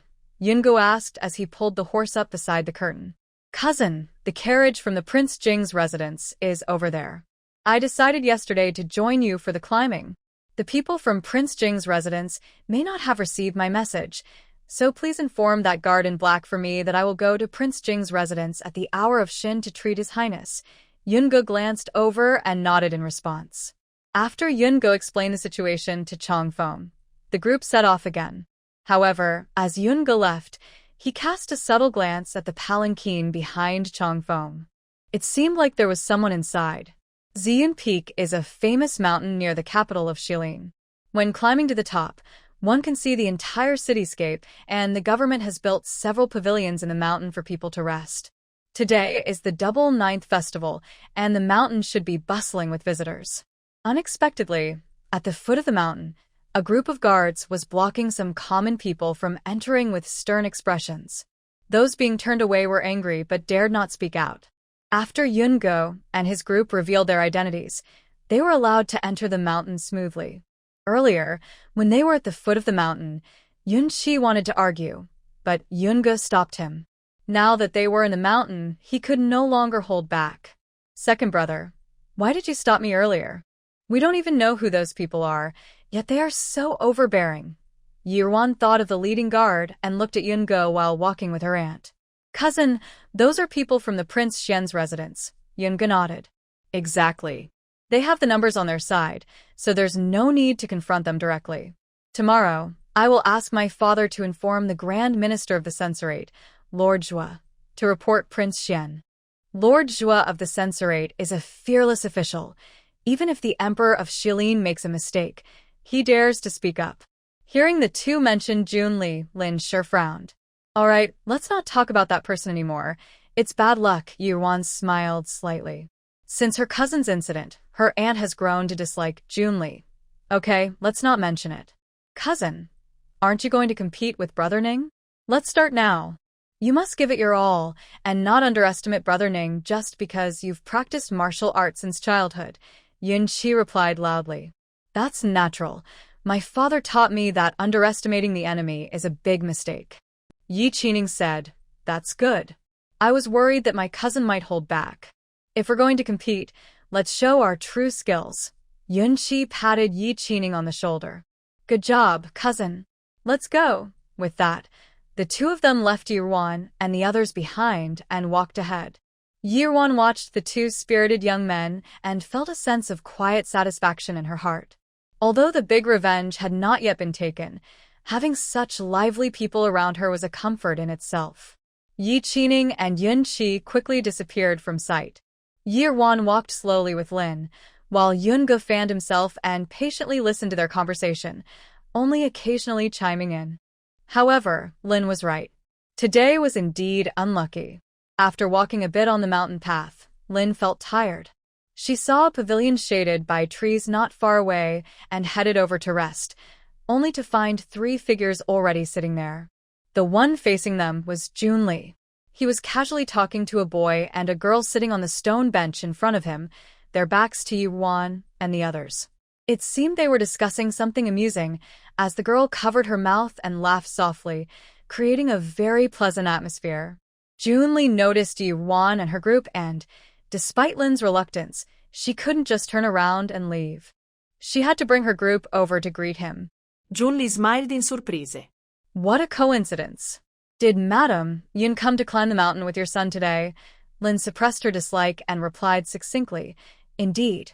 As Lin had a noble title, Su Zijing and Su Ziwei, who were sitting with their backs to them, slowly stood up and turned to bow to Lin.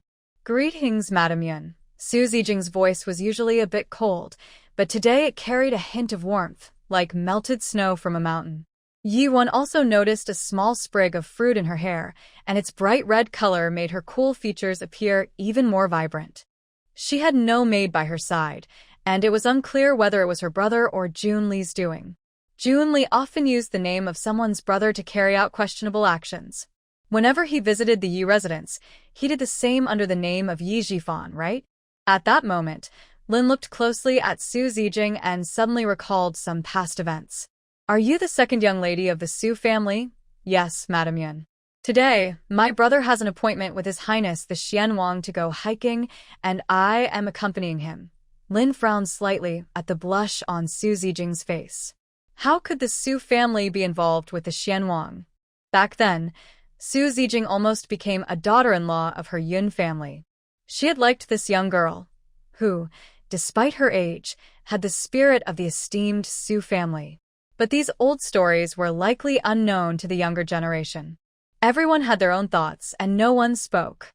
It was Junli who cleared his throat and said, Madam Yun, today is the Double Ninth Festival. ZY, and I brought some chrysanthemum wine. How about you, young Master Yun, and Miss Yi join us for a drink? His gaze paused on Yi Wan for a moment, feeling that something about her had changed. It wasn't just her appearance and demeanor, it was also the way she looked at him. It seemed she had been like this during Yun Wen's coming-of-age ceremony. Lin naturally didn't believe that Junli genuinely wanted to invite them. Your Highness is too kind. We still have a way to go, so we won't disturb your enjoyment. Junli was just being polite and didn't insist. At that moment, Yiruan's eyes sparkled, and she stopped Lin, who was about to leave, saying, "Aunt, wait a moment. I have something to say to His Highness the Xian Wang." Lin and Yungu paused, looking at Yiruan with confusion. But Yiruan didn't look at them. Her eyes suddenly brightened, and a flattering smile appeared on her lips as she gazed directly at Junli. Seeing her expression, Junli thought that her earlier demeanor was indeed an act, and now she was eagerly trying to flatter him. Yian had told him that her older sister had been infatuated with him ever since he saved her and brought her back to the Yi residence. She truly had no self-awareness. Look at yourself and see what you are. How can you dare to think about him? If it weren't for Yenner, and considering she is a relative of the Yun family, he wouldn't have saved a plain girl with a bad reputation. At this moment, Yiruan's voice rang out again, and she seemed a bit relieved as she spoke to Junli. "Your Highness, we saw guards stopping common people on our way up the mountain. Do you know about this? On this double ninth festival, who is so unreasonable? Today, I am fortunate to meet you, Your Highness. I have heard that you are wise and care for the people. Perhaps you could send someone to inquire about this and seek an explanation for the people. I believe they would appreciate your righteousness." Upon hearing this, Junli's thoughts were completely disrupted and his expression darkened. He thought to himself that Yiruan was truly foolish. If she wanted to please him, she could have found a smarter way.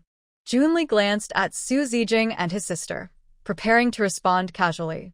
However, the second son of the Yun family spoke up first, lightly scolding Yiruan. "Cousin, stop talking nonsense. Those down the mountain are indeed His Highness's people. There must be some misunderstanding." Though he didn't understand why Yiruan wanted to expose Junli here, he thought she wasn't reckless and must have her reasons, so he naturally wanted to help her.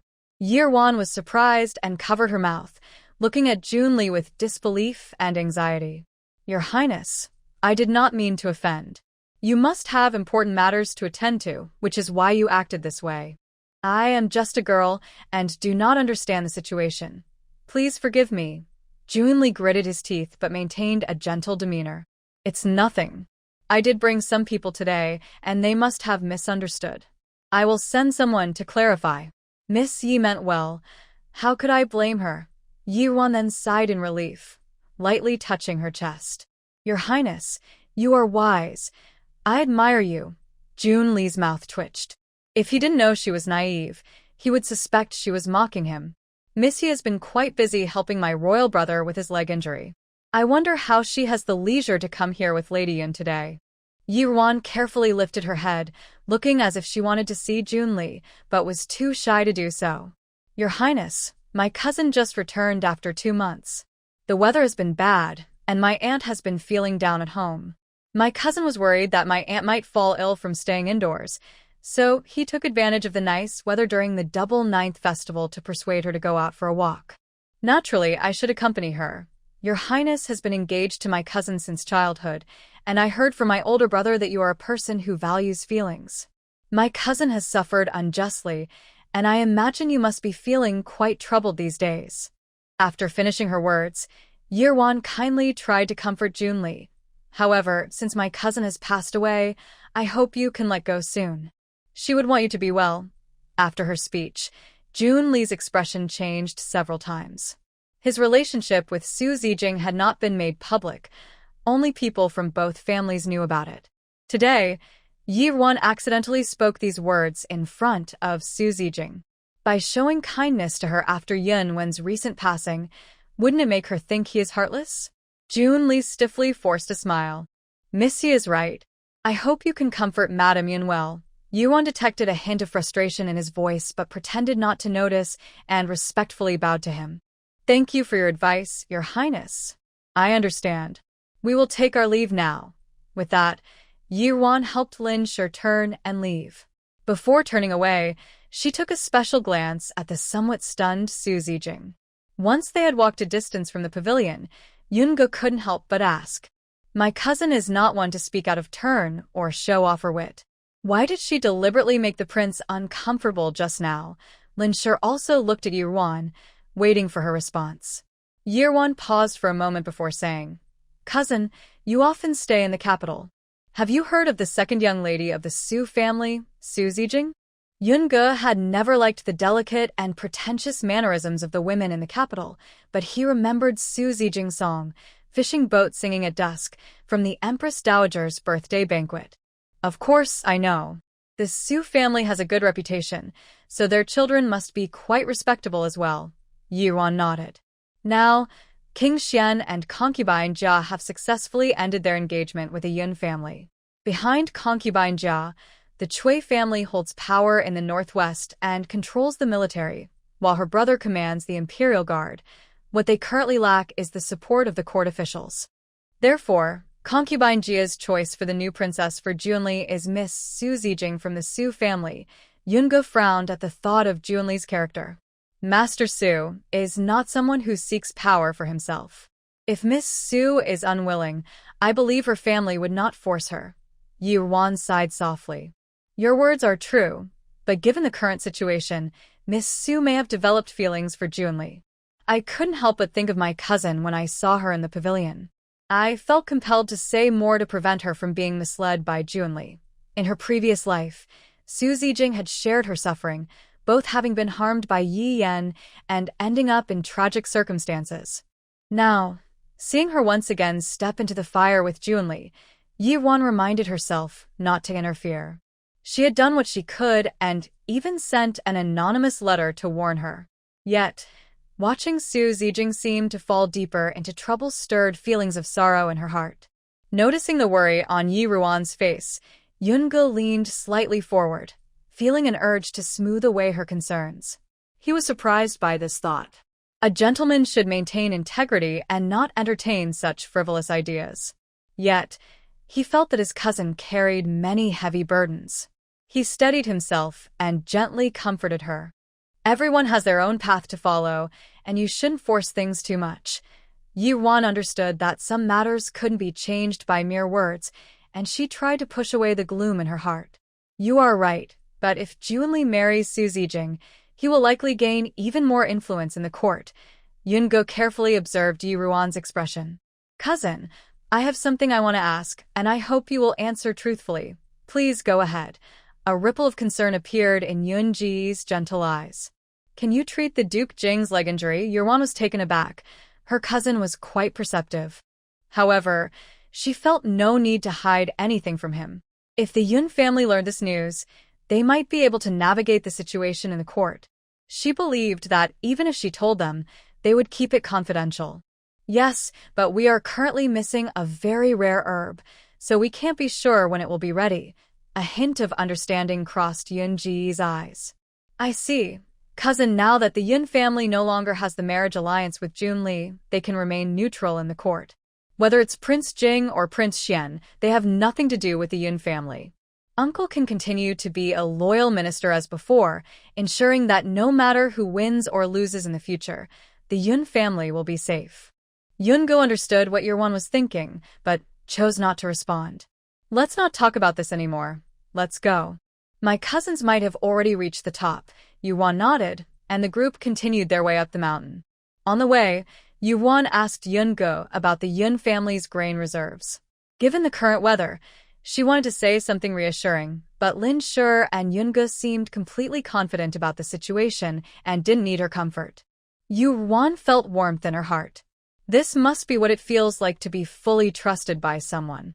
Lin Shi, meanwhile, was thinking about how her son had looked at Yuan earlier and began to consider the idea that had been on her mind lately. After more than an hour, the group finally reached the mountaintop. There were not many people at the top today. After a short while, they spotted Yunge and Yun Qi. Yun Qi was practicing swordplay in a pavilion, while Yi Qi Ning watched him with bright eyes, captivated by his graceful movements. As Yuan was about to walk over with Lin Shi, she suddenly caught sight of someone unexpected approaching from the other side of the pavilion. Lin Shi also raised her eyebrows in surprise. What was happening today? First, it was Prince Xian, and now another rarely seen figure, Prince Jing. However, she had no strong feelings against Prince Jing. At that moment, Yunqi had finished his practice and walked over to them, guiding everyone into the pavilion while saying, "Mother, why are you all so slow? My cousin and I have been up here for a while." Lin Shi shook off her thoughts and smiled at Yunqi. After sweating so much, why not take a break? Yunqi seemed unconcerned. What's the big deal about sweating? When I was with my father in the army, it was like this every day. At that moment, Junjan approached from the other side of the pavilion, and everyone went to greet him. Junjan's calm eyes showed no emotion, but his face revealed a hint of fatigue, and his voice was softer than usual. "No need for formalities, please sit." Inside the pavilion, there was a stone table surrounded by stone benches. The servants from the Yun family arrived early and had already placed soft cushions on the benches and set out various foods and drinks on the table. Yi Ruan and Yunge sat beside Lin Shi, one on each side. Yunge looked at Junjan with a hint of scrutiny. The person he saw sitting in the sedan at the Yi family's entrance today should be the Prince of Jing. What a coincidence that he is here too. He had heard that the Prince of Jing was busy overseeing the repair of levees in 5 counties near the capital. He should be too occupied to be out for leisure. Could it be for his cousin? He frowned slightly, finding the thought a bit absurd, but couldn't come up with a better explanation. After Lin Shi sat down, she politely addressed Junjan. "It's a coincidence to meet His Highness the Prince of Jing here today. If you don't mind, please try the dishes from our Yun family kitchen. The chongyang cake made by our chef is just as good as that from the Zui Xianlu. You are too kind, madam." Junjan nodded slightly but did not reach for the food.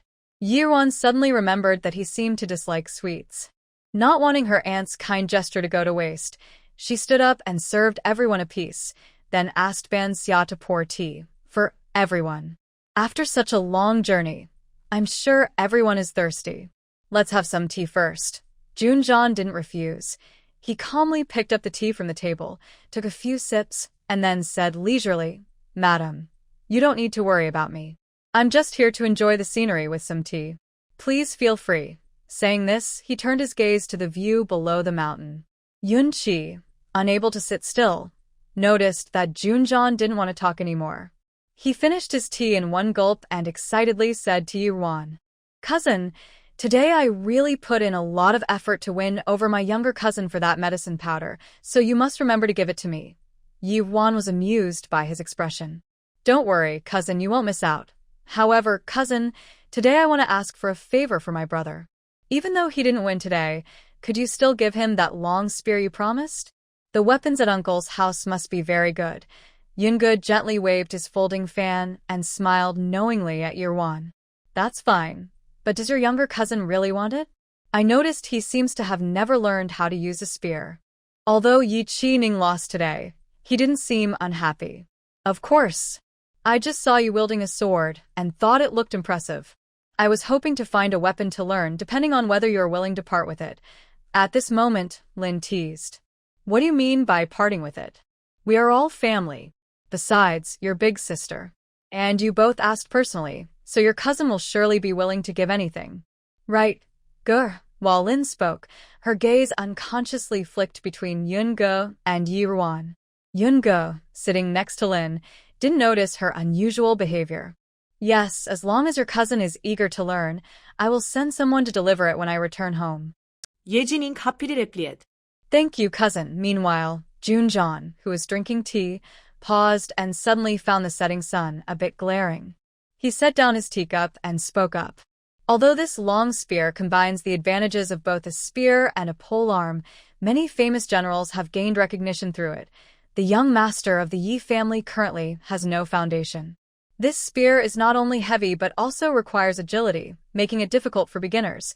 It would be better to start with a long spear to build arm strength and get a feel for it. Once you have made some progress, you can consider other options.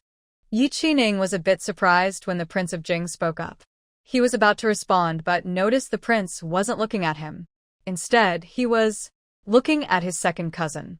Yunge sensed the subtle possessiveness in Junjan's gaze and felt a slight ripple in his calm eyes. His earlier suspicions might not have been unfounded. He continued to wave his folding fan, smiling gently. Prince Jing is right. It's good for my cousin to learn and handle more weapons. Junjan looked at the folding fan that Yun-go was waving. The green bamboo seemed to appear and disappear with his movements. Suddenly, the sunlight felt even more blinding.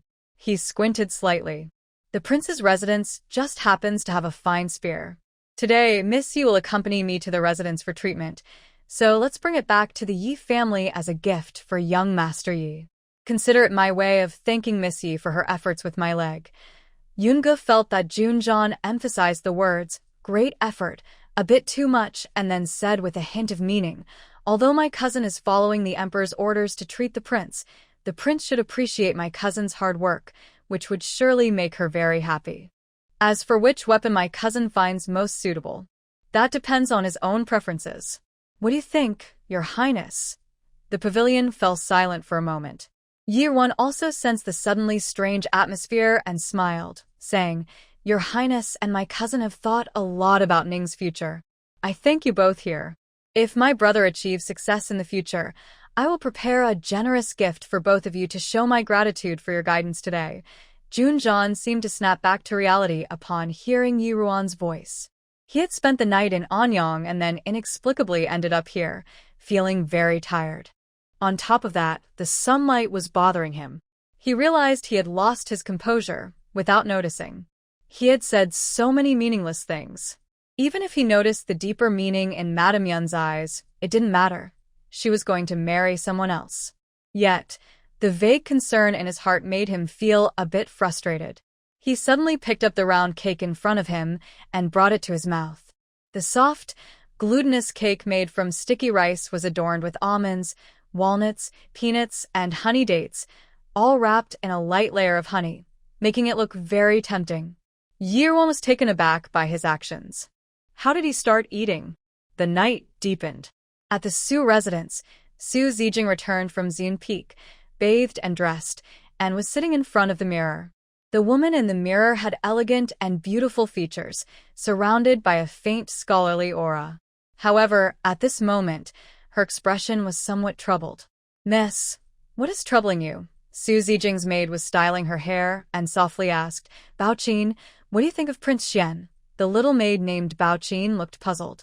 She and the other close maids knew about the matters between the young lady and Prince Xian. Miss, did something happen today at Xian Peak? Su Zijing furrowed her brows, recalling the words of the young lady from the Yi family in the pavilion today. Since her birthday banquet years ago, a spark of youthful affection had slowly taken root in her heart. However, Junli had been betrothed to the young lady of the Yun family since childhood, and the teachings of the Su family, along with her own pride, did not allow her to entertain other thoughts. Who could have predicted the twists of fate? The repeated summons from the favored concubine, Jia Guifei, made her intentions all too clear. Su Zijing frowned slightly. Bao Qin, do you think people can change? The boy who once amazed her seemed different now. Bao Qin understood her lady's regrets over the years and gently comforted her.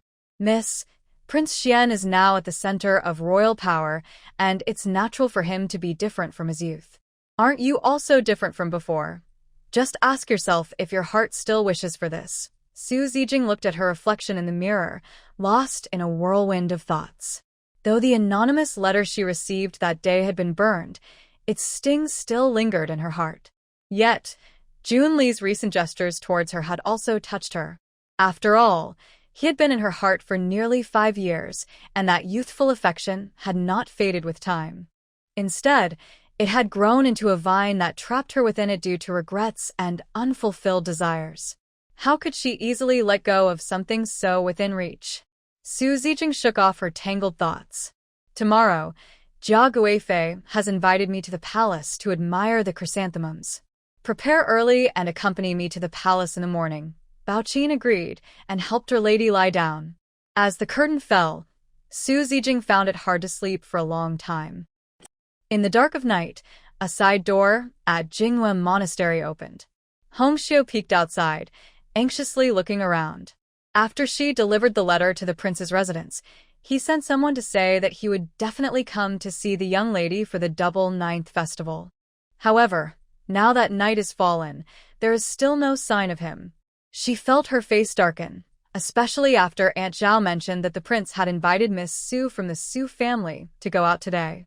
Just when she was feeling extremely anxious, two lanterns finally appeared slowly in the darkness.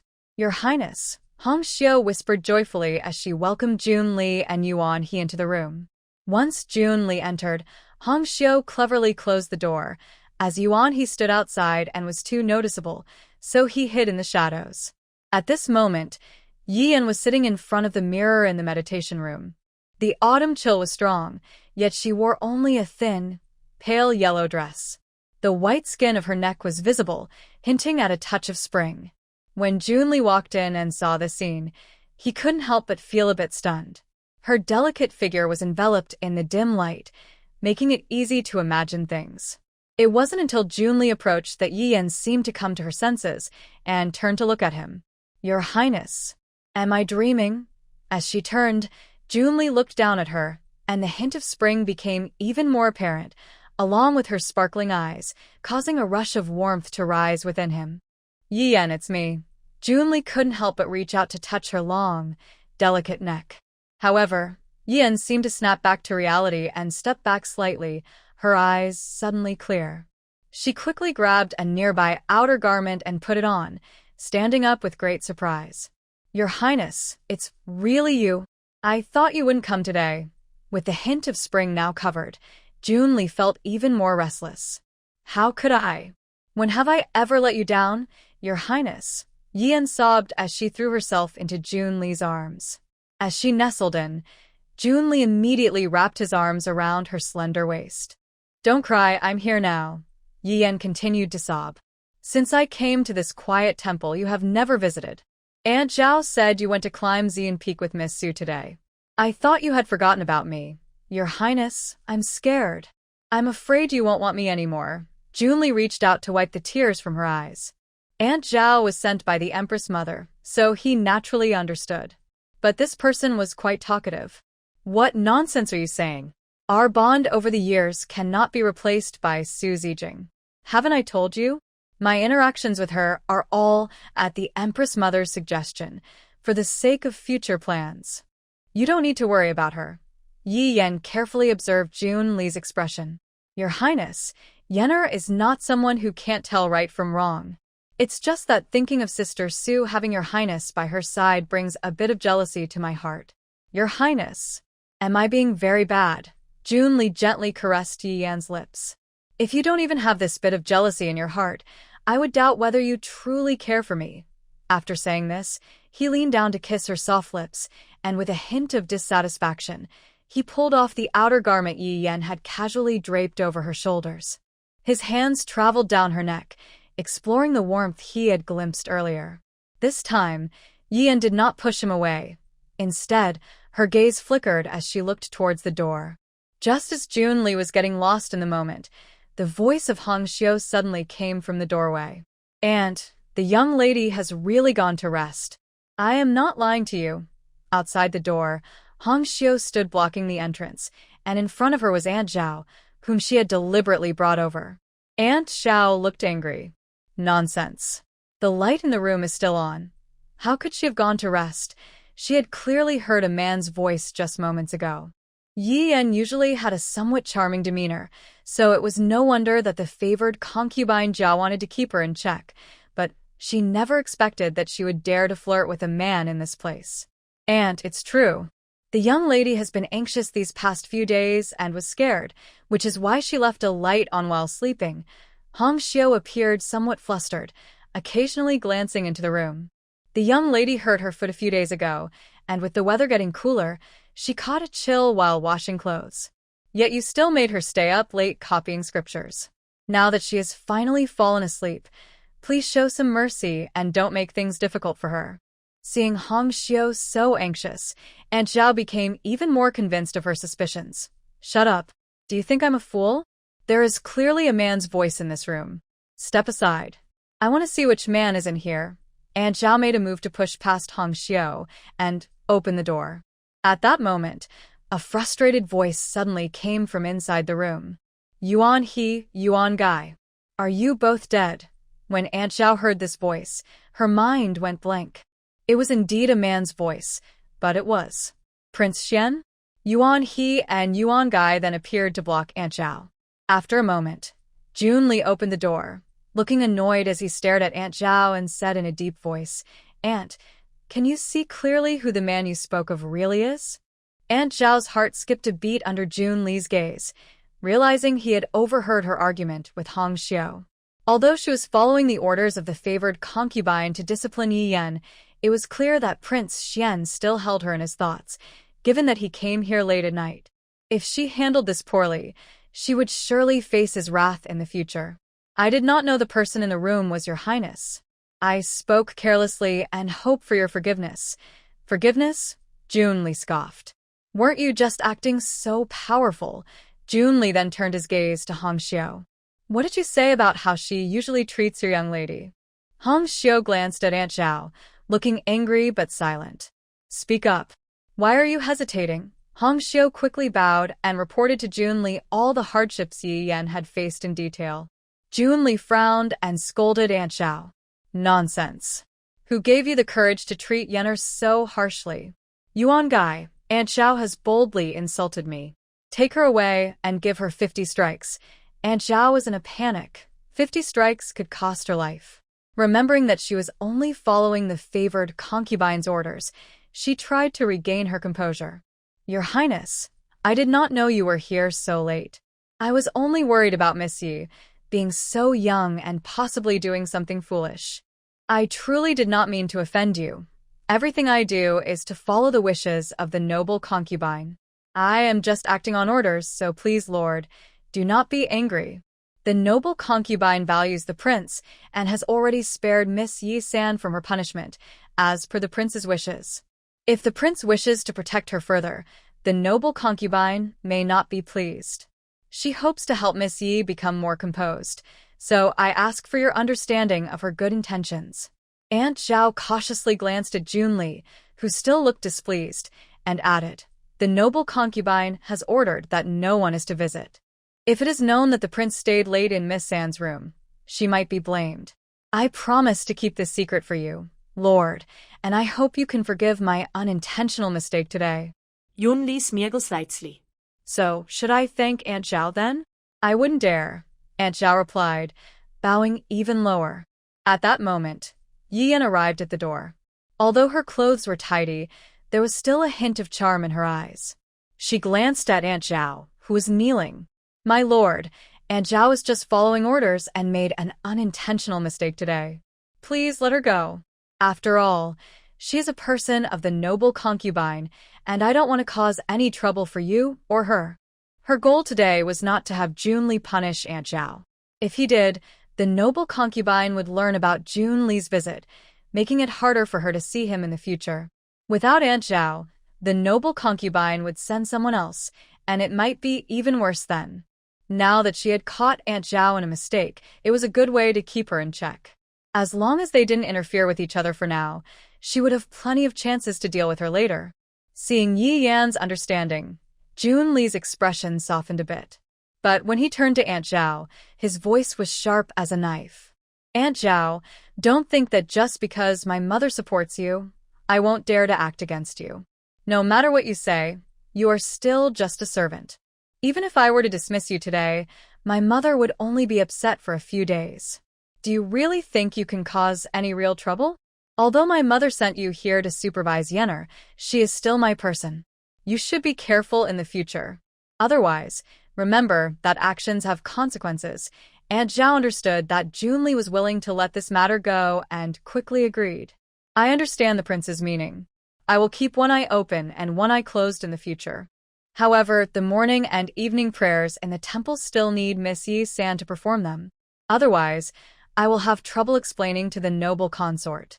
I hope the prince can understand my difficult position." Junli hesitated and looked at Yi Yan. Yi Yan took Junli's arm and smiled lightly. "I should still listen to the noble consort's teachings. Prince, as Aunt Zhao said, I will pray for you morning and evening." Just when Junli was still thinking about it, he felt a soft touch on his arm, making him feel distracted again. "All right, you can go now." Saying this, he took Yi Yan back into the room. Once the door was closed, He held Yi Yan in his arms again, his hands becoming restless. However, this time Yi Yan blushed and pushed him away. Prince, I lost my composure just now because I haven't seen you in a long time. Please consider my reputation. She still remembered her mother's words. She only wanted Junli to taste a bit of sweetness to provoke Aunt Zhao, hoping he would stand up for her. Moreover, there was still Suzy Jing outside. Although she couldn't leave the temple, she could make him think of her. Her mother had said that beauty is a woman's best weapon. Her mother also said that what one cannot have is the best. Seeing Yi Yan's watery eyes, Junli kissed her lips before letting go. A woman should be willing for it to be interesting. Did that girl say you caught a cold? Are you feeling better now? Thank you for your concern, my lord. I'm fine now, but I hurt my foot when a bucket fell on it a few days ago, and it still hurts, Junli frowned. Aunt Zhao is quite troublesome. If she dares to bully you again, just let Hongxiu tell me. I will stand up for you. You are too kind. If Aunt Zhao hadn't come looking for you, you would have kept it a secret. Yi Yan buried herself in Junli's embrace. After all, she belongs to the noble concubine. I don't want to see the prince in a difficult position. Enduring some physical pain is not a big deal for me, but I don't know how long I will have to stay here. My heart is filled with uncertainty. Junli pondered for a moment. Don't worry, I will find a way to persuade my father and mother to let you out soon. Yi Yan tightened her grip on Junli's hand. Your Highness, I can only rely on you now. Junli enjoyed the feeling of being so depended upon. He thought that if he handled the matter with Juanzhan well, his mother might agree to help and ask his father to release Yi Yan. When he arrived today, the moon was bright and the stars were few. Tomorrow was sure to be a good day. Having endured these days, it was time to take action. The day after the Double Ninth Festival was still clear and sunny. In the counties near the capital, 5 were covered by rainwater, with Anyang County being the most prosperous, having the most fields and farmers. Therefore, Juanzhan prioritized it for this defense. At this moment, in front of the several-mile-long dam in Anyang County, countless sandbags were piled up to reinforce the riverbank. On one side of the riverbank, an official named He Ping was surrounded by a crowd of anxious citizens. He was not particularly tall, and without his attendants, he would have been easily lost in the crowd. Among the citizens, a strong man in the front shouted loudly, "Sir, the rain has stopped for several days now. Reinforcing the dam is not urgent. With the autumn harvest approaching, let us go back for now. You can come to gather workers during the off-season, and we will respond positively." Another slightly more refined person standing next to him echoed, "Yes, sir. The dam is repaired every 2 years. You already came last year to gather workers for repairs. Why are you here again this year, at such a critical time? If we miss the harvest, how will we survive?" The citizens behind them chimed in with agreement. Chun Ping saw that the situation had developed enough and instructed his attendant to bring him a stool. With help, he stood up and spoke. "Everyone, please be quiet and listen to me." Seeing that he had something to say, the crowd slowly quieted down. He Ping let out a long sigh. "Dear villagers, I understand the urgency of the autumn harvest. However, the order to reinforce the dam comes directly from Prince Jing. Even though I wish to let you return, I am powerless in this situation." The big man in the front became somewhat agitated upon hearing He Ping's words. Who cares about Prince Jing? The harvest is our lifeline. Even if His Majesty were here today, we would still have something to say. He Ping looked troubled. "No, if you leave, how will I explain this to Prince Jing?" Another voice emerged from the crowd. "Sir, where is this Prince Jing? Why not let him come out? We want to ask him why, on such a fine day, he has trapped us here to repair the dam during this crucial harvest time. Even if he is a prince, he shouldn't be so unreasonable." Right. "I heard that Prince Jing is disabled and rarely leaves his home. What does he understand?" "Exactly. Let him come out." For a moment, the crowd was filled with shouts demanding Prince Jing's appearance. Most of them were farmers and did not understand the political situation. They had heard of the well-respected Prince Xian in the court, but to ordinary people outside the capital, the title of Prince Jing was just an empty name. He Ping frowned and said sternly, This is nonsense. Prince Jing is of royal blood. You cannot just demand to see him. Are you all willing to risk your lives? Seeing his stern demeanor, the crowd did not quiet down but became even more agitated. Sir, we certainly value our lives, but rather than wait for a poor harvest and starve, we would rather fight for our rights. Right. Sir, just call Prince Jing out to give us an explanation. Whatever the consequences, we will bear them ourselves. Ping seemed even angrier. What are you doing? Are you planning to rebel? Do you think that just because there are many of you, Prince Jing will not take action? If you anger him and he decides to pursue this, you won't have enough lives to pay the price. The common people were about to continue their discussion when a refined voice suddenly rang out. Ping, you must not act this way. Not far away, Junli was approaching with Zhang Yunshan, who was still in official robes, followed by 7 or 8 attendants, walking with great authority. He wore a light blue robe embroidered with 5 dragon patterns and a golden crown adorned with cloud designs, leading the way. He looked quite dignified and wise. When Ping saw Junli and his group, he felt a great sense of relief. Although Minister Zhang had urged him to stir up public anger these past 2 days, if a real disturbance broke out, he might not be able to handle it. He quickly jumped off his stool and knelt before Junli. Greetings, Your Highness, the Prince of Xian, and greetings, sir. Junli gently waved his hand for Ping to rise and, somewhat displeased, said, What just happened? Why did you speak harshly to the people? Ping immediately stepped forward to explain the situation. After listening, Junli frowned in feigned discontent. I understand. You may leave now. Once Ping stepped back behind the crowd, Junli turned his attention to the mass of people. At that moment, the 2 individuals who had been at the front of the crowd spoke up respectfully, bowing their heads to Junli. You are the Prince of Xian, right? We have heard of your kindness and virtue. Please help us. Prince of Xian, this concerns our livelihoods. We ask you to take charge. We cannot let the king of Jing act recklessly. Junli looked at them for a moment, smiled slightly, and said with a sense of righteousness, All right, you may rise. I am aware of the situation. He then turned to Zhang Yunshan. Minister Zhang, it is good that my royal brother has taken an interest in governance, but now that the rain has stopped, as the Minister of Works, it is your duty to address the repairs. How can you ignore the people's needs? You must immediately issue an order to send the people from the 5 counties back home without delay. Zhang Yunshan promptly bowed and responded, Yes, my lord.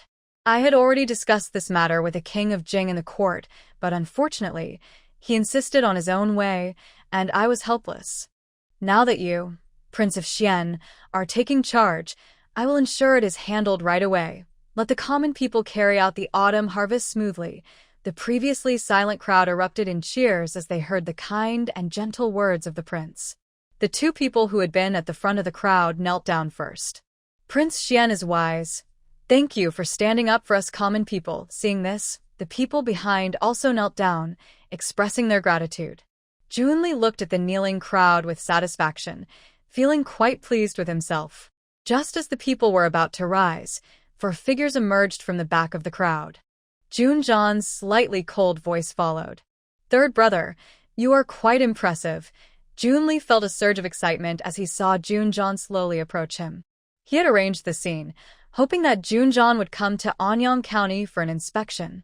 Zhang Yunshan and the other officials exchanged glances upon seeing Junjan's arrival and greeted him loudly. Greetings, Prince Jing. The kneeling commoners turned to look at Prince Jing upon hearing the title. Is this the Prince Jing they just mentioned? Though he appeared disabled, his presence was striking, with an air of nobility and authority that surpassed that of Prince Xian. However, recalling his actions, they feared he might just be a pretty face. Junjan's gaze swept over Junli, who seemed eager, and then turned with interest to Zhang Yunshan. I sent someone to the Ministry of Works to find Lord Zhang, but he said he was too busy with government affairs. Today, he finally shows his face. Zhang Yunshan, feeling confident, was not intimidated by Junjan's cold remarks. I have indeed been busy with matters lately, and since the reinforcement of the riverbank is led by Prince Jing, it seemed unnecessary for me to be present. I only sent someone in my place. However, the situation has changed, and I had to come and see for myself. Junjan remained noncommittal, and then turned his gaze to Junli. I just heard that you plan to send these people home. Junli smiled. Indeed, elder brother. You must have heard the people's pleas. Do you have any opinions on my decision? Junjan let out a cold laugh and was too lazy to engage with Junli. I have already said that reinforcing the dam is something I must do. No one can stop me. Seeing his firmness, Junli's excitement grew. He was worried that Junjan would back down and retreat to the Jing mansion. Brother, I am considering your position. The weather is nice now, but if you insist on keeping everyone here and we miss the autumn harvest, you won't be able to explain it to father and the people. Why not take this opportunity to send everyone home before it's too late? That way, you can step down gracefully. Junjan simply glanced at Junli. I believe my younger brother did not hear me clearly. Father has entrusted this matter entirely to me, so it would be wise for you not to interfere. At that moment, Zhang Yuanshan stepped forward, clearly displeased. Prince Xian is only speaking for the people. Why must Prince Jing bring up His Majesty? I understand that you are new to court and eager to make achievements. The bad weather before was understandable, but now that the rain has stopped, why do you stubbornly insist on this decision, disregarding the livelihoods of countless people? Aren't you afraid that your rush for results will alienate the people? The nearby citizens, seeing that Prince Jing still wouldn't let them leave, and with Prince Xian and Mr. Zhang defending them, began to voice their complaints boldly. The two leading citizens were particularly fierce in their words, gradually inciting a wave of shouts. Junjan signaled to Changfeng beside him. Changfeng and another guard, dressed similarly, immediately stepped forward and pulled the two leaders out of the crowd. Sharp blades were held firmly against their necks. Changfeng spoke coldly. What is your intention in stirring up trouble? The two men showed no fear. Mr. He had said that in broad daylight, disguised as commoners, Prince Jing wouldn't dare to act against them, so they felt invincible. What does His Highness mean by this? We are just ordinary citizens, forced to come here today for our family's harvest. Is your Highness trying to bully us and oppress the people, even if you are a prince? You cannot take lives so lightly. Changfeng's sword left a faint red mark on one person's neck as he coldly scolded. Common people? Then you too should tell us where you live and your names, so we can see if anyone recognizes you here. The two men changed their expressions, but still held their heads high. It doesn't matter who we are. The prince is ignoring the livelihoods of the common people. Changfeng snorted coldly and looked at the crowd of citizens. Is there anyone here who knows these two? Step forward. The people exchanged glances, but no one moved, leaving everyone in a state of confusion. What was happening? Why did no one recognize these two? Junjan looked at the two men, his voice sharp as a blade. Changfeng, Changning, take these two to the Ministry of Justice for a thorough investigation. If anyone else causes trouble, arrest them too. As he spoke, he glanced at Junli and his group. No exceptions. Junli was surprised that Junjan had quickly captured their people. Brother, these two are just commoners. I think it would be better to let them go. Otherwise, your reputation for oppressing the people might stir public anger. Junjan merely raised an eyebrow. I am carrying out orders. These two have unclear identities and are causing chaos. It is only right for me to take them down. No need for you to worry. Do you really think that with just these few people behind you, you can save them from me? Junli was momentarily speechless. But then he thought that since these two were disguised as commoners, he might not be able to find out much now. He could arrange identities for them later. If he could pin the blame for oppressing the people on Junjan, that would be even better. A glint of determination flashed in Junli's eyes as he feigned righteous indignation. Are you really going to be so stubborn, brother? Junjan did not respond, leaning back in his chair and slightly closing his eyes, showing he did not wish to engage further. A spark of inspiration crossed Junli's mind. He thought that since he had achieved his goal today, there was no need to continue arguing with him here. Instead, it undermines his status. He turned around to face the people. Dear villagers, my royal brother currently has a sacred decree, so he may not be able to fulfill his earlier promise today. I feel deeply sorry, But please rest assured that I will report this to our father, the emperor, so that everyone can return home soon." After saying this, he left in a huff, as if he were very angry. The villagers, seeing them leave, noticed two troublemakers being held at knife point and were unsure of what to do. The two guards in black looked quite frightening. From what they heard, the prince and his 7 or 8 companions were not a match for the two guards. The two kneeling on the ground exchanged silent glances, about to speak. But Longfeng Chongning immediately struck the back of their necks with the flat of his blade, causing them to faint instantly. Chun Ping noticed this, and glanced cautiously at Junjan's expression. "My lord, what should we do next?" Junjan looked up at him. "Naturally, we will proceed as planned. Minister Chen has been in the Ministry of Works for several years. If you can't handle this small disturbance, I think you should consider resigning." Chin Ping wiped the cold sweat from his forehead. "I understand, sir." After the incident in Anyang County, Junjan did not send the villagers away. Instead, he used the emperor's decree to have the various departments cooperate with him, ordering the Ministry of War to mobilize some nearby guards to support the 5 counties. Suddenly, there was a stir. A large number of villagers from the 5 counties flooded into the capital, many of whom were elderly, weak, women, and children. They sought help everywhere, hoping to be heard. Especially outside the Prince Jing's residence, countless villagers from the 5 counties knelt on the ground, crying out loudly, pleading for the prince to allow their men to return home to oversee the autumn harvest. More and more officials in the court were submitting accusations against the Prince Jing. Others might have hesitated, considering the emperor's reputation, but the senior official from the censorate was completely unyielding.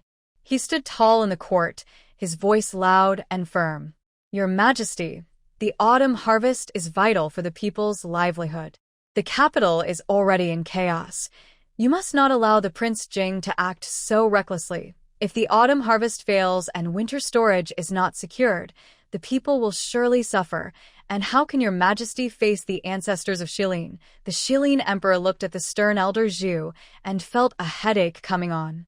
However, remembering how Junjan had confidently approached him, even risking his life to assure him, he decided to keep the matter under control. The next day, he claimed to be ill and did not attend court. He found it hard to handle Elder Zhu's sharp words. Yet, knowing that Elder Zhu was genuinely concerned for the Shilin state, he could not bear to blame him. Prince Jing had not shown his face. The cries outside the Prince Jing's residence turned into shouts after a day and night of being ignored. When Yi-Wan arrived at the prince's residence, she felt as if she were surrounded by countless sharp blades. Once inside, while treating Prince Jing, she glanced at him, who seemed unfazed by the turmoil, quietly leaning against the headboard and reading. "Your Highness, the capital is in chaos. Aren't you worried?" she thought to herself. If it weren't for her memories from a past life, she might have been among those criticizing him at home. Prince Jing's long fingers continued to turn the pages of his book. "Did not Miss Yi confidently say that a disaster is coming? You even risked your life to guarantee it. So what does it matter if I bear some temporary disgrace? I have put my life and fortune in your hands, so are you going to go back on your word now?" Yi-Wan paused, but she had come with an important matter to discuss and did not want to engage in banter. "Is your Highness's action aimed at the court?" Hearing this, Junjan raised an eyebrow and slowly set down his book, looking at Yi-Wan with interest. "Go on." Yi-Wan ignored the scrutinizing look in his eyes and continued. "At the last birthday banquet for the Empress Dowager, your Highness seemed to want the Emperor to demote my father. The popular candidate for the position of Minister of Personnel soon faced trouble, and now the rumors linking him with your Highness and stirring up controversy involve Lord Shinjua, who is your Highness's person, right? The prince's recent strong actions in Anyang County are not only to prepare for disaster prevention but also to intentionally escalate the situation. The more mistakes are revealed, the more likely those involved will slip up. Now that things have escalated outside, Prince Xian will soon be unable to hold back." Junjan looked thoughtfully at Yi-Wan. "You have been hiding your talents until now, but today you are showing your abilities. Why is that?" Yi-Wan tightened her grip on the golden needle. "I just want to ask you one thing, your Highness. If Prince Xian, in pursuit of a good reputation, orders the removal of all those repairing the riverbank. Will you allow him to succeed? Junjan's fingers lightly brushed the pages of the book. After a moment, his voice carried a hint of determination. No. Yuan relaxed her grip on the golden needle slightly. Your Highness, the noble intentions of Prince Jing are a blessing for the people of Shilin. Junjan was somewhat accustomed to Yi Ruan's flattering words, but at that moment, he saw a glimmer of sincerity in her eyes. He suddenly thought that if it weren't for Junli, perhaps he hadn't misjudged her in his past life. Natural disasters cannot be reversed. This year's crop failure is already a certainty and cannot be changed by human effort. However, in his previous life, multiple levees broke, and floodwaters submerged 5 towns near the capital. Especially in Anyang County, in one night, the once prosperous county was left in ruins, a wasteland of debris. Among those ruins lay countless lives lost, and the few survivors could only moan in despair. Although the more severe the consequences, the more unforgivable Jun Li's mistakes became. He did not wish to take the lives of so many innocent people in exchange for revenge. Having glimpsed the truth, one should still do their part. Yiruan must have had her worries, which led to her question today. As Junjan pondered, Yiruan's voice continued. The prince is compassionate and does not wish to use the lives of the people as bargaining chips. However, if these people are not removed, even if you capture a couple of instigators and gather evidence of their attempts to incite public anger, when the situation arises, exposing their past actions may only lead to a light punishment, which would be too lenient for Junli. I have a way that can satisfy both sides. Would the prince like to hear it? Junjan raised an eyebrow. I would like to know more. Do you know about the Yun family army? The Yun family army? Yiruan's eyes sparkled with excitement. Now that Shilin has been peaceful for many years, some soldiers who bravely fought alongside my uncle have returned to the capital, but now, most of the military power in court is controlled by Junli, leaving them with no place to belong. They can only retreat and live off what they have. However, I believe that as long as my uncle gives the order, they will be willing to lead the charge for you. Junjan immediately understood her meaning, but, are you willing to involve the Yun family in this matter? He noticed how protective she was of the Yun family. Yiruan nodded, a sly glint in her eyes. Of course. I am confident I can persuade my uncle, but I hope this matter appears to be initiated by you, while my uncle is only forced into it. I ask you to mediate. Junjan couldn't help but smile at her words.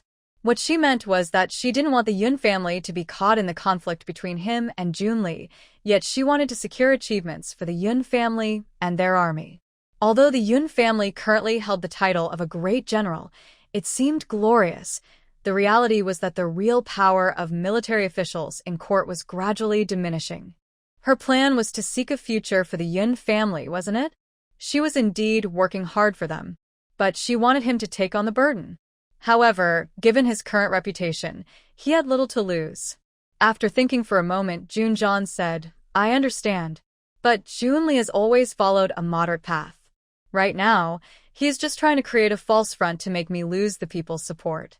For him to decisively order the officials of the Ministry of Works and the Ministry of War to disobey orders and withdraw troops, we might need some external influence. A sly look crossed Yiruan's eyes again. If the prince is at ease, I will take care of this matter. Oh, there was a hint of curiosity in Junjan's gaze. Then I shall wait and see. Yiruan smiled, set down the golden needle in her hand, and called for Chang Yi and Ban Xia. Soon after, 2 new faces appeared in the crowd outside the Prince Jing's residence. The 2 girls were dressed like country maidens in coarse linen clothes, with some sunspots on their faces. They blended in with the common people at the gate, passionately joining in the shouting. Their words were particularly sharp, earning them praise from those who only repeated the same old phrases. Inside, Changfeng, who was watching with Yiruan, couldn't help but twitch his mouth when he saw the 2 girls fiercely scolding the prince. Changyi, now following Miss Yi, was indeed different. He scolded the prince without any hesitation. The girl named Banxia was also surprising. He wondered where she learned such street language, leaving him stunned. On ordinary days, she seemed timid, but when it came to scolding, she showed a bit of boldness. Chang'e and Banksia shouted along with the crowd for about half an hour before they seemed a bit tired and stopped. Chang'e was anxious inside. He wondered if the prince would hear them. Banksia, however, was a bit excited, her eyes sparkling. She had always been nervous at the Prince Jing's residence, but today felt so liberating. For a moment, she even thought the prince didn't seem so scary after all. After resting for a moment, Chang'e stood up and pulled Banksia to the front of the crowd, speaking urgently. "Dear folks, my brother and father have been taken to repair the dam, leaving only my sister and me. I'm really worried as our crops are about to ripen. We have been here for 2 days, and the Prince Jing hasn't shown his face. He seems to be avoiding us. What can we do?" As soon as she finished, a chorus of agreement arose. "That's right. Our situation is similar, but aside from staying here, what else can we do? I heard this matter was ordered by the prince, and only he can revoke it." Chang'e shook his head, expressing his deep frustration. No. "The prince seems cold-hearted and indifferent to the people's suffering. Even if we stay here for 10 or 8 more days, he won't feel any compassion." As she spoke, a glimmer of hope sparked in her eyes. "Why don't we go to the Duke's residence and ask the kind-hearted Duke for help? I heard that when he was in Anyang, he promised to speak up for the people. Since he is also the Emperor's son, maybe he can assist us." Upon hearing this, the crowd exchanged glances and hesitated for a moment. Suddenly, a few villagers from Anyang brightened up and spoke up. "Yes, many of us saw how the Duke acted when he visited Anyang. He is a really good person. This girl is right. Let's go find him." "Exactly. The Duke's reputation for kindness is known even among us village women. Seeking his help is definitely better than waiting here for that other prince." The crowd began to cheer in agreement. After discussing for a moment, they started asking for directions to the Duke's residence and set off in a lively group. Hidden inside, Yearwon watched the scene and smiled slightly. Junli knew how to rally the people, so she decided to use their own tactics against them. When Chang'e and Ban Xia went to the Duke's residence, they would elevate him while putting the other prince down. With Junli's insincerity and her long-standing grudge against the other prince, she was confident he would take the bait. After Ban Xia and Chang'e left, Yearwon returned to the courtyard where the other prince was being treated. This courtyard had never been named. Yearwon thought Junjan had already left, but to her surprise, he was still there, having someone bring his chessboard from his study, and he was playing chess by himself. This was the first time Junjan stayed at the Duke's residence after treating the other prince. Yearwon glanced at him, who seemed uninterested in her, and didn't know what to do. Suddenly remembering the items she had brought for Xiaoqi, she asked Nurse Wei to bring Xiaoqi from the other prince's room. Xiaoqi was lively at night and preferred to sleep during the day, so she rarely saw it in the mornings. Now, as it was getting late, when Nurse Wei brought it over, it seemed a bit more awake. Yearwon took out some small toys she had sewn with wintergreen from a box and started to play with it. Nurse Wei watched Yearwon with a smile. "This cat only recognizes me and the prince in the mansion. I didn't expect it to get along so well with Miss Yi. It's quite rare." Yearwon smiled slightly and joked, "What the old lady said is true. When I first saw it, I felt a strong connection. Maybe I had some fate with it in a past life." "Exactly," old lady Wei agreed. Meanwhile, Junjan, who was focused on his chess game, paused for a moment. He glanced over at Yearwon, who was playing with the little cat, Xiaoqi. This scene felt familiar. Back when she first married into the Jingwang mansion, she seemed a bit unhappy. Although she agreed to marry him and forced a smile, her eyes did not reflect that joy. She was not at all like the lively person who entered the mansion to treat him. He thought about the Mid-Autumn Festival banquet. Perhaps she had not truly moved on. Otherwise, she wouldn't try to please him while also avoiding his touch. So, he arranged for someone to find this cat, pretending it had wandered into Lingxi Pavilion, hoping to cheer her up. After all, he remembered her saying she wanted to have a cat since she was little, but due to traveling with her master and having no stable home, she couldn't care for one. Now that she was married to him, this mansion was her home, and he wanted to fulfill that small wish for the girl with clear eyes. Yearwon indeed took the cat in. But later, he learned that her unhappiness at that time was not because of him. She suddenly became concerned about her appearance, improving her looks day by day, not for him. Her contradictory actions stemmed from wanting to gather information about Jun Li while secretly disliking him. Jun slightly withdrew his gaze, but deep confusion rose in his eyes. He had been observing her these days, fearing she still cared for Jun Li, which could become a significant risk for him in the future. However, judging by her words and actions lately, her support for him seemed genuine, and she showed no mercy toward Jun Li. She was harmed by Yi Yan, so he was not surprised that she wanted to deal with Yi Yan and the Shao family. But back then, she was willing to give up the position of the future empress that all women dream of just to betray him. Why did she suddenly abandon this love for Jun Li? Could there be another reason for her death that he doesn't know about? As dusk arrived, Yi Ruan finally welcomed Ban Xia and Chang'e. As soon as Ban Xia entered the inner room, she excitedly ran to Yi Ruan and said, "Miss, more and more people are gathering in front of the Xianwang's residence. When I left with Lord Chang'e, the Xianwang even made an appearance himself, saying he would present the matter to His Majesty tomorrow. She actually accomplished such a big task. Thinking about it was both thrilling and exciting." Yi Ruan smiled at Ban Xia's enthusiastic demeanor. "Yes, I saw it. You and Chang'e did very well today. You should go change out of this outfit with Chang'e. We have more to do tomorrow." Ban Xia responded with a smile, and Chang'e nodded slightly to Yi Ruan before following her out. Jun gently rubbed his hands as he played with the chess pieces. "Your approach is quite straightforward." At this moment, Yi Ruan felt pleased at the thought of removing a few of Jun Li's supporters. She smiled at Jun and said, "Whether it's simple or rough, as long as it works, what do you think, Your Highness?"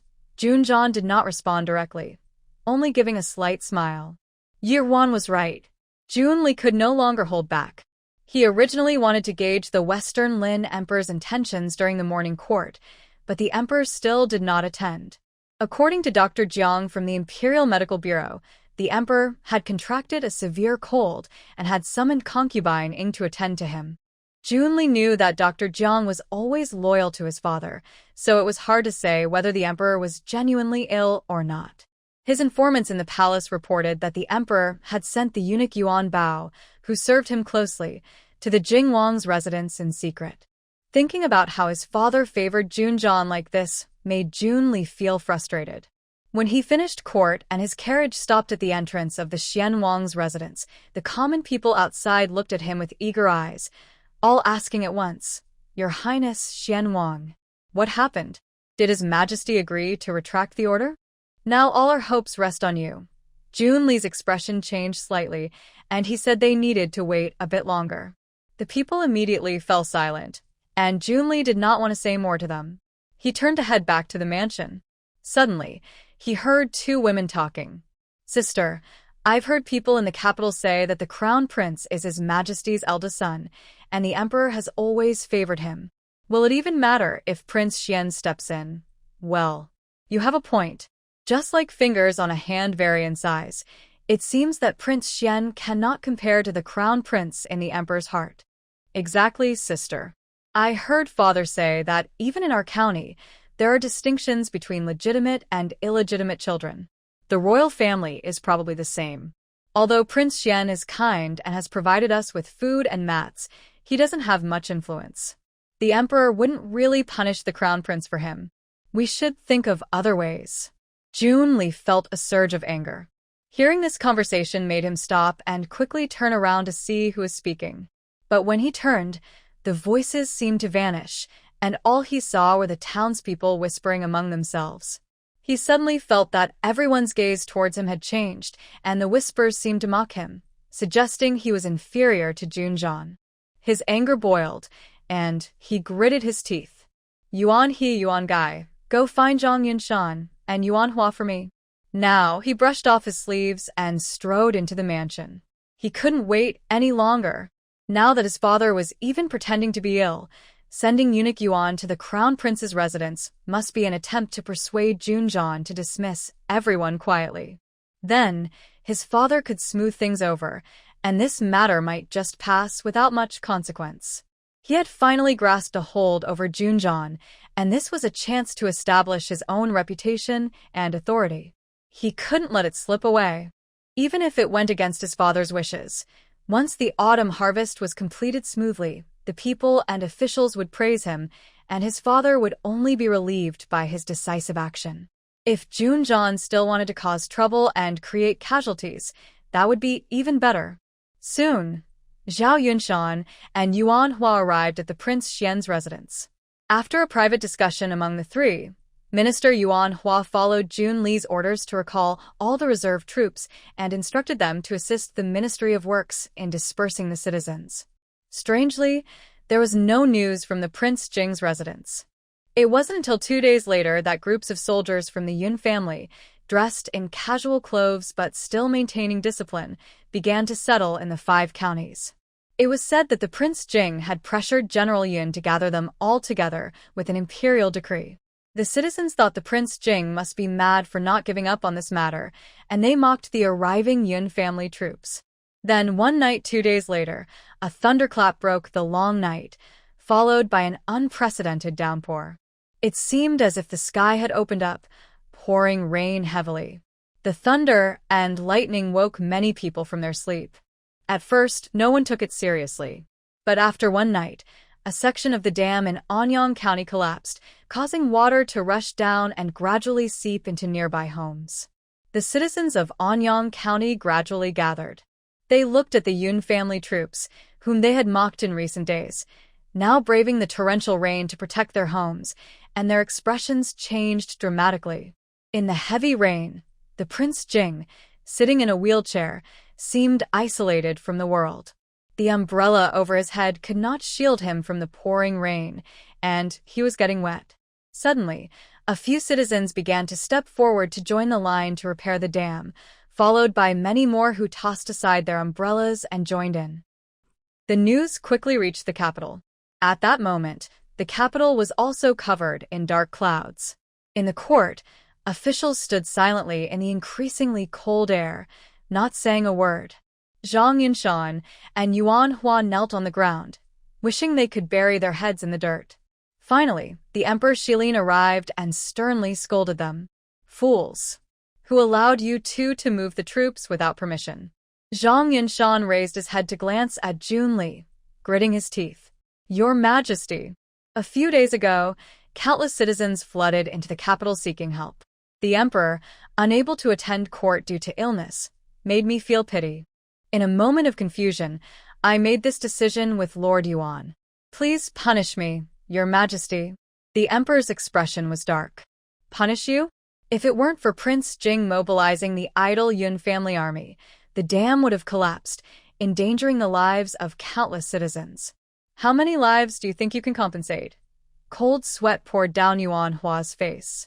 Your Majesty, natural disasters cannot be predicted. At that time, given the weather conditions, we had no choice but to send the citizens back for their livelihoods. It was truly the best decision we could make under the circumstances. The Emperor snorted coldly. A good decision indeed. While natural disasters are unpredictable, your defiance of orders is an undeniable fact. If all officials acted like you, disregarding authority, what use do I have as an emperor? Zhang Yuanshan and Yuan Hua turned pale. Your Majesty, please calm your anger. The Emperor remained silent but couldn't help glancing at Jun Li. Although Zhang Yuanshan and Yuan Hua were taking the blame, he couldn't believe they had no support behind them. Jun Li noticed the Emperor's gaze and felt uneasy. His father was not a fool. If he remained silent now, it would only anger him further. Father, I also have a responsibility in this matter. I failed to stop the 2 lords in time, and I cannot escape blame. I have heard that the 5 counties are short on disaster relief supplies. I am willing to rally the merchants in the capital and donate half of the prince's estate, raising 300,000 taels of silver to atone for my mistakes. Please grant me your approval, Father. With the Xiao family backing him, he had no worries about money. If it could ease his father's anger, it would be worth it. The Emperor looked at Jun Li, who was kneeling, his expression unclear. He did not immediately allow him to rise but turned his attention back to Zhang Yuanshan and Yuan Hua. Zhang Yuanshan, Yuanhua, your defiance of orders is a capital offense. However, considering the circumstances, I will first remove you from your positions as ministers and detain you in the Dali Temple. We will decide your punishment once the disaster situation stabilizes. Zhang Yuanshan and Yuanhua trembled as they thanked the emperor for his mercy. The emperor's gaze swept across the officials in the court, finally landing on the military officials. Where is Yun Shao? Yun Shao was startled and immediately stepped forward. I am here. Although you were forced by Prince Jing this time, your Yun family army has indeed done well in disaster relief. You will temporarily take on the role of Minister of War and order all nearby troops to support Prince Jing. Depart immediately, without delay. Yun Shao lowered his head to accept the order, but he was deeply shocked. The emperor really chose him, just as Prince Jing and Wan Er had said. After the morning court, Emperor Shilin punished Jun Li to kneel in the Golden Hall for an hour, allowing him to reflect on his mistakes. Kneeling alone in the Golden Hall, Jun Li felt humiliated and uncomfortable, as if he had been stripped bare. His father had never treated him this way before, and now he felt a surge of anger rising within him. Before noon, Jun Li ordered someone to deliver a message about the demand for money to the Yi family. In the Qinghe courtyard, Mrs. Xiao suddenly stood up from her chair. 300,000 taels? Yi Jifan and Yi Shuren were sitting in the main hall. Yes, His Royal Highness Prince Xian sent word that we must gather the money within 2 days and send it to the Prince Xian's residence, Yi Jifan said. Mrs. Xiao frowned deeply. Prince Xian was truly asking for a lot this time. Over the years, the Xiao family had sent money to the Prince Xian's residence like flowing water, but his appetite was growing larger. It was as if he treated the Xiao family as his personal treasury. Even so, concubine Jia was still very harsh on Yan Er. How could she not feel angry? Seeing his mother's displeased expression, Yi Jifan quickly tried to comfort her. Mother, money is just material wealth. Without His Royal Highness Prince Xian, our family's position as royal merchants would not be stable. We are in the same boat as Prince Xian now. You must not be confused at this time. Mrs. Xiao knew that Yi Jifan was right. They had no power and could only be at the mercy of others. She helplessly sank back into her chair. I understand your reasoning, but who knows the hardships your grandfather and uncles faced to build this family business. It's not that I'm unwilling to part with material wealth, but they should at least give us some hope. Now Yener is still at the Jinghua Temple. How can I accept this? Yi Jifan fell silent for a moment. From the tone of Prince Xian, it seemed that after the second Miss Su of the Su family came of age, his official wife would be decided. He knew what his sister was thinking, but this time her wish might not come true. Mother, we have no other choice now. If we do not cooperate, concubine Jia can support others to make money, and the Xiao family is not her only option. The room fell into a brief silence. The three of them understood that this was the truth. At that moment, a servant suddenly reported that Yi Ruan had arrived. The few of them exchanged glances and quickly hid their expressions. When Yi Ruan walked in and saw Yi Jifan there, she seemed a bit surprised and said, Elder brother is here too. Xiao looked at Yi Ruan. Yes, just now I asked your father to have your elder brother come over to discuss some matters. What brings you here, Ruana? Yi Ruan walked to the table and sat down. I came to find father, because I heard he was here with mother. I have an urgent matter to report to father.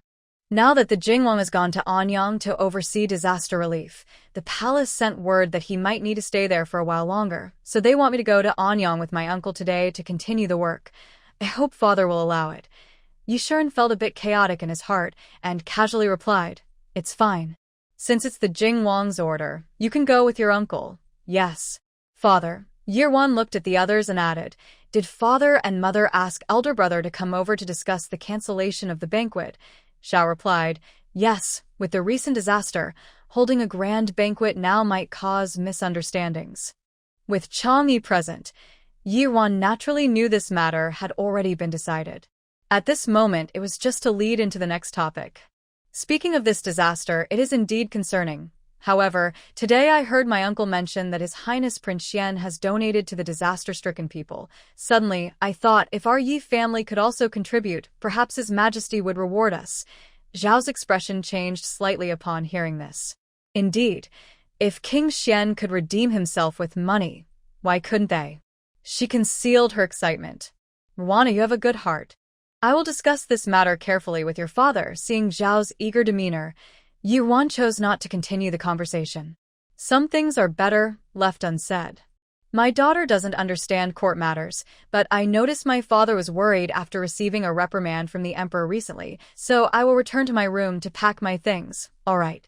And county is a disaster area, so be careful. Yuan felt she had said enough, thanked her mother for her concern, and left. As soon as she stepped out, Xiao eagerly turned to Yi Shiren and Yi Zhifan. Sir, what do you think? If we are willing to donate money for disaster relief, will the emperor pardon you? Yi Shiren thought for a moment. Yes. This is indeed a good idea. Although the 300,000 taels promised by King Xian, along with the funds allocated by the Ministry of Revenue, are enough for disaster relief, the loss of crops in these 5 counties is a done deal. We can still focus on post-disaster aid. Currently, the grain price in the capital is 20 coins per liter. To offer enough to sway the emperor, we would need about 100,000 taels of silver. However, historically, there tends to be a grain price surge after disasters, so at 35 coins, the cost could rise to 170,000 taels. I wonder if your father can provide that much cash on short notice? Xiao calculated in her mind. According to her father and brothers, the Xiao family currently has around 1 million taels available, excluding real estate and ancestral property. This amount would nearly deplete half of the Xiao family's cash reserves. However, money can be earned again, but saving Yener is the priority. She made up her mind and said firmly, "We will provide the funds."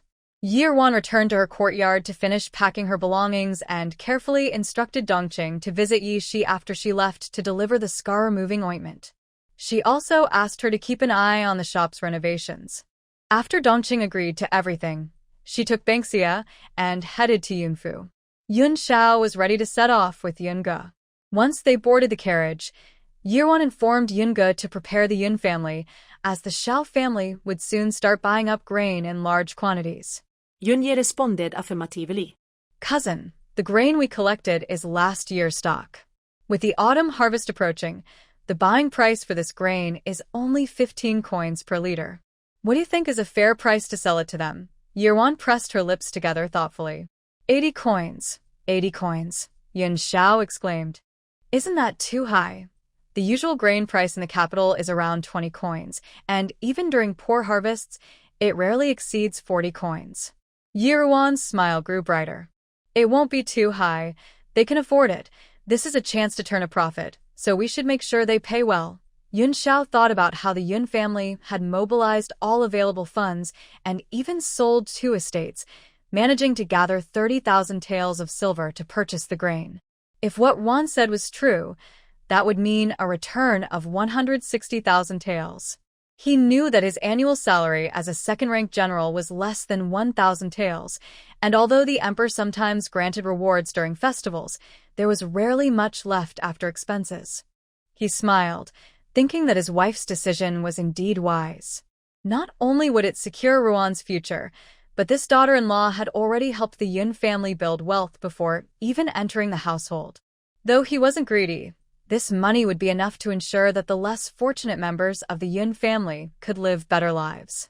He also needed to hint to Gore to work harder to win Ruan's heart and marry her soon. In Anyang County, heavy rain continued to pour, with the downpour almost covering all colors of the world, and the sky looked dark as if it might collapse. After settling in at the official inn, Yuan accompanied her uncle to find Junjan at the Anyang County government office.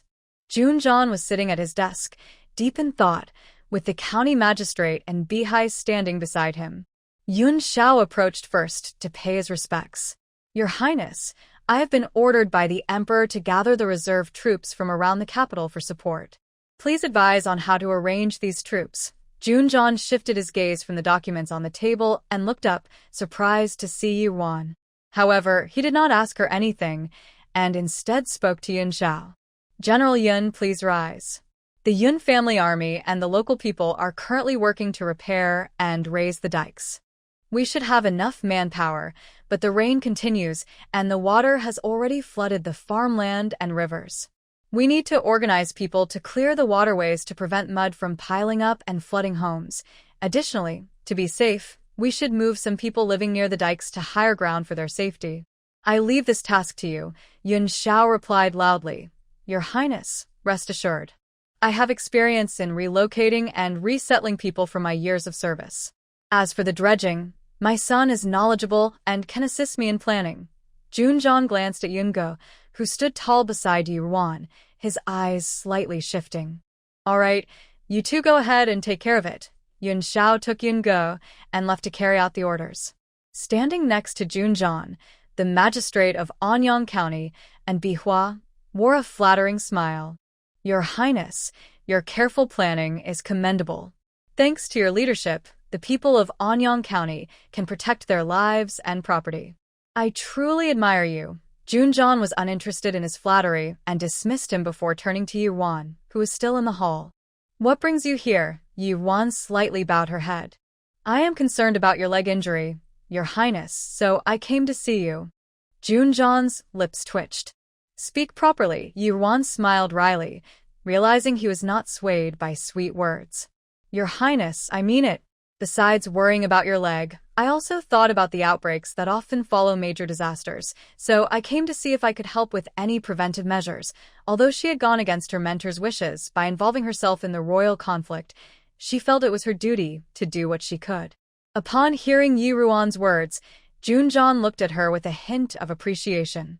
He remembered that a month after the last flood, a plague had indeed broken out. Although the dikes were holding now and would not lead to the same devastation as in the past, these matters could not be ignored. "What do you plan to do?" Yuan thought for a moment. "I want to teach the women at home some basic disease prevention methods during this time, and then prepare some medicinal soups to distribute to the people." She paused and looked at Junjian, feeling a bit shy. "However, I am currently short on funds. The expenses for the people in these 5 counties, along with those who come to help, will be considerable. I will need the prince's assistance."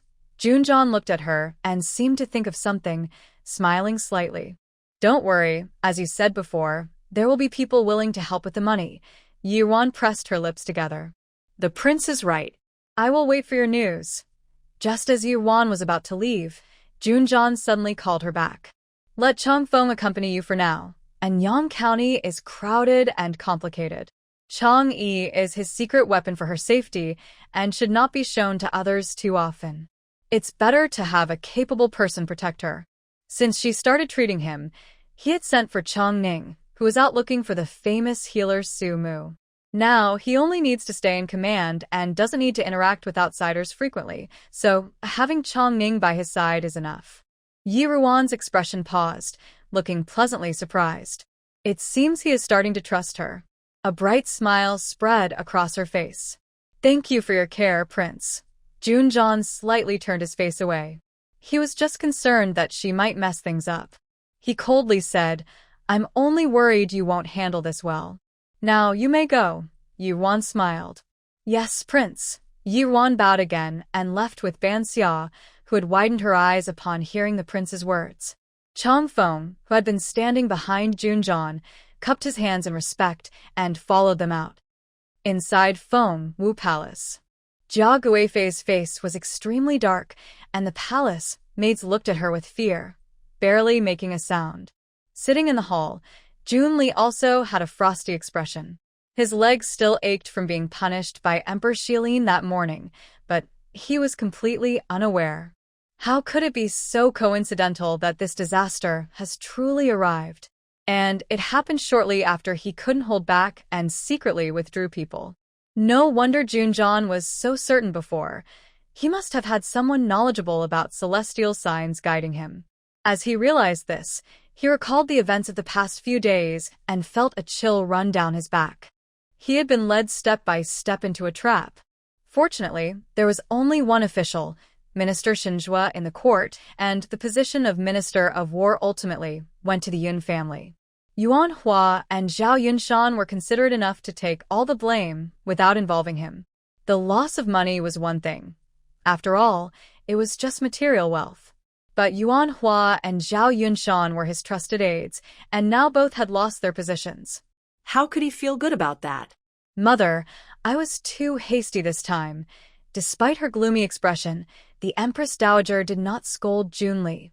Given the situation at that time, your choice wasn't entirely wrong. Fate is unpredictable. Junjan was merely taking a gamble, and he didn't expect to win. Junli still felt frustrated. Mother, there are some foolish people in the court who keep praising Junjan. Even the previously critical Lord Jua submitted a letter of self-criticism in front of Father today. I feel really upset. A sharp glint flashed in the Empress Dowager's eyes. Don't worry. Those with illnesses cannot inherit the throne. No matter how great his achievements, he cannot compete with you. However, what he has shown recently is impressive. Now that the divine Dr. Su Mu has some news, he may have some hidden strategies. Just in case, we cannot keep Junjan around. A glimmer of excitement appeared in Jun Li's eyes. Mother, are you saying? But hadn't she always said that to avoid father's suspicion, he shouldn't act against Junjan? The Empress Dowager's lips parted slightly. I know what you're thinking, but this is a different time. Since he has revealed his intentions, we can no longer allow him to pose a threat. A ruthless look crossed the Empress Dowager's eyes. As for your father, there is no need to worry too much. I will write to your uncle. As long as we don't use anyone from the capital, even if your father is suspicious, he probably won't find anything out. The day he returns to the capital will be the day he meets his end. The heavy rain continued for 5 days. The water level of the dam kept rising, and the Yun family army, along with the citizens of the 5 counties who finally realized the seriousness of the situation, worked tirelessly to raise the dam, managing to stabilize the situation for now. However, the large fields of nearly ripe crops were ultimately ruined. After 5 days, the rain finally showed signs of easing. The citizens and the Yun family army guarding the dam finally had a chance to catch their breath. By a river, Yungo was studying the map of Anyang County, checking for any mistakes in the dredging plans arranged over the past few days. Raindrops fell from the umbrella above him, creating a curtain of rain that framed his gentle face like a landscape painting. Young master, she's coming again, said the servant holding the umbrella, looking worriedly at the few figures approaching quickly from a distance. Yungo looked up slightly and saw 3 women walking together, each carrying a small food box. The leading woman spoke first. Young Master Yun, we made some food ourselves and brought it for you to try. Yungo felt a bit helpless. This woman, named Lu Shuangshuang, was the daughter of the chief constable of Anyang County. A few days ago, she had organized a group of women to volunteer and help, but they ended up getting stuck in the river. He happened to find them and rescued them, and since then, they had followed him like a little tail, often appearing by his side. Lu girl, I said last time it was just a small effort. You don't need to go to such lengths. Lu Shuangshuang was quite pretty and spoke in a cheerful manner. Young Master Yun, you work so hard for the people of Anyang County. We just want to show our appreciation, so please accept it. Yes, young Master Shuangshuang knows a lot about medicine. These are all medicinal dishes. With the weather like this, it's easy to catch a cold. She specially made these for you. Hearing this, Yungo raised his eyebrows slightly. Lu girl knows medicine. Lu Shuangshuang was very happy to see that Yungo was interested in her story. Yes, my mother runs a clinic, so I have learned a bit from her since I was young. A thought quickly crossed Yunji's mind. In that case, Madame Lu must be quite familiar with the medical community in Anyang County. Lu Shuangshuang nodded. Of course, while my mother's medical skills may not be extraordinary, she is quite well known in Anyang County. A smile appeared on Yunji's face. Then, I have a small request. My cousin is currently gathering people to spread information about post-disaster health measures. If you are willing to help, could you and Madame Lu gather some literate individuals who understand basic medicine to assist her? Would that be possible? He noticed that Yirwan had been tirelessly traveling from village to village and then had to help Prince Jing with his treatments, which was quite exhausting. If they could find some people to teach and then send them out, it would lighten his cousin's load. Lu Shuangshuang looked at Yun Ji's handsome face and nodded. This is simple. I will go find some people right away. She cheerfully agreed, pushed the food box into Yun Ji's arms and quickly left, holding her skirt with one hand and an umbrella with the other. At dinner, Yirwan was very happy to hear about this from her cousin. After all, her time here was limited, and most of the women left at home were illiterate and not very familiar with her, making cooperation difficult. Hearing that Lu Shuangshuang had some influence, she thought this was indeed a good approach. Seeing his son so proactive, Yun Xiao happily patted Yun Ji's shoulder after Yirwan finished dinner and went to treat Junjian. You did well today. Ruaner will be of age next year, so you need to act quickly and not let other young men get ahead. Yunge felt a bit speechless. His mother had hinted several times at home, and he pretended not to notice, but his father was very straightforward. Father, please be careful with your words. If others hear, it might lead to misunderstandings that could harm Ruan's reputation. Yun Xiao was not interested in his son's concerns. There are only you and me here. Why would we let others listen?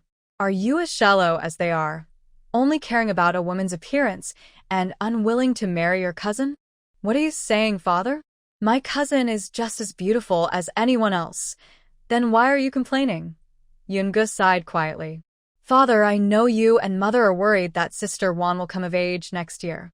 The Xiao family is cruel and might interfere with her marriage, fearing she will end up with the wrong person and be unhappy. That's why you want me to marry her. But father, my cousin is not an object. She is a living person. She is smart and knows what she wants. Now that we are on this topic, I should honestly tell you that I do have feelings for my cousin. But it's not because of your wishes. It's because I truly believe she is a wonderful woman. If she is willing to marry me, I will cherish and protect her for life. But this is a matter between us. Love must be mutual. You and mother must not share your thoughts with her, as it may put pressure on her. At first, he was merely curious about her. But gradually, his gaze would often linger on her.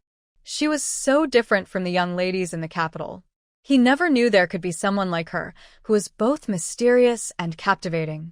Yun Xiao remained silent, disapproving of Yun Ji's hesitance. Marriage cannot rely solely on fate. Didn't the Lin family initially dislike him for being rough and prefer the refined young gentleman of the capital? But in the end, he pursued her relentlessly and won her over, didn't he? He knew his second son had strong opinions, and pushing him might backfire. All right, I won't bring it up again. But since you truly like Ruan, don't blame me for reminding you. It's better to act early than late, or you may regret it in the future. Yun Ji's brow twitched slightly, and he replied in a low voice, I understand, father. Lu Shuangshuang was quick. The next day she brought 7 or 8 people to the inn. Yirwan asked a few questions and confirmed that they were all literate and knowledgeable about some medical practices. She then had someone inform Junjian and settled them in the official post. Lu Shuangshuang was lively and genuine, and she got along very well with Yirwan. In just a few days, she started calling her Sister Wan. The rain gradually eased, and the medicinal herbs requested by Junjian from the court arrived. After Yunge arranged most of his tasks, he brought people to help Yirwan prepare the preventive medicine and organized the villagers to come and drink it. Yun Xiao noticed that the two of them were coming and going together, discussing everything, and he couldn't help but be surprised. By the end of September, the weather finally cleared up. The troops from the Yun family and the Ministry of War had already withdrawn. Junjian and his group were also preparing to return to the capital. As they left, the people of Anyang knelt on the ground. If it weren't for King Jing's insistence, they wouldn't have been able to save their belongings, and their survival would have been uncertain. While feeling grateful, they also regretted their previous actions. Junjian maintained his calm demeanor and was the first to get into the carriage. Just as Yirwan was about to follow, Lu Shuangshuang suddenly ran over, holding her hand with a reluctant expression. Sister Wan, you must remember to come back and see me. Yirwan gently patted the back of her hand. Don't worry. Take your time with those medical books I left. If you have any questions, you can send a message to the Yi residence or come find me yourself. Okay, I will. Lu Shuangshuang nodded seriously and then looked around. Sister Wan? Where is Brother Yun? He left with the army yesterday to return to the capital.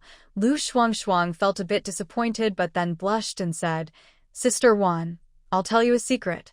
I used to have a bit of a crush on Brother Yun, but I noticed his attention was always on you. I'm not the type to cling to someone, so I've decided to forget about him. Besides, I think you and Sister Wan are a better match.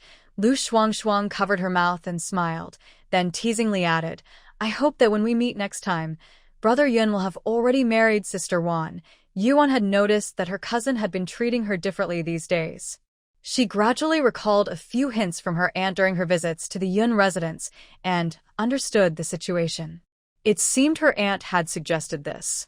Just as she was about to speak, an impatient voice from the carriage interrupted her. Let's go. Stop delaying. Yuan held back her words, smiled at Lu Shuanger to say goodbye, and got into the carriage. The ride was smooth, but Yuan noticed that Junjan's expression was not pleasant. Your Highness, you seem unwell. After staying in Anyang for over half a month, you should rest well when we return home. Junjan replied with a faint thinking about how he had seen her distributing medicine with Yunge and sharing smiles. He frowned and asked, Are you planning to marry that second son of the Yun family? Yuan was taken aback, realizing he must have heard Lu Shuanger's words. She was puzzled as to why he suddenly cared about her marriage. I will be of age next year. Given the unpredictable nature of the Xiao family, my uncle and aunt must be worried about my marriage, which is why they want you to get closer to me. Junjan paused. What do you think about it? Yuan thought carefully. In her life, she had little expectation for romantic relationships. If my cousin does not mind my looks or talents, marrying into the Yun family would actually be my best choice. My uncle and aunt care for me, and my cousin is a gentleman of good character. If he marries me, he will treat me well. He is also ambitious, so his future will likely be bright. Most importantly, men from the Yun family do not take concubines, so there won't be any conflicts in the household.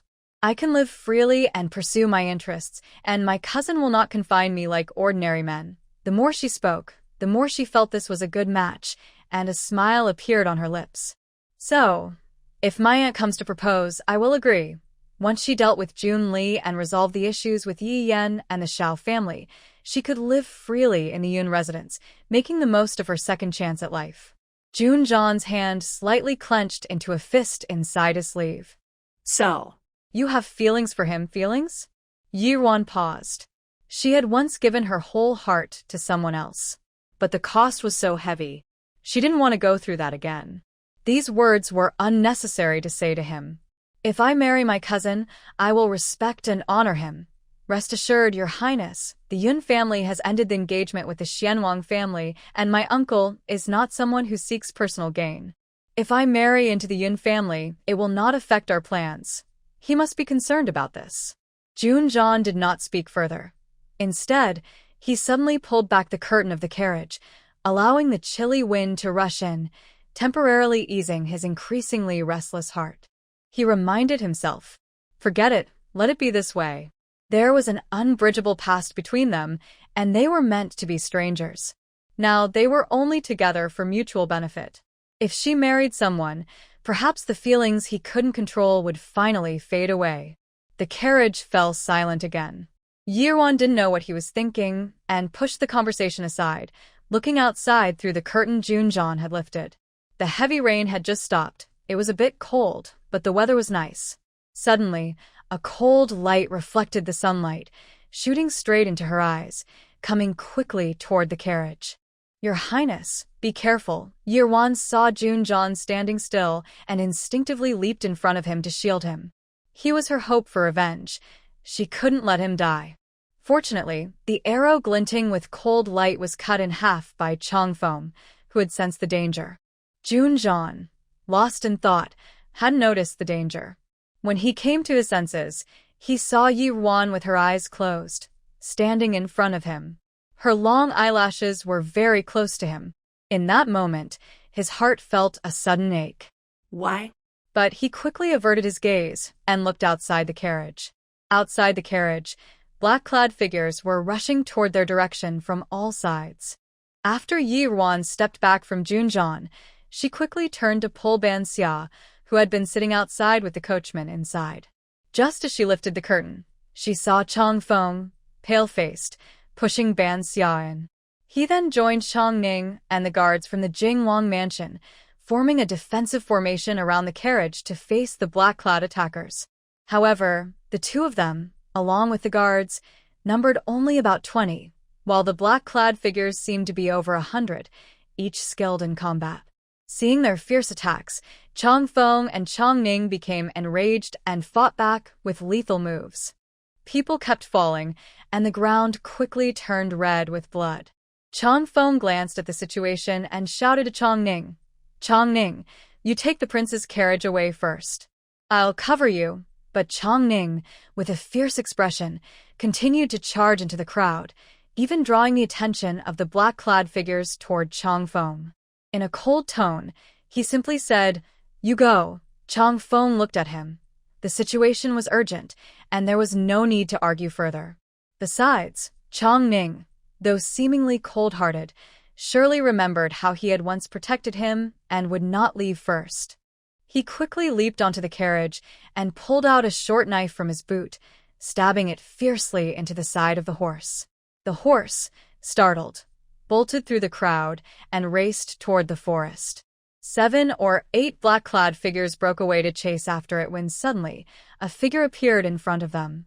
She moved like a shadow, tossing a powder into the air, causing the pursuing black-clad figures to cover their mouths and noses. But the hands that shielded them were met with intense pain, quickly corroding down to the bone. With a fierce look in their eyes, the few attempted to charge at Chang'e, but she did not engage them directly, disappearing with a few swift movements. As the carriage vanished into the dense forest, a signal flare shot up from it, bursting in the sky like fireworks. Chang Feng gradually drove the carriage deeper into the forest.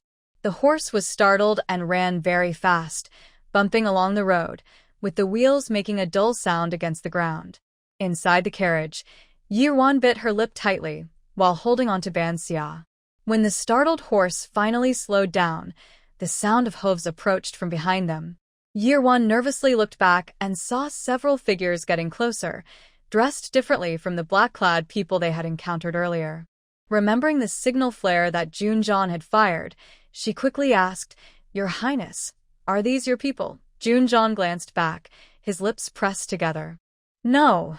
Yi Ruan's heart sank immediately. She saw that there were at least 40 to 50 people chasing after them. Long Feng alone could not stop them, especially since he also had to protect the 3 of them. With this kind of setup, it seems the mastermind wants to put us in danger. Junjan raised his eyes slightly to look at the 2 who were tightly huddled together. "It's not us, it's me." Then, he suddenly raised his voice and called out to Long Feng outside the carriage. "Long Feng, there are too many people in this carriage to run fast. Drop the 2 of them off." Long Feng was startled, then seemed to realize something. Ban Xia trembled at his words, thinking that Junjan really intended to leave them behind to escape alone. Without thinking of her fear, she cried out to Junjan, "Your Highness, please don't. I can jump down myself, you take Miss with you. Please take her with you." Junjan merely glanced at her indifferently, unmoved. At that moment, Long Feng had entered the carriage and was preparing to grab the 2 of them to throw them out. But Yi Ruan suddenly spoke up urgently before he could act. "Even if your Highness intends to leave us behind and lead them away, Ban Xia and I might not survive. If your Highness trusts me, there is a cliff 5 miles west from here. It's very high, but if we jump from there, we can shake off these pursuers. Moreover, there is a large cold pool at the bottom of the cliff. We still have a chance to survive."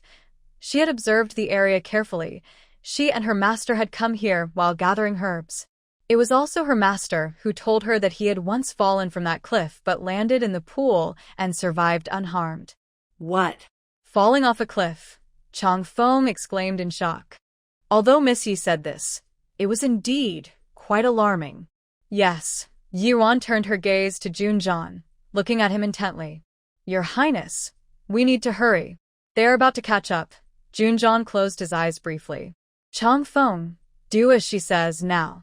Chong Feng glanced at his prince, steeled himself, and immediately left the carriage, heading west. At this moment, there really was no better option. Junjan looked back at the pursuers closing in. With so many people in the carriage, at this speed, they probably wouldn't last 5 miles. He quickly pulled out a crossbow from under the seat and opened the hidden window at the back of the carriage. Yi-Wan realized what was happening and, seeing Junjan's actions, stepped forward to steady him. Junjan glanced at her and aimed toward the back. The crossbow in Junjan's hands was specially made, looking heavy with its dark iron gleaming coldly, but he handled it as if it were weightless. Moreover, Yi-Wan noticed that this crossbow could fire 5 arrows at once, and since there were no allies behind them, there was no worry about friendly fire. Junjan shot with great accuracy. 4 of the black-clad pursuers were hit and fell off their horses, while one who reacted quickly was wounded in the shoulder. Before they could react, 5 more arrows flew through the air. Defend! Spread out! The leader of the black-clad men shouted, but their hesitation caused their speed to slow. Bansha watched in awe as the prince hit nearly every target, surprised that although the duke was injured, he still had such skill. Seeing that the situation had stabilized, Yuan called out to Chong Feng outside the carriage. Chong Feng, come in. I'll drive. When we fall off the cliff, you must protect the prince. He has a leg injury and won't survive in the water. I know how to swim, so you don't need to worry. Chong Feng outside fell silent for a moment, and even Junjan paused. Then Chong Feng's frustrated voice came in. Monsieur. I can't swim. What? Yuan felt as if struck by lightning. Long Yingwei must have undergone comprehensive training since childhood. She never expected that Chong Feng would not know how to swim. What a surprise. Yuan furrowed her brows in thought for a moment and said to Banxia, Banxia, go to Chong Feng and do exactly as I say. Then she took off her cloak, grabbed an arrow next to Junjan, and tore the cloak into 2 pieces, tying them securely around her and Junjan's waists. Still not reassured, she tied several knots at the hems of their clothes and continued to instruct Banxia, remember, when you fall, hold on tightly to each other and don't let go. Otherwise, he doesn't know how to swim, and it could be dangerous. Banxia showed no hesitation and immediately followed Yuan's instructions. The carriage finally reached the edge of the cliff. As the pursuers in black were pleased that their targets had nowhere to escape, they saw the carriage leap off the cliff, tracing an arc in the air before plummeting straight down. Sir. What should we do? One of the black-clad men asked the leader. Do they think they can escape by ending their own lives to avoid humiliation at our hands? The leader of the black-clad men pulled down his mask, revealing a face distinctly different from the Shilin people. He gazed thoughtfully at the cliff before him. The Shilin people are always cunning. Go, prepare a rope to investigate. We want to see them alive or find their bodies. Yes, sir. The wind howled past Yuan as she tightly closed her eyes and clung to Junjan's waist. Junjan quickly wrapped his black cloak around the person in front of him, enveloping her completely in his embrace. However, they seemed to be a bit unlucky. Junjan noticed several sharp rocks jutting out in the direction they were falling. Frowning, he quickly adjusted his body slightly to turn his back toward the cliff face. Then he pulled Yuan's arms, which were originally around his waist, into his embrace as well. Yuan opened her eyes in confusion and heard a series of crashes mixed with muffled groans above her. Bright red blood splattered around her in the rushing wind. Her pupils widened, and she quickly wrapped her arms around his waist, but her hands began to feel wet and sticky. Her eyes suddenly felt warm. This person is truly... The icy lake water felt painfully cold. Although Junjan struggled to move, his tall body became heavier in the water, and Yuan could barely support him. Junjan had known how to swim since he was young. Now, although his legs couldn't move, he could still use his arms. However, as he lost more blood, his awareness began to fade. He glanced at the girl who was struggling to pull him up, but was slowly sinking with him. A ridiculous thought suddenly crossed his mind. If they both died here, it would be a kind of relief. But that thought quickly passed. Just before his consciousness faded completely, he pushed her away and let go. Realizing Junjan's movement, Yi-Wan was startled. Seeing that he had lost all awareness, she quickly grabbed him tightly, her eyes filled with determination. No, they couldn't die. Those people were still alive. How could they die first? The strong will in her heart gave Yi-Wan a bit of strength, allowing her to drag Junjan to the shore. Exhausted, she lay down for a moment before forcing herself to gather some herbs to stop the bleeding. Using a piece of wood she found, she struggled to move the unconscious Junjan into a nearby cave. Shaking her heavy head, she crushed the herbs she had gathered and removed his soaked shirt. When she saw the wounds on his back, she gasped. The 3 or 4 wounds were long and deep.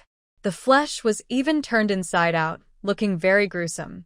She cleaned his wounds with fresh water, applied the herbs to stop the bleeding, and after looking around, she gritted her teeth, took off her outer clothing, tore it with a stone, and used it to bandage his wounds.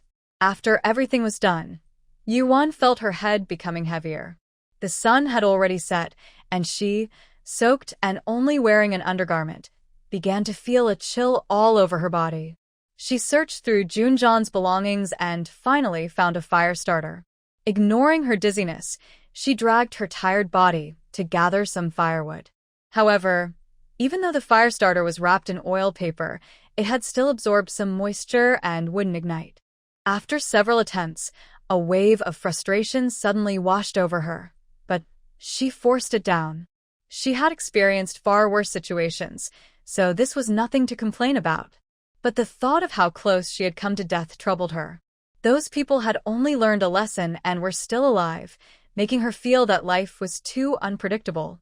Since her rebirth, she had been afraid of repeating past mistakes, perhaps being overly cautious. In the end, the fire starter still wouldn't light, and Yi-Wan gradually collapsed to the ground, unable to hold herself up any longer.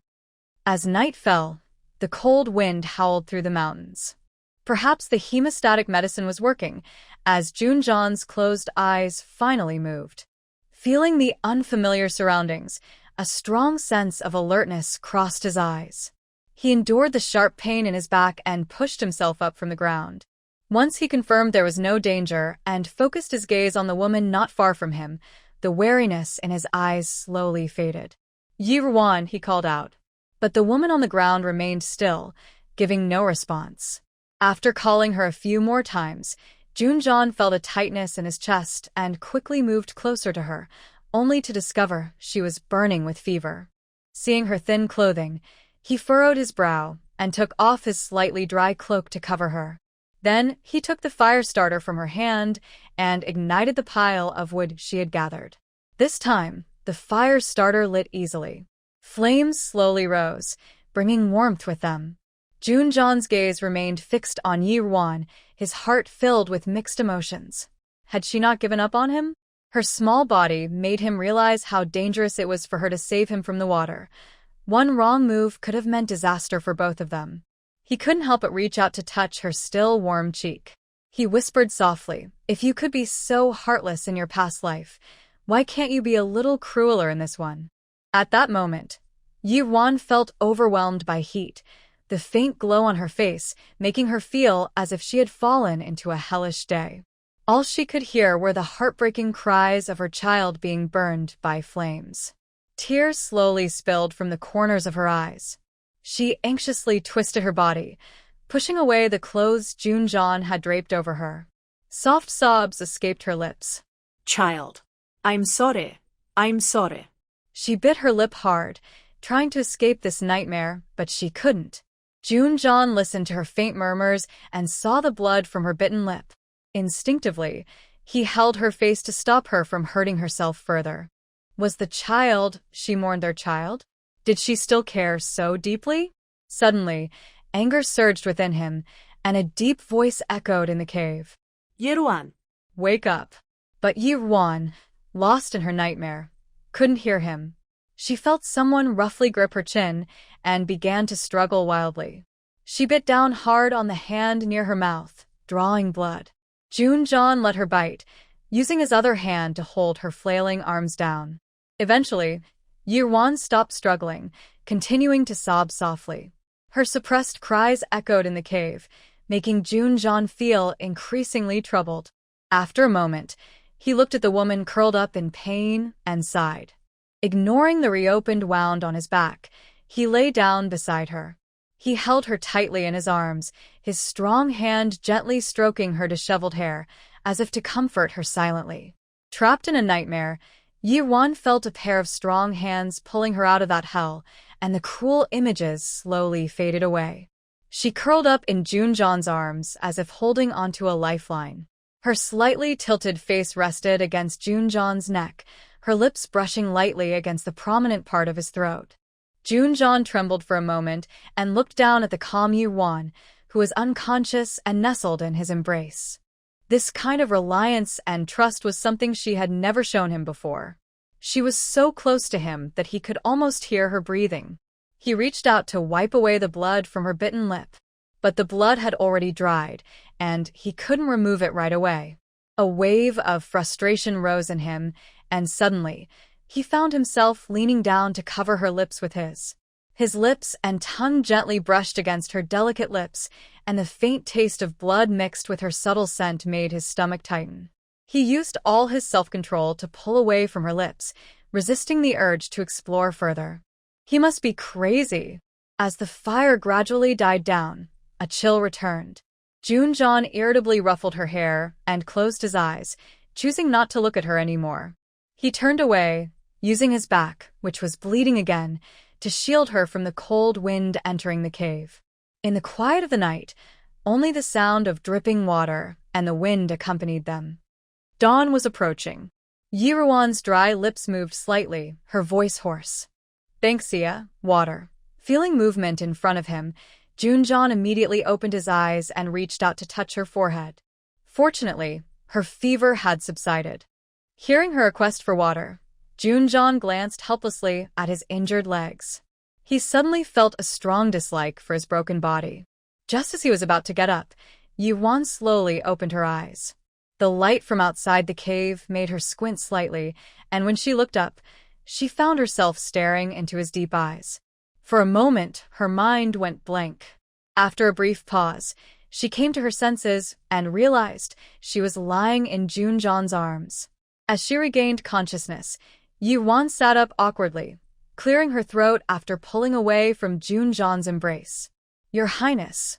With the warmth gone, Junjan felt the absence and glanced at the woman in front of him, who was now on high alert, showing none of the dependence from the night before.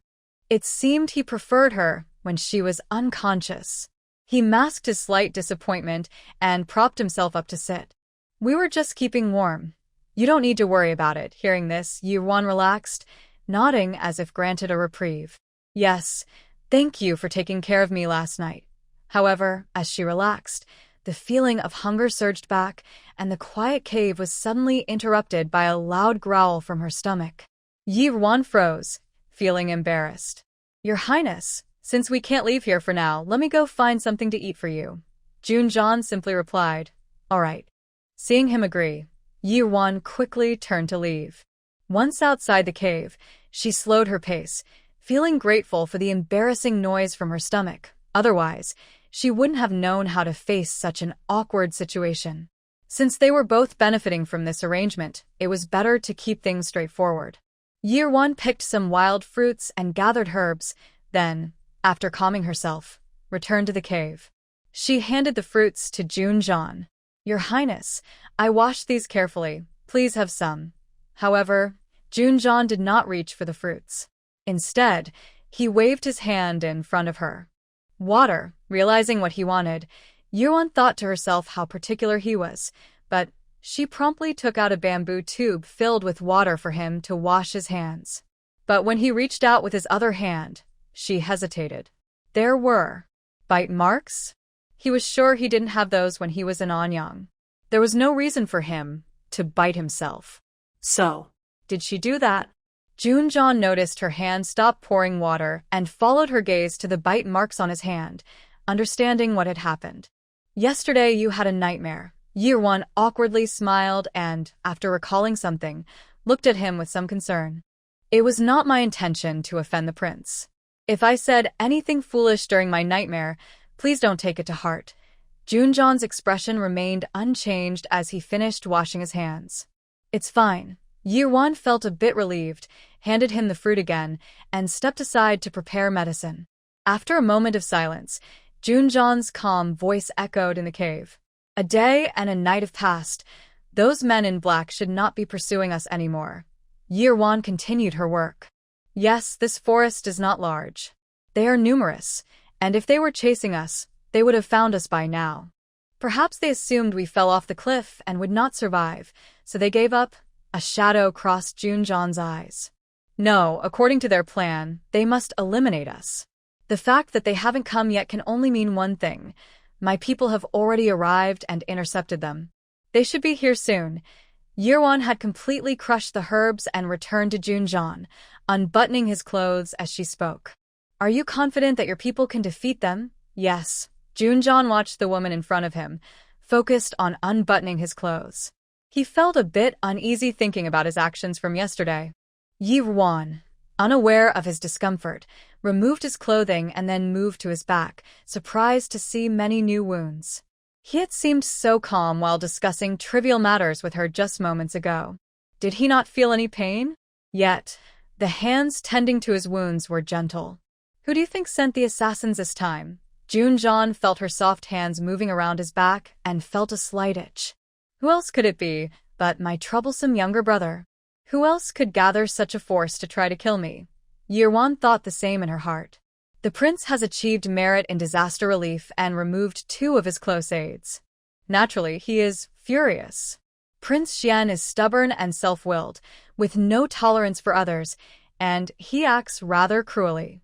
After this incident, the prince must be more cautious when he returns. Junjon paused for a moment, and the usual laziness in his voice disappeared, becoming somewhat stern. Yirwan, I have one question for you. Answer me truthfully. He had always addressed her as Miss Yi, but suddenly calling her by her full name made Yirwan feel a bit uncomfortable. Please speak, Your Highness. Junjon's fingers gently traced the unfinished fruit in his hand. If, as you said before, you pledged loyalty to me to hide the matter of Yunwen and to use my future power to take revenge for your mother, then your recent actions show that you do not need me to achieve your revenge. If I were to die, you wouldn't have to worry about anyone using Yunwen's matter to threaten the Yun family. I have thought it over, and whether it was on the carriage yesterday or in the cold pool, you had no reason to protect me with your life. Unless you are hiding something from me, and the person you are planning to deal with must be me, and that person is Junli, right? He had been unable to sleep last night, trying to stay alert for any danger while reflecting on her actions since she claimed to pledge loyalty to him. It was clear that it couldn't be, because she had feelings for him. After all, the distance in her eyes was so obvious. And since she had not yet avenged her great grievance, she must value her life greatly. How could she repeatedly put herself at risk to save him? Considering her recent words and actions towards Junli, it was clear that her feelings were far more complicated than simply wanting to distance herself from him. In her past life, something must have happened between her and Junli. And Junli must have deceived him about something. Upon hearing this, Yirwan suddenly paused, realizing that this person was far too perceptive and her little schemes had been exposed so quickly. But how should she respond? In this life, she had little interaction with Junli, and he had even saved her before. If she admitted it, how could she explain everything? How could Your Highness think this way? Yesterday, I was just... Junjon noticed she was trying to brush it off and interrupted her with a frown. Monsieur. Do you remember what I said at the King Jing's residence? I want absolute loyalty. Think carefully before you answer. I don't need to know the reason. Just answer yes or no. Yirwan swallowed the words she was about to say. She sighed slightly in her heart. Since he had already seen through her, there was no point in trying to evade the question. Fortunately, he said he wouldn't ask for reasons. Thinking about Junli's past actions and how she almost lost her life to him yesterday, her voice turned cold as she firmly declared, "Yes, I want to kill him." Hearing this, Junjon's expression softened, as if a light had shone into a dark corner of his heart. Well, considering Junli's cunning nature, he probably wouldn't tell her about his schemes to ruin her reputation. If she felt resentment and betrayed him without knowing the truth, it wasn't entirely her fault. The past was over, and yesterday, she had spared his life. Then remember what you said today. I will help you achieve your wish, and I will treat you as one of my own. However, I cannot tolerate any betrayal. Do you understand? Rest assured, Your Highness.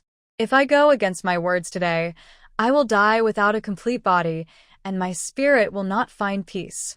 Junjan frowned slightly. Enough. No need for such oaths. I don't believe in those. Yi-Wan replied softly, having already prepared the medicine for him. Then please rest for now. It's safe outside, so I will go find Ban Xia and the others to leave here as soon as possible. Junjan looked at her with a hint of warmth in his eyes and took off his cloak, tossing it to her. You just recovered from a high fever. Don't catch a chill. Yi-Wan noticed the change in his gaze and felt a surge of joy in her heart. Although she had revealed her intention to deal with Junli, it seemed she had unexpectedly gained his trust. A sweet smile appeared on her lips. Thank you, Your Highness. Junjan looked at her somewhat dirty face, where her bright eyes still shone brilliantly, illuminated by the light coming through the opening. It was as pure as when he first saw her in his previous life. Her heart seemed to skip a beat. At that moment, Yi-Wan had already put on Junjan's black cloak and turned to walk outside. Suddenly, she seemed to remember something and turned her head, ready to speak. However, just as she turned, her pupils suddenly constricted. Her gaze seemed to freeze. In an inconspicuous corner of the stone cave, a green plant stood alone in a crevice at the top of the stone wall. Was that the healing herb? Her heart raced, and she swallowed the words she was about to say as she hurried over to that spot. In her eagerness to confirm the plant, she accidentally stepped on the large cloak and stumbled forward. She fell just in front of Junjan. He instinctively reached out to help her, but his legs were weak, so he could only watch her fall hard. What are you doing? Be careful. Yi-Wan didn't stop. She lifted her increasingly pale face, excitedly pointing at the plant. Your Highness, it's the healing herb. From this distance, she could see it clearly. She quickly got up, walked to the healing herb, took off her cloak, and prepared to climb up. Junjan's brow furrowed, recalling how she had just fallen in front of him while he could do nothing. He urgently said, Don't climb. Yi-Wan paused, looking back at Junjan. Your Highness, I often climbed rocks to gather herbs with my master. It's fine. Saying this, she tried to continue. Junjan's deep voice carried a hint of anger. I said, Don't climb, Your Highness. Yi-Wan sensed his anger and felt a bit unwilling. Junjan's expression was very serious. This herb won't run away. Why are you in such a hurry? You can wait for my people to come before gathering it. Yi-Wan grumbled to herself and obediently put the cloak back on, reluctantly walking out of the cave. Fortunately, she had only walked a short distance when she heard footsteps approaching. She instinctively hid in the nearby bushes.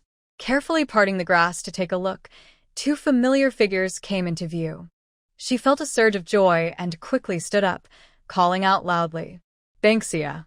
Changfeng! At that moment, Banxia was being carried on Changfeng's back, and their clothes were somewhat tattered. Seeing the young lady, Banxia felt happy and tried to get down from Changfeng's back. However, Changfeng did not let go and said with a stern face, What are you moving for? Do you want to lose your legs?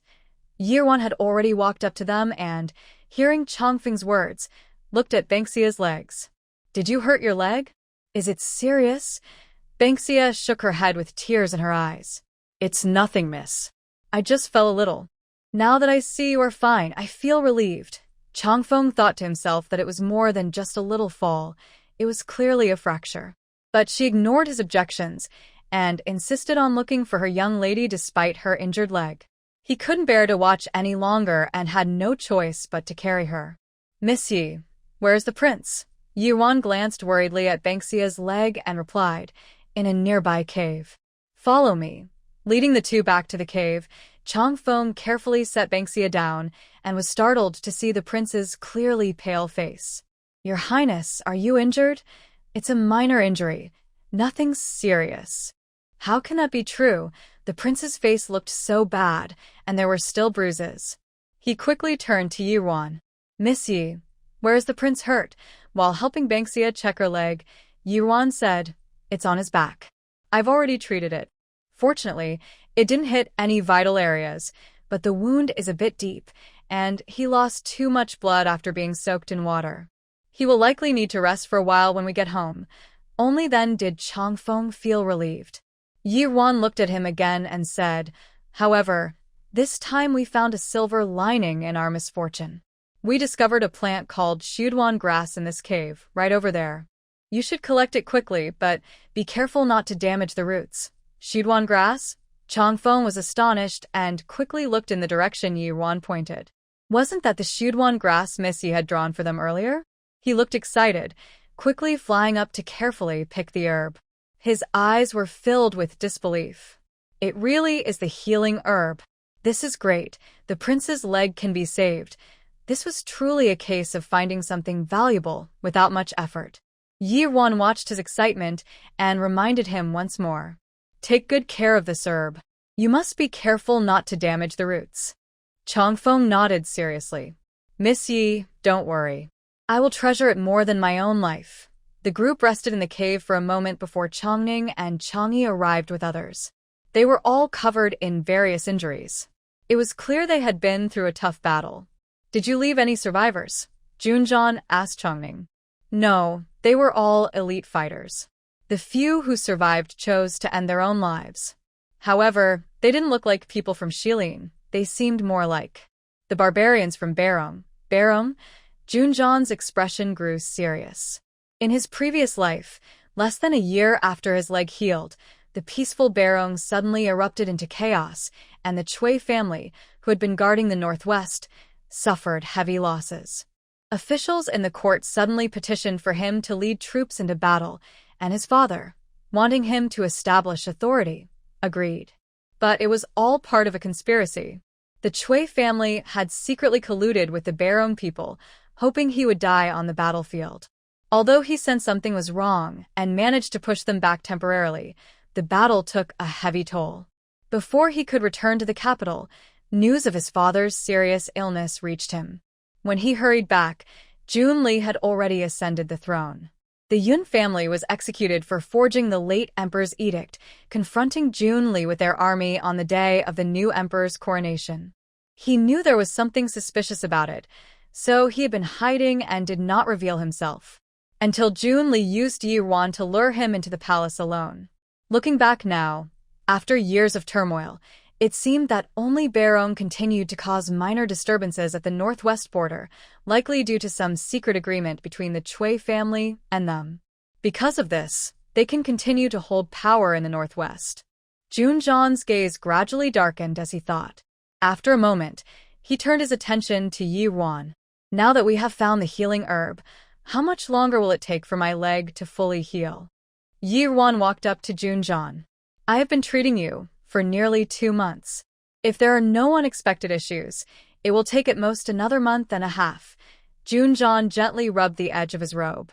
All right, after I finish handling matters in the capital, I will request to go to my father's hot spring palace to recover. It is well guarded there, so you won't need to travel between the 2 residences every day. Please stay in the residence for the next few days and do not go out. I will ask for permission from my father to take you with me. Are you willing? Yi-Wan understood his meaning. Since concubine Jia and Junli had already plotted against him, if one attempt failed, there would surely be another. The Jing Wangfu has many people and eyes. Although Junjan had eliminated several threats, his ruthless reputation had spread, and there might still be hidden dangers. I will certainly follow the prince. She suddenly felt a sense of anticipation. When they returned from the hot spring palace, she wondered what expression would be on Junli's face when he saw Junjan standing unharmed before them. At this time, news of Junjan's assassination attempt had already reached the capital. The Shilin emperor had not slept all night. Only when he heard that Junjan was alive and on his way back did he finally feel relieved. Your Majesty, you didn't sleep at all last night. I had someone prepare some ginseng soup for you. Please drink a little. Your health is important. A woman in a light purple palace dress sat in front of the Shilin emperor, advising him, her delicate eyebrows forming a lovely arc. The Shilin emperor took the ginseng soup from Ying Fei. I kept you up all night as well, didn't I? Ying Fei was in her early 20s and was the daughter of the Duke of Ningguo. The Duke of Ningguo was a fierce general under the late emperor, and due to his contributions, he was a respected minister during the late emperor's reign. However, now that the country is at peace, the Duke of Ningguo had retired many years ago and had not involved himself in politics for a long time. He has a son and a daughter, one of whom is the 16-year-old Ying Fei, who is now one of the 4 consorts in the palace. The other is a young heir named Ning Xinghe, who is quite talented and was very close to Junjian in his youth. However, he has become quite unruly now. He is known in the capital as a playboy. Your Majesty, you are too kind. You care for Prince Jing, and how could I not know? Now that Prince Jing has returned safely, you can rest easy. Empress Shilin took a sip of ginseng soup. Ying Fei is beautiful and gentle, never arrogant due to her favor. Since the late empress passed away, apart from the favored consort Jia, she is the only one who has earned his affection. Although Jean has not spoken of it these years, I know the pain he carries. Now that there is finally hope for his leg ailment, I feel greatly relieved. This time, asking you to pretend to be ill for his sake was not only because he was willing to risk his life, fearing a disaster might befall the people, but also because I have my own concerns. He has finally gathered the strength to participate in politics, and I want to see how far he can go. Who would have thought he would face such a setback? If something truly happened to him, how could he face the late Wanner? Ying Fei gently comforted him. Your Majesty's love for your son is truly touching. Thankfully, Prince Jing has returned safely. But I wonder who is so bold as to attempt to harm him in broad daylight. Upon hearing this, Emperor Shilin put down his spoon, a look of anger flashing across his face. When he returns, I will investigate this matter thoroughly. Ying Fei took the bowl from Emperor Shilin's hands. Your Majesty, this incident was extremely dangerous. Although you sent 4 dragon shadow guards to protect Prince Jing, he holds no real power. If someone truly envies him, he may not be able to defend himself. Since you care for him, why not assign the Jinwu guards to him? This way, those who harbor ill intentions will think twice. The Jinwu guards stand alongside the Yulin guards as 2 powerful forces in the capital. Although Emperor Shilin has been nurturing Junli and has promoted Consort Jia to manage the Phoenix Seal, as an emperor, he cannot be completely unreserved. The Imperial Guard and the Shadow Guard are his 2 sharp weapons. The Imperial Guard operates openly, while the Shadow Guard works in secret. Concubining noticed the Emperor's brow furrowed slightly and continued with a smile. I don't understand court matters. I'm just speaking casually. It ultimately depends on your decision, Your Majesty. The Emperor continued to ponder deeply. Jean's leg injury has not healed yet. If we suddenly give him control of the Imperial Guard, it might be hard to gain everyone's support. We need to find a better time. However, now that Jean has returned, we can start planning the marriage. I originally valued Su Zijing from the Su family, but recently, concubine Jia mentioned that Li and Zijing have feelings for each other. She suggested that we wait until November, when she comes of age, to arrange their marriage. Since she brought it up, I don't want to seem biased. After all, Li's been attentive to his studies over the years, so I must set that thought aside. However, I have thought of someone else who would be very suitable. Why don't you help me think it over? Concubining covered her mouth and smiled. Your Majesty, while I can't decide on court matters, I am very interested in matchmaking. The Emperor's lips slowly curved into a smile. It's the daughter of Prince Pingnan, Princess Pingyang. Concubining hesitated upon hearing this. But Your Majesty, hasn't Princess Pingyang always been with Prince Pingnan in his territory? That is true, but recently, Prince Pingnan submitted a petition saying that Pingyang has come of age. She is his only daughter, and he has brought her back to the capital to discuss marriage. The timing is just about right. That's why this thought crossed my mind. Concubining gently massaged the Emperor's shoulders. Prince Pingnan grew up with you, and has always been loyal. It's no wonder you are so pleased to see him after many years. The Emperor nodded. Not only that, but behind Junli, there is also the powerful Cui family from the northwest. If we truly want Zhan and Li to compete for the throne, Zhan will need strong support behind him. Only then can they stand equally against each other. He does not oppose healthy competition among the princes. Only through mutual encouragement can they grow faster. Of course, none of this can cross his bottom line. If it comes to harming each other and ignoring the people's livelihood in Shilin Kingdom, he absolutely cannot allow it. When Junzhan returned to the capital, many citizens had gathered on the royal street. Some of these people came from the 5 counties to inquire about the news of Junzhan's assassination, while others were simply there to watch the excitement. When they saw Junzhan's carriage and the procession from the Prince Jing's residence, the crowd erupted in cheers. Great! Prince Jing has really returned safely. Prince Jing saved the people of our counties. If something had happened to him on the way back, how could we have lived with ourselves? The citizens of the capital were surprised to hear so many praises for Prince Jing. This prince, who had a bad reputation in the capital, had actually done something significant this time. The rumors in the capital might not have been true after all. At this moment, Yuan had separated from Junzhan's carriage, and Ban Xia leaned over the side of her carriage, smiling as she said, "Miss, look. They are all here to welcome Prince Jing. Hey, miss, look over there." Those people were the ones who protested against Prince Jing in front of his residence. These people were right beside her back then, so she remembered them. It really is a quick change of heart. Yuan glanced at the bustling crowd outside the carriage and said to Ban Xia, "They are all farmers who rely on the weather for their livelihood. The autumn harvest is crucial for them, so they were understandably anxious at that time.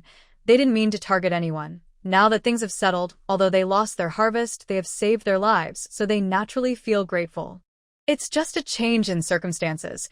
As Yuan's carriage reached a fork in the road, it parted ways with Junzhan's carriage ahead.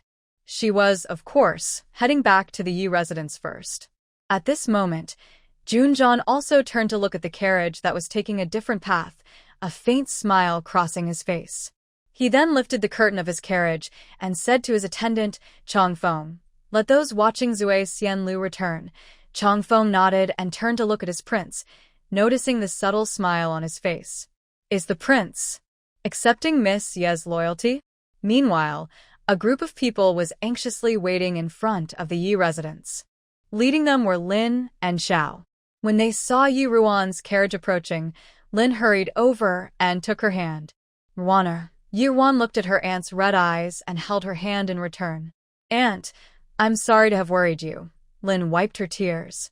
When she heard the news about Yuan falling off the cliff yesterday, it felt like the sky had darkened. Originally, Yun Xiao and Yun Ge had just returned home, and she was happy to hear her husband say that Ge and Ron had been getting along well. Who would have thought such terrible news would come? Yun Ge, standing behind Lin, looked intently at Yuan, his calm eyes hiding a storm of emotions. Upon hearing about Yuan's fall, he suddenly remembered his father's words. Act early, or you might regret it later. However, Xiao seemed a bit distracted until Yi Qining spoke a few words to Yuan, and then she finally said something. "Ruana, this situation was truly dangerous. I was worried and couldn't sleep all night. Now that I see you're safe, I feel relieved." Yuan was a bit surprised by her demeanor. Xiao usually hid her feelings well, and it was rare to see her like this. Setting aside her doubts, she softly replied, "I'm sorry to have worried you, mother." Xiao just nodded in response, not saying more. But soon, Yuan's questions were answered. Just as she was about to enter the house with her aunt and brother, the sound of hooves echoed outside the Yi residence again. She turned to see Yi Zhifan helping Yi Yan down from the carriage. Since the Double Ninth Festival, Aunt Xiao had indeed stopped making things difficult for Yi Yan. She had been living comfortably for the past month and looked quite well. However, today she had deliberately applied some white makeup to her face. Xiao quickly walked over to Yi Yan, examining her closely. "Yenner, you're finally back. How have you been these past 2 months? You seem to have lost some weight." Yi Yan's eyes were slightly red as she glanced at the Yun family and the few townspeople passing by, looking over at them. "Mother, The daughter has made mistakes and deserves to be punished. Life is naturally difficult, but both good and bad come from the emperor's grace. Yennefer accepts her punishment willingly. Now that His Majesty is willing to let me return, I am very grateful. Even if I have suffered a bit, it is only right. Xiao held Yi Yan's hand but did not respond to this. It was not the emperor's kindness. It was Yi Shiren who brought his brother to meet the emperor, promising to donate 500,000 measures of grain to help the people of the 5 counties affected by the harvest failure. Only then did the emperor relent. All right, let's not stand here talking. Let's go inside. Yi Yan softly agreed, but her gaze unconsciously turned to Yi Yuan. Didn't her brother say yesterday that she fell off a cliff with Prince Jing? How is she standing here perfectly fine today? She also heard her brother mention that since the Empress Dowager's birthday banquet, many ladies had sent invitations for her to visit, clearly indicating they wanted to accept her again. Fortunately, her mother found reasons to decline each invitation. However, this time she went to Anyang with Prince Jing to help with disaster relief, and even the emperor praised her efforts. She returned not knowing how people in the capital viewed her. Yet she saw those she once looked down upon starting to feel proud. It was truly quite displeasing. Yeyan walked slowly to Yeruan. Big sister, long time no see. Yi Yuan seemed surprised by how quickly their father and the Xiao family acted. Third sister, His Majesty agreed to let you out? That's wonderful. Yi Yan nodded and warmly took Yi Yuan's hand. Yes, big sister, you returned from Anyang? I heard from my brother that you helped a lot with disaster relief alongside Prince Jing, and even the emperor praised you. I'm really happy for you. Yi Yuan subtly pulled her hand away. It's all thanks to Prince Jing's wisdom. I only did what I could. It's nothing worth mentioning. Yi Yan looked closely at Yi Yuan and felt a stir in her heart. In just 2 months, Big Sister seemed to have improved quite a bit, especially her overall demeanor, which was completely different from before, though there was still quite a gap between them. However, the subtle beauty in her eyes made her, who usually focused on appearance, realize something important. Yes, how could she forget that her father was once the most admired scholar in the capital, and that her mother was known for her beauty? Thinking about the concubine's daughter from a few years ago, a sense of unease began to rise in her heart. You're too modest, sister, she suddenly said to Mrs. Xiao. Mother, I heard that due to the disaster, the banquet hosted by elder brother was cancelled. Now that the disaster has passed and elder sister has returned safely, it truly is a double celebration. Yennefer thinks it would be nice for you to consider hosting the banquet again. Mrs. Xiao felt a bit confused. Why was Yennefer bringing this up now? But she agreed verbally. That sounds good. The preparations for the banquet were almost complete, so it would be easy to pick it up again. Mrs. Xiao then put on a warm smile and looked at Mrs. Lin. I hope Mrs. Yun and the young masters of the Yun family will come and join us. Now that Yi Shiren had lost his official position, people in the capital tended to favor the powerful and dismiss the weak. The Yun family was currently very popular in the capital, and inviting them could help boost the Yi family's reputation. However, she couldn't understand why the Yun family members were not as warm towards them as before. She wondered if it was because of Yunwen's death, or if they were unhappy with Yennefer's behavior at the birthday banquet. After all, the second young master of the Yun family had scolded Yennefer harshly in front of many officials that day. Just as Mrs. Lin was about to refuse, Yi Yuan discreetly tugged at her hand. Mrs. Lin had no choice but to respond with a non-committal, okay. Mrs. Xiao happily said, Great. Once we set a new date, I will send an invitation to the Yun family. Then, she welcomed everyone inside. After Yi Yan returned to Qinghe courtyard with Mrs. Xiao asked her about her time at Jinghua Monastery. It was indeed difficult at first, but after His Highness the Prince of Xian warned that Granny Zhao, she no longer dared to treat me harshly, and I didn't suffer much after that. Mrs. Xiao patted her hand. That's good. This time, your uncle promised the emperor 50,000 measures of grain to rescue you. You must show your gratitude. Tomorrow, you should go with your elder brother to the Xiao family to express your thanks. A hint of calculation flashed in Yi Yan's eyes. I understand, Mother. Even if you don't say it, I still plan to visit grandfather's house. Oh, Mrs. Xiao looked puzzled. But do you have something to discuss with your uncle? Yi Yan smiled slightly. I'm not looking for my uncle. I'm looking for my older cousin, Mrs. Xiao frowned. What do you want with him? Your older cousin is not very reliable and has always been fond of women. I used to let Yi Qining play with him, but I advised you to keep your distance. Your uncle has spoiled him since childhood, and now he doesn't even listen to your uncle. With your looks, it could be dangerous if he gets confused. Yi Yan smiled lightly. Don't worry, mother. I won't let someone like him get too close. Although Mrs. Xiao didn't like this nephew, she felt a bit displeased hearing Yi Yan call him useless so bluntly. After all, he is your uncle's son. You should keep your distance, and you shouldn't speak so lightly about him. Yi Yan knew her mother always protected her family, so she held her hand and acted sweetly. You're right, mother. I was wrong. Since my maternal family treats me so well, I was just thinking of helping my cousin find a good match. Mrs. Xiao, not wanting to be too harsh on her daughter, became interested upon hearing this. A match? Yi Yan's smile grew brighter. Now that the Yun family has regained favor with the emperor, they have always valued their eldest daughter. If my cousin could marry her, it would be great for us and the Xiao family. What do you think, mother? Mrs. Xiao hesitated slightly. While that may be true, because the Yun family has regained power, your father will be more cautious with them. Given your cousin's reputation, he surely won't agree to anything reckless. I heard your father say earlier that once she comes of age next year, he will choose a well-educated scholar from this year's candidates, regardless of their background, as long as they have a good reputation. He just needs to have a proper introduction to the Yun family. Anyway, the Yun family has always considered themselves superior and doesn't have many demands regarding social status. You can see this from when they agreed to let Yun Tang marry your father. In my opinion, it's best if you don't interfere in this matter. After all, you just caused your father to be demoted. If anything else goes wrong, he might become unhappy. Hearing her mother's refusal, Yi Yan swallowed the words she was about to say and obediently replied, I was thoughtless, but a hint of resentment flashed in her eyes. In the Qingyu pavilion, Yi Yuan dismissed the servants and only left Dongqing outside to guard.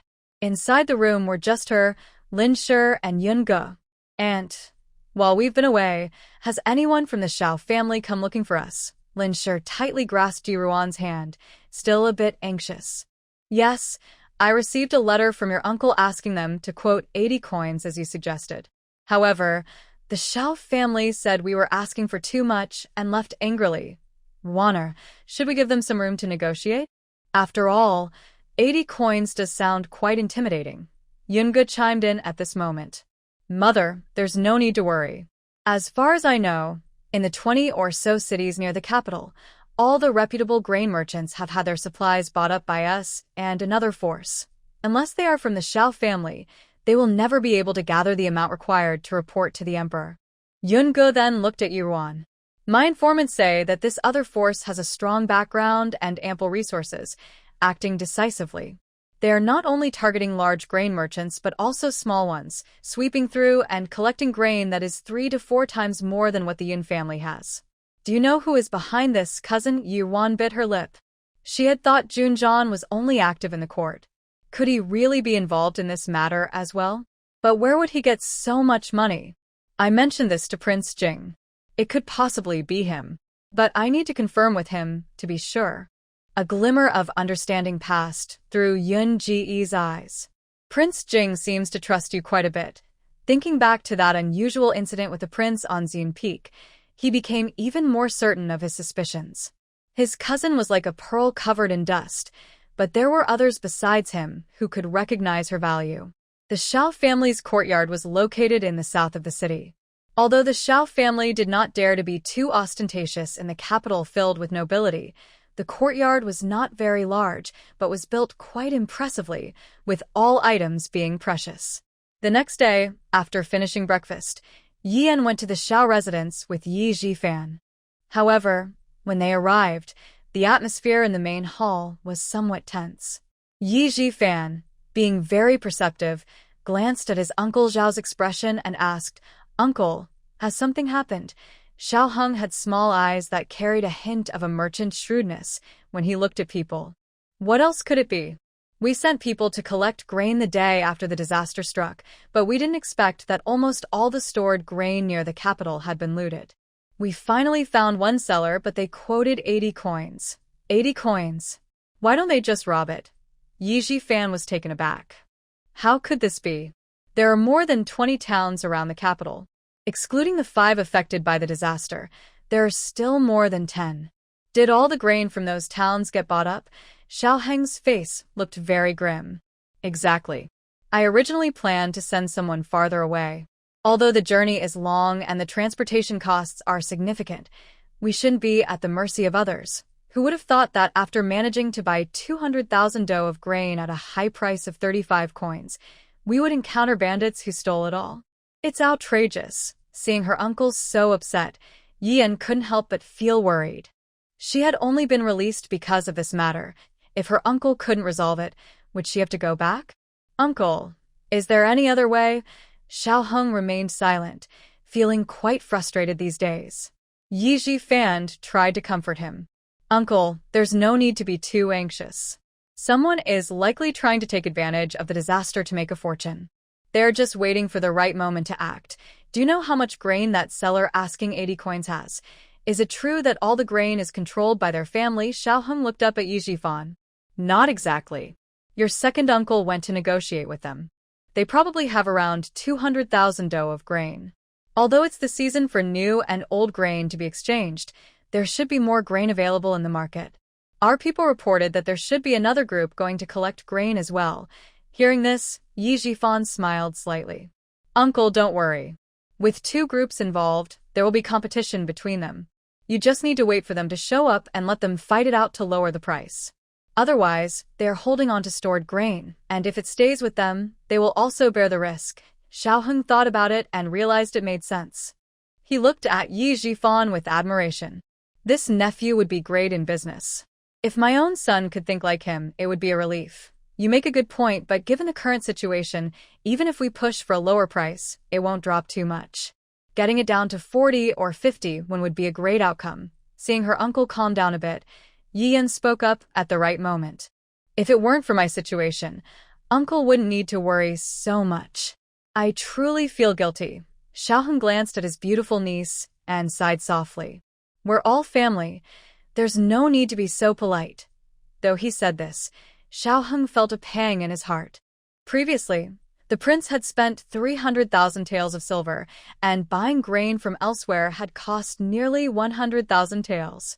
If the price dropped to 51, fulfilling the promise of 500,000 do of grain would require another 250,000 taels, totaling 650,000 taels of silver.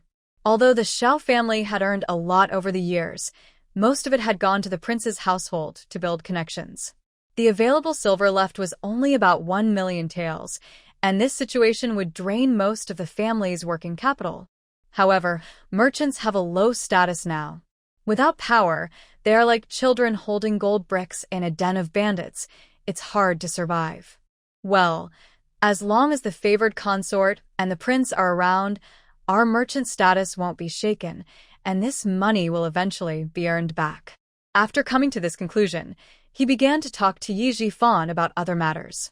Yian stood up to say goodbye, mentioning that she was going to visit her aunt and grandparents in the backyard. However, after she left with Hong Xiu, she did not go directly to her aunt's room. Instead, she sat in an octagonal pavilion and asked Hong Xiu to find her cousin, Xiao Guangqing. Xiao Guangqing quickly came over with Hong Xiu, and when he saw Yi Yan sitting in the pavilion, his eyes lit up. This cousin was truly stunning. He unconsciously swallowed hard and sat down across from Yi Yan, his eyes fixed on her. Why have you been avoiding me, Yana? Why did you come to find me today? Yi Yan looked at his eager expression and suppressed her dislike, forcing a smile. Cousin, what are you talking about?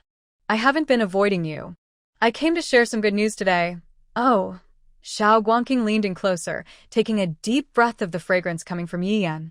What good news do you have, cousin? Tell me. Yi Yan frowned slightly and subtly moved back. I have a good marriage proposal to discuss with you. Marriage proposal? Xiao Guangqing's eyes brightened. Which young lady is it? He had heard that his cousin had many friends in the capital, all raised in noble families, and he wondered how bad their looks could be. He had never experienced the charm of a true noble lady. Yi Yan smiled slightly. "It's my elder sister, Yi Ruan." Upon hearing this, Xiao Guangqing's expression darkened. He had seen Yi Ruan a couple of times when she first returned home, and he thought she was not as pretty as the girls from the brothel. "Cousin, are you joking? She is not worthy of me." Yi Yan rolled her eyes inwardly. He truly was clueless. But she thought Yi Ruan was a perfect match for him. In a cheerful tone, she explained, "Cousin, please listen. Although my elder sister is not very beautiful, she has the Yun family behind her.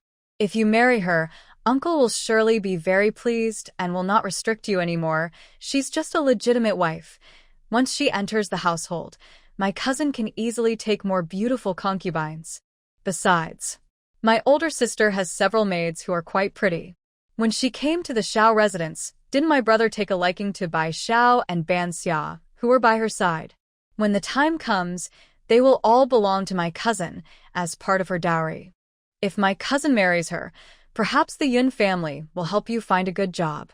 Wouldn't that make my cousin proud in front of his friends?" Xiao Guangqing thought for a moment. This was indeed a sure profit. Although Yi Ruan wasn't very attractive, those two maids were quite lovely. Ban Xia still had room to grow, but Bai Xiao was a genuine beauty. If Yi Ruan behaves, he might generously give her a child to keep her company. Haha, good. My cousin makes a valid point.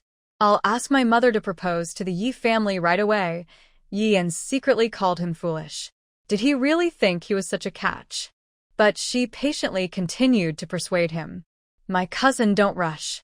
My father's still cautious about the Yun family regarding my sister's marriage. If you go to propose directly, it might not work out. I have a great idea. In 2 days, there will be a banquet at our house.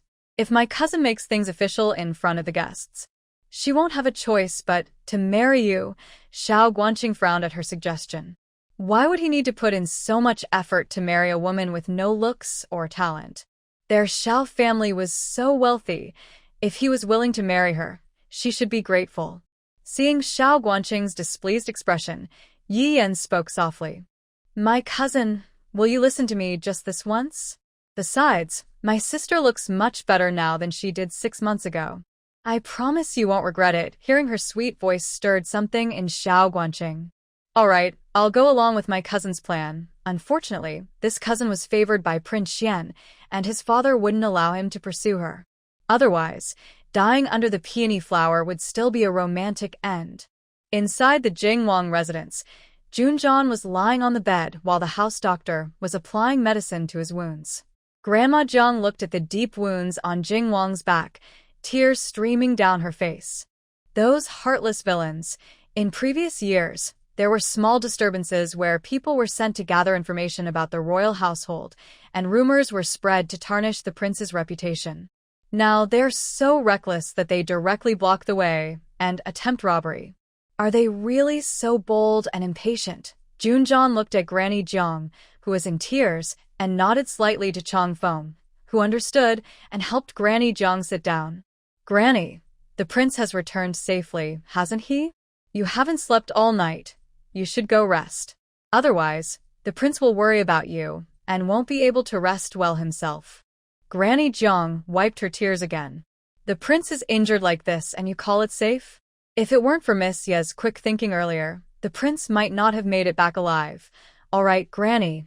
Miss Ye said that the prince's injury is not life-threatening. After some rest, he will recover. Besides, this time could turn out to be a blessing in disguise. Once the prince's leg heals, we can deal with them." Chang Feng continued to reassure her. Granny Jiang thought of the herbal remedy and calmed down a bit. She looked at Junjian and asked, "Prince, you mentioned going to the hot spring resort to recuperate. When are we likely to leave? I need to prepare." At that moment, Junjian felt that the palace doctor applying medicine to his back was rather clumsy, causing his wound to hurt a bit more. It was nothing like the gentle touch of the other person. He frowned slightly and replied, "In 3 days." Now that matters in the court were settled, those two who stirred up trouble among the people had only revealed Qinping, but he managed to extract Zhao Yunshan's name from Qinping. The Minister of War, Yuan Hua, had been dismissed and sent to a remote area as a minor guard, with Yun Xiao officially taking over his position. Zhao Yunshan and Chen Ping not only disobeyed the imperial decree but also incited civil unrest, resulting in their lifelong exile. The gaps left were filled by people he had already arranged. He had originally planned to request permission to leave the next day, but Yi Wan sent word that she wanted to wait until the celebrations in the household were over. After all, passing the imperial examination is worth celebrating, isn't it? If he had left earlier, he wouldn't have to endure the clumsiness of the palace doctor. Although her letter didn't state it directly, the implication was that there were more troubles brewing in the household. Thinking of the Xiao family, Junjian unhappily said to Changfeng, "Where is Ning Xinghe? Have him come here." After having lunch at the Xiao residence, Yi Yan and Yi Zhifan said goodbye to the Xiao family.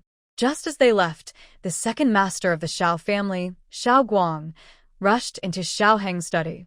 "Brother, another group of grain hoarders has shown up." Xiao Heng felt a surge of excitement. "Great. Have you found out who is behind them?" Xiao Guang shook his head with a serious expression. "Like the previous group, we have no leads for now."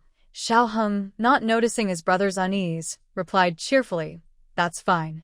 You go and arrange a meeting between these two sellers. I will meet with them personally." As Fan Air said, if he could stir up conflict between the two sides, he would just wait to reap the benefits. However, Xiao Guang's expression remained grim.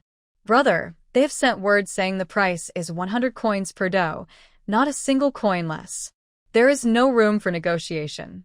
They also said if we want to buy, we must bring silver to transport the grain, or else there will be no discussion." They also mentioned, "This is today's price, and it won't be the same next time." "What?" Xiao Heng suddenly stood up from his seat.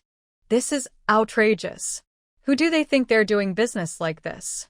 Do they think our Xiao family is a bunch of fools?" Xiao Guang urged, "Brother, this is clearly aimed at our Xiao family.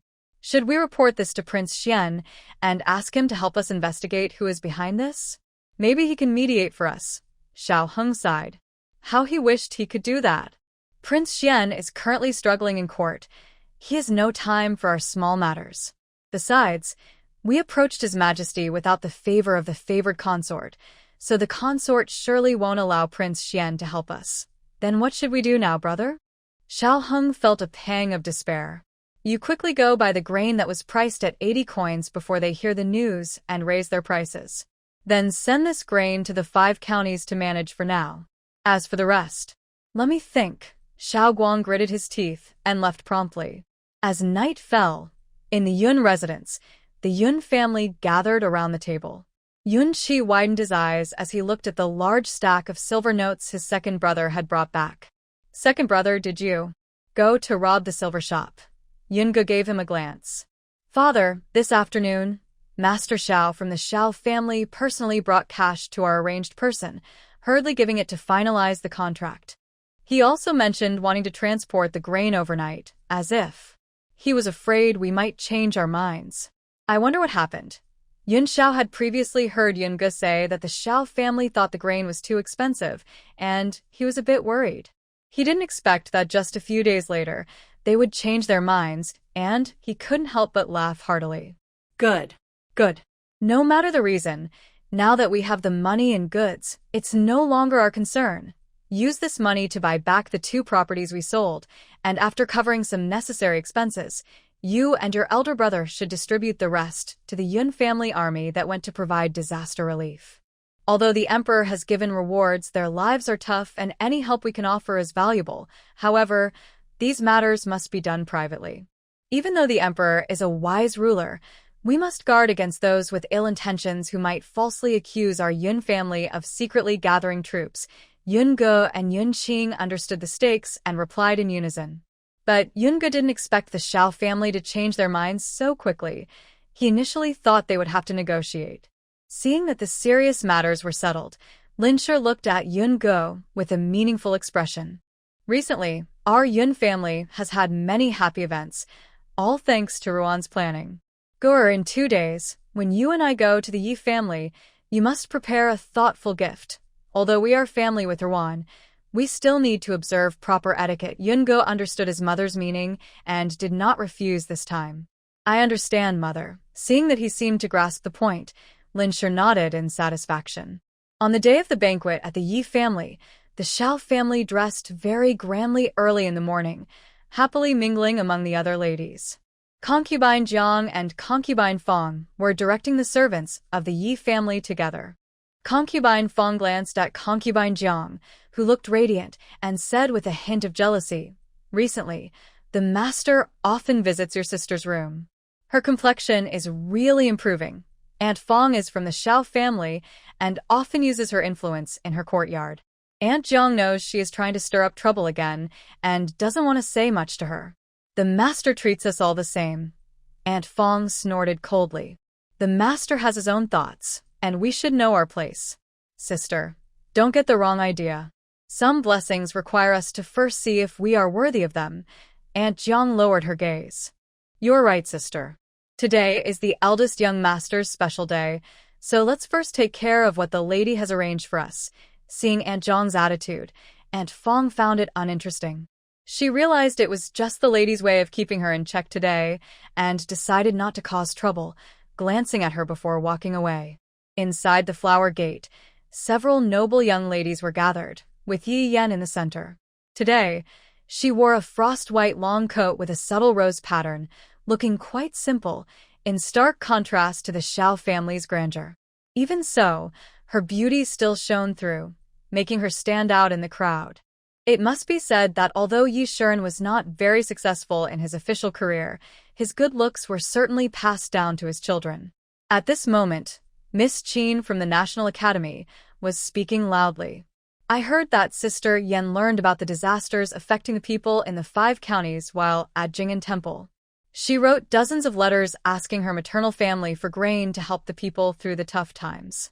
The emperor, moved by her kindness, pardoned her mistakes. Sister Yan's ability to remain kind-hearted even during her punishment is truly admirable." Yi Yan smiled shyly. "Sister Qin, you flatter me. I was foolish and offended the empress before. During these 2 months of quiet reflection at Jing Temple, I have felt deep regret and wanted to do my part for the people. I don't deserve such praise from you," Miss Qin continued. Sister Yan's good intentions at the empress's birthday banquet were also commendable. "No one is perfect. Since the matter is in the past, let's not bring it up again. Sister Yan, you don't need to worry about it. We have been friends for many years and will not grow distant because of this. Right, sisters?" Most of the ladies present were smiling and agreeing, but Yi Yan noticed that a few of them seemed less warm than usual, showing a hint of distance instead. Fong Ji was one of them. Yi Yan took a deep breath and approached Fong Ji, taking her hand. "Sister Fong, are you upset with me for not being completely honest when I brought medicine for your grandmother?" Fong Ji didn't respond right away, so Yi Yan wiped her eyes, looking pitiful. "Sister Fong, when I visited your house, I saw the old lady coughing up blood. Since we have always been close, I wanted to ask my older sister to help her, but she refused to leave the house. I had no choice but to send medicine to your family. As for hiding the source of the medicine, I had no other option. I couldn't reveal my sister's identity. If I didn't say that I had worked hard to find the medicine, your family might hesitate to give it to the old lady, and that would delay her treatment." Fong Ji's expression softened at her words. Even though Yi Yan had deceived her and her actions at the birthday banquet were quite disappointing, her grandmother's illness had indeed improved because of her. Although there was now a rift between them, there was no need to make things awkward. "I understand. I don't blame you, but why isn't the eldest daughter of the house here today? I wanted to thank her in person. Earlier, my mother sent a message, but Lady Yi said the eldest daughter was busy treating the injuries of Prince Jing. Then she went to Anyang, and that delayed things." Several ladies responded to Fong Ji's comment. "Yes, Yi Yan, the eldest daughter, is a disciple of a renowned doctor and has traveled a lot. She must know many interesting things we haven't heard about. Please bring her out so we can learn from her. We are all very curious." "Exactly." Looking back, although the eldest daughter may have been a bit careless with manners, she is truly genuine at heart. Seeing that many had suddenly changed their attitude towards Yi Yan felt frustrated but forced a smile. "All right, I understand what everyone is saying. However, my older sister is busy hosting Lady Yoon today, so I'm sure they will come out together soon. We're just waiting here, she said, giving a glance to Miss Jean, who quickly responded. Well, since we're already at the Yi residence, Miss Yi can't run away. Why don't we play a game of flying flowers while we wait for her? It would be a fun way to pass the time. Yin stood up at the right moment and added, Sister Jean is right. I was a bit careless earlier and acted inappropriately. Today, I would like to raise a glass to apologize to all my sisters on my brother's special day. Let me start the game. Soon, laughter and cheerful voices filled the flower gate. Yi played with them for a while before making an excuse to leave. Just as she stepped out, Miss Jean hurried after her, blushing as she handed a small box from a maid to Yi. Little Sister Yen, today is a special day for young Master Yi. I prepared this ink for him to celebrate young Master Yen's success in the exams. Please pass it on. I hope young Master Yi will achieve great things in the future. Yi took the box seriously. Thank you, Sister Jean, for defending me in front of the sisters. Don't worry, I will personally deliver this to my brother. Jean Rand's face turned even redder. Then I'll leave it to you, little sister. I mentioned I had something to do, so I'll be going now. All right, I'll come back later to keep the sisters company. Jean Rand nodded, her face flushed, and hurried away. Yi watched her leave and couldn't help but smirk. She casually tossed the box to her maid, Hong Xiao. This is for you. This ink isn't anything precious, yet she acted so seriously about giving it away. No wonder she comes from a humble background. If it weren't for her admiration for my brother, I wouldn't even glance at the daughter of a minor official. Thank you, Mississippi. Hong Xiao happily accepted it. Though the ink wasn't much to miss, it was worth several months of our wages. Yi glanced at Hong Xiao and asked, Have you arranged everything with cousin? Miss, don't worry. Everything is arranged. Young Master Biao has already entered the inner courtyard without anyone noticing. However, Bai Xiao reported that the eldest young lady is entertaining Madame Yun in her room, so she couldn't bring him over. Hearing this, Yi frowned slightly but quickly regained her smile after a moment of thought. That's fine. Please go to the front courtyard and invite my second brother over. Hong Xiao immediately understood. Yes, Mississippi. After passing through the long corridor, Hong Xiao quickly brought Yi Qining over. Third sister. Yi Qining stopped in front of Yi Yan and called out to her, a hint of confusion in his eyes.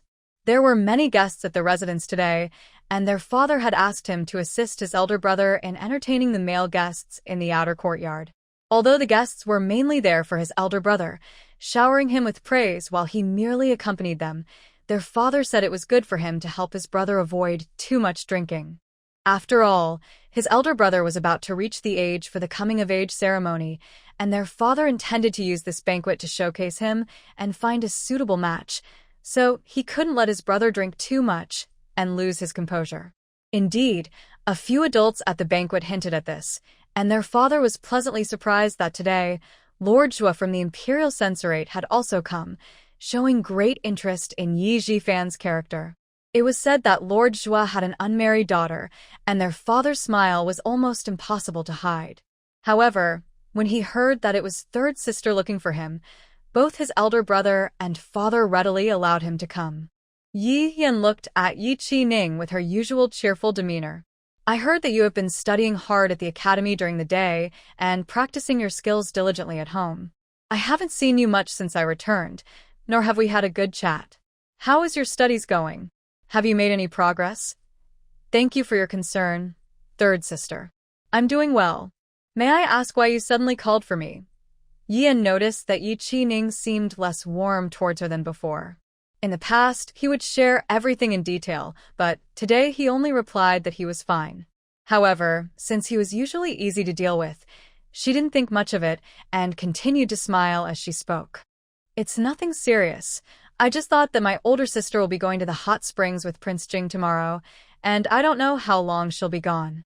I feel guilty for revealing the secret she entrusted to me, so I prepared a surprise for her to formally apologize today on this good day. However, my older sister has been in the house with my aunt, and since it's a surprise, I can't just tell her directly. So I thought to ask my younger brother to find a reason to invite her to Qingran Pavilion. After all, we are family. If I can clear up this small misunderstanding before she leaves, I won't have to worry every day. Yi Qining relaxed a bit upon hearing this. It turned out that the third sister wanted to resolve the tension with their sister, but he didn't quite agree with her approach. Third sister, my older sister, is not someone who holds grudges. If you truly want to apologize, it's better to have an open and honest conversation with her. There's no need for all this. She doesn't care about formalities. If my older sister finds out I tricked her into coming out, she might feel unhappy, which would make things worse. Yian noticed that Yi Qining's words showed his understanding and trust in Yi Ruan, and she couldn't help but frown slightly. When did he become so close to Yi Ruan? She had only been away from the Yi family for a short 2 months. In the past, Yi Qining always listened to her. But it didn't matter. Over the years, she had understood his character well. Yi Qining was always soft-hearted towards those he considered family. And the family he had previously recognized consisted only of her, their mother, and their older brother. Yi Yan signaled to Hong Xiao, who immediately understood and stepped forward. Second young master, my lady has been preparing this surprise for the eldest lady since she was at Jinghua Temple, putting in a lot of effort. Just the outfit for the ceremony took her several sleepless nights. Please, for the sake of my lady's hard work, help her out. It's just in the inner courtyard. Are you really worried that my lady has any bad intentions? Yi Qining hesitated upon hearing this. Seeing this, Yi Yan quickly shed a few tears and stopped Hong Xiao. Hong Xiao, don't say that. I was wrong before, and my brother probably feels I don't deserve to be forgiven. After all, the eldest sister is his real sister, and I am just an outsider. Let's not make things difficult for him. Let's forget about today and leave. Yi Qining felt a bit reluctant seeing Yi Yan about to cry. After all, she had grown up with him and had been someone he trusted for over 10 years. It was just a matter of asking his sister to come out for a visit. It wasn't a big deal. Moreover, the Qingzhan Pavilion was indeed not far from his sister's Qingyu Pavilion. After thinking for a moment, he quickly called out to Yi Yan.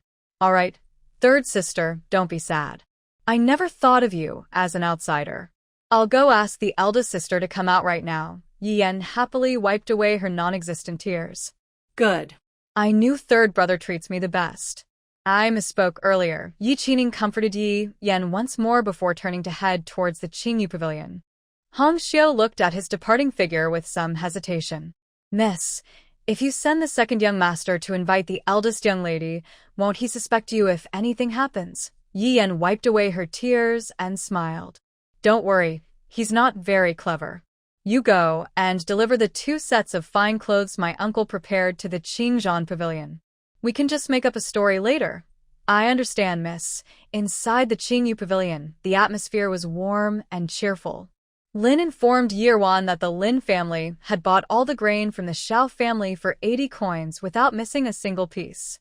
Although your uncle doesn't say it, I know he has been thinking about this batch of grain that was returned to the capital, which once accompanied him in battle with the Yun family army. He is happier than anything else to be able to do something for them this time. Yi Ruan poured a cup of hot tea for her aunt. Now in the northwest there is the Cui family, and in the south the Pingnan king. The Yun family army that once followed my uncle now has only about 30,000 left, guarding a few key places, while the rest have gradually returned to farming. My uncle is now also the Minister of War, so he can train and promote some truly capable people. The Ministry of War was once a pawn in the hands of King Xian, and there are many hidden interests and issues there. As long as my uncle does not get involved in party disputes and focuses on serving His Majesty, no one will challenge him. Lin smiled as she took the tea from Yi Ruan, watching the steam rise from the cup. Don't worry, your uncle understands everything you said. King Xian has also tested your uncle's stance these days, but your second cousin is wise and has helped your uncle establish an image of a loyal and straightforward minister upon his return to the capital, so he has not raised any suspicions. However, I noticed that many people have come to the Yu residence today. Don't just focus on me, let's go out together and meet some people. You suffered before under the Xiao family and have a bad reputation. Now that our Yun family is in the spotlight, I think it would be good to take advantage of this momentum and let you socialize a bit to gradually restore your reputation. Although Lin secretly wished for Yunge to welcome Yi Ruan into their family so they could protect her, she also knew that nothing was certain. If Wan had no feelings for Yungo, she could help restore her reputation, giving her more choices when she comes of age next year. She wouldn't have to be casually matched with someone by the Xiao family and her indifferent father.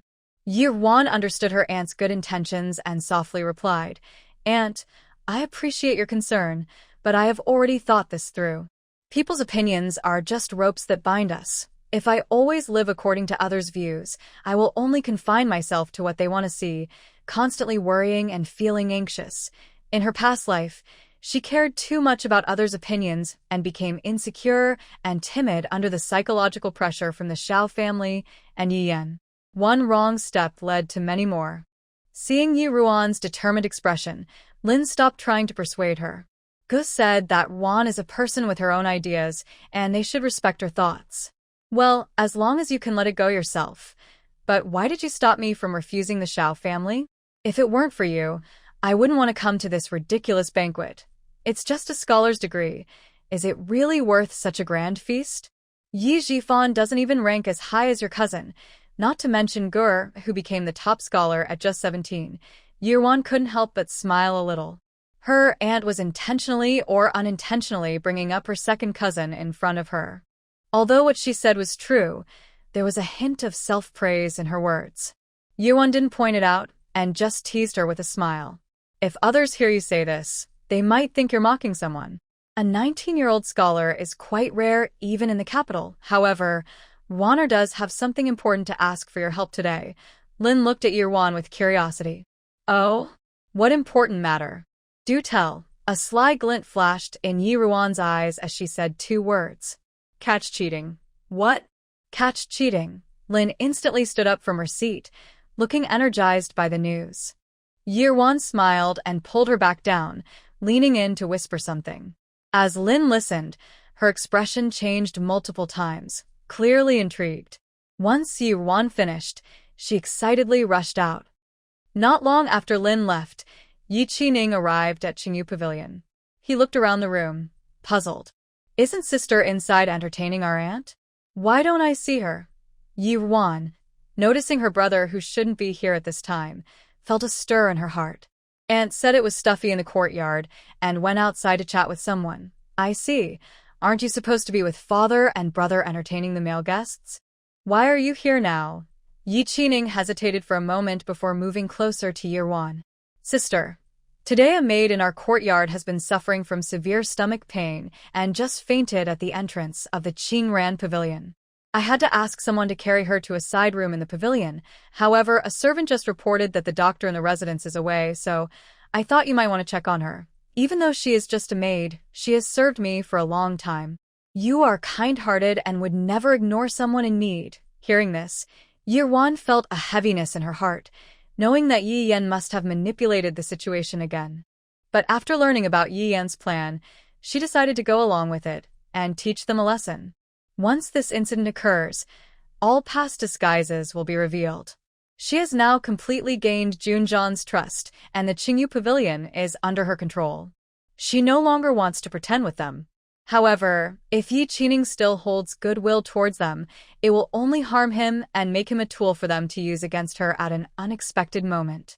She looked directly at Yi Qining, realizing there was no time for him to grow slowly. "Ninger, look into my eyes and say it again. Where do you want me to go?" When Yi Qining met Yi Ruan's gaze, he felt that her eyes contained countless emotions. The most obvious one was disappointment. His heart sank. "Sister." "What's wrong?" Yuan continued to stare into his eyes without moving. "I just want to hear you repeat what you said earlier." Yi Qining was taken aback, facing his older sister's complex gaze, feeling anxious and flustered. He hurriedly said, "Sister, I'm sorry. What I said earlier was a lie. Actually, it was third sister who asked me to tell you this. She wanted to apologize to you and asked me to secretly take you to the Qingran Pavilion. I know I shouldn't have done this, but I thought since it was in our own courtyard and there were so many people around, third sister wouldn't have any bad intentions. After all, my sister used to be very close with the third sister. Now that she has no other friends in the capital, if she truly repents, she could have someone to keep her company. I don't want her to be so lonely." Yuan sighed softly. Brother Ning, I don't need any of the things you mentioned. This is the last time I will say this to you, so listen carefully. No matter how deep your feelings were for them in the past, you can only choose one between us. If you choose me, you must completely cut ties with them. No matter what happens, no matter how sweetly they speak, you must not waver or feel soft-hearted, and if you choose them, then consider me as if I no longer exist. From now on, I will not concern myself with your matters, and you need not inquire about mine. Now, you should first inform Yi Yen that I have gone to Qingren Pavilion, and then come with me to see what happens next, and what they truly think. After that, you can tell me your choice. Yi Qining opened his mouth, wanting to speak. He wanted to choose her, but he only nodded silently. Sister, I will go with you. At this point, Lin had already arrived in the flower hall. The ladies in the capital are always good at reading the situation. The Yun family originally had a prestigious background, and although the military officials are not as prominent as before, General Yun now holds the position of Minister of War. This position, while only a third rank, holds real power. With these factors combined, the Yun family has become highly sought after again. Moreover, Lin is considered quite desirable among the ladies, not only because of the two eligible young men in the Yun family, but also due to their reputation for not taking concubines, which makes many mothers eager to marry their daughters into the family. However, Lin had previously been stationed outside with Yun Xiao, so she had some of the temperament of a military wife and was not fond of socializing. As she arrived, many ladies gathered around her, leaving the previously congratulated Madame Xiao feeling neglected. Madame Liu from the Minister of State's family was the first to speak up playfully. I have heard that Lady Yin was coming today, but I haven't seen her. Where could she be hiding? Mrs. Lin held back her excitement and smiled genuinely. I'm not hiding, I was just chatting with my niece for a while. Now I'm here to talk with all of you ladies. Seeing Mrs. Lin in such a good mood, Mrs. Liu felt more relaxed in her conversation. I just saw the second young master in the front hall. He won first place in the exams at not even 17 years old. I thought this spring, our Shilin would have the youngest top scholar, but he didn't take the exam this year. What a shame. I've heard that the second young master is not only knowledgeable but also skilled in calligraphy. My daughter is very interested in this as well. If there's a chance, perhaps we could ask young Master Yin for some guidance. The other ladies couldn't help but think that Mrs. Liu was being quite shameless for saying this. She had voiced their thoughts. However, Mrs. Lin was preoccupied with other matters and didn't feel upset as she usually would. There's no need for guidance.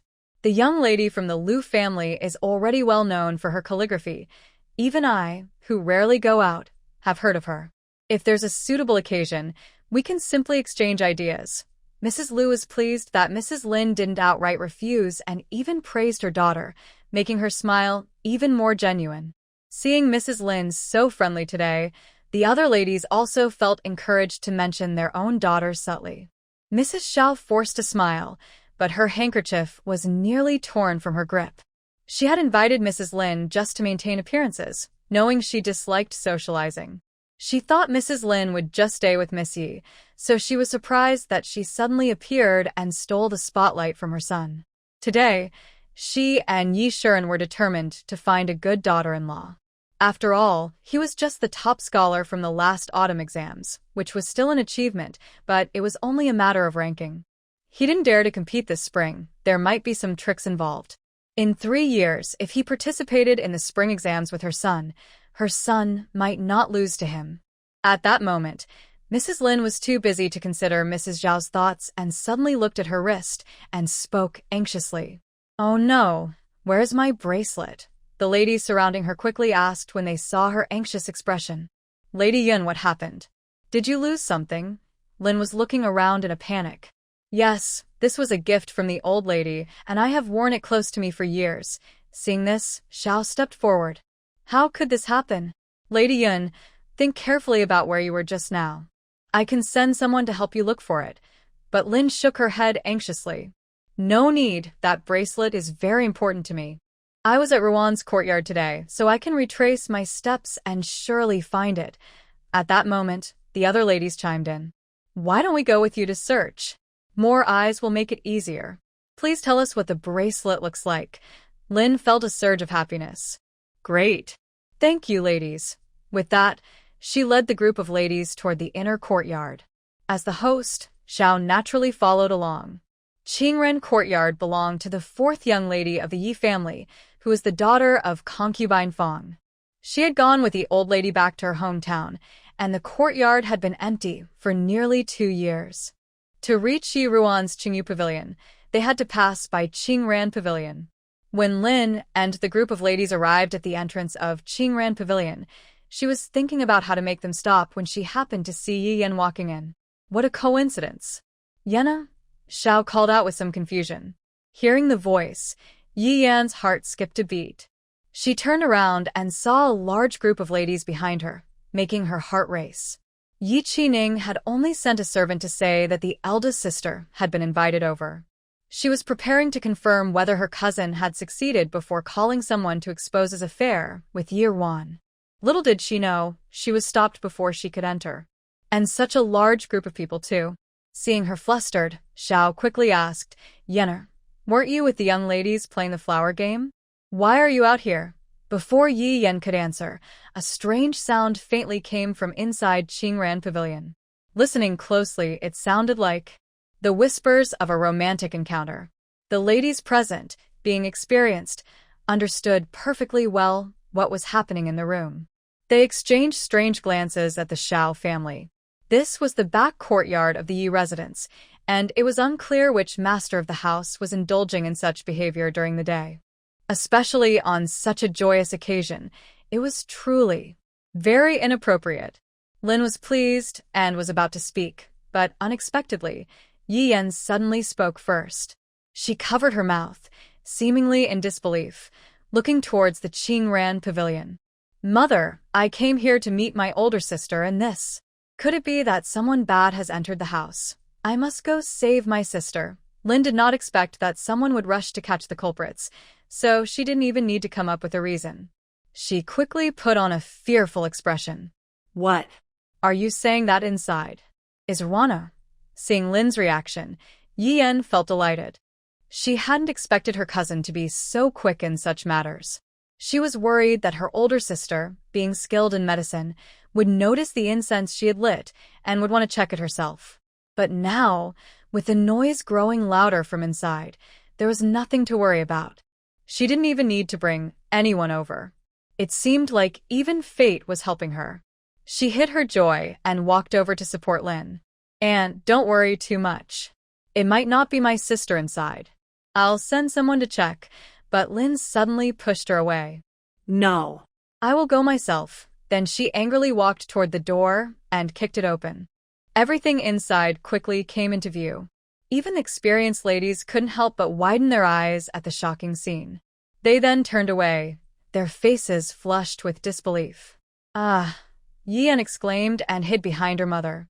Even she hadn't expected there to be more than 2 people inside. And even with the door now open, the activities inside showed no signs of stopping. Although 2 of them had their backs turned and their faces were unclear, the man facing them, who was passionately grabbing the hair of the woman in front of him, could only be her cousin. Yi Yan urgently spoke to Mrs. Xiao. Mother, it's my cousin. How could my older sister be with him? And other men too. Mother, please hurry and close the door.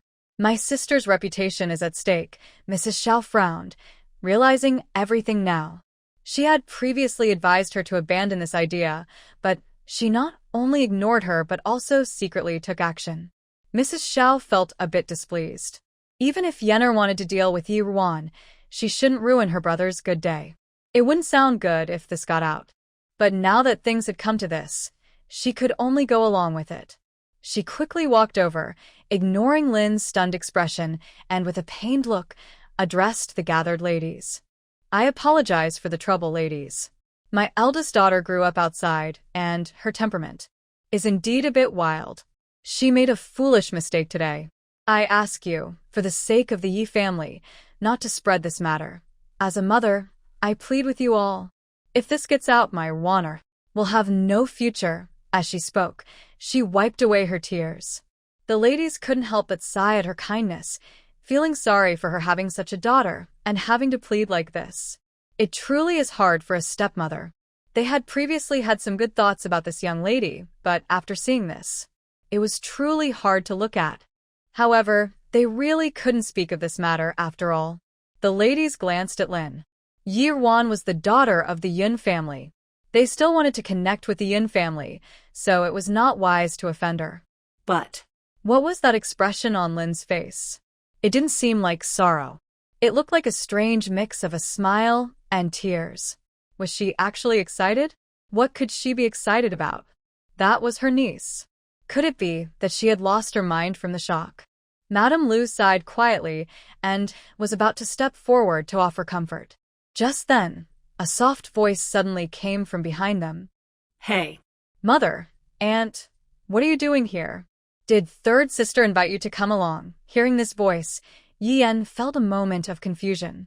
She turned her head stiffly and saw Yi-Wan, looking innocent, and Yi Qi-ning, looking pale. How could this be? Why was she here? At that moment, Lin finally managed to control her expression and eagerly grabbed Yi-Ruan's hand, letting out a sigh of relief. Wanner, Aunt knew it couldn't be you. How could a descendant of the Yun family do something so morally wrong? You scared me. Yi-Ruan looked at her aunt with wide, innocent eyes. Aunt, what are you talking about? What happened? Why are you all gathered here? Could it be that everyone heard third sister prepared a surprise and came to see it? She said, nudging the seemingly dazed Yi Qi-ning beside her. Brother, really? You said third sister didn't want you to tell anyone? Now everyone knows. Since everyone is so curious, why don't we go see what the surprise is? As Yi-Wan spoke, she prepared to walk past everyone toward the door. Lin quickly pulled her back. Want or no? You, as a young lady, cannot see what's inside. At that moment, Yi Qi-ning seemed to be in a trance. He suddenly pushed through the crowd and kicked the already ajar door open. His kick was so strong that the door seemed to loosen. The people inside, who had been busy, finally stopped and turned around as if waking from a dream. As they turned, everyone finally saw the three people inside the room. Yi Yan and Xiao felt as if struck by lightning, their bodies feeling as if they were being devoured by a monster. Their hearts dropped into despair. Because one of the men in the room was Yi Zhifan. He was the one who should have been celebrated in the front yard, welcomed into a bright future. The woman in the room suddenly reacted with a sharp scream, scrambling to pull over her torn clothes to cover her head. Xiao Guangqing was usually carefree, and although the scene before him was puzzling, he clearly remembered being with someone else. But the woman in the room was unfamiliar to him. However, he was thick-skinned and only glanced at Yi Zhifan, who looked as if her soul had been taken away. He picked up a robe from the floor and put it on, looking curiously at Yi Qi-ning. Cousin, why do you look so scared, as if someone is about to eat you? Wasn't this cousin usually close to him? Although they hadn't seen each other for a while, what was going on today?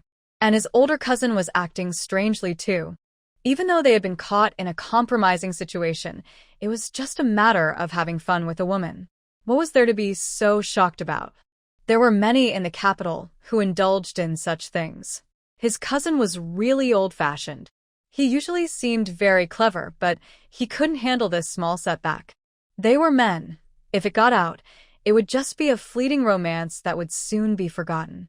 Just as he was about to comfort his cousin and help him get dressed, he heard a terrified scream from his beautiful cousin. Mother, he turned to see a trickle of blood coming from his aunt's mouth as she collapsed to the ground. Mother, what happened? Yi Yan cried, supporting her fallen mother, her body trembling slightly. At that moment, Xiaoshi stared wide-eyed, her gaze unfocused, watching the once clear blue sky turn dark and gloomy, as if it were going to swallow her. Because she clearly recognized the woman's face. Even if Xiao Guangqing did not, she was all too familiar with it. It was Aunt Fong. A betrayal of trust. This was chaos. Fanner's life was ruined. Yi Qi-ning looked at Xiao Shi on the ground, but there was no sign of emotion in his eyes. He understood clearly. If it weren't for his older sister's preparations, her reputation would have been destroyed today. And he was her accomplice, the one who pushed his sister into a desperate situation. A tear rolled down his cheek. Over the years, even when his father disciplined him or when he was bullied at school, he never cried. But now, he could hardly hold back his feelings and desperately wanted to cry. He turned his gaze to his older sister. To his surprise, she was looking at him too. Then, he saw her walking over and quietly taking his hand. Gentle and reassuring. After the scandal at the Yi residence, the guests were quickly sent away. Although the ladies were filled with curiosity and questions, they couldn't stay any longer.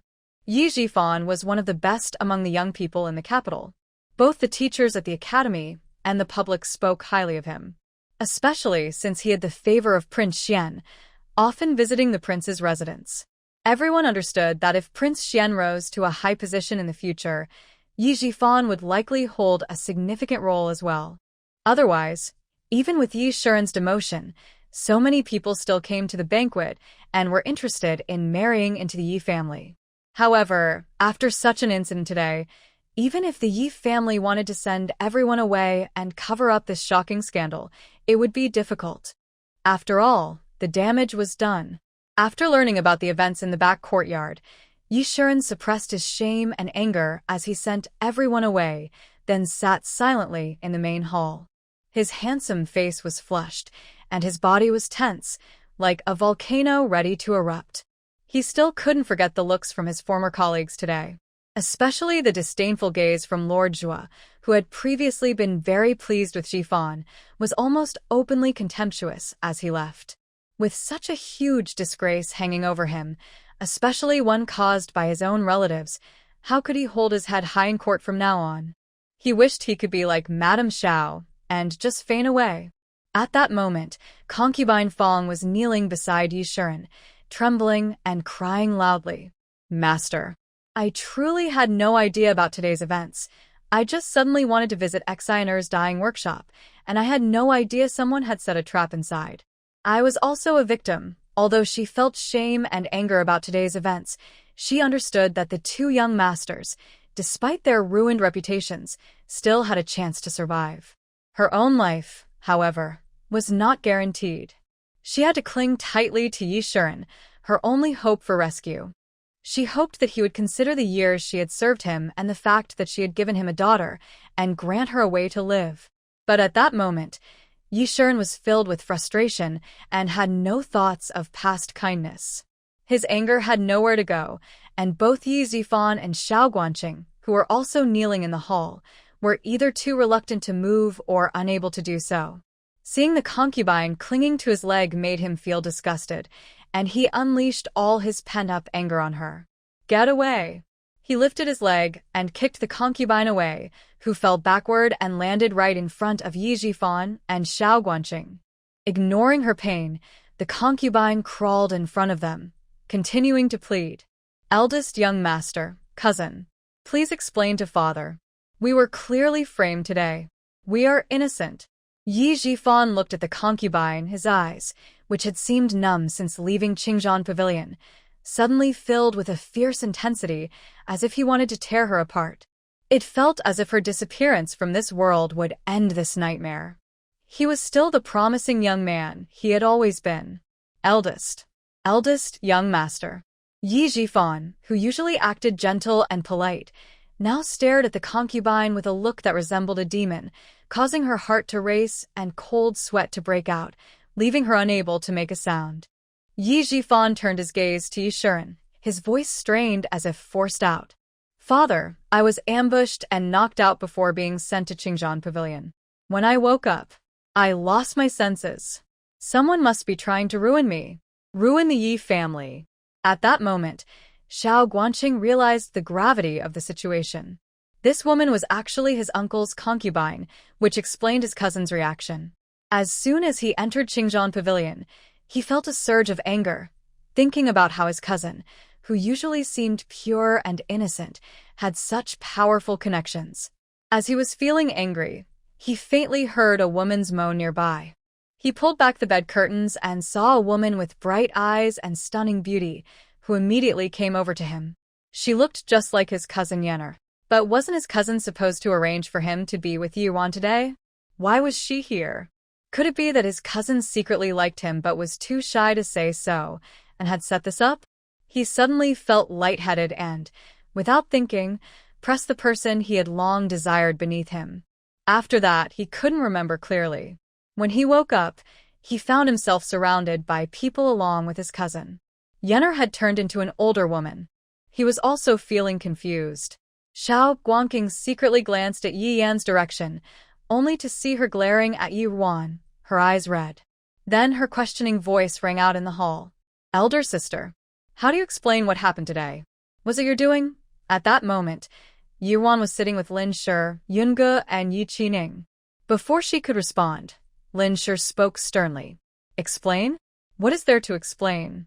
What does this have to do with my honor? You people from the Xiao family have no shame, acting immorally in front of so many ladies in broad daylight, and now you want to make baseless accusations."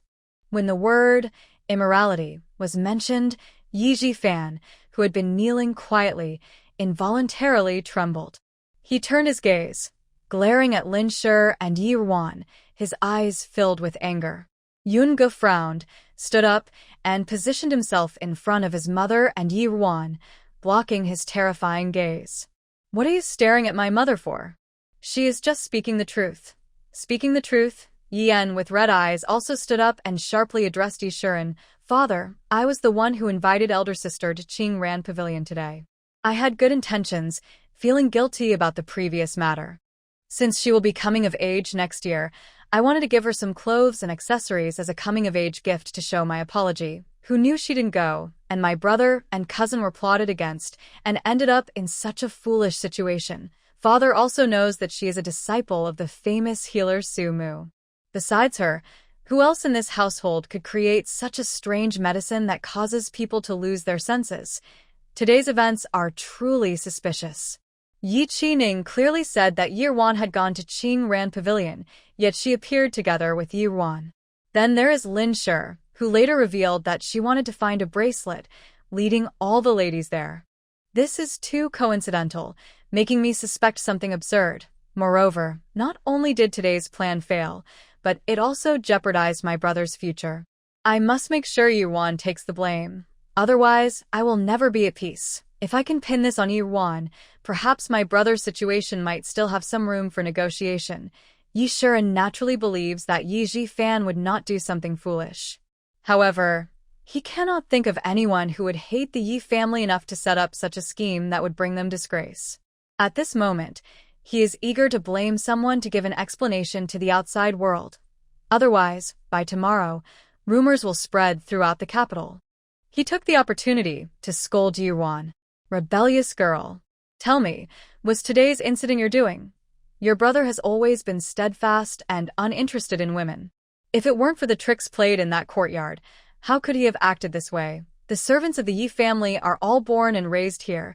Their contracts are with the Yi family, and they would never harm their master. Only you. Did you conspire with outsiders to harm your brother? What are your intentions?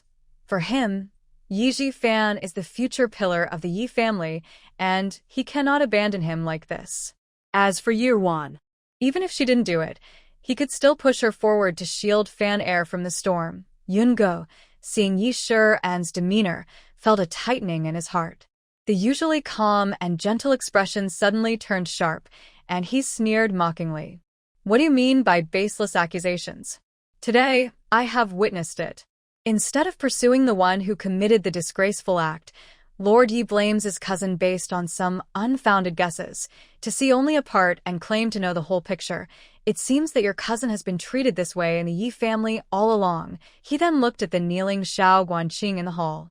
If Lord Yi wants to show off his authority, he might as well first clarify how this young master of the Xiao family got into the backyard. Yi Shiren frowned, forgetting that the Yun family was present, so he couldn't have the final say. He turned to Xiao Guangqing, who still looked carefree, making Yi Shiren even more frustrated.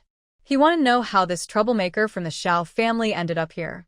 "You tell me, who let you in?" Xiao Guangqing suddenly called out, involuntarily glanced at Yi Yan. Yi Yan felt a shiver at his gaze. She couldn't let him reveal the truth. Otherwise, if her brother found out that this incident was because of her, he would surely resent her. Cousin, father is asking you a question. You need to explain why you are here. Xiao Guanqing looked around, assessing the calm Yi Yuan sitting nearby. From the earlier situation, it seemed that both Yi Yan and her uncle wanted to shift the blame onto her. Moreover, today was originally about her plotting against Yi Yan, and now that such a mess had occurred, he didn't want anyone to know. Uncle. It was Sister Wan who secretly had her maid let me in to meet her. Sister Wan said she admired me, and since she is leaving the capital tomorrow, she invited me to express her feelings. I just followed Sister Wan's arrangement to wait for her in that courtyard. Who knew there would be an incense that caused confusion? As Xiao Guanqing spoke, he looked at Yi Yuan indignantly saying, Sister Wan, you are being foolish. Even if you have feelings for me, you shouldn't do something so inappropriate. Out of respect for uncle and aunt, I might have considered marrying you. Otherwise, we wouldn't have caused such a big scene today, dragging uncle and cousin into this mess. Lin was so furious that she stood up from her seat. Xiao Guanqing, do you even know what you are? Do you really think Wan would admire you? Is the Xiao family just a pretty facade, so poor that you can't even afford a mirror, making you unaware of your own worth and leading to such delusions? Xiao Guanqing, used to being reckless, felt a surge of confidence since Lin was just a woman and couldn't do much to him, especially in the Yi household. Lady Yun, there is no need to belittle my niece from the Yun family like this. Everyone knows what kind of reputation Ron has. My family, the Xiao family, is also well respected, and I am quite handsome. Why wouldn't she admire me? If Lady Yun doesn't believe it, just ask that maid named by Xiao beside her. Anyway, since Yenner said that maid is on their side, he doesn't believe that maid will harm her. How can the Yun family still be so arrogant? Yi Yan felt a bit relieved seeing Xiao Guanqing so understanding. Now, thinking back on the events of these days, she felt a chill down her spine. Once suspicion arises, many things start to connect. It must be her. She definitely harmed her, and now has harmed her brother. She glared at Yi Yuan and shouted, No wonder I asked someone to invite my elder sister today, but she refused. It turns out she was meeting with my cousin there, afraid I would catch you in your secret affair. Yi Yuan smiled faintly, looking at the flustered Yi Yan. How can I not understand what my sister is saying? If I admire Xiao Guanqing, why would I let him be with someone else and ruin his reputation? Don't you find your own words ridiculous? Seeing the coldness in Yi Yuan's eyes, Yi Yan realized she was no longer the foolish person she could easily deceive. This only made her more certain of her suspicions, and she sneered. Who knows what you really think? Maybe my cousin doesn't like you, and you're just resentful, right? You must be jealous that my brother is more successful than your second brother. You're afraid that the Yi family will fall into my brother's hands, leaving no place for you and your siblings, so you plan to knock him out with outsiders and have your aunt expose this matter at Qingran Pavilion to ruin his reputation. You have such a wicked heart. Mother has always treated you and your brother well. What have we done to deserve this harm from you? Yi Qining was so agitated by these words that he wanted to stand up, but Yi Yuan held him down. Sister, be careful with your words. Today, your slander against me doesn't matter much, but you have repeatedly hinted at involving my aunt and the Yun family. My aunt is a noble lady appointed by the emperor. If you keep making these unfounded accusations, it could lead to serious consequences. You all insist that I did this, so there's no point in arguing. Just bring out the evidence. Otherwise, no one can blame me for this crime. Yi Yan looked at Yi Yuan's sharp gaze and chuckled softly. All right. If you want evidence, I'll get it for you. Father, cousin is right. To find out if this is true or not, let's bring Bai Xiao here to ask her. Yi Shuren observed his eldest daughter, who was so different from before, narrowing his eyes in thought. He then commanded loudly, Someone, go to Qingyu Pavilion and bring her here. Bai Xiao was quickly brought in. She glanced at the many people in the hall and hesitantly knelt down. Greetings, sir. Seeing her timid demeanor, Yi Shuren's suspicion deepened. Initially, he only wanted to push someone forward to shield Yi Zhifan from public opinion, but now he believed Yi Yan's words a bit more. You tell me, did your young lady ask you to go to the Xiao residence to find the young master of the Xiao family for a secret meeting in Qingran Pavilion? Bai Xiao, kneeling on the ground, remained silent, trembling greatly, and did not lift her head. Yi Shiren impatiently urged her, "Speak up." Watching Yi Shiren's eagerness, Yi Ruan couldn't help but feel a sense of desolation. This was his father. The man his mother had once married against all odds. And now, the one who was hastily sending her to her doom. "Father, everyone knows that the main maid in my courtyard is Banksia and Dongqing. If there were such a secret matter, why would I entrust it to her? What good does it do to pressure her? Besides, even if she admits to something, would it really count?" Yian realized that Bai Xiao might have sensed something, and a glimmer of triumph crossed her eyes. Now that she found out Bai Xiao was on her side, it might be too late. She immediately retorted, "Elder sister, don't confuse the issue here. If you want to cover your tracks, isn't it possible to not send your own maid? Although Bai Xiao is just a servant, she still knows right from wrong. How can we not believe what she says?" Yi Yan said this while looking at Bai Xiao. Bai Xiao. "You don't need to be so afraid. If my sister really asked you to do something wrong, just tell the truth. Don't worry, as long as you are honest, considering you have been in the Yi household for many years, father will not blame you." After Yi Yan spoke, she looked at Yi Ruan with some satisfaction. But she found that Yi Ruan's face showed no signs of nervousness. Instead, there was a faint smile at the corner of her mouth. "Bai Xiao, since my third sister trusts you so much, why don't you tell us? Let's see what exactly I asked you to do that was wrong." Yi Yan felt a sudden tightness in her chest, sensing an ominous premonition. Sure enough, the next moment, she saw Bai Xiao, who had been silent, suddenly raise her head, tears in her eyes as she looked at her. "Third miss, I know you want me to frame the eldest miss. But the eldest miss has always treated the servants well. I really cannot betray my conscience." Yi Yan's body stiffened, and before her mind could catch up, she saw Bai Xiao crawl over to Yi Xian, crying out, "Master, it was the third miss who had someone bring the young master to the Qingran pavilion. She also told me to trick the eldest miss into going there, saying that some medicine was prepared inside and that I should be careful. Once the eldest miss went in, I was to lock the door and inform her. But how could I dare to do such a thing? I could only pretend to agree, and then say that the eldest miss was busy entertaining Madame Yun in the courtyard, hoping that would prevent anyone from getting hurt. But who knew? Who knew that Aunt Fong would go to that courtyard today? As for why the young master was found unconscious there, I don't know either." After her words, the room fell silent. Yi Xian looked at the stunned Yi Yan in disbelief, and even Yi Zhifan, kneeling on the ground, was slightly shaken. Yi Xian's expression changed repeatedly, but thinking of Prince Xian, he forced himself to calm down and angrily scolded Bai Xiao. "You're talking nonsense. You are a servant in Ruan's courtyard. How could Yenner encourage you to harm your own master?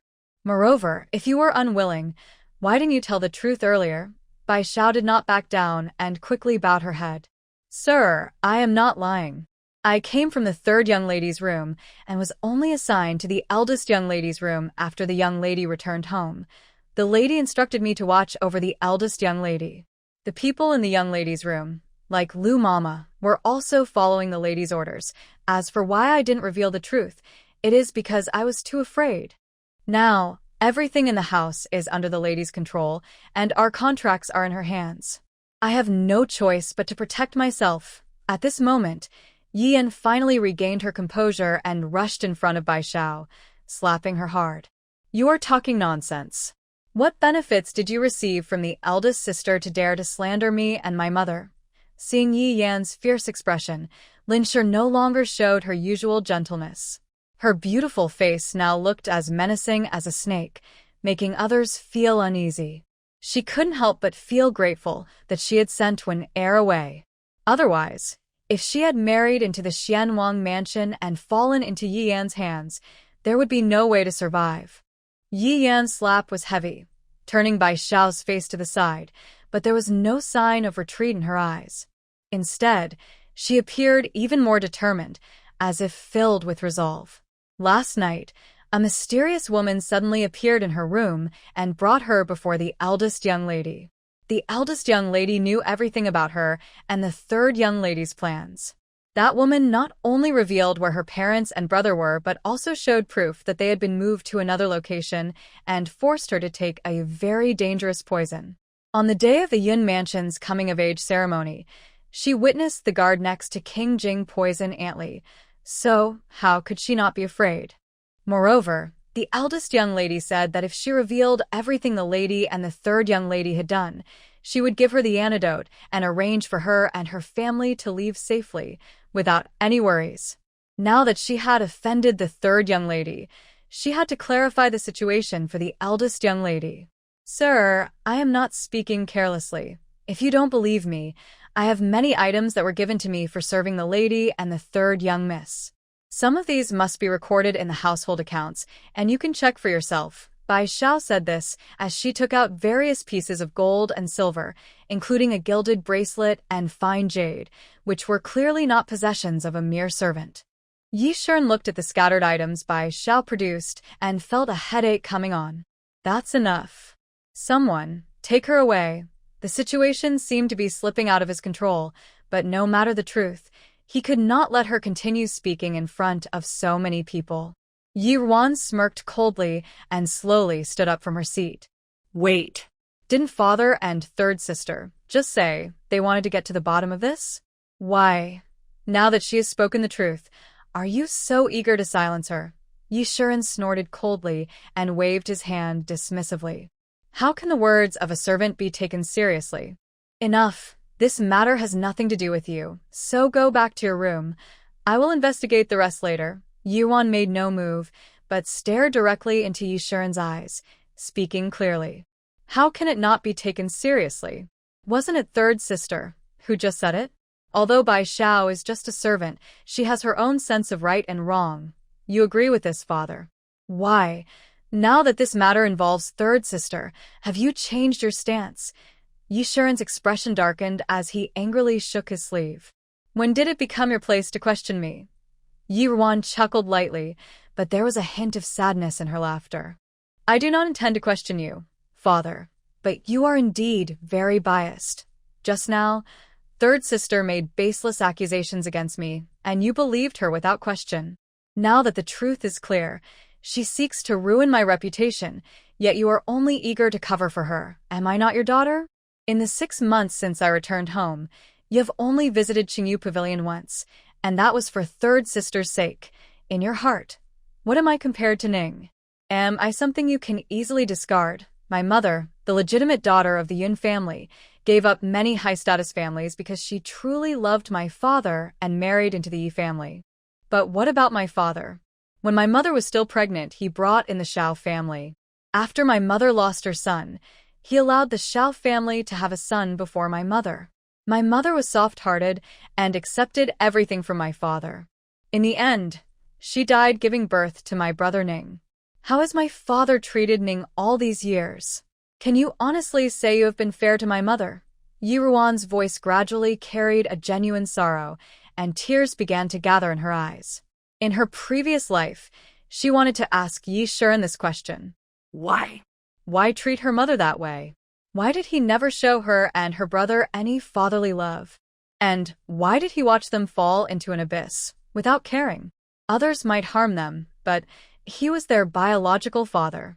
During the years she spent with her master, she often imagined how her father would treat her like a treasure to make up for the lost father-daughter bond after being away for so long. But he didn't. He only showed her indifference and contempt. Yi Shern looked at Yi Ruan's eyes, which resembled Yun Tang's, and felt a pang of unease. He shook his sleeves and said, "What are you saying now?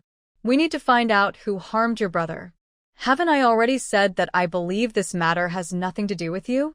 You should go back.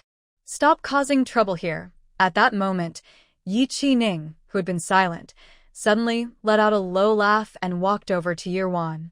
The innocence and youthfulness in his eyes seemed to have disappeared, replaced by determination. "Father, we won't stop you from investigating who harmed our brother, but it is a fact that our third sister has been plotting against our sister. She encouraged me to trick our sister into going to the Qing Ran Pavilion. You must give our sister justice today, or we won't leave." The two siblings, Yi Shern and Yi Qining, stared at her with questioning eyes, and any guilt they had felt quickly vanished. Who taught you to be so disrespectful? Step aside. Yi Qining stood firm and did not move. I said, please ask father to give my sister justice. Yi Shiren's face turned pale. Fine. There are rules for family and respect for elders. Since you disregard them, I will teach you a lesson today. Someone, take this rebellious child away. The servants of the Yi family quickly surrounded them, and Yi Qining prepared to fight back. But at that moment, Yun Ji's strong voice rang out. Who dares?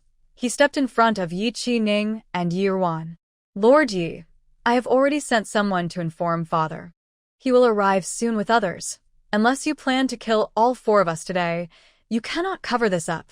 Yi Shiren took a small step back, shocked by how far things had escalated. They had already lost one person, Yi Jifan. If this situation got worse, and they lost Yener too, the future of the Yi family would be truly ruined. The servants hesitated, seeing Yi Shiren silent, and did not dare to approach.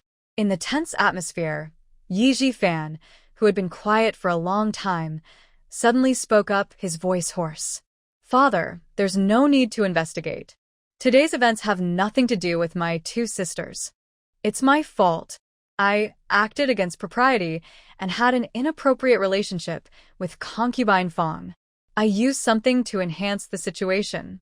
My cousin only came to the Yi family at my invitation and accidentally walked into the room. My 3rd sister didn't know anything. She just happened to send someone to invite Sister Wan to Qingran Pavilion. As for this girl, she is two-faced and cannot be trusted. Yi Shiren was shocked by his words. Fanner, what are you saying? He knew that if he admitted to this, his life would be completely ruined, with no chance of redemption. Concubine Fong also looked at Yi Jifan in disbelief. Young master, have you lost your mind? When will I? Yi Jifan coldly interrupted him. Aunt Fong, grandmother has taught us to be cautious with our words and actions since we were young. Now that the matter has come to light, arguing will not help. It's better to admit it early to avoid harming the innocent. Yi Jifan emphasized the words, harming the innocent, clearly referencing the old lady, making Aunt Fong understand the implication. He was using Xiner to threaten her. Aunt Fong's face turned pale, and she collapsed to the ground. Indeed, seeing how things were, the master would abandon even the eldest daughter for the eldest son. Now, to protect the 3rd young lady, even the eldest son had admitted it himself. She had no way out. At least, if she admitted to this, she could still save Cheonger. A trace of sorrow appeared on Aunt Fong's face as she knelt before Yi Shiren again. Master, the eldest son is right. I have acted shamelessly and have done wrong with the eldest son out of loneliness. I am willing to accept punishment. Yuan looked at Aunt Fong kneeling and narrowed her eyes slightly, gripping her aunt's hand tighter. Today was just the beginning. She would make sure those who harmed her mother received their due punishment one by one. Seeing Yi Jifan and Aunt Fong admit it, Lin knew it was useless to argue further. Although there was a witness, Bai Xiao, for Yi Yan's plot against Ruaner, there was no solid evidence. If she denied it outright, there was little they could do. It was better to pin this on Yi Jifan first. She scoffed and said, the Yi family is truly something else, where even concubines can be shared. What good upbringing? Ninger, Ruaner, gather your things. When your uncle arrives, we will go stay at Yunfu. We can't stay in this chaotic place. It will ruin our spirits. With that, she led Yi Ruan and the others away. Hidden in the shadows, Chang Feng and Changning exchanged glances. Looks like they didn't need to reveal themselves. The prince had said that if the Yi family wanted to be forceful, they could visit in his name to help the eldest young lady. It seemed that the eldest young lady had already arranged everything. The prince appeared to be meddling unnecessarily. After Lin took Yi Ruan and the others away, Yi Shiren slammed his hand on the table in anger. This is outrageous. I can't believe my Yi family has raised such ungrateful people. At this moment, Yi Yan was too anxious to comfort her father and instead looked nervously at Yi Jifan, who had just gotten up from the ground. However, upon looking, she noticed that between his tightly clenched fists, there was a hint of blood. The bright red blood dripped onto his robe, gradually staining it with a strange red that made her heart race. She hurriedly walked carefully to Yi Jifan's side, took his hand, and pulled out a handkerchief to wipe it. Yi Jifan also fixed his gaze on Yi Yan's face, but instead of getting angry as she expected, he smiled slightly, though that smile was quite unsettling. Big brother. Yi Yan nervously tried to say something. Ye Zheifan ignored her hesitation. He slowly withdrew his hand from hers and examined the wound he had inflicted on himself.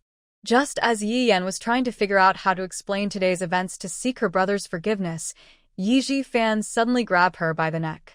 Yi Shiren rushed over in shock. Fanner, what are you doing? Yi Yan looked at her brother, who felt so unfamiliar to her, with a hint of fear. His hand wasn't applying much pressure, but his gaze made it hard for her to breathe, and she didn't dare to push his hand away. She realized that although her brother took the blame for her today, he had ultimately grown to resent her. In her panic, she instinctively grasped his hand that held her neck and explained. Big brother, today's events were all because the eldest sister pretended to be foolish and plotted against us. I didn't want this to happen. Please don't blame me. Yi Jifan, however, remained unfazed, staring intently at Yi Yan, speaking each word clearly. If you are outmatched, sister, then just listen obediently. Focus your thoughts on Prince Xian and use your beauty to win his heart. Leave the rest alone and don't act smart or take matters into your own hands. Otherwise, next time, no one will be able to help you. I say this for your own good. Do you understand, sister? Yi Jifan's smile remained, and his voice was gentle as always, but the coldness in his eyes made Yi Yan shiver. She hesitated and said, Big brother, I really didn't mean to. Yi Jifan frowned slightly and suddenly applied more pressure with his hand. Yi Yan was startled and quickly replied, I understand, big brother. Only then did Yi Jifan release her, turning to look at Yi Shiren. Father, after today's event spread, tomorrow at court, someone from the Ministry of Justice will surely accuse you. I won't be able to keep my title as a scholar, and the emperor cannot tolerate someone with a tarnished reputation. I might even be banned from taking the imperial exams for life. Please don't try to defend me, father. Whatever punishment the emperor decides, I will accept it respectfully. Yi Shiren understood the seriousness of the situation. Otherwise, he wouldn't have been so eager to find an excuse for him today. However, hearing his son speak so calmly about it surprised him. This situation was like a young eagle losing its wings, never to soar in the sky again. Yet, his son remained composed, as if he were talking about someone else's troubles. Even he couldn't understand this. Fanner, do you have a good plan in mind? Yi Jifan smiled slightly. I have my own path, father. You can rest easy. After saying this, he turned and walked away, disappearing into the darkening night.